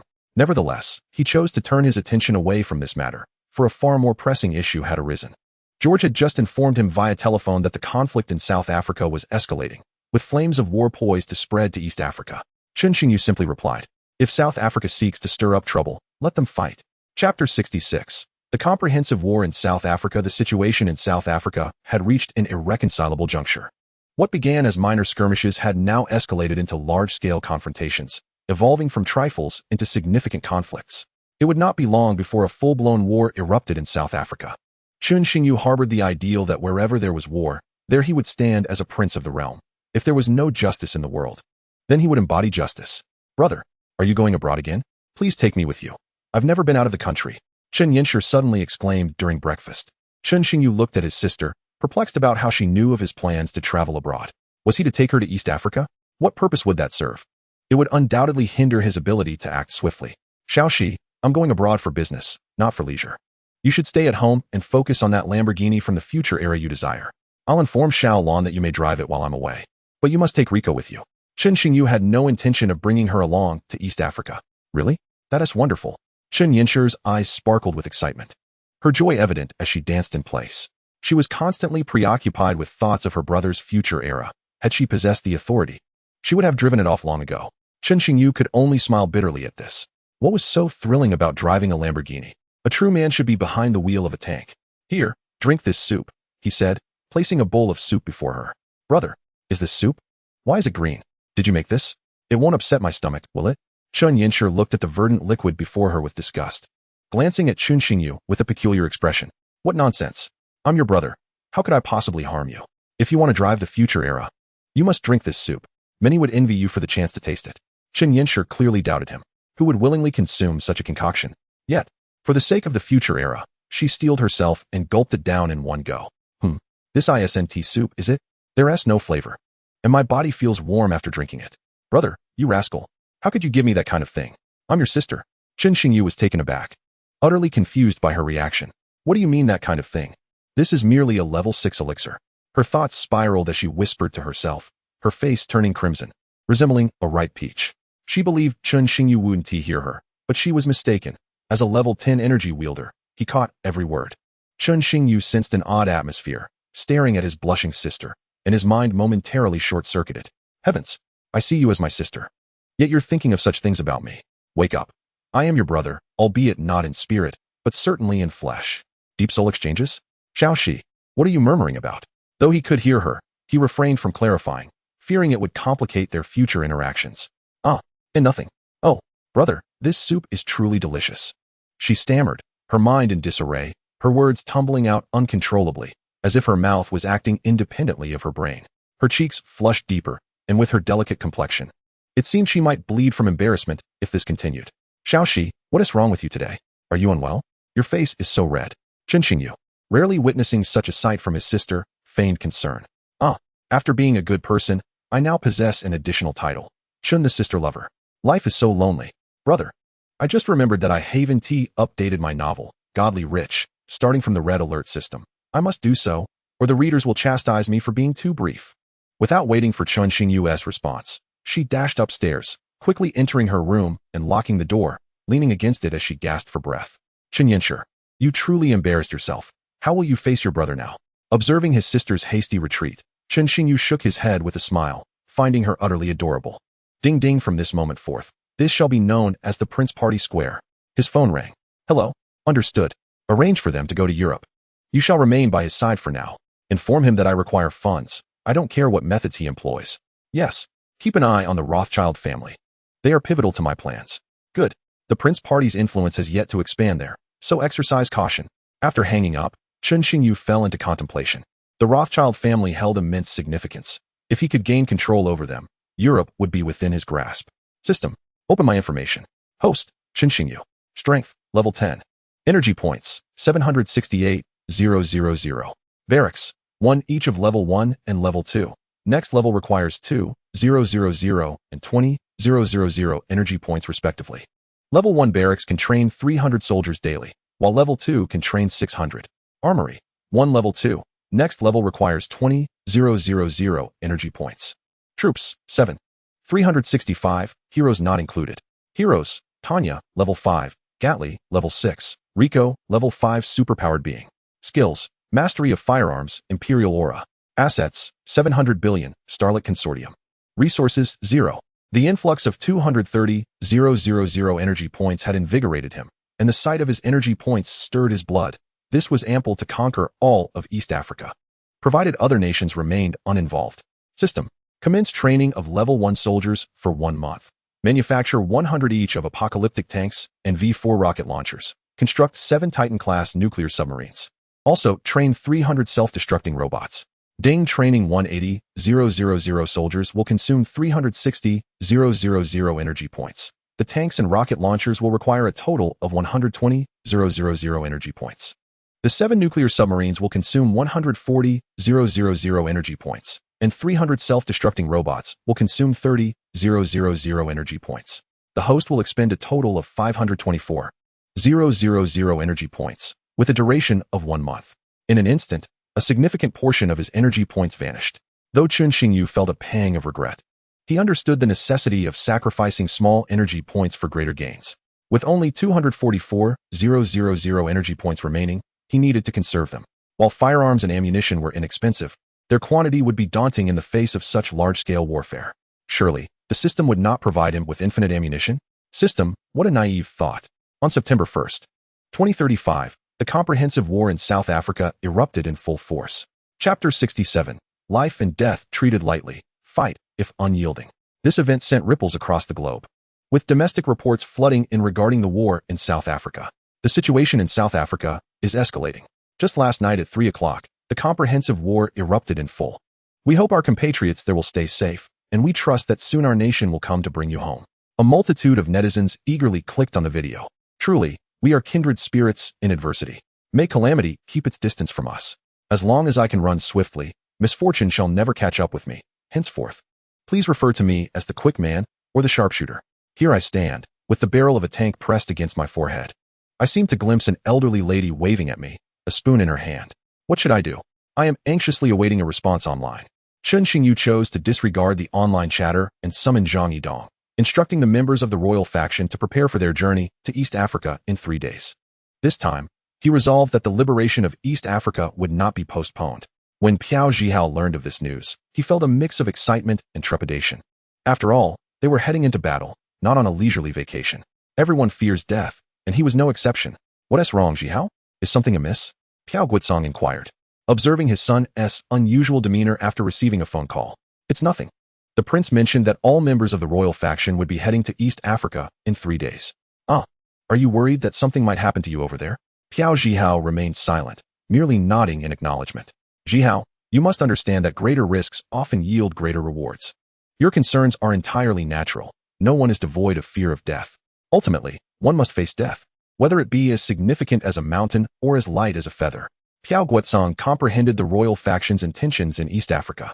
With the ongoing chaos in South Africa, they were merely seeking to exploit the tumult. Father, you're right. If I were to perish, it would simply be my ill fortune. However, I have faith in the prince. He would not easily allow the royal faction to suffer losses. Chen Xingyu chuckled softly. 3 days later, at Jiangxing International Airport, Chen Xingyu and the members of the royal faction boarded a private plane to minimize unnecessary complications. Hey, Lao Yang.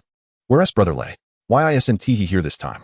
Jiang Xiaofan, seated on the plane, suddenly noticed the absence of Huang Jinglei and curiously asked Zhang Yang beside him. I'm not sure. Perhaps he has other matters to attend to. Otherwise, he wouldn't miss this opportunity, Zhang Yang replied, scratching his head in confusion. I've dispatched him to Europe on another mission. Now rest up. There won't be much time for you to relax from here on out. Each of you has your own tasks to fulfill, Chen Xingyu said, eyes closed, determined to scatter the members of the royal faction to facilitate their growth. Understood, Your Highness, they all replied in unison. The atmosphere on the plane growing tense as Chen Xingyu's words sank in. They would indeed be separated, implying a stark division between life and death. As night fell, the plane landed at Getru Airport in East Africa, a facility that Chen Xingyu had commissioned George to construct. Though somewhat rudimentary, it provided at least a place to rest. Soldiers guarded all exits of the airport, while George arrived with a convoy to greet Chen Xingyu and his entourage. Your Highness, General Gatley is stationed at the border and cannot be here to receive you. Please allow me to express my apologies. George's face bore the marks of exhaustion. His sleep had been fitful, disrupted by the sounds of artillery fire. It's quite all right. You look worn out. This period must have been quite challenging for you. Chen Xingyu remarked. It's manageable, just a bit noisy, George replied, refraining from complaints, knowing he was fortunate to be alive and not fearing assassination at night. Let us return to Mbaka town first, Chen Xingyu said, leading the way into the vehicle. Even at night, the distant rumble of gunfire was occasionally audible. Indeed, war knows no day or night, and the enemy offers no respite. George, I trust you've been keeping well during this time. You look utterly drained, Zhang Yang teased, patting George's shoulder. Get lost. I'm in this state for the sake of our royal faction. They all climbed into the pickup trucks. Apart from the carefree Zhang Yang, the expressions of the other members of the royal faction were grave. However, Yi Liangchen, also an orphan like Zhang Yang, felt no fear. Since joining the royal faction, they had adopted a philosophy of indifference towards life and death, living by the motto, if you don't submit, then fight. Compared to other countries in East Africa, Getru was the safest haven, standing alone as the only nation untouched by the ravages of war. As their convoy passed through the crowds, the citizens of Getru waved in salute, not for any particular reason, but simply because of the royal faction's emblem, the blood moon, adorning their vehicle. Chen Xingyu sat in the car, resting his eyes and ignoring the greetings. He was no savior. His primary goal in unifying Getru was to expedite the extraction of its mineral resources. Upon returning to Mbaka town, they found it devoid of residents, all relocated by George, leaving behind only soldiers. Chen Xingyu commanded a force of nearly 30,000 troops. Although the number seemed modest, those soldiers were elite level 1 energy users, whereas the soldiers of other nations were often mere ordinary troops lacking such abilities. To put it bluntly, as long as ammunition was sufficient, these 30,000 soldiers could be as effective as 100,000. George, please arrange accommodations for them. We will convene for a meeting in 1 hour, Chen Xingyu ordered. Fully aware that time was of the essence, he had no idea if the American countries would intervene in South Africa, necessitating swift action. To secure East Africa's mineral wealth, he could not rely solely on the 20,000 energy points at his disposal to sustain the forthcoming conflict. East Africa comprises 8 nations, and aside from Getru, there are 7 others. Once he occupied 3 more, he could mass-produce weapons and train soldiers, thereby ensuring his dominance in the South African War. Provided that no developed countries interfered, he was confident he could conquer the 3 neighboring nations of Getru within 40 days. Chapter 68, The Villain and the Good Dog. The escalation of conflict in South Africa caught the attention of numerous nations. While South Africa's resources may not rival those of East Africa, even the smallest of mosquitoes can be considered a meal. Japan has begun to make its move. Yamano Ikaru's audacity is remarkable, willing to take the lead and make the first strike. His ambitions extend to both East and South Africa, demonstrating a rather insatiable appetite. At the Prime Minister's residence in Japan, Yoshikawa Tomio immediately issued orders to General Shigesaki to stand by in South Africa, while Wusa Kazuhiko would take over affairs in East Africa. Additionally, he commanded the deployment of an extra 30,000 troops to General Shigesaki, determined to seize as many resources in South Africa as possible before other nations could react. This confidence, born from the backing of a powerful ally, is indeed perplexing. Although Japan bears its share of blame, it also enjoys considerable benefits. Is the Prime Minister intending to be the first to advance into South Africa? That may not be easily explained to the Americans, Yoshikawa Tomio noted, clearly perceiving Yamano Ikuru's intentions. However, it must be acknowledged that if they could secure support from the Americans, Japan could confidently take the first bite of the pie. Rest assured, Trump will understand my intentions. Just follow my directives, Yoshikawa Tomio assured him. Tomohiro Yamaguchi found himself at a loss for words, leaning against the sturdy tree that is the United States, a colossal entity. Even if other nations held grievances against Japan, they dared not act upon them. One must always consider the master when dealing with a dog. No sooner had he made a move than the Americans were already aware of it. Ikiri Yamano served his role with utmost diligence. The old fellow, Yamano, seemed unperturbed by the risk of biting off more than he could chew, attempting to play both sides. It appeared that Trump's secretary was somewhat discontent with Yamano's conduct. You still do not grasp the nature of that old fellow. While he may not be a virtuous man, he undoubtedly embodies the qualities of a loyal dog. Trump, with a leisurely demeanor, expressed no dissatisfaction with Yamano's actions.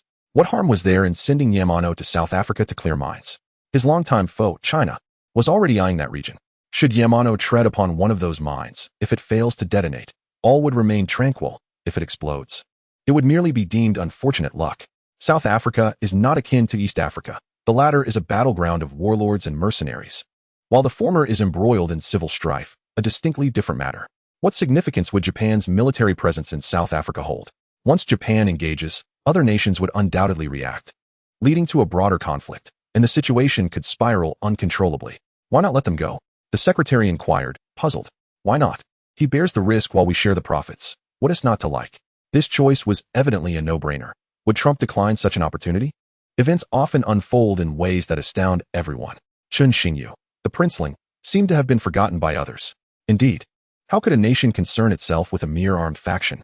Chun Xingyu was quite content to remain under the radar, allowing him to develop quietly and ultimately astonish everyone. In the town of Mbaka, within a command center he had recently acquired from the system's marketplace for 500 energy points, the facility exuded a futuristic ambience, entirely controlled by artificial intelligence. As the members of the princeling faction assembled, Chun Xingyu produced 11 devices resembling wristwatches. Don these on your wrists. I will be in contact through these. By the way, this is an interstellar communicator. Think of it as a telephone. It features an artificial intelligence named Xiaolon, endowed with numerous functions for you to explore. Now, let us commence our meeting. Everyone hurriedly donned the interstellar communicators, their eyes fixed on Chun Xingyu, awaiting his next words. I trust you have noticed the influx of soldiers and weaponry in our camp. You are aware of our forthcoming endeavors. I shall not elaborate further. Our objective is to conquer the 3 neighboring nations of Getchalu within a month. Are we confident? Indeed. You have no idea how restless I am without engaging in battle. I could easily conquer not just 3 nations, but all of East Africa without a wink of sleep. Ha ha ha. George was the most enthused. Having endured a torturous 2 months, beyond sleeping, he had been preoccupied with various matters concerning Getchalu, nearly driving himself to illness. He even regretted his decision to assume the presidency, envious of Gately, who could engage in border skirmishes. Though minor, they were still battles. George had fully transformed into a war hawk. Very well, take half our forces to stabilize South Africa. I believe it will prove even more exhilarating for you. Chun Xingyu remarked, casting a sideways glance at the overly eager George. The George of old was irretrievably lost. Gately had done him no favors. Gately interjected. I am currently stationed at the border, so do not cast aspersions upon me. Well, I'm not that distressed. East Africa is quite suitable for me. Haha. George hastily waved his hands in rejection. What a joke. He would not venture to such distant peril. He could go to South Africa. But to take only a little over 10,000 troops was simply out of the question. All right, I see you lack the courage. Tomorrow, we shall strike Bleso. Their air defense is weak. Let us deploy F-22s to obliterate their aerial capabilities, leaving them with no means of escape. Bleso, did I offend you? Why do you target me first? You did not even strike the neighboring Bia first. At 6 in the morning tomorrow, we will fire the first shot in our conquest of East Africa. Now, George, take them to familiarize themselves with the new weaponry. We cannot have them clueless about their own arsenal when the time comes. Japan had already taken the initiative in South Africa, but they were unaware that even if they did, it would be of little consequence. The primary focus was East Africa. Once that was secured, they could advance southward. What could Japan achieve, even if they moved swiftly? Would they truly be able to consume the mineral wealth? Even if they did, Chun Xingyu would ensure Japan relinquished it. True occupation requires strength, while mere oversight equates to mere watching. And what of the master behind Japan? Would he truly be afraid? If provoked, it would be the United States that had reason to fear, not him. George, does our princeling faction possess any new weaponry? As soon as he exited the command center, Zhang Xiaofan rushed to inquire. Did you not already know? It is the V4 rocket launcher. This device is nothing short of remarkable. Previously, a group of armed men attempted to breach our borders, only to be annihilated by this V4 rocket, without our forces even needing to move a finger. Its firepower is exceptional. His excitement was palpable. One cannot fault him. A former armed leader now ascending to the presidency would have never encountered a weapon of such caliber as the V4. Chapter 69. Chun Xingyu is not a virtuous man. In the capital of Xia, it was the second day since the outbreak of the war in South Africa. Japan had already dispatched troops, and though 30,000 might not seem substantial, their advanced weaponry was a significant advantage. Yamano would not be foolish enough to confront the South African forces directly. His primary aim was resources, not occupation, hence he would avoid conflict whenever possible. What do you all think? Japan has already sent troops into South Africa with a clear objective. Should we intervene? The elder spoke as he surveyed the room. Preventing the South African situation from disrupting the world order was their paramount concern. This was no exaggeration. Should Japan profit from South Africa, other nations, particularly in Europe, would undoubtedly grow envious. Intervene? How do we intervene? Shall we send our soldiers to stop them? We are no saviors, and I vehemently oppose the idea of sacrificing our troops for naught. The fifth elder promptly dismissed the notion of obstructing Japan's actions. His point was valid. Such an endeavor would lead to the unnecessary sacrifice of soldiers.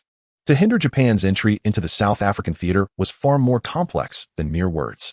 Fifth elder, temper your anger. We are merely deliberating. It does not automatically equate to deploying troops. Surely there are more solutions than problems, the second elder soothed, patting the fifth elder's thigh to calm him. While the fifth elder's argument held merit, the soldiers of Xia must not be sacrificed in vain.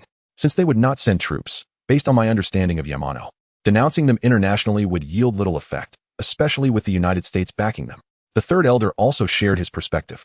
It was evident, with the United States providing support, Japan could afford to disregard international opinion entirely.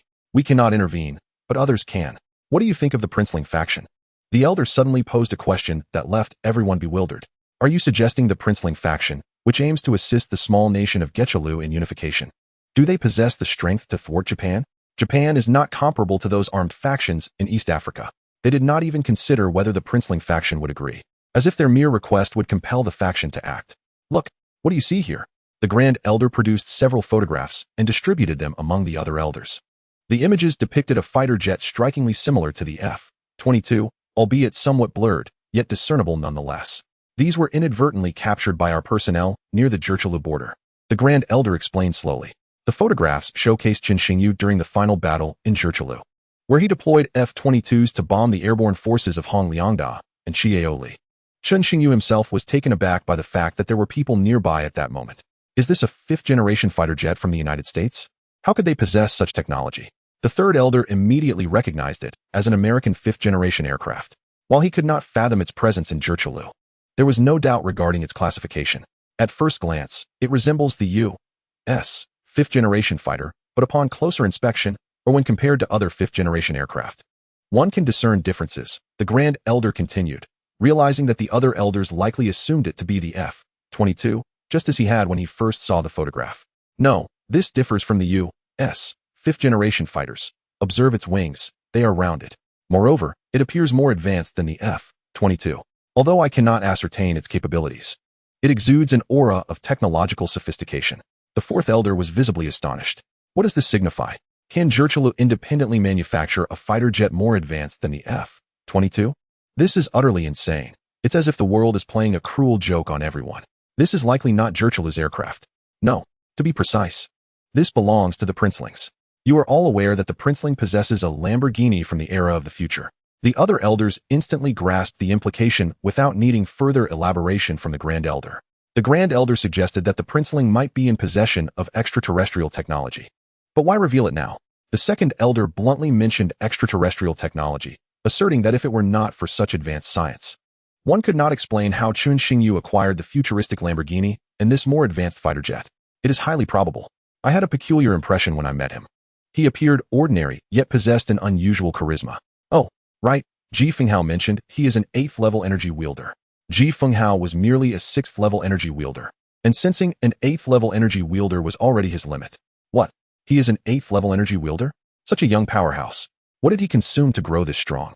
The records indicate he lost both parents at an early age. The second elder was even more astonished. A young man who makes a living through deliveries being an 8th-level energy wielder? Who would dare believe such a thing? This further convinced everyone that Chun Xingyu undoubtedly possessed extraterrestrial technology, along with something akin to energy potions that could expedite breakthroughs. This cannot stand. Such crucial assets must not remain in his possession. A common man is innocent, yet one with treasures may bear the brunt of misfortune. If other nations were to discover this, he would become a target.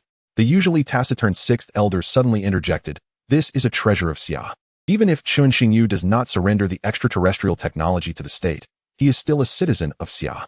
The technology in his hands only benefits our nation. However, if it falls into the hands of other countries, the consequences could be dire." Enough, enough. Why the worry? Since he can produce a fighter jet more advanced than the F-22, I am confident he possesses even more formidable weapons. Our concern should not be for him, but rather for the nations that harbor intentions against him, the Grand Elder exclaimed, laughing heartily. The F-22 can operate with impunity in areas like East Africa and South Africa, as there are no weapons capable of countering it.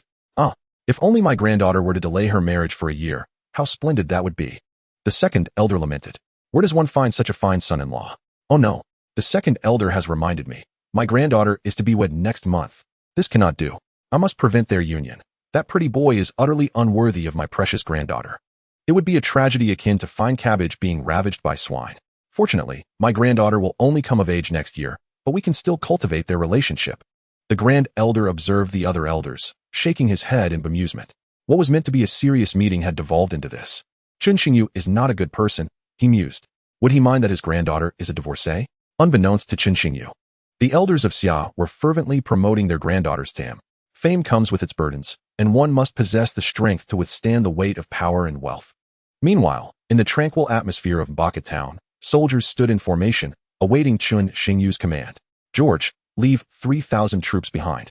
Retain 2/3 of the equipment to guard the town, and the rest will accompany me, Chun Xingyu declared before resuming his seat in the vehicle, leading the entire army towards Blaso. The F-22s took off first, with hundreds of fighter jets soaring into the sky, a sight that was both breathtaking and exhilarating, causing Zhang Yang and Yi Liangchen to flush with excitement, their hearts racing. Deploying hundreds of F-22s against a small nation in East Africa was undoubtedly overkill. But Chun Xingyu was never one for protracted warfare. He aimed to crush the enemy swiftly. For him, wasting a minute equated to squandering countless energy points. The F-22s suddenly vanished from view, only to reappear above Blaso. The radar system of Blaso failed to detect the presence of the F-22s, allowing them to invade the nation's airspace undetected. This is Blaso's native tongue. It means, brother, look at the planes. The F-22 pilot hesitated not for a moment, launching an AGM-65 Maverick air-to-ground missile, which sped towards Blaso's military stronghold, leaving a trail of white smoke. The explosion roused the lethargic spirits of the locals. The air raid sirens blared throughout Blaso, sending the citizens into a frenzied panic, the city descending into chaos. Report. Commander, Blaso is under assault from unidentified aircraft. Base 13 has been obliterated. This base was the epicenter of Blaso's military strength. What? Why is this only now being reported? What is our radar even for? Commander Ryan thundered, gripping the soldier before him as if ready to unleash his fury. The enemy was already launching missiles at their doorstep, and yet this was the first he heard of it. Sir, our radar simply cannot detect them. The soldier stammered, lowering his head in fear, his face more pallid than a ghost. Who could ascertain whether the radar was malfunctioning? Indeed, the radar had failed to detect the F-22s dispatched by Chun Xingyu. Do you take me for a fool? If the radar cannot detect them, are you suggesting that the J-20 from Xia or the F-22 from the US have arrived? Just as Commander Ryan was about to retort, another report came in. Report. Commander, intelligence from the border indicates an unidentified military force has been spotted 50 miles away, approaching our border. Please issue orders. Chun Xingyu had no intention of concealing himself. He never considered hiding his whereabouts. In the face of power, all schemes would crumble. Damn. Who is obstructing me? Engaging in such large-scale combat is costly. Commander Ryan envisioned piles of money being consumed by flames, his heart bleeding. Immediately order the fighter jets to take off and intercept the enemy aircraft to prevent further bombings of our territory. Command the border soldiers to do everything in their power to delay them until the 3rd Division can provide support. Furthermore, inform the domestic armed forces that as long as they refrain from causing me any trouble, each side shall receive 30 million meters of yuan following this battle. Ryan swiftly issued a series of commands, for the time to ponder over finances had long passed. Should the battle be lost, no amount of money could salvage the situation. He appeared to have underestimated the F-22s dispatched by Chen Xingyu. Over 100 of these formidable aircraft could, without exaggeration, contend with the might of the American Air Force, let alone Blaso. The F-22s soon encountered Blaso's fighter jets. The pilots of the F-22s smirked, thinking, is this all? I could take on 100 of these. Meanwhile, the Blaso pilots, fueled with fervor as they soared over Blaso City, were poised to engage the enemy when they suddenly noticed the aircraft before them accelerate with astonishing speed, vanishing from sight. What the hell? Where did they go? The Blaso pilots, bewildered, shouted in disbelief, their hearts racing uncontrollably. Number 3, what is happening? Respond, over. A voice crackled through the pilot's headset, pulling him from his stupor. Number 3 here. All pilots, exercise caution. The enemy is formidable, their aircraft are exceptionally swift. We must form a perimeter and take them down one by one. The number 3 pilot quickly adjusted their strategy, realizing that their aircraft could not keep pace with their adversaries. They could only encircle the F-22, clinging to a thread of hope. Yet, even that was a mere possibility. Unbeknownst to the Blaso pilots, they were engaged in battle with an aircraft far beyond their comprehension. Otherwise, they would not have harbored any semblance of hope. Before long, they executed their tactics, 4 of their jets encircling a single F-22. With utmost caution, they locked on and pressed the fire button. The F-22, however, suddenly accelerated out of the encirclement, a speed that left them nearly in tears. How could they possibly contend with this? The ensuing scene would shatter their spirits completely. The F-22 swiftly countered and released flares, causing their missiles to miss and instead strike the flares. What the hell? Number 1, did you see that? Our missiles couldn't even touch them. They dodged with such ease. Is this a ghost aircraft? Our weapon systems are practically useless. The Blaso pilots were utterly demoralized. Realizing they were embroiled in a conflict they could not hope to win. If our weapons are ineffective, then we must rely on our bodies. They declared, Blaso cannot falter. For our honor, onward, warriors. Let us sacrifice our final strength for our nation. Long live Blaso. In resolute defiance, dozens of Blaso aircraft charged towards the F-22, intent on achieving a mutual destruction. Unfortunately, as they themselves acknowledged, the F-22's speed was simply beyond their capabilities. They could not even touch its fuselage. From the moment they took to the skies, their fate was sealed. They could only be mercilessly slaughtered by the F-22s. Soon, the Blaso fighters were obliterated one by one. Chapter 71. A resounding victory in the Blaso campaign. The entirety of the Blaso air fleet was annihilated, their aircraft plummeting to the ground in billowing smoke, followed by a cacophony of explosions. What a farcical pursuit of honor. They were oblivious to the fact that their deaths would take with them a handful or scores of Blaso citizens. It was a matter of selecting random victims. Their so-called honor had transformed them into instruments of death. Commander, the Blaso Air Force has been completely destroyed. Please issue the next command. The F-22s, having accomplished their primary objective of dismantling Blaso's air power, were now tasked with distributing the remaining ammunition to their tanks and heavy weaponry before returning to resupply. Soon, they received orders from Chen Xingyu, circling once more over Blaso in search of the tank divisions. Inform the troops to accelerate. We must reach the border within the hour. Ryan summoned a messenger to relay the orders. He too was hastening towards the Blaso border, knowing that Chen Xingyu's forces would arrive at the border in under 2 hours. He needed to arrive an hour prior to arrange the necessary deployments. Commander S orders. Full speed ahead. We must reach the border in 1 hour. Move. Quickly. Everyone run. Shouted the messenger as he ran, emphasizing that as soldiers, they must unconditionally obey commands. Failure to comply would be seen as defiance, punishable by death. And no one dared express discontent. This was the nature of Blaso's soldiers. There was no room for sentiment. As their forces surged forward, fresh reports from the Blaso war zone arrived. Commander, the latest report from the Blaso war zone indicates that all our aircraft have been destroyed. The communications officer trembled slightly, acutely aware of what the loss of air superiority meant for Blaso. Ryan's heart sank at this revelation. He had already lost half the battle. Air superiority was of paramount importance for a nation. Without it, they would be utterly exposed to the enemy. The F-22s were now searching for the tank divisions, which lay directly ahead of them. Report to the captain, no enemy tank divisions have been detected in Blaso City. Captain, none were found in Baika City either, nor in Gungli City. The pilots of the F-22s reported a lack of enemy tanks in all cities. They must be attempting to intercept the commander. All aircraft, form a line and surge towards the border. I refuse to believe they can outrun us. As expected, they soon discovered Blaso's tank divisions in Wanjiang City. a border town with a population of only several hundred thousand. This area had been plagued by war for years, leading many to refuse relocation despite the low cost of housing. Enemy attack! Enemy attack! Suddenly, a soldier in Ryan's ranks spotted the aircraft overhead and shouted in terror. Quick! All soldiers, find cover! Ryan's face turned pale as he gazed up at the dozens of fighter jets above. Moments later, explosions echoed in their ears. But they realized the blasts were not targeting them, or rather, not aimed at the soldiers. Ryan watched helplessly as his tanks were reduced to scrap metal, as if each explosion were a piece of his flesh being severed.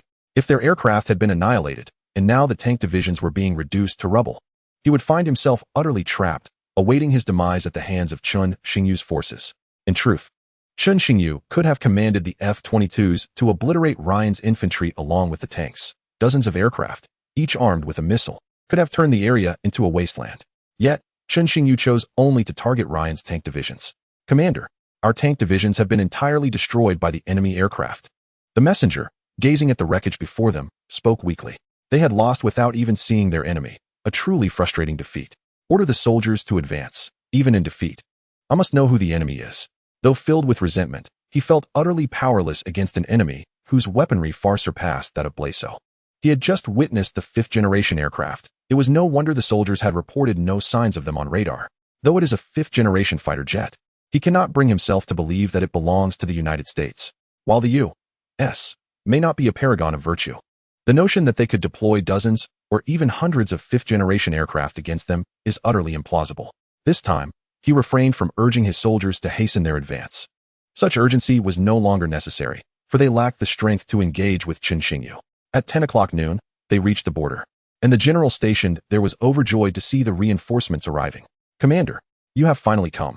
The enemy will reach the border in 20 minutes. Please issue the deployment orders. Old Liao, there is no need for that. Let us surrender directly. We have already lost this battle. Ryan's face was haggard. He had resolved that upon Chun Xingyu's arrival, they would capitulate. If they could not prevail, why sacrifice lives needlessly? Commander, why is that? We haven't even seen the enemy's faces, and you wish to surrender. With all due respect, you are unworthy of your command. Old Liao's face was flushed with anger, unaware that Blazer's air force and tank divisions had already been decimated by Chun Xingyu, nor had he seen any fifth-generation aircraft. Otherwise, he would not have spoken so rashly. General Liao, please mind your words. The commander's decision is for the benefit of our brothers. The messenger, unable to stand by, understood Ryan's plight. Were he in the same position, he would make the same choice. Haha, surrendering for the sake of our brothers? Have you been kicked by a mule? I fail to see how this benefits our comrades. You are oblivious to the enemy's strength. Have you not noticed that our tank divisions did not follow? Have you seen our aircraft? You know nothing, and yet question the commander's intentions. The messenger's retort left General Liao speechless. Indeed, where were their tanks and aircraft? At this moment, it was inconceivable that they had not been dispatched. General Liao fell silent. He realized why Commander Ryan was opting for surrender. Blazer had been thoroughly defeated. Commander, I am sorry. I should not have spoken to you in that manner. At this moment, tears streamed down his face, for he wept for his nation's frailty and helplessness. He could blame no one, least of all Ryan. Had it not been for Ryan, Blazer would have been no different from the former Jotaro, a government rendered impotent while warlords and mercenaries ran rampant. Chapter 72, Commander Ryan's Choice. To strategize from afar and secure victory? Not at all. It was merely a matter of unequal power. Ryan had managed to establish a formidable Blazer government in the chaos of East Africa, which attested to his exceptional capabilities. Of course, this prowess was confined to East Africa. Yet, regrettably, he faced a man of systemic magnitude. Everyone fell silent, unsure of what awaited them next. Old Liao, have the soldiers gather their weapons. No one is to bear arms. Ryan gazed skyward, feeling that fate had dealt him an unjust hand. Why must he encounter an adversary of such unparalleled strength? His ambitions and aspirations plummeted into an abyss of despair in that instant. Commander Ryan, why don't we flee? East Africa is vast. I refuse to believe there is no refuge for us. General Liao observed Ryan's despondency, feeling a pang of discomfort. He had never seen such a commander before. No need for that. Do you understand what fifth-generation aircraft signify? It is no exaggeration to say they could sweep across all of East Africa. This may be our only opportunity. Ryan's eyes gradually regained their glimmer. Since they could not best Chun Xingyu, perhaps it was time to align with him. Report, Commander. The enemy forces are approaching. Suddenly, the messenger shouted, and their fate lay in the hands of the enemy, causing a flicker of panic within him. Let us go? Old Liao, we shall greet them. Then, George and his comrades witnessed a peculiar scene. Two individuals emerged from the opposing side, unarmed, standing at their doorstep, yet making no move. Strange. What do they intend by sending out two people? Prince, could this be a ruse? George's face was a canvas of confusion. It felt amiss, as they should have opened fire immediately. Enough, old Joe. They have sent two people. Perhaps they wish to negotiate. Zhang Yang, shouldering an RPG, dismissed the notion. Don't. We are in no position to negotiate. We should fire. George lamented, expressing his impatience. My blade is eager for action. Haha. So, you are the esteemed leader of your forces. May I inquire your illustrious name? Ryan asked, directing his gaze at George, who was walking at the front of the troops. Clearly, he did not recognize George. I am not. I am President Gerturo George. That individual is our leader, the prince. George awkwardly smiled, pointing at Chen Xingyu. He was merely a member of the prince's faction and did not dare to claim the title of leader. You are from the Blazer government? What do you mean by this? Negotiation? Before Ryan could respond, Chen Xingyu interjected. Having received reports from his air force that Blazer's air and tank divisions had been obliterated, leaving them devoid of any negotiating power. And no, I am Commander Ryan of the Blazer military. We have come to surrender, pleading with the prince for our lives. Ryan gazed at the young man before him, astonished. Now he understood why Gerturo had been unified. With such a figure backing him, unity was an inevitability. Don't, Commander. How can you, a dignified commander, surrender? You ought to vow to defend your nation's territory to the death and resist us to the end. George was alarmed. He hadn't fired a single shot yet. George's words terrified Ryan. What manner of individuals were these? So ruthless that they would not even allow for surrender? Yet Ryan dared not counter. Sweat poured from his forehead. Enough, George. Look at how frightened you've made Commander Ryan. If you speak again, you'll be sent to South Africa. Chen Xingyu shot a glare at George, who was becoming increasingly audacious. He would need to administer a reprimand soon. George, alarmed, quickly retracted, waving his hands. I was joking. Just a jest. Do not take it to heart. I offer you two choices. Either withdraw all your forces from East Africa or serve as our vanguard, charging into battle for us. This opportunity is singular. Commander Ryan must choose wisely. To have their enemies serve as cannon fodder was a splendid prospect. Allowing Blazer's troops to fight on their behalf was an alluring proposition. Prince, may I have 10 minutes? I need to confer with my brothers. Granted. If I do not receive a response by 10 minutes and 1 second, you see those rocket launchers behind me? They are prepared for you. Ryan nodded, swiftly turning to depart. He was a man of loyalty and could not lead his brothers to shield others from bullets. George, keep a close watch. If they make any suspicious moves, immediately unleash firepower and eradicate them. Chen Xingyu stated expressionlessly, casting a glance at the departing Ryan. Rest assured, Prince. Should they dare to fire a shot, I guarantee we will obliterate Blazer. George's face was alight with excitement. Even contemplating whether to send someone covertly into Ryan's ranks to provoke gunfire, thus absolving Chen Xingyu of any objection should he retaliate against Ryan's forces. Yet upon reflection, he thought better of it. It was evident that Chen Xingyu wished for Ryan and his men to absorb the bullets. And if he were to act against that, he could very well find himself on the receiving end of Chen Xingyu's wrath. Commander, let us depart from East Africa, for they do not regard us as human beings. General Liao sought to persuade Ryan to lead them away from East Africa, for remaining by Chen Xingyu's side would eventually lead to their demise. Old Liao, quickly gather the soldiers. Our time is running short. The combined forces at the border, along with the troops he brought from Dawn City, amounted to a total of precisely 50,000 soldiers. As they assembled, a sea of dark figures emerged. Yet not a sound was heard. This battle, we have already lost without firing a single shot. This is my inadequacy. The enemy now presents us with two choices. Either leave East Africa or charge into battle for them. Though I am your commander, I cannot disregard your lives. We can flee East Africa, but where shall we go afterward? South Africa? That would be tantamount to courting death. However, if we join them, a bright future awaits. Their weaponry, as you have seen, would sweep across East Africa in no time. One must risk for wealth. In 18 years, we could emerge as heroes once more. The choice is now yours. Ryan spoke passionately from the platform.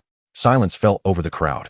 On one side lay a world shrouded in darkness, and on the other, one of wealth intertwined with peril. Commander, we will follow you. We have walked this path together. Your judgment will not falter. Indeed, Mater, if it weren't for the commander, I would have perished long ago. I have lived 3 additional years, and if I die now, I have lived enough. Yes, we follow the commander. Follow the commander. Follow the commander. The soldiers shouted in unison, their voices resonating so loudly that even Chen Xingyu could hear them. Ryan gazed down at the soldiers, his eyes unwittingly glistening with tears. Chapter 73. Who is Liang Jingru? What does it mean to have brothers who share life and death, comrades? This is it. Ryan is indeed a commendable commander. Otherwise, so many soldiers would not rally around him. The uproar left George somewhat perplexed. Ryan is indeed a figure of significance. You must learn from him, Chun Xingyu said with a smile, observing George's puzzled expression. This only deepened George's confusion. What could he possibly learn from Ryan? Your Highness, I am a notable figure too.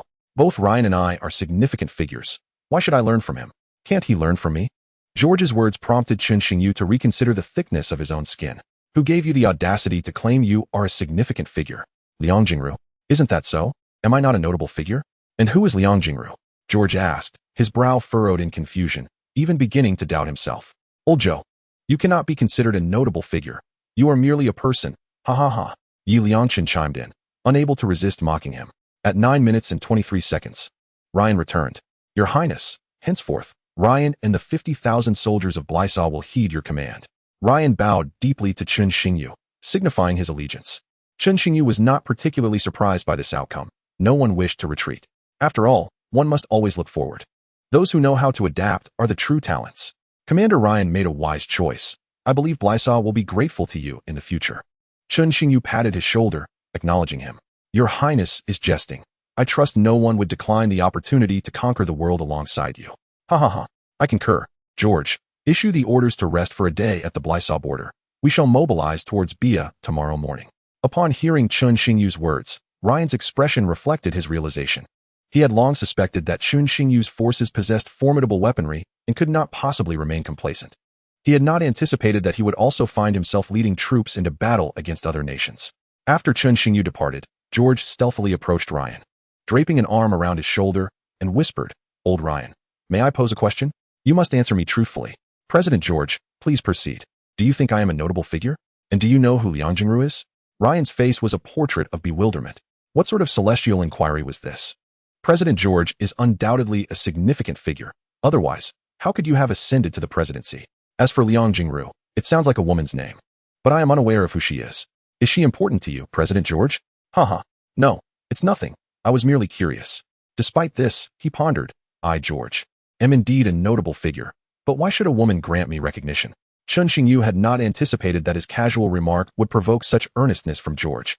Ryan's allegiance instantly augmented Chun Xingyu's forces from over 20,000 to more than 70,000, placing them among the top 3 in East Africa's governmental ranks. When Blysau's soldiers beheld Chun Xingyu's V4 rocket launchers and Apocalypse tanks, they were utterly astonished. In East Africa, they had never witnessed such a magnificent display of armored might, and were inwardly relieved that their commander had not resisted to the end. What weapon is that? It looks incredibly formidable. A Blysau soldier inquired, pointing at the V4 rocket launcher. You don't know? It's obviously a missile launch vehicle. I reckon it's a missile launcher. Another soldier replied, puffing out his chest with an air of omniscience. One dared to ask, while another boldly answered, believing it to be true. Wow. So that's how missiles are launched? You're impressive. How did you know that? Haha, just a little knowledge here and there. Fool, that's the V4 rocket launcher. Not a missile launcher. And you, whatever he says, don't believe it. Be careful he doesn't sell you out while you're counting his money, you dolt. Just then, George passed by, overhearing someone pretending to know more than they did. He had little tolerance for those who feigned understanding, and he could not let it slide. Huh, haha, what President George said. The Blysau soldier, who had attempted to show off, was left speechless and could not counter George's remarks, leaving the atmosphere awkward. George, as president, was indeed dutifully responsible. He would be the second president to lead troops into battle. The night in East Africa was still quite beautiful. Had it not been for the explosions mixed in, the people of East Africa might have lived more peacefully. Chun Xingyu's grand mobilization towards Blysau could not remain concealed from Bia. At this moment, the Bia government was convening an emergency meeting. Even in the evening, they had no choice but to gather. They were uncertain whether the flames of war from Blysau would reach their shores. Unfortunately, they were unaware that the conflict in Blysau would extinguish almost as quickly as it ignited, leaving them astounded. Gertrude's army had already entered Blysau territory, and their intentions appeared malign. The previous unification had rendered their government exceptionally powerful. Let us discuss how we should respond, urged the leader of the Bia government, Trellmeyer, as he surveyed the assembly. Previously, Gertrude had been the most unfortunate of East African nations, with a military force weaker than those of the warlords. Forced to cower in corners while watching over their meager territory, other nations fared considerably better. At the very least, their governments could maintain control over domestic affairs. free from fear of internal armed conflict. Rumor had it that a force was backing Gertrude, yet they remained oblivious to who that might be. It was best not to offend them. General Timos's statement was misguided. This was not about us provoking them, but rather they were the aggressors invading our nation. According to the general's logic, should we open our borders and welcome them in? The Air Force commander of Bia felt that Timothy's words were somewhat juvenile. After all, the other party had their guns aimed at his head, yet he still insisted on not offending anyone. Commander Airy, don't misinterpret my intentions. That is not what I meant. But your insinuations clearly point to that very notion. Airy, do not be unreasonable. The army's budget merely exceeds yours by 10 million. Is it truly necessary to trip me up at this moment? Timoth suddenly rose, casting a sharp glare at Airy. Enough of this bickering between the two of you. What time do you think it is? The additional 10 million allocated to the army was approved by me, and their annual military expenditure has already far surpassed that of the Air Force. If Commander Airy has any grievances, let him voice them after the meeting. Now sit down. Observing the two engaged in a heated argument over funding at such a critical juncture, Tranmere felt compelled to intervene. Chapter 74, Factory Reset. The military might of Bia is considerably stronger than that of Blaso. They cannot simply heed Commander Airy's suggestion to allow the royalist forces to rampage within Bia's borders unchallenged. We still have time. Blaso can hold off for at least another 10 days. Since our weaponry pales in comparison, we must adopt a strategy of mass mobilization, Airy asserted. Believing that the people of Bia were a warrior nation, ready to take up arms against the enemy. Do you truly think the citizens will heed your call? To use their bodies as shields against enemy artillery? Is that even feasible? Timoth outright rejected the notion, arguing that even if the citizens did not resist, their government lacked sufficient arms and ammunition to equip them. What difference does that make? If this approach is unviable, then what do you propose we do? We could seek out domestic armed organizations to assist the Bia government in repelling the forces of Getru. Although their military strength is not formidable, their numbers could prove advantageous. Indeed, General Timoth, that plan is feasible. Even if we have our differences, as compatriots of Bia, they surely do not wish to witness their nation facing annihilation. Tranmere expressed his support for Timothy's proposal, realizing that this was the only course of action available, as he naively envisioned the armed factions within Bia as patriots. Just then, news arrived from the military headquarters. Leader, Blaso has unexpectedly announced their unconditional surrender 2 hours ago. Timoth received a phone call, his expression turning grave. He had not anticipated that Blaso would succumb to Getru's forces within a single day. What a terrifying rapidity. He even began to doubt whether Bia could withstand their advance. What? Are you jesting? Blaso has declared unconditional surrender to Getru? It's only been a day. That fool Ryan is utterly useless. Commander Airy did not attribute the swift downfall to the might of Getru's army, but rather to the feebleness of Blaso's military strength. Time is of the essence. They will likely dispatch troops to our nation soon. General Timoth, you must communicate with the domestic armed organizations immediately. We need to enlist their support. Commander Airy, you too must return and order the Air Force to be battle-ready at all times. The news came as a shock to Tranmere.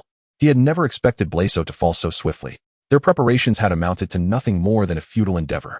Chen Xingyu was busy consolidating Blaso's mineral resources, believing nothing was more vital than the extraction of these minerals.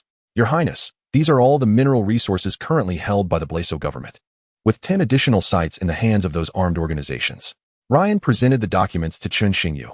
Although he was unaware of Chen Xingyu's urgency in mineral extraction, he refrained from questioning, fully aware of the boundaries of inquiry as a subordinate. Does Blaso have many armed organizations? Chen Xingyu inquired while reviewing the data.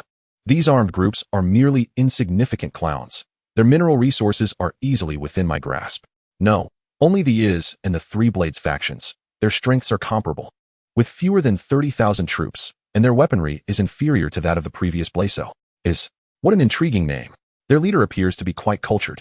He was particularly fascinated by the name of the Is faction, finding it distinctively unique. 18 sites, impressive, even more than Getru's. Ryan, take your men to their camp and demand they hand over their mineral resources within a day. As you command, Your Highness. Having subordinates certainly had its advantages, sparing him from handling every task personally. Report. Representatives from the Is and Three Blades armed organizations have arrived with the resources they possess. Just as Chen Xingyu instructed Ryan to notify Is and Three Blades, a soldier entered, clutching a document bag. Haha, Ryan, look. Speak of the devil. The Is faction has been incorporated. As for the Three Blades, let us eliminate them. He held disdain for the name Three Blades, perceiving it as a blatant homage to Japanese influence, suggesting they were not honorable. Three Blades. Doesn't that align perfectly with Japanese nomenclature? He was not targeting Japan specifically, but simply disliked the name. As you wish, Your Highness. I assure you they will not see the dawn of tomorrow. Ryan stood up to leave, although it was nighttime. It did not hinder his mission to eliminate the three blades. The leader of the three blades would never imagine that their demise would stem from something as trivial as a name. 28 sites, barely acceptable. System, can I construct a mineral refinery without being adjacent to the mineral sites? Negative. Now, that is rather disheartening. Can we not negotiate? Where is your factory reset button? Host, that is not impossible, but it will require an additional 50 energy points. What a surprise. You previously stated it was unfeasible, and now you say it is. I genuinely question if the system can think independently. Am I not allowed to build 28 mineral refineries? Forget it. I will proceed on foot. Energy points are too precious right now. Host need not worry. All constructions are recyclable, meaning after mining, the refinery can be reclaimed. And each will return 300 energy points. What about the energy points previously returned? Did the system consume them? The host did not specify a desire for reclamation. Then let us reclaim them now. We cannot afford to waste energy points. Ding! The host reclaimed a total of 27 mineral refineries, returning 8,100 energy points. The host now possesses 252,100 energy points. Chun Xingyu nodded in satisfaction, appreciating the efficiency of a good system, especially one that allows for one-click reclamation of buildings. System, do you accept diaper returns? Host is being ridiculous. Only buildings constructed by the system can be reclaimed. Barracks, mineral refineries, and armories return 500, 300, and 700 points respectively. At that moment, Chun Xingyu felt as if the light of righteousness from his system was shining down upon him, and it was exceedingly pleasant. All right, let us proceed with construction. It's only 21,000 energy points. I, Chun Xingyu, am not a miser. Ding. The host expended 21,000 energy points to construct 28 mineral refineries, requiring 70 days for completion. As the host possesses an accumulation of over 50 mineral sites, the mining acceleration tool has been unlocked. Chapter 75, The Beautiful Ones. Chun Xingyu sensed that the system had yet to be fully explored and that further investigation was necessary to uncover its marvels. System, aren't you going to explain this mining acceleration tool? The mining time is reduced by 20, 40, 60, 80, and even 100%, just like that. Chun Xingyu was astounded by the system's simplicity. It was so blunt and straightforward that he wondered if the system was suffering from some form of depression. Could you be any more simplistic? He mused. Would it drain your energy to elaborate a bit? Indeed, it was merely a device designed to expedite mining. Host, is it simple enough for you? Chun Xingyu found himself at a loss for words. He chose not to dwell on the antics of this amusing system and instead glanced at the information regarding the item. Mining accelerator consumes a certain amount of energy points to reduce mining time. Spending 50,000 energy points can shorten the time by 20, 100, 000 by 40, 200, 000 by 60, 300, 000 by 80, and 400, 000 allows for instantaneous extraction. Chun Xingyu was left dumbfounded. Even if this item were presented to him now, it would be of no use. Though it looked enticing, it was far too costly for him at present. He decided it would be best to save it for a time when he had 1,000 or so mineral deposits. Currently, he had only 28 deposits. And even if he mined them all, he would be lucky to amass just under 1,000,000 energy points. There was no rush. Once he held dominion over all of East Africa's resources, he would surely be able to afford it. He needed to hasten his pace. The beauties of the cosmos awaited him, or rather, the resources of the universe required his diligent exploration. He couldn't allow them to grow impatient. As a benevolent soul, he must assist the elderly across the universe. The first rays of morning sunlight streamed into Chun Xingyu's room in Blaisaw. Warm, yet contrasting sharply with the heated landscape of the southern region of the city. The Three Blades camp was situated here. The previous night, Ryan had launched a fierce assault with his troops, catching the Three Blades off guard. The leader of the Three Blades, known as the Three-Headed Wolf, had tattooed wolf heads on both arms and his chest, hence his moniker. The sudden explosion roused the Three-Headed Wolf from his dreams. Ryan wasted no time on pleasantries. He knew that Chun Xingyu intended to dispatch troops to Bia today, leaving no opportunity for the Three-Headed Wolf to plead for mercy. Chun Xingyu had decreed that the Three Blades must be eradicated. The unfortunate Three-Headed Wolf was consumed by artillery fire without even a chance to surrender. After 2 hours of intense combat, Ryan successfully annihilated the Three Blades forces and then turned his attention to the Issa forces. Whether they had heard of the Three Blades' downfall or not, the Issa readily agreed to be incorporated. In fact, they had previously conspired to surrender today, but regrettably, Ryan had not afforded the Three-Headed Wolf the opportunity to speak. Regardless of whether or not he had a chance to negotiate, the fate of the Three Blades was sealed. The surrender of the Issa bolstered Chun Xingyu's forces to over 100,000. Prince, This is Issa's leader, Imea, and this is the leader of Blysaw and Getru, also known as the Prince's Party. Good morning. While Chen Xingyu shared breakfast with members of the Prince's Party, Ryan returned with the leader of the Issa forces from their camp. Chen Xingyu did not engage Ryan in conversation but continued savoring his youtiao, fried dough sticks, and sipping soy milk, items that were unavailable in East Africa, which he had requested Jiang Xiaofan to procure. Breakfast without youtiao felt devoid of soul. Ha ha ha, old Ryan. Did you skip breakfast? Come. I have 2 extra youtiao here. You can't find this in Blysaw, and you must have them with soy milk. George noticed the atmosphere was a bit somber and quickly waved to Ryan, offering him some of the food to alleviate any awkwardness. Thank you, President George. I must admit, I have never had such food in Blysaw. By the look and aroma, it should not disappoint. Ryan eagerly accepted the breakfast from George, his eyes reflecting gratitude. Prince does not like to be disturbed while eating, George whispered to Ryan. Before Ryan could respond, Chen Xingyu put down his youtiao and said, It's fine. You must be exhausted after a long night. Sit down and enjoy your breakfast. He gestured to a chair nearby. He was unaware of George's claim that he disliked being interrupted while eating, but since George had said it, he chose not to put him in an awkward position. While Ryan was tense, there was someone even more anxious, Imai. She was utterly terrified, feeling the immense pressure Chen Xingyu exerted upon her. Akin to a rabbit being stalked by a tiger, her body trembled slightly, and this subtle quiver captivated Jiang Xiaofan's attention. Good heavens! How magnificent! Jiang Xiaofan gawked at Imai's alluring figure, swallowing hard. Have you seen enough? A chilling voice interrupted from the side. Not at all. A year wouldn't suffice. Jiang Xiaofan stammered. His response delayed as he finally recognized Chen Xingyu's presence, hastily gesturing towards Imai's assets. Goodness, that's a blatant distortion of reality. George covered his face, feigning ignorance of Jiang Xiaofan. Other members of the Prince's Party sipped their soy milk while gazing at the glaring sun outside. Yes, quite dazzling. Imai's face flushed crimson, her head nearly buried in her chest. It was hard to fathom that a leader of an armed faction could exhibit such vulnerability. Chen Xingyu was also taken aback, pondering, could it be that Imai rose to power due to her looks? He hadn't expected the leader of the Issa forces to be a woman, which further astonished him. She was a beauty akin to Tanya, possessing both charm and strength. Well, breakfast has been consumed. It's time for some physical activity to aid digestion. Ryan, take the soldiers of Blysaw and the Issa forces and immediately advance to Bia. You are to secure the entire country within 2 days, disregarding their air force. Understood. Prince. Ryan was thrilled, eager to experience the exhilaration of dominating the enemy. Chapter 76. The Air Defense Missiles of Bia.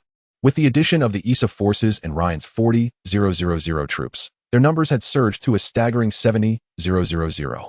During the annihilation of the 3 blades, several thousand soldiers had fallen, or else they would have reached 80,000. The forces of Bia were roughly equivalent, but if one accounted for other factions within their borders, their numbers could swell to 120,000. Are we the only ones attacking Bia, Commander Ryan? What about the Prince's forces? He only granted us 2 days. How can we succeed? Imai queried, standing beside Ryan as they assembled their troops. To conquer Bia, shouldn't they commit fully to a swift resolution? After all, the battlefield is unpredictable, and who knows what unforeseen events might arise in the next moment. Leader Imai, you worry too much. Do you know how long it took the prince to conquer Blysaw? Ryan chuckled. I heard it was just 1 day. Imai responded, showing no regard for Ryan's feelings.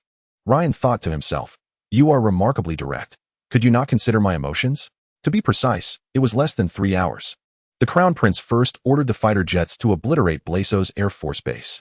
Even though our aircraft had already taken to the skies, they were no match for their fighters. Within 2 hours, Blasaw's aircraft were systematically shot down, followed by the annihilation of our tank battalions. It can be said that I had not even laid eyes on the Crown Prince before our defeat. Ryan recounted the entire sequence of Blasaw's downfall to the Imi people, leaving her utterly astounded. To conquer Blasaw in under 3 hours, what extraordinary speed. Do you still doubt that the Crown Prince allotted us insufficient time? 2 days is exceedingly generous for Chen Xingyu. Had it not been for the desire to allow them a warm-up before the next phase, he would have considered granting 5 hours. I was mistaken. 2 days indeed feels ample. A glimmer of excitement flickered in Imi's eyes. What sort of person is the Crown Prince? To seize an entire nation in merely 3 hours? Very well, we must hasten our departure. The Crown Prince and his entourage will arrive tomorrow, and we must capture 90% of the territory of Bia before their arrival. Imi merely acknowledged, her mind lost in contemplation. Over 70,000 troops assembled, all clad in the distinctive black military uniforms of the Unified Prince Party, emblazoned with the party's emblem on their chests. The entire army advanced towards the southern border of Bia, the resonant voice of General Liao echoing through the encampment. The vast contingent of soldiers surged forth like a dark tide towards the southern frontier of Bia. Given that Blaso shares a border with Bia, it would not take long to reach the southern border. Following the established protocol, the F-22s were the first to venture into Bia's airspace. Report. The border garrison has alerted us to unidentified aircraft appearing in our airspace. Should we engage? The communications minister, upon receiving the call from the border, hurriedly relayed this information to Tranmere.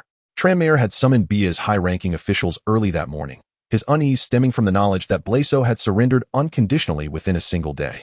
Now, he understood the source of his disquiet. The Jurder forces were advancing. Surely, those were their aircraft. Commander Eris, their fighters are under your purview. General Timoth, you and the other armed leaders will handle General Jurder's ground forces. The security of Bia rests upon your shoulders. I entrust this to you. Tranmere bowed to Eris and Timoth, for the survival of Bia depended on their capabilities. Should they succeed, Bia would emerge stronger. Should they falter, the nation would face annihilation. Rest assured, we shall share the fate of Bia. Eris and Timoth both returned a military salute before swiftly proceeding with their deployment. Before long, Bia's aircraft ascended into the skies. This was a national conflict. Carelessness was not an option, and they needed to muster every ounce of their spirit. Although the F-22s were undetectable by radar, they did not conceal their presence, boldly entering Bia's airspace. At the southern border of Bia, hundreds of F-22s swiftly penetrated the territory. Bia's air force soon encountered them, and without hesitation, both sides engaged in fierce combat.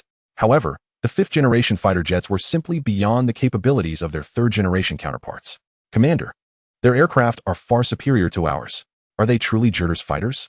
The personnel at the airbase could hardly believe they were facing Jurder's aircraft. This cannot continue. Our aircraft will inevitably be destroyed. How many surface-to-air missiles do we have left? Eris found the disparity disheartening. There are only 30. In the context of East Africa, 30 was considered a substantial number. Some smaller nations lacked any air defense systems at all, and Bia was among the more capable nations in the region. Coordinate with our aircraft and seize the opportunity to lock onto enemy fighters.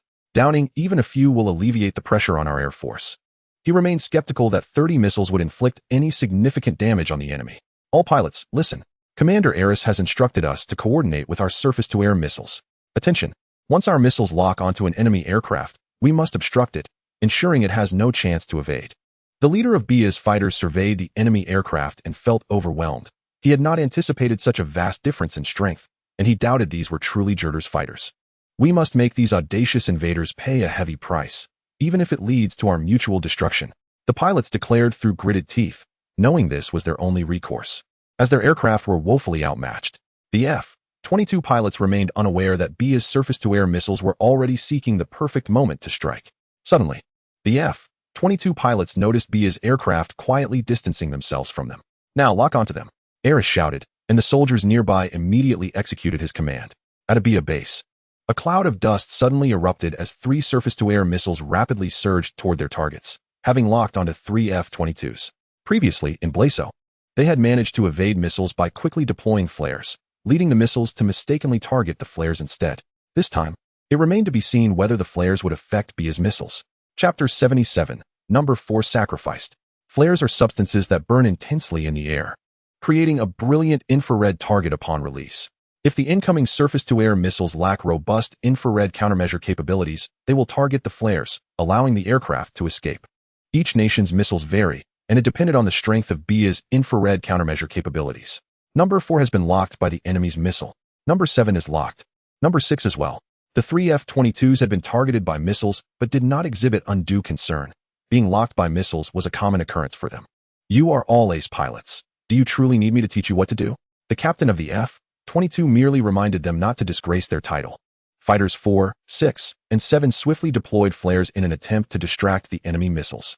A few bright flashes erupted in Bia's airspace, shining like miniature suns. Eris, observing the dazzling lights in the sky, felt a twinge of anxiety, uncertain of the weaponry the F-22s possessed. Upon seeing the flares deployed, he braced himself for the worst. The missiles remained unaffected by the flares, rapidly closing in on fighters 4, 6, and 7. The flares failed to distract the missiles, but there were alternative methods of evading them. The pilot of Fighter 4 executed a vertical climb, accelerating rapidly as the aircraft ascended higher. The missiles, also climbing vertically, would exhaust their fuel more quickly, ultimately losing their momentum. This spectacle ignited a fire of frustration in Eris. What are our aircraft doing? Are they merely spectators? Will they not intercept? Eris seethed, watching as his own fighters remained passive. The pilots of Bia country were drenched in cold sweat as they helplessly watched the enemy aircraft evade their missiles, momentarily forgetting their own mission. By the time they regained their senses, the F-22 had already eluded the missiles' tracking. Damn it! This bunch of fools wasted 3 of my missiles. I'll deal with them when they return, snarled Eri. One can dodge, but let us see how you avoid 2. Relay my command. Simultaneously lock onto 1 enemy aircraft with 2 missiles. Soon, 2 more missiles launched into the sky, the Bia aircraft fixating on the locked F-22, poised to obstruct its escape. Not again. This time it's 2. The unfortunate number 4 aircraft was once more targeted by missiles. As he attempted to evade using the same tactic, 3 Bia warplanes simultaneously blocked his path, making escape exceedingly difficult. Damn you all. 1 missile isn't enough. You add 3 more aircraft. Number 4 furiously cursed the Bia Air Force commander, Eri. You too, stay alert. Don't let him use us as human shields. No. For was indeed thinking this as he frantically circled with missiles in tow, while the cannons of the 3 enemy planes fired in his direction, further complicating his situation. The 2 missiles relentlessly pursued him. In a moment of desperation, Number 4 closed in on one of the enemy planes, executing a sharp 90-degree turn as the missiles followed closely behind. The Bia aircraft failed to react in time and was struck by one of the missiles, resulting in a catastrophic explosion that obliterated the plane and its pilot, who had no chance to eject, engulfed in flames as it plummeted to the ground. Although no. For managed to evade 1 missile, he was struck by cannon fire from the enemy aircraft, illuminating the cockpit in a red glow. An alarm blared. The no. For aircraft had to land or face certain destruction. All aircraft moved to assist Number 4, whose structure was already compromised. The F-22 captain quickly issued commands for all F-22s to abandon their opponents and head towards Number 4. Yet, it was too late.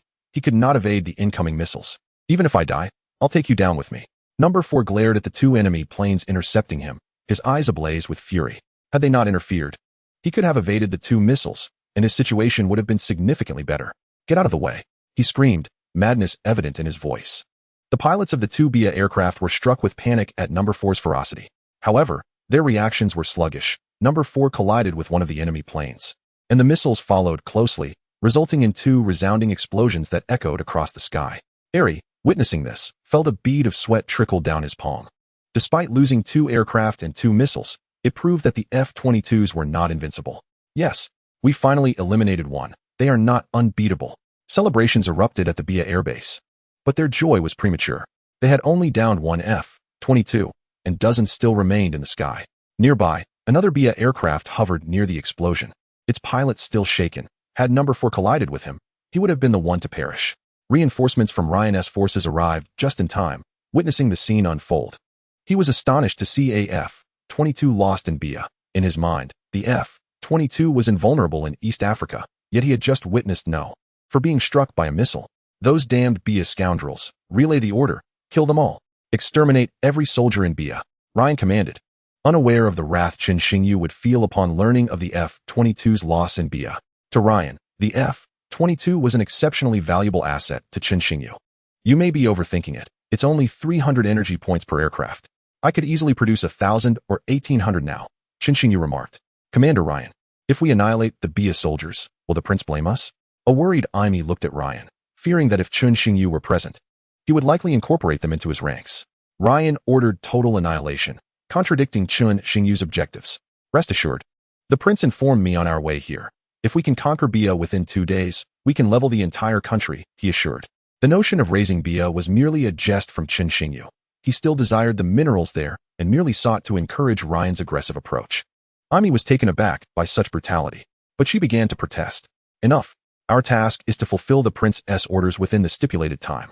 We need not concern ourselves with anything else, Ryan interrupted, fully aware of Aimee's compassionate nature.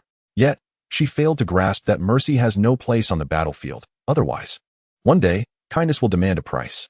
Chapter 78, Timoth and Eri. The death of Number 4 sparked a flicker of hope in Eri. Continue. I want our aircraft to see hope. If we can destroy just 20 more of their planes, we shall prevail. Clenching his fist, Eri felt a surge of excitement. Captain, they're launching missiles again. They're attempting the same trick. The F-22 pilots watched the missiles soar, smirking. This time, we shall not grant them an opportunity. Let them understand the disparity between us. Number 7, Number 8, Number 9. You three will destroy their air defense systems. The rest will swiftly eliminate their aircraft. Do not allow them a glimmer of hope. The F-22 captain issued the command, knowing that once the BIA air defense systems were dismantled, their aircraft would pose little threat. Understood, Captain. Watch us, they replied, 3 aircraft veering away from the missile's trajectory. Determined to pinpoint the launch base should BIA dare to fire again. Commander, 3 enemy aircraft appear to have broken from formation and are heading towards Bama City. Reported a soldier from the BIA airbase, certain that the enemy was targeting that base. This is bad. They must have discovered our air defense systems are established there. Immediately inform the general in that area to exercise caution. We are currently stretched too thin to provide support, he instructed. The only thing he could do was alert the commanders there. At the missile base in Bama City, they received Ares' message promptly. The enemy aims to destroy our air defense systems. Preposterous. Osmitralis scoffed, thinking number 7, 8, and 9 had lost their minds. With over 20 missiles remaining, he was confident they could easily eliminate 3 aircraft. However, he overlooked the F-22's proficiency in assault tactics. Osmitralis paid no mind to those 3 aircraft and continued to order his soldiers to launch 2 more missiles, fully aware that the enemy's planes were superior to BIA's. Ares was undoubtedly under immense pressure. 2 missiles soared into the sky once more, and number 7, 8, and 9 swiftly locked onto the launch site. Found you. The enemy's air defense system is situated on a mountain near Bama City, number 7 reported first. Once identified, they felt no apprehension about their ability to destroy it. The 3 F-22s rapidly approached the Bama City base. Osmitralis remained blissfully unaware of the impending danger. We've arrived. It's just ahead on that mountain. Don't give them a chance to retaliate. Flatten that entire mountain. With great enthusiasm, number 7 declared that this time he would obliterate the cursed base to alleviate the deep-seated resentment festering within him. All right, on the count of 3, we will launch the ALM-120 missiles together, followed by 3 consecutive AGM-65 missiles. We shall leave them no respite. He mused. If O. Smith Trellis were to know, he would undoubtedly say, isn't it merely a desire for my demise? One word would suffice. There is no need to bombard me with a dozen missiles. My stomach is too small to accommodate such a feast. 3, 2, 1 launch. 3 ALM-120 missiles soared towards the base below. O. Smith Trellis had no time to react. Fortunately, their base had been fortified with 2 phalanx systems. As the missiles approached, these defenses played a crucial role, intercepting the incoming threats at a staggering rate of 4,000 to 6,000 rounds per minute. Yet, they had a significant flaw. They could not sustain combat for extended periods. Observing the interception of the 3 missiles, number 7 felt no surprise. If a base could be so easily destroyed, could it truly be called a base? 3 missiles thwarted. What of 9? As anticipated, 9 AGM-65 missiles obliterated the entire mountain, causing a catastrophic landslide that sent boulders tumbling down. Even if the soldiers within the base were not killed by the explosions, they would surely be crushed into pulp by the falling debris. Watching the base transform into a desolate ruin, number 7, still not fully reassured, launched an additional 4 incendiary bombs, finally easing his mind. With the base annihilated, Ares lost the support of missiles, and soon the rate at which BIA's aircraft were shot down surged dramatically, with a plane falling roughly every 10 minutes. What is happening? Where are our missiles? Did that scoundrel O. Smith Trellis consume them all? Connect me with them. Ares seethed, witnessing the relentless destruction of his aircraft. Commander, we cannot establish a connection. We have lost contact. Ares felt as though all strength had drained from his body, collapsing into his chair, his eyes vacant. Their air force was essentially a mere shadow of its former self. Inform General Timoth of our efforts. The remainder lies in his hands. With a weary resignation, Ares uttered his final words, retrieving his sidearm to conclude his own life. He could no longer bear to face Timoth and Tranmere. Thus, the commander of a nation's air force met his end. While their air force struggled against the pressure of F-22 fighters, Timoth faced an even graver threat from Ryan's forces. They had already lost half their territory. Should the fighting continue, BIA would face annihilation before dawn. Report. General, Commander Ares has perished. The Air Force has been entirely decimated. The communications officer's eyes glistened with tears. This was the most significant loss BIA had suffered thus far. What? What did you say? Repeat that. Who has died? Timoth could scarcely believe his ears. Ares, that fellow was dead? How could he have fallen before him? For the first time, Timoth shed tears for another. Although they often bickered, they also shared drinks and heartfelt conversations. To outsiders, they appeared as brothers, Timoth, the younger, and Ares, the elder. Now he was being told that Ares had died. General, Commander Ares wanted me to convey that the fate of BIA rests entirely upon you. You must safeguard our homeland. The communications officer, unknowingly shedding tears, understood the bond between Timoth and Eri. Yet, with the nation in peril, if Timoth were to fall, Bia itself would surely perish. Thus, he felt compelled to utter a lie, knowing Timoth would fulfill Eri's final wish. Even if they were ultimately defeated, at least they would have given their all. Chapter 79, Self-Destructing Robots. The two armies clashed. If even the general lacked the conviction to fight on, they had already lost half the battle. Timoth recognized that Bia needed him now more than ever. He could not allow his emotions to cloud his judgment on the battlefield. What is the current status of the battle? Timoth adjusted his military uniform, his demeanor returning to its usual steadiness. The brothers are struggling. The enemy's firepower is overwhelming. With relentless, widespread bombardments, Timothy's guard grimaced, acknowledging that this was the most suffocating battle they had faced, with the enemy pressing them relentlessly. Tell the men that behind us lies the capital. We cannot retreat any further. The nation's fate rests upon our shoulders. If we falter, enemy shells will rain down upon our capital, and that would be our disgrace. Even in death, we must keep the enemy at bay. Timoth strode out of the command room, where the sounds of artillery roared incessantly. The V4 rocket launchers brought by Ryan bombarded them mercilessly. Commander, this approach is futile. They have dispersed. Even if we continue the bombardment, it will merely waste ammunition. The IMEA officer surveyed the battlefield. Behind us lies Bia's city. Once they capture it, Bia will be virtually extinct. It is regrettable we failed to destroy their tank units. However, they now have fewer than 40,000 troops remaining. And with Bia's city in sight, should they conquer it, our mission will be nearly complete. Ryan gazed upon the cacophony of artillery and the smoke-filled battlefield, witnessing soldiers, dismembered and lifeless, lying peacefully on the ground, their blood staining the earth. Send word to cease the bombardment.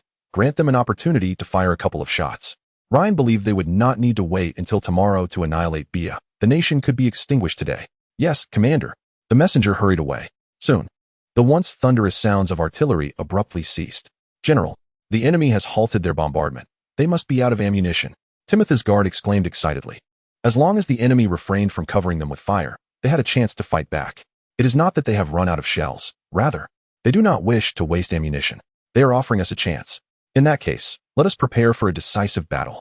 Orders were given for the tank units to take the lead, and all soldiers were to advance. He had no alternative. He understood Ryan aimed for a swift conclusion, and retreat was no longer an option. The Bia messenger sounded the charge.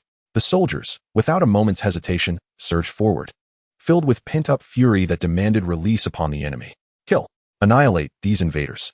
They are demons. Seeing our nation as easy prey, they wish to rampage across our homeland. We must make them pay dearly.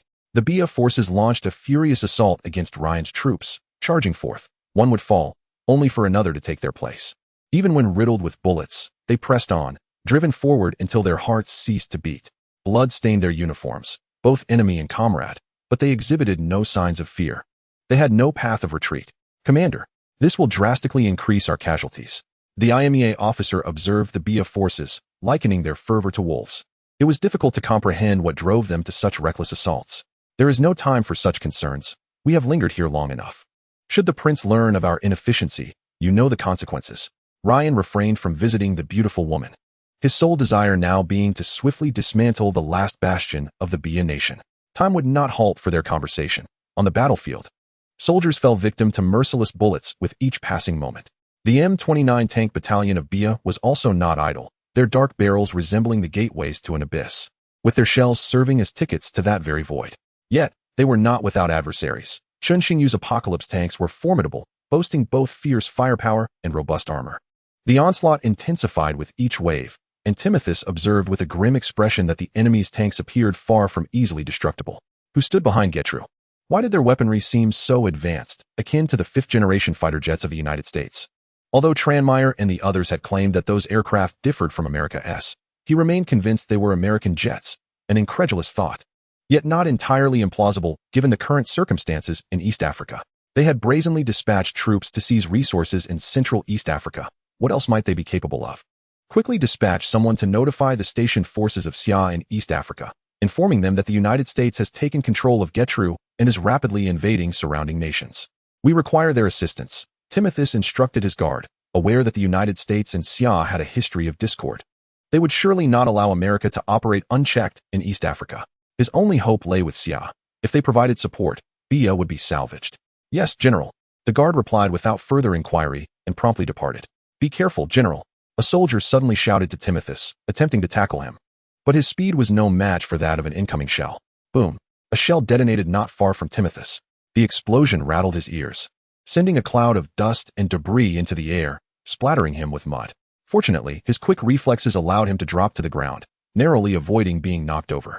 Yet, it seemed his luck had run dry. The Bia forces still standing on the battlefield were dwindling. Timothus felt a deep sense of frustration. If only they could hold out a little longer, perhaps a turning point would emerge. However, that hope was fleeting, as Bia had already lost half its troops in previous skirmishes.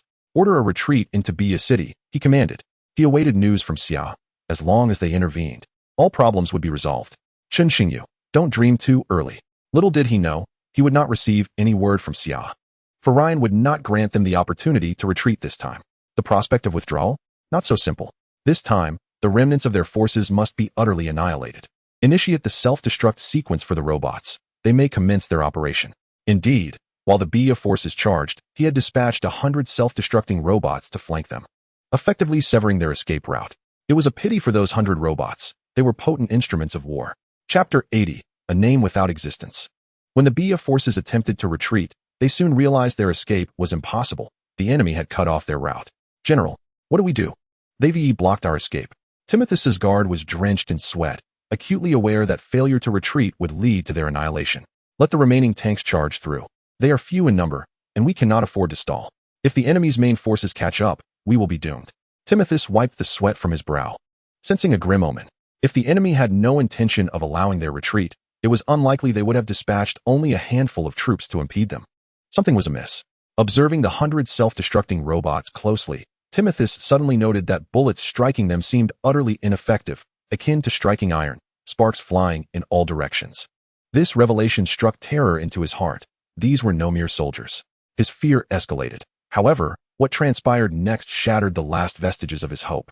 As the M29 tanks rolled over the self-destructing robots, they did not evade but instead detonated, the force of the explosion flipping the tanks. In an instant, all Bia soldiers were rendered speechless. What was this? Human bombs? Some even realized that their bullets had no effect on the enemy, as if they were impervious to harm. It's over. Bia is finished. This is beyond our capacity to withstand. The morale of the Bia forces plummeted to an all-time low. Is the heavens determined to destroy us? We cannot prevail against fate. Timothus bitterly smiled. Having previously entertained the notion of overcoming such an enemy, that thought now seemed ludicrous. He even doubted whether support from Xia would change their fate. Ryan's army approached methodically. The Bia forces ceased their resistance, knowing it was futile. We surrender. We, the Bia nation, surrender. Please grant them a chance at life. Timothus implored Ryan, bowing in supplication. Are you the general of Bia? Were you the one commanding the previous aircraft? Ryan posed two questions without addressing Timothus's plea. Alternatively, it seemed Ryan lacked the authority to make such judgments. No. I am merely Army General Timothus. The Air Force commander is Airy, but he is dead now. Timothus, that name may be short-lived. Are you prepared? Of course. Your fate is not mine to decide. When our leader arrives tomorrow, whether you live or die will depend on his will. Ryan gazed at the remaining 200 Bia soldiers, a stark contrast to the original 12,000, having sacrificed over 11,000 in this conflict. Indeed, war demands a toll of lives to fill the void left by the fallen. Ryan's forces were not faring much better, with fewer than 40,000 soldiers left, aided by their V4 war machine. Without it, defeating Timothus would have been a daunting challenge, for Bia soldiers were still fierce fighters. Are you not their leader? Timothus questioned, his mind swirling with dread. Did this imply that the forces he faced were not their main army? If so, how formidable must their primary forces be? Ha ha ha. Timothus suddenly burst into laughter, leaving the IMEA people puzzled. How could one laugh after suffering defeat? Had he lost his mind? As twilight descended, the sun sank beneath the horizon, and the moon rose, yet it seemed to doze off upon its ascent. Dark clouds enveloped the skies over Bia, with occasional lightning illuminating the gloom. A torrential downpour was brewing. The Bia nation had officially become a name without existence. At this moment, Li Hongjun received news of Bia's plea for assistance. General, should we provide them support? A major officer inquired, unaware that the forces behind Getru were aligned with the royalist faction, mistakenly believing the United States was backing Getru, as Bia claimed. Support? How do we provide support? Some matters cannot be obstructed merely by our will. The complexities are numerous, and a misstep could lead to a disastrous plunge into the abyss. We cannot intervene in East Africa, nor should we. We must focus on our own affairs, Li Hongjun replied with a wry smile. acknowledging that the affairs of the royalist faction were beyond Xia's purview and that he preferred the royalists to unify all of East Africa. How could one possibly extend support to the nation of Bia, especially when the Grand Elder has made it abundantly clear that the affairs of the Crown Prince's faction are of no concern to Xia? The Major, too cautious to inquire further, recognized that Li Hongjun must possess some knowledge, yet his rank did not afford him the privilege of insight. Although assistance was not forthcoming, a journey to Bia was still imperative. Apart from executing his mission, he harbored a curiosity to meet the illustrious Crown Prince who commanded such formidable influence in East Africa. In the dead of night, a torrential downpour enveloped East Africa, the thunderous roars overshadowing the sounds of artillery, bringing a semblance of comfort to its beleaguered populace. The rain washed away the stains of blood from the ground and purged the air of its metallic scent. Such is the essence of pristine air. George inhaled deeply, marveling at the transformation. The heavens, it seemed, were aware of the Crown Prince's impending departure to Bia, and thus orchestrated this deluge to cleanse the sordid earth. Li Xiaoping, draping an arm over George's shoulder, gazed at the tempestuous sky, which might have seemed a tad sycophantic. I say, Great Peng, you wouldn't happen to be the illegitimate son of Qin Daohai, would you? Zhang Xiaofan quipped from the side. You are the illegitimate one. Your entire family, in fact. And for your information, I am not Great Peng Spread Wings. I am Li Xiaoping. He erupted in indignation, glaring at Zhang Xiaofan. Then why did Qin Daohai assist you in entering the Crown Prince's faction instead of someone else? Zhang Xiaofan pressed, seemingly unwilling to let him off so easily. Well, that's because I am his disciple, Li Xiaoping retorted. Oh, but I've heard that you were only accepted as a disciple the day before the carnival. And when Qin Daohai sought you out, your mother seemed quite familiar with him. Zhang Xiaofan's words hung in the air, causing an abrupt stillness. Zhang Yang looked at Zhang Xiaofan in disbelief, as if questioning how he knew such details. Li Xiaoping fell into deep contemplation, recalling how Qin Daohai had visited his home, and his mother had appeared exceedingly cheerful. Even was that a hint of shyness? Could it be that I am indeed the product of their union? But I am already 21. Has my mother concealed this truth from me for all these years? Doubts assailed him regarding whether Qin Daohai was truly his father. Am I an illegitimate child? Chapter 81. The Cruiser-class Nuclear Submarine. George regarded Li Xiaoping with a skeptical gaze, while he was uncertain of Zhang Xiaofan's claims. The absence of smoke often indicates a fire. Old Joe, what kind of look is that? Do you not believe me either? I am not Qin Daohai's son. I swear, if I were, I would be struck dead by lightning this very moment, Li Xiaoping declared, raising 3 fingers to the sky. Unfortunately, as fate would have it, a bolt of lightning descended, striking the ground at his feet. George hastily withdrew his hand, distancing himself from Li Xiaoping. What a peculiar fate to be struck by lightning at such a moment. Not that we doubt you, Great Peng, but the heavens seem to suggest you are indeed Qin Daohai's progeny. All eyes turned to the hole that had formed at Li Xiaoping's feet. Goodness! Had the lightning struck slightly askew, it could have roasted the Great Peng. Enough. Li Xiaoping was momentarily rendered speechless. Are you also idle? In a couple of days, you will find yourselves consuming a fair share of bullets. Chun Xingyu emerged from his quarters, having just been informed by Ryan that Bia had surrendered. With Blaze and Bia now under his control, it was anticipated that the nations of Central East Africa would soon receive the news. He paid little heed to the countries of East Africa. It was the superpowers like the United States and the Goose Nation that would not idly observe as he annexed East Africa. Thus, confrontations with them were inevitable. Though the members of the Crown Prince's faction did not fully grasp Chun Xingyu's intentions, they wisely refrained from further teasing Li Xiaoping. At 8 o'clock in the morning, Chun Xingyu, accompanied by members of the Crown Prince's faction and 30,000 soldiers he had extracted from Getru, set forth for Bia, which was already under Ryan's control. Li Hongjun, too, was en route to Bia, tasked with conveying the Grand Elder's message to Qin Xingyu. While he was uncertain whether Qin Xingyu would acquiesce, he understood that his duty was merely to execute orders. Predictably, his forces had secured Bia. He pondered what course of action would follow. The central region was not the south. It was a veritable melting pot, presenting formidable challenges. Li Hongjun appeared to converse with the driver. Yet it seemed as if he were musing aloud. The Crown Prince's faction's actions in East Africa had become a matter of global notoriety, and the United States had shifted its focus squarely upon him. He could not afford to allow Qin Xingyu to continue unchecked. For what purpose would their presence in East Africa serve? In the White Hall of the United States, the situation in East Africa had escalated dramatically. The Crown Princess faction was increasingly audacious in its invasions of various nations, and if this trend persisted, they would surely be expelled from East Africa. We cannot allow this to continue, Tep expressed impassively. It was not fear of the Crown Prince's faction that troubled him. Rather, he believed this was not an opportune moment for conflict. Unless absolutely necessary, He wished to avoid a confrontation with the Crown Prince. What is a mere Crown Prince faction? Anyway, they can only exert their influence over those downtrodden nations of East Africa. Do they truly dare to challenge the United States? Scoffed the second congressman. Please do not bring your ignorance to the assembly, esteemed second congressman. Our cruiser-class submarine has just relayed a shocking revelation. They inadvertently discovered 10 nuclear submarines in the waters off Getru. This implies that the Crown Prince's faction possesses not only fifth-generation fighter jets, but also formidable nuclear submarines, rivaling even our most advanced models. The cruiser-class submarine was a vessel specifically constructed by the United States for maritime surveillance, capable of reaching depths of 2,000 meters. It was not an attack submarine. Its sole purpose was to patrol the Indian and Atlantic Oceans, equipped with a rudimentary self-defense system. It could remain submerged for up to 110 days. Tep was quite exhilarated by this revelation, aspiring to integrate this technology into attack submarines. Although he had not succeeded thus far. To date, they had constructed 6 cruiser-class nuclear submarines, each stationed in various oceans. How is this possible? How could they possess nuclear submarines? Such weaponry cannot simply be purchased with wealth. Could it be that Xia has supplied them? The second congressman was astounded, grappling with the notion of a war-torn nation wielding such formidable weaponry. It was crucial to recognize that East Africa had endured years of conflict, fostering a fierce and battle-hardened populace, a truly terrifying prospect. I must disagree with the sentiments of the second congressman. While the Crown Prince's faction may have been formed by individuals from Xia, it is improbable that Xia would casually relinquish such advanced weaponry.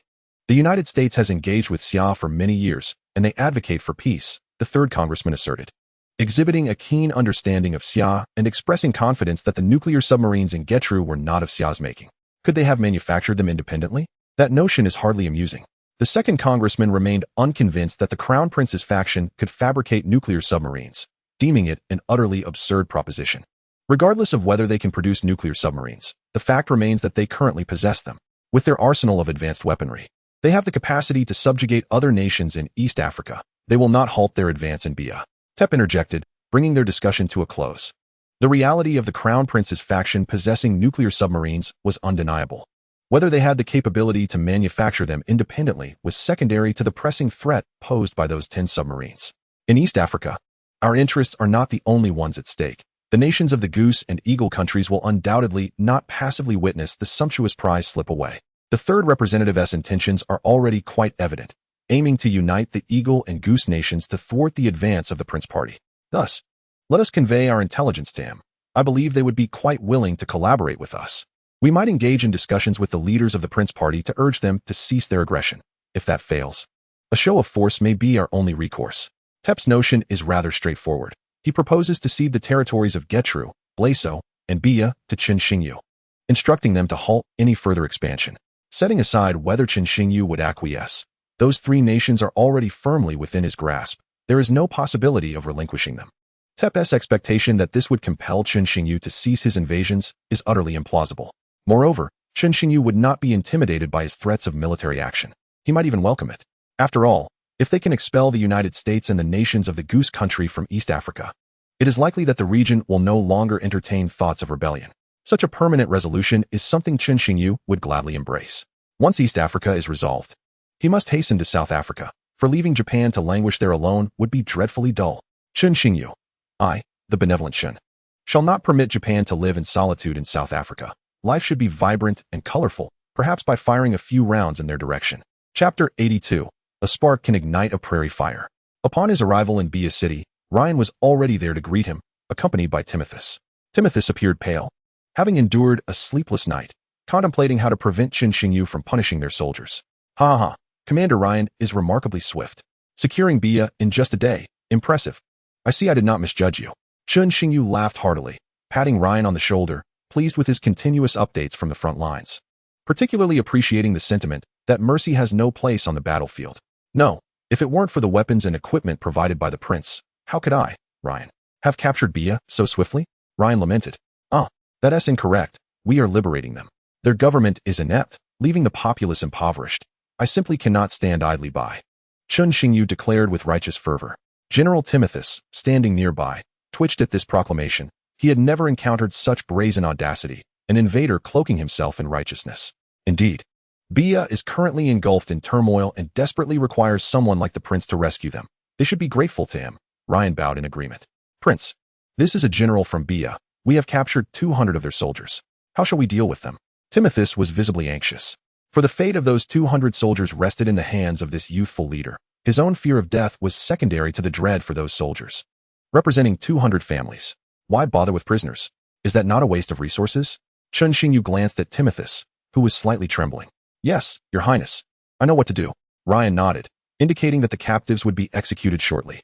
Spare us, Your Highness. They are innocent. If anyone must perish, let it be me. They were merely following orders. Timothus, upon hearing that Chun Xingyu intended to execute the Bia soldiers, fell to his knees, fervently bowing to him. Very well. Take me to see those soldiers, and then I shall consider how to proceed. Chun Xingyu instructed Ryan. Although the soldiers were merely following commands, he would not leave himself open to complications, for a spark can indeed ignite a prairie fire. Please follow me, Your Highness. Old Joe, what do you think the prince will do with the Bia military? Jiang Xiaofan whispered to George. Given his understanding of Chun Xingyu, he surmised there was a significant likelihood he would incorporate them into his ranks, though he found it perplexing that such a grand performance would be necessary. I do not know. The prince's thoughts elude me, and I dare not speculate. George replied, hastily following suit. In a square in Bia City, 200 Bia soldiers were encircled by Ryan's troops. Any misstep would result in a brutal response. Cough, cough, cough. Chun Xingyu ascended the platform, clearing his throat to capture everyone's attention. The Bia soldiers looked on with confusion. Who was this young man daring to stand before them? I am your leader. I understand that you fight so fiercely for your families. You have been defeated, but the citizens of your nation have emerged victorious. For I shall lead them out of this land and onto the path of prosperity. Thus, you should rejoice.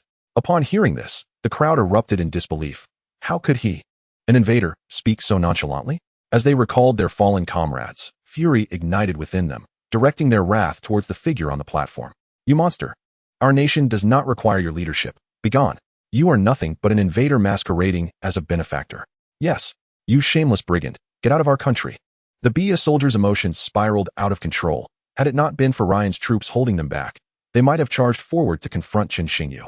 A slight smile curled on Chun Xingyu's lips. This was not a matter of denying them a chance at survival. They were courting their own demise. And he bore no responsibility for that. Timothus, standing below, sensed the situation was deteriorating rapidly. If it continued, they would surely meet their end. Enough. Stop speaking. Timothus shouted in desperation. Yet the Bia soldiers were beyond reason, their fury uncontainable. You see, this makes it exceedingly difficult for me to spare them. I shall not allow the embers of rebellion to be rekindled. Chun Xingyu pointed at the Bia soldiers, addressing Timothus. Ryan, present. Do you understand the principle that a spark can ignite a prairie fire? Somewhat. I have a basic understanding of the culture of the Xia nation. What about General Timothus? Ryan glanced at the weeping Timothus on the ground. I already mentioned it. He is a man of short-lived destiny. Anyone who has managed to rise to the rank of general in East Africa is certainly no fool. Your Highness, a general from the Xia nation seeks an audience with you. At that moment, George stepped forward, puzzled as to why a representative from Xia would arrive at such a time. Did they wish for them to withdraw from Bia? However, he did not dwell on it. He knew simply to follow Chun Xingyu's orders without adding to his own troubles. A general from Xia seeks me? What could he want? Chun Xingyu suspected it could not be anything favorable. What business could he have in East Africa? Yet he knew he must meet with him. He merely wishes to speak with you in person. He is currently in Bia City. Ryan, quickly resolve this matter and ensure our troops are settled before I return. With that, Chun Xingyu departed in a vehicle alongside the members of the Prince Party. At a restaurant in Bia City, two middle-aged men sat at a table, savoring the local delicacies. General, will he come? We have been waiting for an hour. The middle-aged major beside Li Hongjun complained. Though he did not know whom Li Hongjun awaited, he felt it disrespectful for their general to be kept waiting. After all, they represented the Xia nation. You are too hasty. Do you not find the cuisine of Bia to be unique? Moreover, he is quite a busy man. Even the Grand Elder waits for him, let alone a mere general such as myself.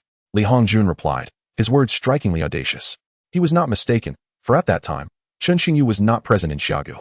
The Grand Elder had indeed waited many days for him. What could this possibly mean? The Grand Elder was willing to wait? Even the President of the United States would not possess such audacity. Who was this person, so remarkable? The Major's eyes widened in disbelief as he uttered. But that is the Grand Elder. In my mind, the Grand Elder is a person of immense responsibilities. To meet him is a lifelong honor. Now, his curiosity about who Li Hongjun intended to meet was piqued, and the previous complaints evaporated, replaced by an overwhelming excitement. Chapter 83, Pork Trotter Rice. On Huling Avenue in Bia City, 3 military vehicles adorned with the totem of the Crown Prince's party headed towards the restaurant where Li Hongjun awaited. Old fan, what do you think the Xiaogu has sent someone to find the Crown Prince for? Zhang Yang inquired anxiously from the rear vehicle. What are you afraid of? Even if it is not good news, it does not necessarily imply bad tidings. Besides, we still have the Crown Prince, don't we? If the sky were to fall, there would still be a tall one to bear it, replied Old Fan. What does it mean to be neither good nor bad? Who said I was afraid? I'm merely concerned about what we should do if our Crown Prince and the country end up at odds, Zhang Yang countered. Old Yang, are you foolish? We are members of the Crown Prince's party. As long as we follow the Crown Prince, we will be fine. Why are you worrying so much? Zhang Xiaofan looked at Zhang Yang with some exasperation. Old Fan is right. Just follow the Crown Prince. Is there really a need to worry? If the Crown Prince decides to fight, we shall fight. Rest assured, the scenario you fear will not materialize. Even if the Crown Prince is powerful, he wouldn't lead troops against his own country, would he? Relax. George chimed in from the front passenger seat. Before long, the 3 vehicles halted before the restaurant. The sight of such distinctive cars drew the attention of many passers-by, who gazed curiously at the flags atop the vehicles. Which faction in our country uses such totems?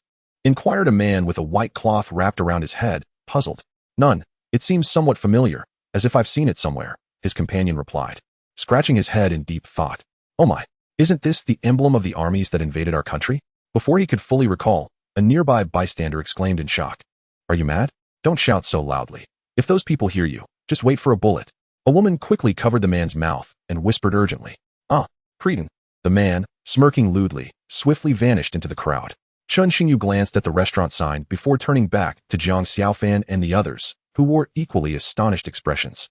Pork trotter rice. Indeed, the restaurant bore that name. What astounded them further was that the 3 large characters were written in Chinese. What the hell? There's pork trotter rice in Bia? Who, with too much money to spend, would open a shop here? Zhang Yang stared agog at the restaurant. Chun Xingyu chuckled at this and proceeded inside. Ha ha ha. It's truly not easy to meet you, Crown Prince. Upon seeing Chun Xingyu arrive, Li Hongjun promptly rose to greet him.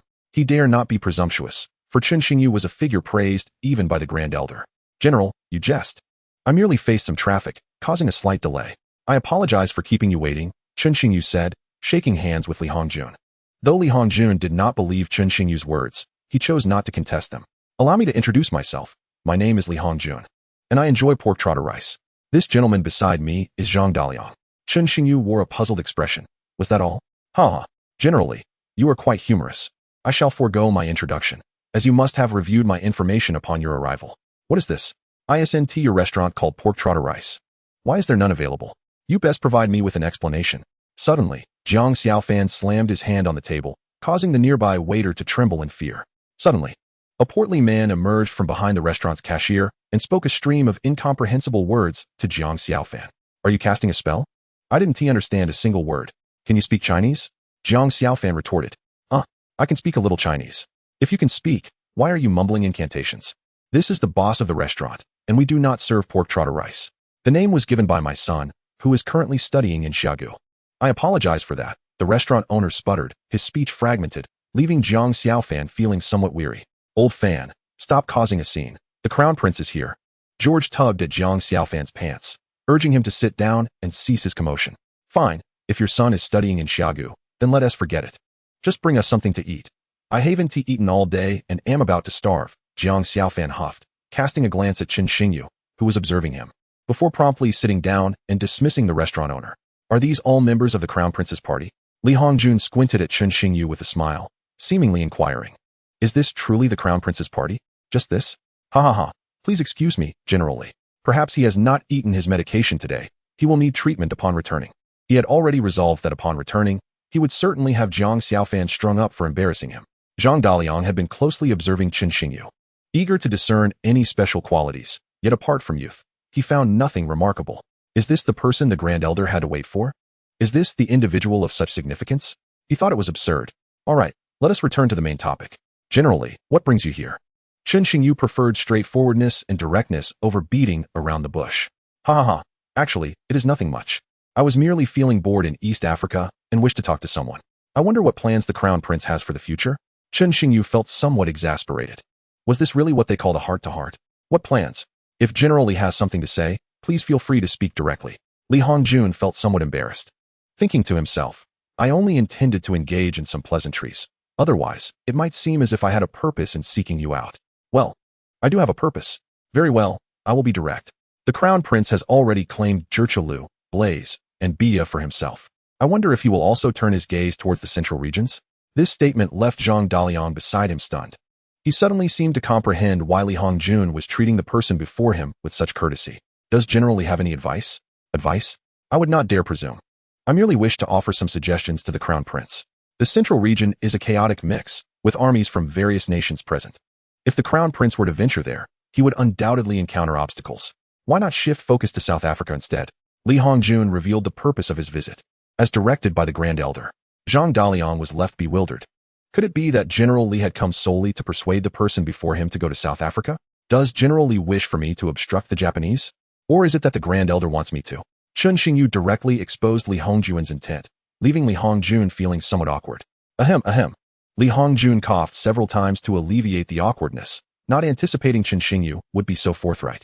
Did he not realize how awkward this would make him feel? Chapter 84, Central East Africa.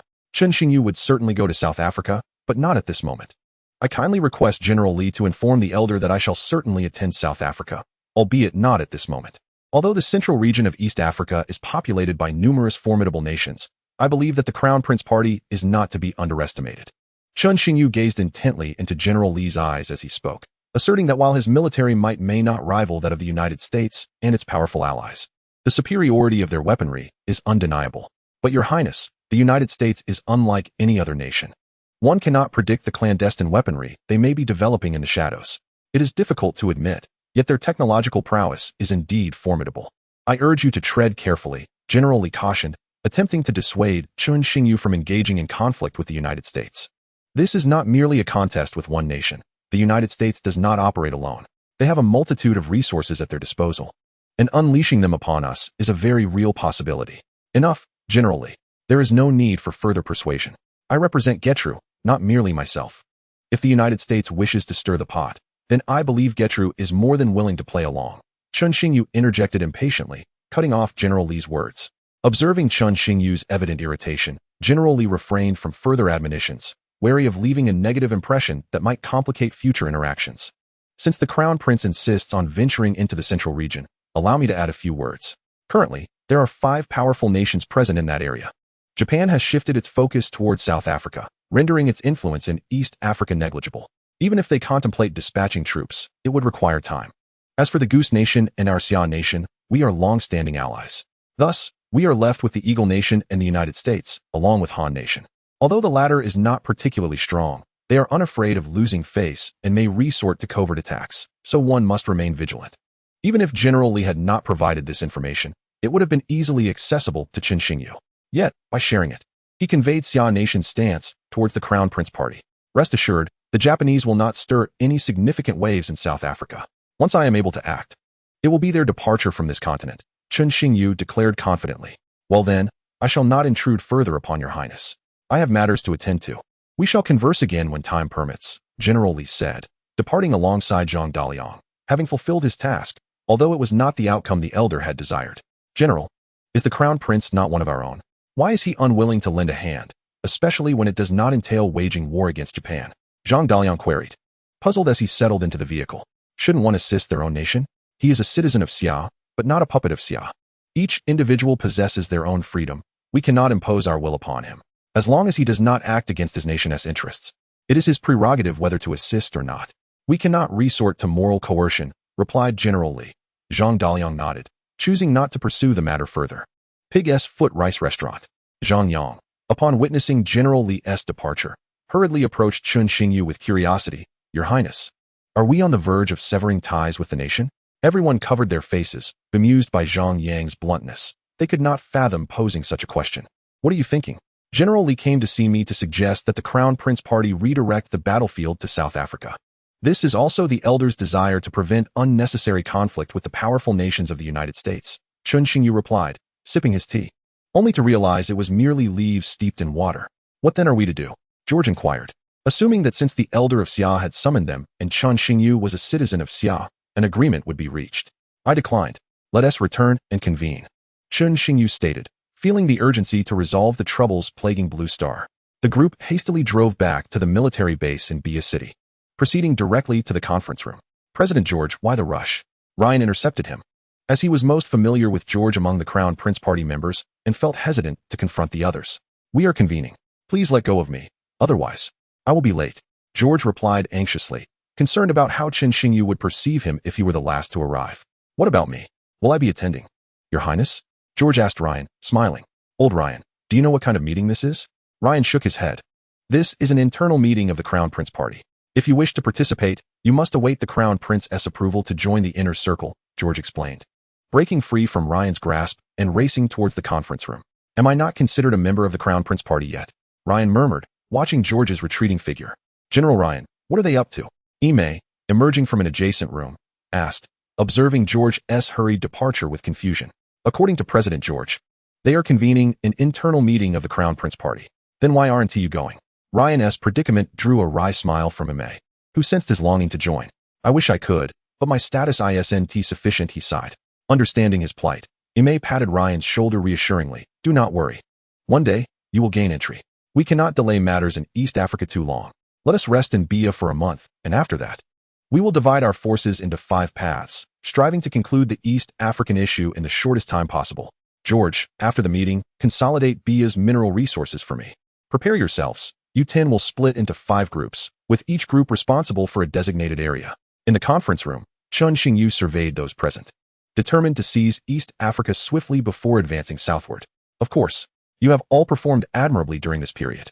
To equip you better for the challenges ahead, here are 10 bottles of level 10 energy elixirs, 1 for each of you. Level 10 represents the pinnacle for you all. With caution, while you may not withstand bullets directly, evading a few is certainly within your capabilities." Chen Xingyu had expended 30,000 energy points in the system marketplace to acquire these 10 level 10 elixirs, which were considered elite on Blue Star. "Your Highness, are there levels above 10? Zhang Yidong inquired, swallowing hard as he gazed at the elixirs in Chen Xingyu's hands, perceiving level 10 as the ultimate threshold. "Indeed, but it is unnecessary for you to concern yourselves with this. Just know that there are no limits to the levels of energy users." This revelation seemed to unlock a new understanding for them. If level 10 was so powerful, did that mean level 11 could simply disregard bullets? Now, consume the elixirs, and in the coming month, acclimate to level 10 energy. We will regroup after a month. Chen Xingyu proceeded to address each individual's shortcomings on the battlefield, and the meeting extended for a full 2 hours before concluding. Chapter 85, Japan's Reckless Self-Destruction. As Chen Xingyu pondered how to accelerate his campaign in East Africa, President Tep of the United States was equally preoccupied with devising a way to obtain extraterrestrial technology from him. Previously, he had thought to capture Chen Xingyu outright, but that was now clearly unfeasible. In East Africa, it would be exceedingly difficult to seize him. In the White House, President Tep raked a hand through his disheveled hair, his eyes wide with frustration. Where has Iron Tower gone? Is there still no contact? His eyes, bloodshot and weary, reflected the toll taken by the level 10 powerhouse. Although Iron Tower was a level 10 strongman of the United States, his movements were unpredictable. He could be in the United States one day and in Japan the next. Most troubling was his notorious lechery and tendency to disregard orders, which greatly vexed President Tep. "Your Excellency, you are well aware that at the 10th level, matters are entirely contingent upon one's mood. Moreover, as you know, Iron Tower does not remain in any country for more than 3 days and certainly does not carry mobile phones or other communication devices. Trying to locate him is akin to scaling the heavens. We can only wait for his return to the country to find him," Secretary Smithson remarked cautiously from the side. As Tep was particularly prone to anger, Smithson was acutely aware that matters involving 10th level energy users often left Tep in a foul mood. "How many days have we been waiting? We have the patience, but do you understand the current situation in East Africa? The princely faction is nearly pressing us to the ground. What about the other 10th level energy users? Can they spare any effort?" Tep rubbed his temples. If Iron Tower was nowhere to be found, they would have to seek alternatives. That may not be feasible. Others have their own missions and are unable to break free. Smithson began to feel troubled. If there were other options, they would not be in search of Iron Tower. "None of these alternatives work. What do you propose we do? Why not seek 10th level powerhouses from other countries? Perhaps from Japan?" Smithson suggested with a smile. Tep's eyes lit up in realization. Indeed. Why must we confine ourselves to our own? If the situation comes to light, he will be the one to clean up the mess. Ha ha ha, this is excellent.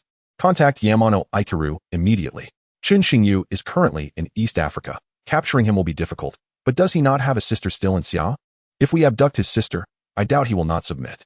Tep envisioned a multitude of alien technologies converging upon him. At the residence of the Japanese Prime Minister, I am your son, you are my father. I am your grandson, you are my grandfather.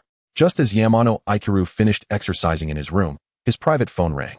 The woman dressing nearby, upon hearing such an absurd ringtone, struggled to suppress her laughter. However, considering Yamano Ikaru's status as the Prime Minister of Japan, she managed to hold it in. Yet the quivering of her body betrayed her discomfort, prompting her to hastily finish dressing and depart. Yamano Ikaru, puzzled, answered the phone. This was his private number, known only to a select few. Calls to this number were either of urgent nature or from someone of higher status. Moshi Moshi, it's me, Tep. Upon recognizing Tep's voice, Yamano Ikaru froze. Tep's call could only mean trouble, as good news was never directed at him. Yet he dared not hang up. Oh, it is President Tep. What brings you to contact me? Are you seeking alien technology? Tep wasted no time, aiming to provide Yamano Ikaru with sufficient allure. Otherwise, he would not prioritize the matter. Indeed, Yamano Ikaru felt a jolt of surprise. Alien technology? What do you mean by alien technology? He inquired, bewildered. Very well, I shall be direct. Chun Xingyu possesses alien technology. Moreover, he has already unveiled a portion of it. I believe you are aware that he currently wields weaponry comparable to our country's fifth-generation fighter jets. Yamano Ikaru was well aware of Chun Xingyu's significant activities in East Africa. It was hard for anyone to be oblivious. Yet, this very knowledge led him to suspect that Tep's purpose in contacting him was to procure the technology from Chun Xingyu. I am aware of this, President Tep. You are reaching out regarding the alien technology he possesses? Indeed. I understand that capturing him in East Africa is exceedingly challenging. However, we have discovered that he has a sister residing in Sia, and I wish for Mr. Yamano to retrieve her and then compel him to exchange the alien technology for her. How does that sound, Mr. Yamano? Upon hearing this, Yamano Ikaru's expression shifted to one of realization. He knew Tep was once again assigning him a thankless task. Though reluctant, the allure of alien technology made him consider the possibility. All right, but given my position, I must ensure my sister is adequately protected. After all, the black and white double killers have not made it back, and they were both 7th level high tier. Capturing my sister will not be easy. Yamano Ikaru suspected that the black and white double killers had met their demise, and he believed the two assailants responsible for the explosion at the Prime Minister's residence were indeed those two assassins, their identities and powers aligning perfectly. As for why they had targeted his residence, he surmised it was also coerced by Chun Xingyu. This only solidified his belief that Chun Xingyu must have individuals of higher than 7th level energy users in his vicinity. I am well aware of this, which is why I need Mr. Yamano to dispatch 10th level operatives to ensure absolute security. Tep continued to entice him, as he had little to lose regardless of the outcome. A 10th level? That is possible, but if anything goes awry, President Tep must not remain uninvolved. While he could dispatch a 10th level, it would require reallocating resources from East Africa, thereby relinquishing those assets. Nevertheless, he deemed this a worthy sacrifice in exchange for the alien technology. Rest assured, Mr. Yamano, our nation will always stand as your steadfast support. Tep withheld a crucial phrase. Should anything go awry, he would cast Japan into the pit he had already dug. Yamano Ikaru was not naive. He had recorded the conversation, and should the United States attempt to distance itself, he would release the recording. I hope it does not unfold as I suspect. Otherwise, do not blame me for being ungrateful. Yamano Ikaru toyed with the recording pen, instructing his secretary to notify Shirtai Village to abduct Chen Yinchi from Sia. Shirtai Village was one of Japan's 3 foremost 10th level powerhouses, ranked 3rd. Thus commenced a conspiracy against Chen Yinchi, which would ultimately lead Chun Xingyu to cast the first space-based weapon upon Japanese soil. Chapter 86, Black Rose, Dream of the Mortal World. Yamano Ikaru remained oblivious to the dire repercussions his actions would bring upon his nation. Flight M310 touched down at Jiangxing International Airport. As Shirtai Village disembarked from the aircraft, surveying the bustling crowd with a sense of agitation. He had been enjoying a leisurely stay in East Africa, but Yamano Ikaru's command brought him to Sia. While he could disregard Yamano Ikaru's orders, he could not afford to ignore the direct orders from Sich and Yamano. Damn it, this place is hardly suitable for our nation. He felt a wave of anxiety. Although he was a 10th level energy user, context mattered. Sia was akin to an abyss for him. As the saying goes, when you gaze long into the abyss gazes back at you. Upon arriving in Sia, he felt as though countless eyes were scrutinizing him. This discomfort was unbearable. No, I must quickly retrieve the person. Otherwise, if the strong from Sia arrive, capturing them will become exceedingly difficult. Shirtai Village hastened out of the airport, swiftly vanishing into the sea of people. At Jiangxing No. 1 High School, Chen Yinchi continued her daily routine of attending classes, shopping, and dining, yet her bond with Shang Wanyu appeared to deepen. She even seemed to have shed her wariness of Shang Wanyu. owing to Shangguan Yu's calm demeanor, who dared not entertain other thoughts. As if she genuinely wished to befriend Chen Yanqi.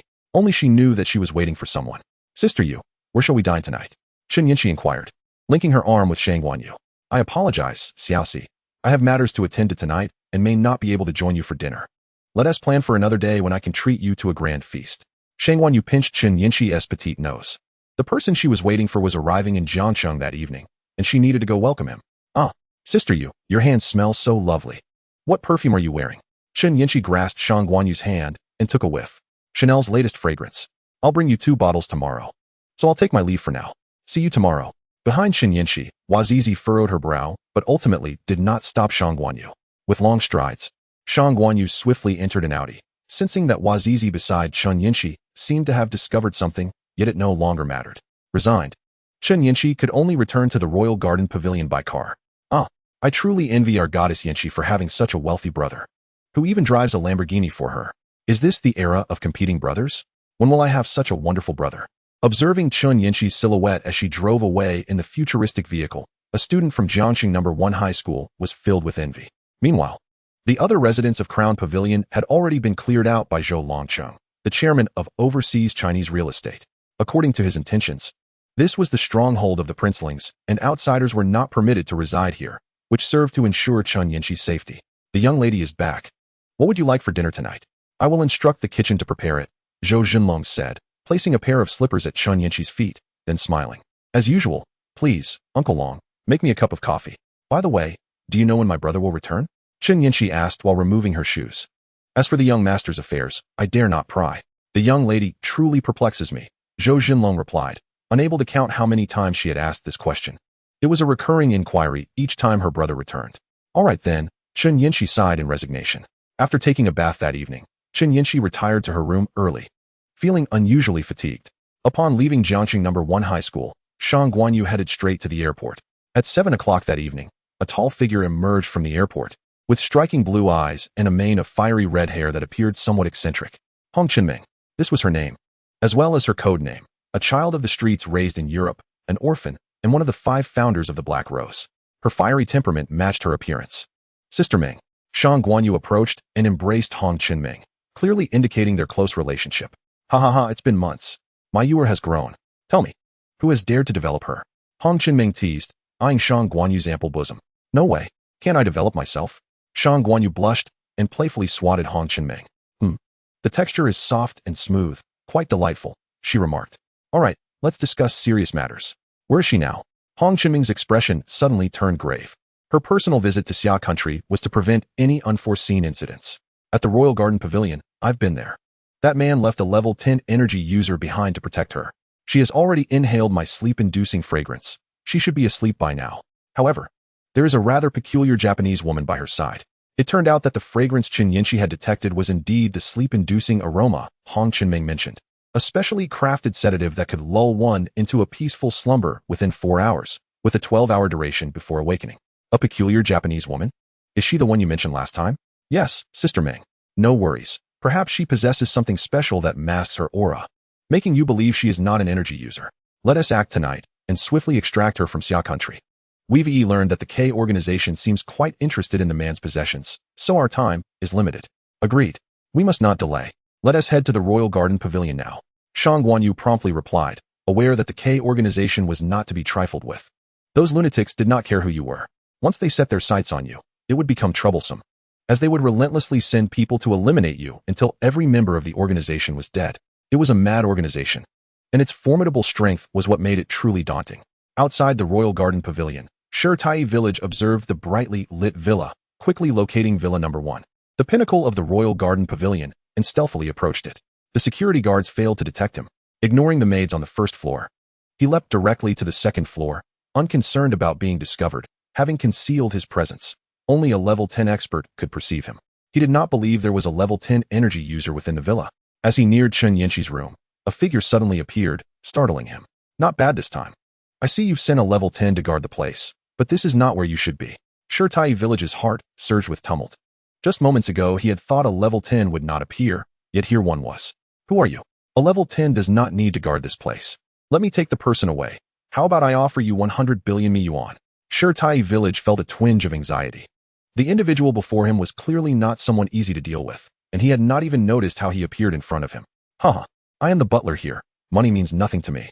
Don't waste your efforts. Surrender quietly, or my actions may be less than gentle, Zhou Zhenlong said, hands clasped behind his back, his tone indifferent. Although he was merely a level 10 energy user, dealing with others of the same rank was a trivial matter for him. Chapter 87. Unexpected Developments.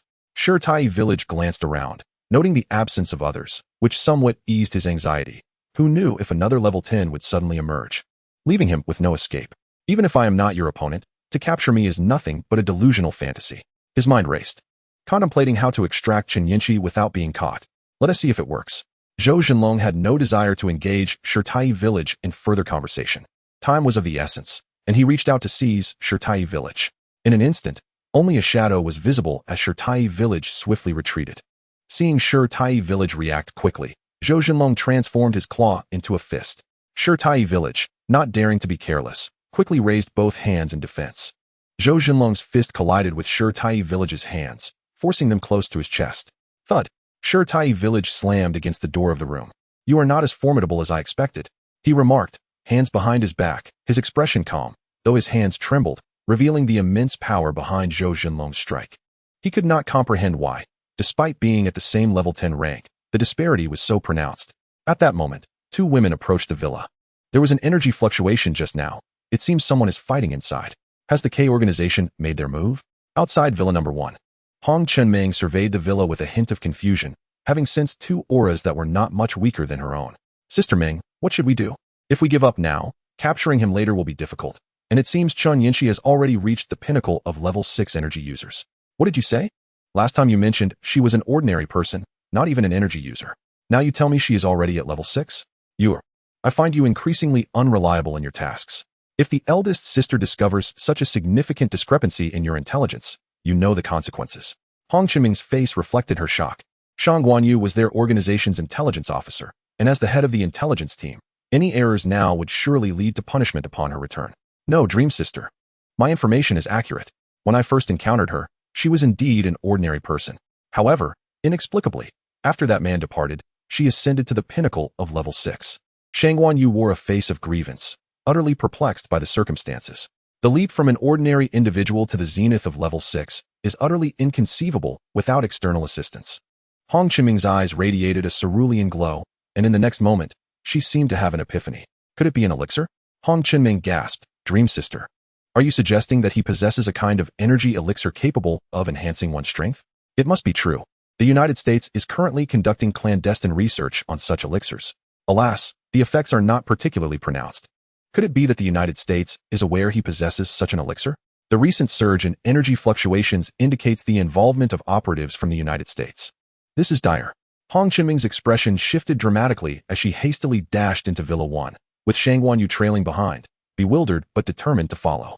The second floor was already crowded with over a dozen individuals, drawn by the sounds of a fierce battle between Shirtai and Zhou Zhenlong, which had summoned the mansion's servants and bodyguards. The young lady has been drugged. You must ensure her safety, Zhou Zhenlong instructed the servants, his gaze fixed on Shirtai. Although they were not particularly formidable, they were at least level 1 energy users. Having observed that Chen Yinchi remained unresponsive, he concluded that Shirtai had indeed drugged her, rendering her unconscious. What a lively scene, Shirtai exclaimed, surprised to see Zhou Zhenlong. The sudden voice drew both Zhou Zhenlong and Shirtai attention.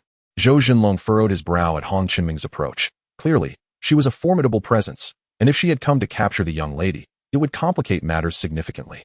Black Rose, Hong Chenming. In stark contrast to Zhou Zhenlong's demeanor, Shirtai face went pale, his voice hoarse with shock. Clearly recognizing Hong Chenming and well aware of her prowess, he hadn't anticipated that his mission to capture someone in Xia country would inadvertently draw out the Black Rose. Zhou Zhenlong's heart sank. The two were acquainted, which implied their objectives were likely aligned. Yuriko, what are you waiting for? Zhou Zhenlong shouted. Indeed. There was no need for him to remind her.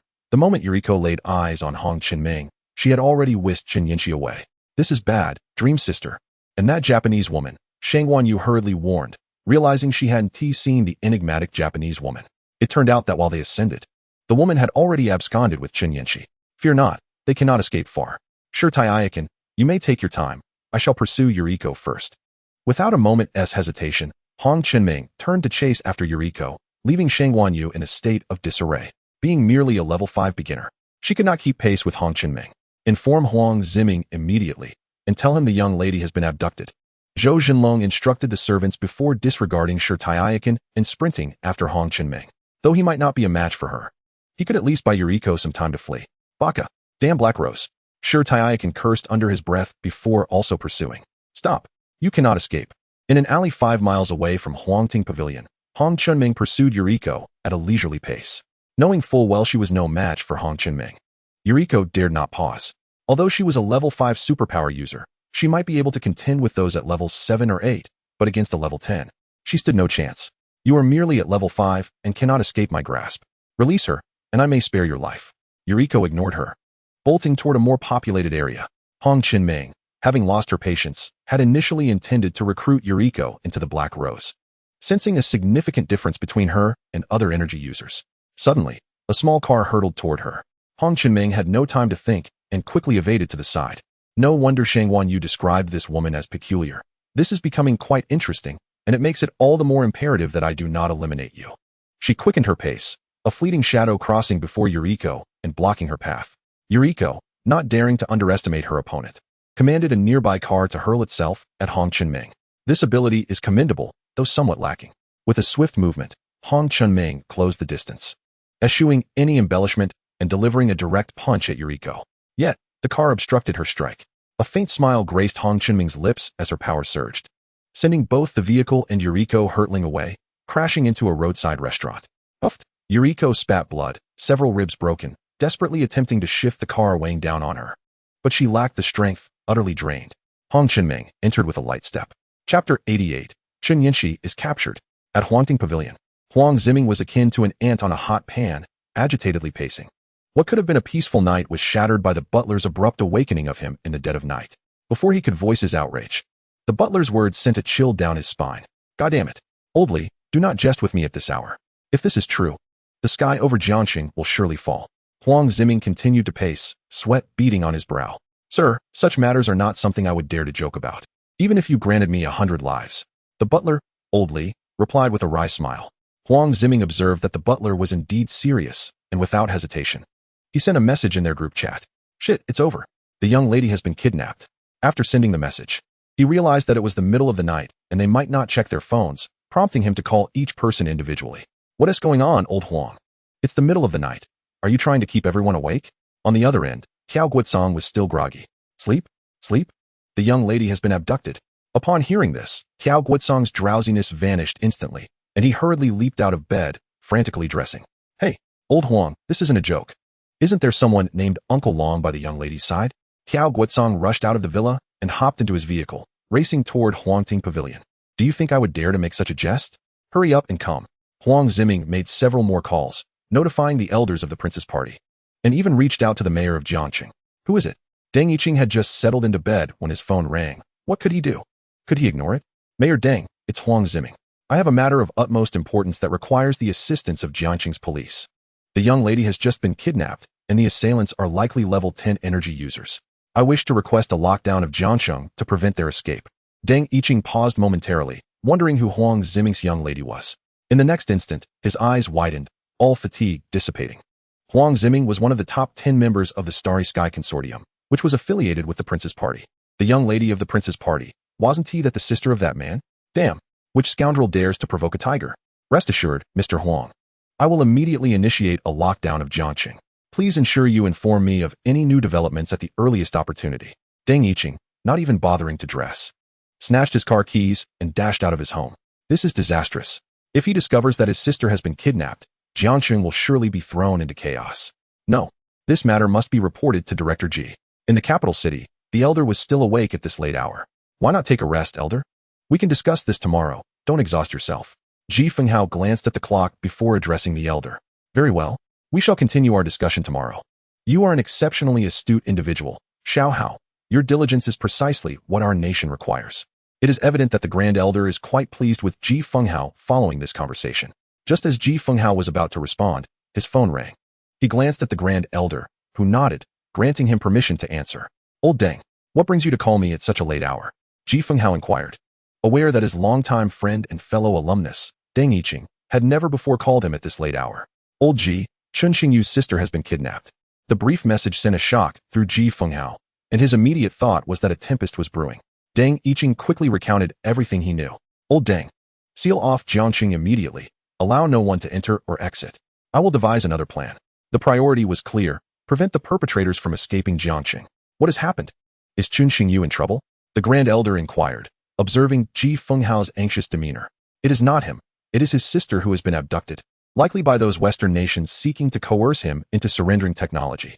Ji Fenghao, in his capacity as the director of the Security Bureau, was incisive in his assessment. Humph.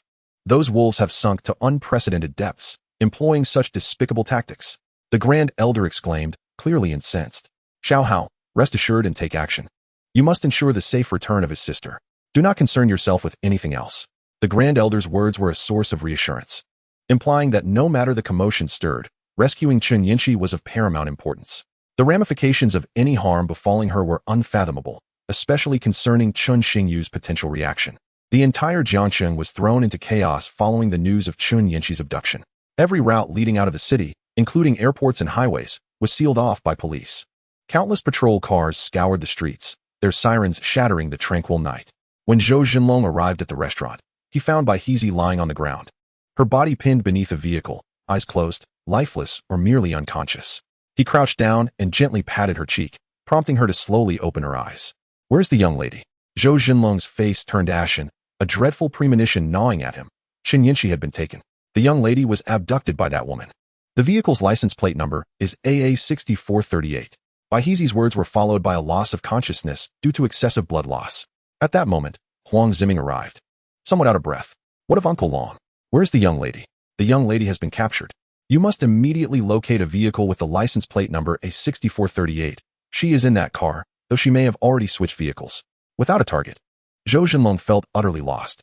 Huang Ziming's fury ignited, and he promptly relayed the situation to Deng Yiqing. Deng Yiqing wasted no time and instructed his team to search, soon discovering the vehicle on Guangnan Road. However, it was empty.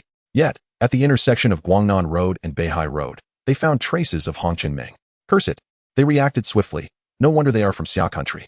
On Beihai Highway, a blue Lamborghini sped towards the expressway at 210 km/h. Members of the Black Rose organization awaited to assist them. If they could breach the highway's blockade, they would escape Xia country via water routes. They're attempting to break through our blockade. Dispatch a helicopter immediately to intercept them. Deng Yiqing commanded, scrutinizing the surveillance footage. Jiangqing's docks were already heavily guarded by his men. He had anticipated that Hong Qinming would avoid the docks, yet he remained vigilant, refusing to underestimate the situation. After delivering Bai Hezi to the hospital, Zhou Jinlong pulled out his phone and dialed Chun Xingyu. Chapter 89. The K Organization. In the nation of Bia in East Africa, Bia City, the prince remarked, these are all of Bia's mineral resources, totaling 40 mines. George rubbed his eyes. Despite the late hour, he had worked tirelessly to compile the necessary information for Chun Xingyu. All right, you should get some rest. Chun Xingyu accepted the documents and spoke. The most handsome person in the universe has an incoming call. His phone rang at that moment, and George, hearing the awkward ringtone, quickly excused himself, stifling a laugh. Chun Xingyu glanced at the caller ID, his brow furrowing. Zhou Jinlong rarely called him, especially at night. A sense of foreboding washed over him. Something serious must have occurred, something beyond Zhou Jinlong's capacity to handle. Uncle Long, what has happened? Young master, the young lady has been abducted. Chun Xingyu fell silent, but his aura betrayed his agitation, a simmering fury beginning to surface. Young master, are you listening? Zhou Jinlong called out, sensing Chun Xingyu's prolonged silence. Do you know who is behind this? It appears to be an organization called Black Rose. The individual responsible for the abduction seems to be Hong Qinming. Zhou Jinlong recounted the events as they had unfolded. Shang Wanyu? Have Huang Ziming investigate the connection between Shang Wanyu and Shang Wanyunxue. Chun Xingyu's wrath escalated. If any ties existed between them, he would not hesitate to take drastic measures, regardless of Shang Wanyunxue's knowledge of the situation. Before long, a document arrived on his phone. Huang Ziming had leveraged the mayor's authority to expedite the acquisition of Shang Wanyunxue's information, ensuring a comprehensive dossier. Excellent. Very good. Chun Xingyu perused the information. Struggling to contain his rising fury, he dialed Zhou Jinlong's number, not allowing him to speak before declaring, Uncle Long, go to Modu and capture Shang Wanyunxue. Bring the entire Shangwan family to East Africa. Anyone who dares to obstruct us, regardless of their identity, should prepare for the consequences. At this moment, No one would escape unscathed if they provoked his ire. Understood, young master. I will proceed immediately. As Zhou Jinlong ended the call, Huang Ziming eagerly inquired. What did the young master say? There is no time to waste, Huangzong. The young master has ordered us to Modu to bring the entire Shangwan family to him. Arrange for a flight at once and gather a team to accompany me. Zhou Jinlong's face was a mask of fury. The audacity of abducting Chun Yinshi under his watch ignited a volcanic rage within him, threatening to consume all in its path. Yes, I will take care of it right away. Meanwhile, Hong Shenming reached the checkpoint, only to find themselves blocked by the police. The blue Lamborghini came to a gradual halt, and the officers dared not act hastily, knowing Chun Yinshi was still within the vehicle. This time, I shall take her before your very eyes. I refuse to believe that Xia country is as formidable as the rumors suggest. Hong Shenming remarked with a light laugh, gazing at the police ahead. To those inside, you are surrounded. Exit the vehicle with your hands on your head and do not resist. The police chief of Jiangxing shouted through a megaphone. A familiar tactic. He knew it would likely yield no results. Hong Shenming scoffed at his attempts. Do they think shouting a few commands will suffice? Why would I still be here to apprehend anyone? 3, 2, 1. As the ephemeral dream of the mortal realm counted down, upon reaching the number 1, an explosion erupted ahead. Several police vehicles were engulfed in flames, and suddenly, 7 or 8 black SUVs emerged behind them. At the forefront, a burly man clad in black hoisted an RPG, the cause of the police car's detonation. Quickly, take cover, the chief shouted. Observing that the SUVs showed no signs of halting, the vehicles barreled through, crashing into the obstructing police cars. The chief attempted to intervene, but from the following SUVs descended over a dozen armed assailants wielding submachine guns, unleashing a hail of gunfire upon them. It was clear that he could not impede their advance, leaving him no choice but to seek refuge behind a police car. Red Dust Dream, witnessing the cleared path, pressed the accelerator, and her Lamborghini surged forward, rapidly vanishing from sight. Alas, brothers, retreat. The Black Rose members, noting that their mission was accomplished, hastily sped away in their SUVs. Inform the mayor that the assailants have accomplices, and they are well armed. She managed to escape, the police chief lamented, helplessly watching the criminals flee before him. The helicopter dispatched by Deng Yiqing arrived belatedly. Red Dust Dream drove to an abandoned parking lot where a helicopter awaited her. Hey, not bad, exclaimed a foreign man aboard the helicopter, grinning broadly. We just arrived in Xia country less than 6 hours ago and already captured someone. All right, let us depart quickly, or else if the powerful figures from Xia country catch up, we won't be able to leave. Red Dust Dream replied as she hoisted Chen Yinshi onto the helicopter. She felt an unsettling sense of ease from the operation's success. She needed to leave Xia country to feel secure, lest danger lurk at every corner. You're just going to leave her like that? What if she wakes up? The foreigner glanced back at Chen Yinshi, addressing Red Dust Dream. It was a hard-won capture, and if she escaped at the last moment, it would render their efforts futile. Don't worry, she won't awaken until tomorrow morning. Trust me, Red Dust Dream assured him confidently. The helicopter swiftly soared towards the Yellow Sea. Knowing that as long as Chen Yinshi was aboard, Xia country would not dare to shoot them down. However, unbeknownst to them, Chen Yinshi had overheard every word. In truth, she had awakened the moment she descended from Red Dust Dream's vehicle but feigned unconsciousness, recognizing that she was no match for Red Dust Dream. Dream Beauty. The boss asked me to inform you that the K organization has dispatched personnel. We must tread carefully around those lunatics. The foreign man aboard the helicopter spoke with trepidation. The Black Rose, though formidable, seemed insignificant in the face of the K organization, known for its penchant for suicide attacks to eliminate enemies. Thus, opposing the K organization was a daunting endeavor. Those lunatics are left with nothing but their wretched lives to pose a threat to anyone. Can they even send fighter jets to intercept us? Red Dust Dream dismissed the concern, noting that the K organization was the largest terrorist organization in the world. Many speculated that their leader, K, was either a paranoid schizophrenic or had suffered unspeakable abuse in childhood, leading him to proclaim himself as a divine messenger come to guide humanity into God's embrace, facilitating terror attacks and employing human bombs as mere child's play. Chapter 90, Magic City, the Shangwan family. Magic City, the Xiao family, part of the Prince Party, built its fortune in this very city. Xiao Jingshan transformed from an unknown individual into the second most prominent family in Magic City. His exploits became fodder for the elders' conversations. Prior to joining the Prince Party, the Xiao family had always been overshadowed by the Shangwan family. Zhou Jinlong and Huang Ziming emerged from the airport, where Xiao Jingshan had been waiting for some time. Huang Ziming had not brought anyone else along, as the Xiao family was the local authority in Magic City, and with Zhou Jinlong being a 10th-level powerhouse, handling a Shangwan should be more than sufficient. Typically, the outcome rested solely on the highest level of combat strength. And he was certain that the Shangwan family lacked a 10th level powerhouse. Otherwise, they would not confine themselves to Magic City, but would have long since expanded to the capital. Old Huang. Butler Zhou, regarding the matter of the young lady, my Xiao family sincerely apologizes for our inability to assist, Xiao Jingshan expressed with deep remorse. His enterprises were concentrated in Magic City, primarily to suppress the Shangwan family. Moreover, having them centralized facilitated better management. Although this might hinder development, it was hardly a concern for the Xiao family now that they had joined the Prince Party. The Shangwan family, which had long been a thorn in his side, was now compelled to relinquish its title as the foremost family in Magic City.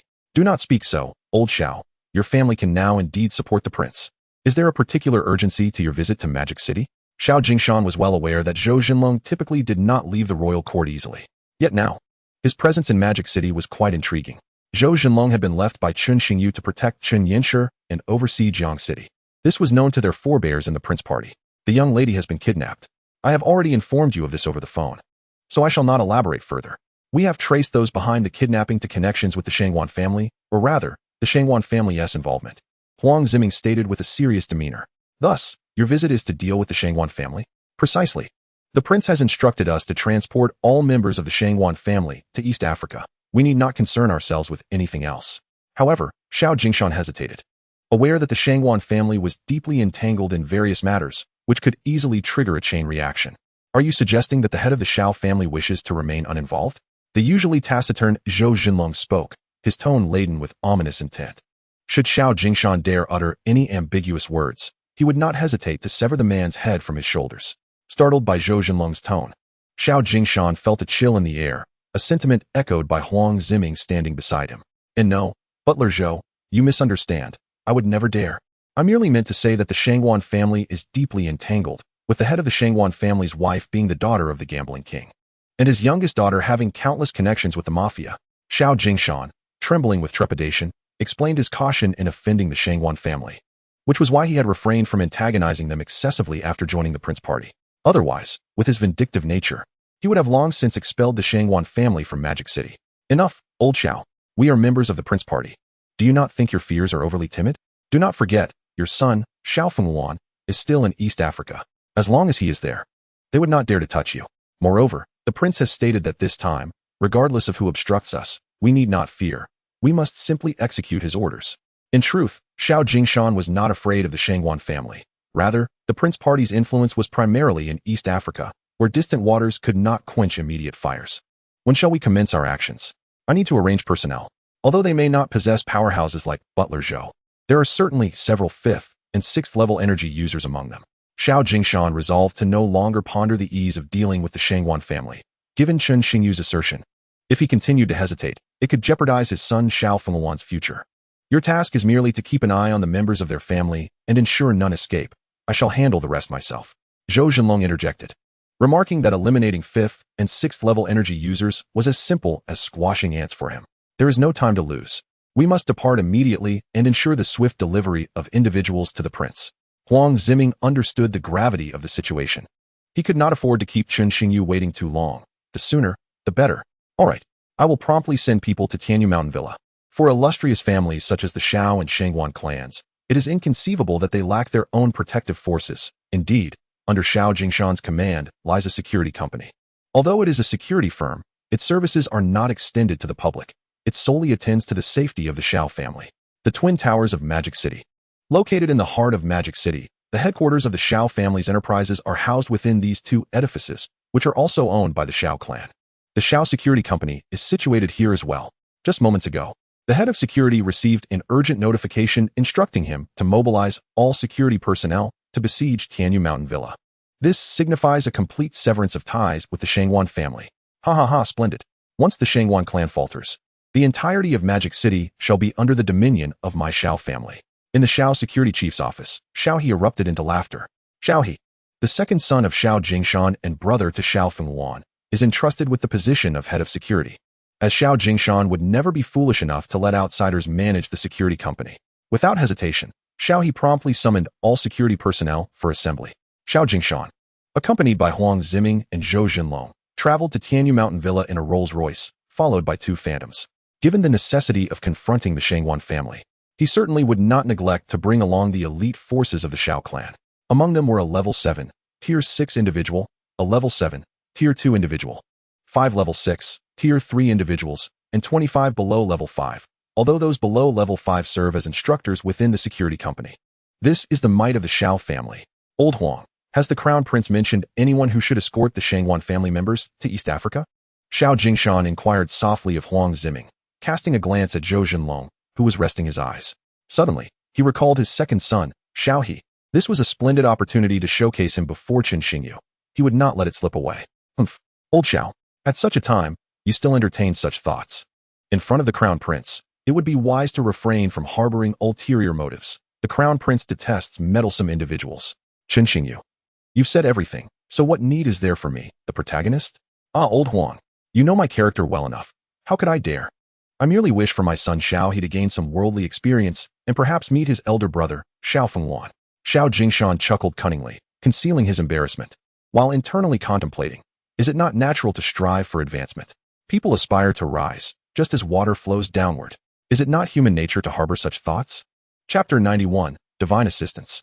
Shangwan Haochen, Tianyu Mountain Villa. The members of the Shangwan family gathered together, seemingly convening a family meeting, with nearly all members present. Xiaoxua, how is your second sister faring in the Black Rose? Have you been in touch recently? Shangwan Yi inquired, gazing at Shangwan Yunxua. Although Shangwan Yu had departed from the family, as a father, he would certainly not allow his daughter to endure any injustice. Shangwan Yi, the current patriarch of the Shangwan family, might be unknown to many, yet he has 10 wives. Even at over 50 years of age, he continues to strive. Regrettably, it is said that in his youthful recklessness, he committed unspeakable acts, resulting in him having no sons.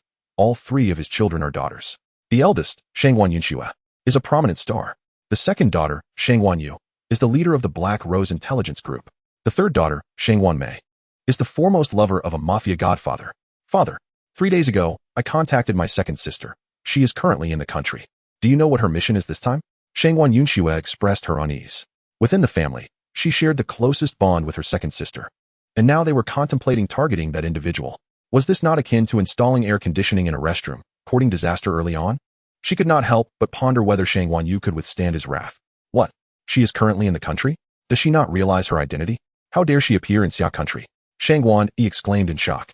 Xia country is unlike other nations. It detests organizations that disregard all for profit, often considering them as thorns in its side. He was aware of this when he advised Shangwan Yu against coming to Xia country. What is the fuss about? It's not as if she is committing murder and arson in Xia country. What is there to fear? Moreover, Yu is a citizen of Xia country. Can she not return home? Li Nading, sitting nearby, shot a disapproving glance at the startled Shangwan Yi. No, my dear wife, you are unaware. Xia country has changed from what it once was, and you know well that Yu's identity is unique. All right. Since Yu dares to return to Xia country, she must have a foolproof plan. My daughter is no knave. Would she willingly throw herself into the fire? Shangwan Yi exhaled, disregarding his first wife, and turned to Shangwan Yunxua, asking, what mission does she undertake in Xia country? My second sister, she. Speak. The Black Rose intends to capture the daughter of the Crown Prince's party. Upon finishing, she closed her eyes, unable to fathom the extent of her father's fury upon hearing such news. As expected, Shangwan Yi was taken aback. Has the Black Rose gone mad? How dare they capture anyone? As the head of the former #1 family in Magic City, he was privy to many unknown truths, such as the terrifying nature of the current Crown Prince's faction. Insanity. Pure insanity. The Black Rose has truly lost its mind, even more so than the K organization. Does she not realize that is the Crown Prince's sister? It's over. It's over. Our Shangwan family is now embroiled in the troubles caused by your good sister. If they truly abduct her, our family shall await annihilation. Shangwan Yi trembled, cold sweat pouring down his face, his lips quivering in terror. What is wrong with you today? So alarmed. It's merely the Crown Prince's faction. With me and Mayor here, can they truly devour us? Li Nading remarked dismissively. You, a mere woman, know nothing. Long hair, but short sight. The Crown Prince's faction is not to be trifled with. Oh, Shangwan Yi, have you grown bold enough to speak to me this way? Do you believe I want to inform my father that you are bullying me? Go. Go now and see if the Gambling King will still indulge you after learning of this. Upon hearing his wife invoke the Gambling King, Shangwan Yi, who would have unhesitatingly apologized in the past, now found it ineffectual. Elder brother, do not blame me. The Crown Prince's faction is unlike any other organization. Even Xia country dares not offend them lightly. Shangwan Yi's brother, Shangwan Haochen, interjected, perceiving Li Nading on the verge of an outburst. He had remained silent previously as it pertained to his elder brother's affairs, and the other branches had no right to speak. However, the current situation was a matter of life and death for the family. I hope their plan fails, and they do not capture her, otherwise. Shangguan Yi sighed deeply, his face etched with worry. Shangguan Haochen also bore a wry smile. Was this not a calamity that had befallen them unexpectedly? He even contemplated whether he should take this opportunity to sever ties with the Shangguan family and establish his own independence, to avoid being implicated by his elder brother's family. The patriarch of the Shangguan family certainly had given birth to an exceptional daughter. Just then, a gloomy voice echoed from outside.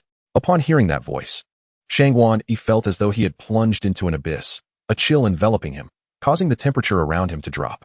At that moment, the butler, bruised and battered, crawled in from outside.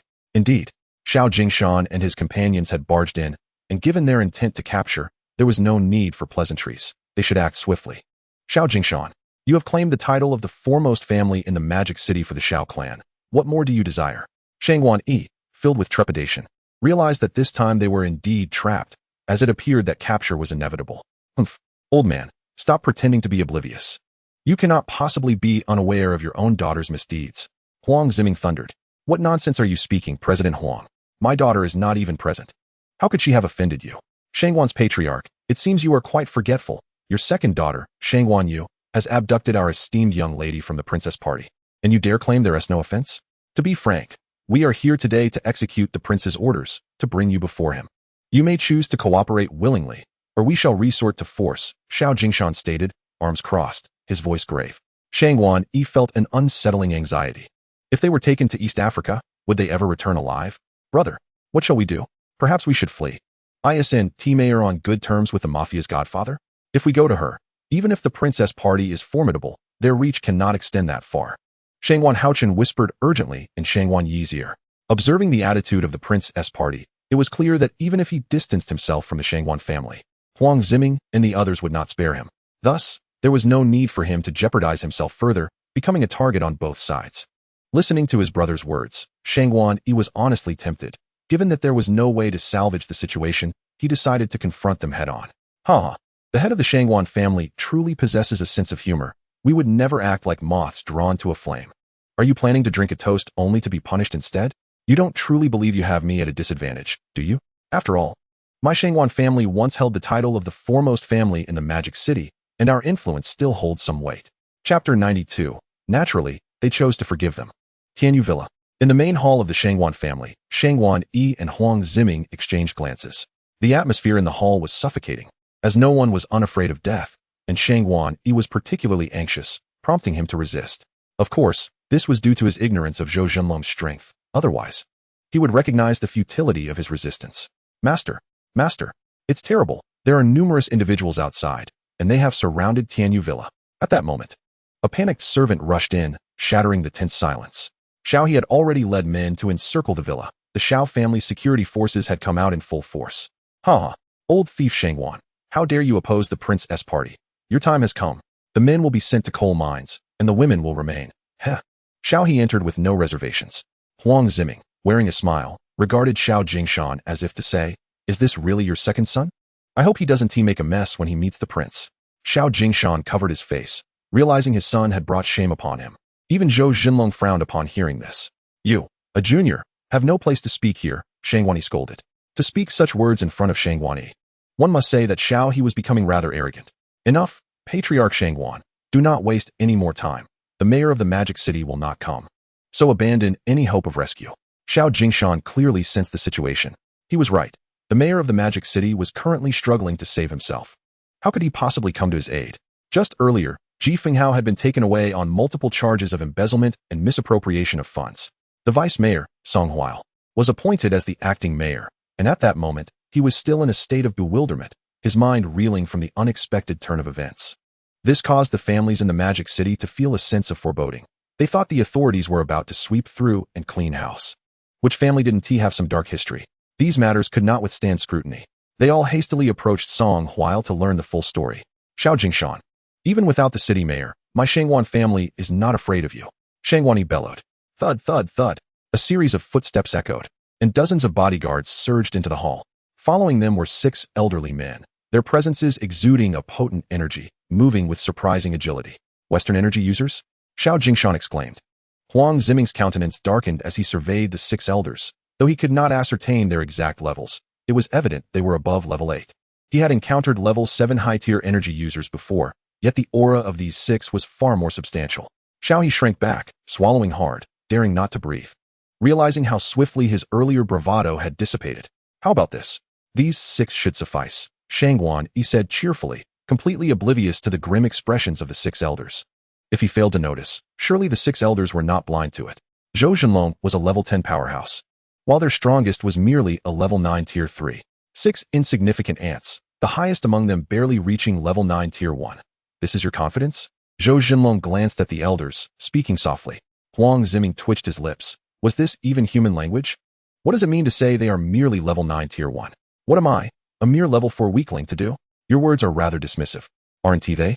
Indeed, while you are level 10, you are merely level 10 tier 1.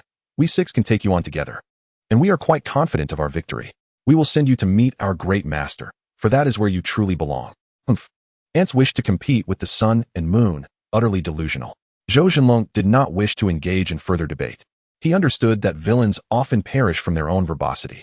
Seizing the moment while they were unprepared, he decided to eliminate one first. Among the 6, the weakest was a white-bearded elder, an energy user at level 8 tier 1. He had been sent by the Mafia to protect the Shangguan family. But the Mafia's godfather clearly only gave a semblance of support. The white-bearded elder had not anticipated that Zhou Zhenlong would suddenly strike at him, his face filled with panic. You, a level 10 powerhouse, attacking from the shadows? If you must ambush, why target me? This was the last thought in his life. His head tilted, blood seeping from the corner of his mouth as Zhou Zhenlong ended his life with a single strike, snapping his neck. Thus, it is said that whether in open combat or ambush, the weak often perish the quickest. You ambushed an 8-level tier 1 individual. Isn't that somewhat beneath the dignity of a strong person? Feng Lianghuai was the first to react, quickly regarding Zhou Zhenlong with vigilance, while secretly astonished by his speed. Even he, a level 9 powerhouse, would not have been able to block Zhou Zhenlong's strike had he not focused intently. A level 10 energy user, truly terrifying. Does a strong person's demeanor kill? Or do you have any opinions on my killing him? Perhaps next time, it could be your turn? Zhou Zhenlong pointed at the fallen white-bearded elder, speaking nonchalantly. Only hypocrites require such pretenses. For him, as long as he could kill, nothing else mattered. You. Feng Lianghuai was left speechless, his expression growing heavy. A level 10 powerhouse whose disregarded face was far more frightening than an ordinary level 10. At this moment, the other 4 felt a surge of trepidation. They were merely summoned by Shangguan Yi from overseas to oversee the Shangguan clan. And they had no reason to offend a formidable 10th level powerhouse over a mere handful of resources, no matter how alluring they might be. Esteemed elder, we harbor no intention of opposing you. We were merely invited to quell any unruly elements. If we withdraw now, might you allow us to depart unscathed? An 8th level European wiped the sweat from his brow, speaking with a hint of trepidation. The other 3 nodded in agreement, signaling their compliance. How could you ingrates betray me? I, Shangguan Yi, have nurtured you for 3 years, elevating you from level 6 to your current level 8, with resources dedicated solely to your advancement. Is this how you choose to repay my generosity? Shangguan Yi seethed with indignation. Brother, I warned you long ago that foreigners are unreliable. Yet you refused to heed my counsel, Shangguan Haochen exclaimed, stamping his foot in desperation. If Zhou Zhenlong truly allowed them to leave, only the 9th level Feng Lianghuai would remain. A situation that could hardly salvage their predicament. Those who recognize the times are indeed wise. I am not one to indiscriminately spill innocent blood. After all, everyone makes mistakes at times and deserves forgiveness, don't you think? Now be on your way. Zhou Zhenlong mused inwardly, amused by their acknowledgement of their errors. Granting them an opportunity seemed only just. Thank you, esteemed elder. You are truly a paragon for our generation. In the future, should you require our assistance, we will face any peril without hesitation. The 4 hastily departed, anxious that Zhou Zhenlong might retract his mercy. Oh, and let me offer you a word of caution. Never turn your back on an enemy.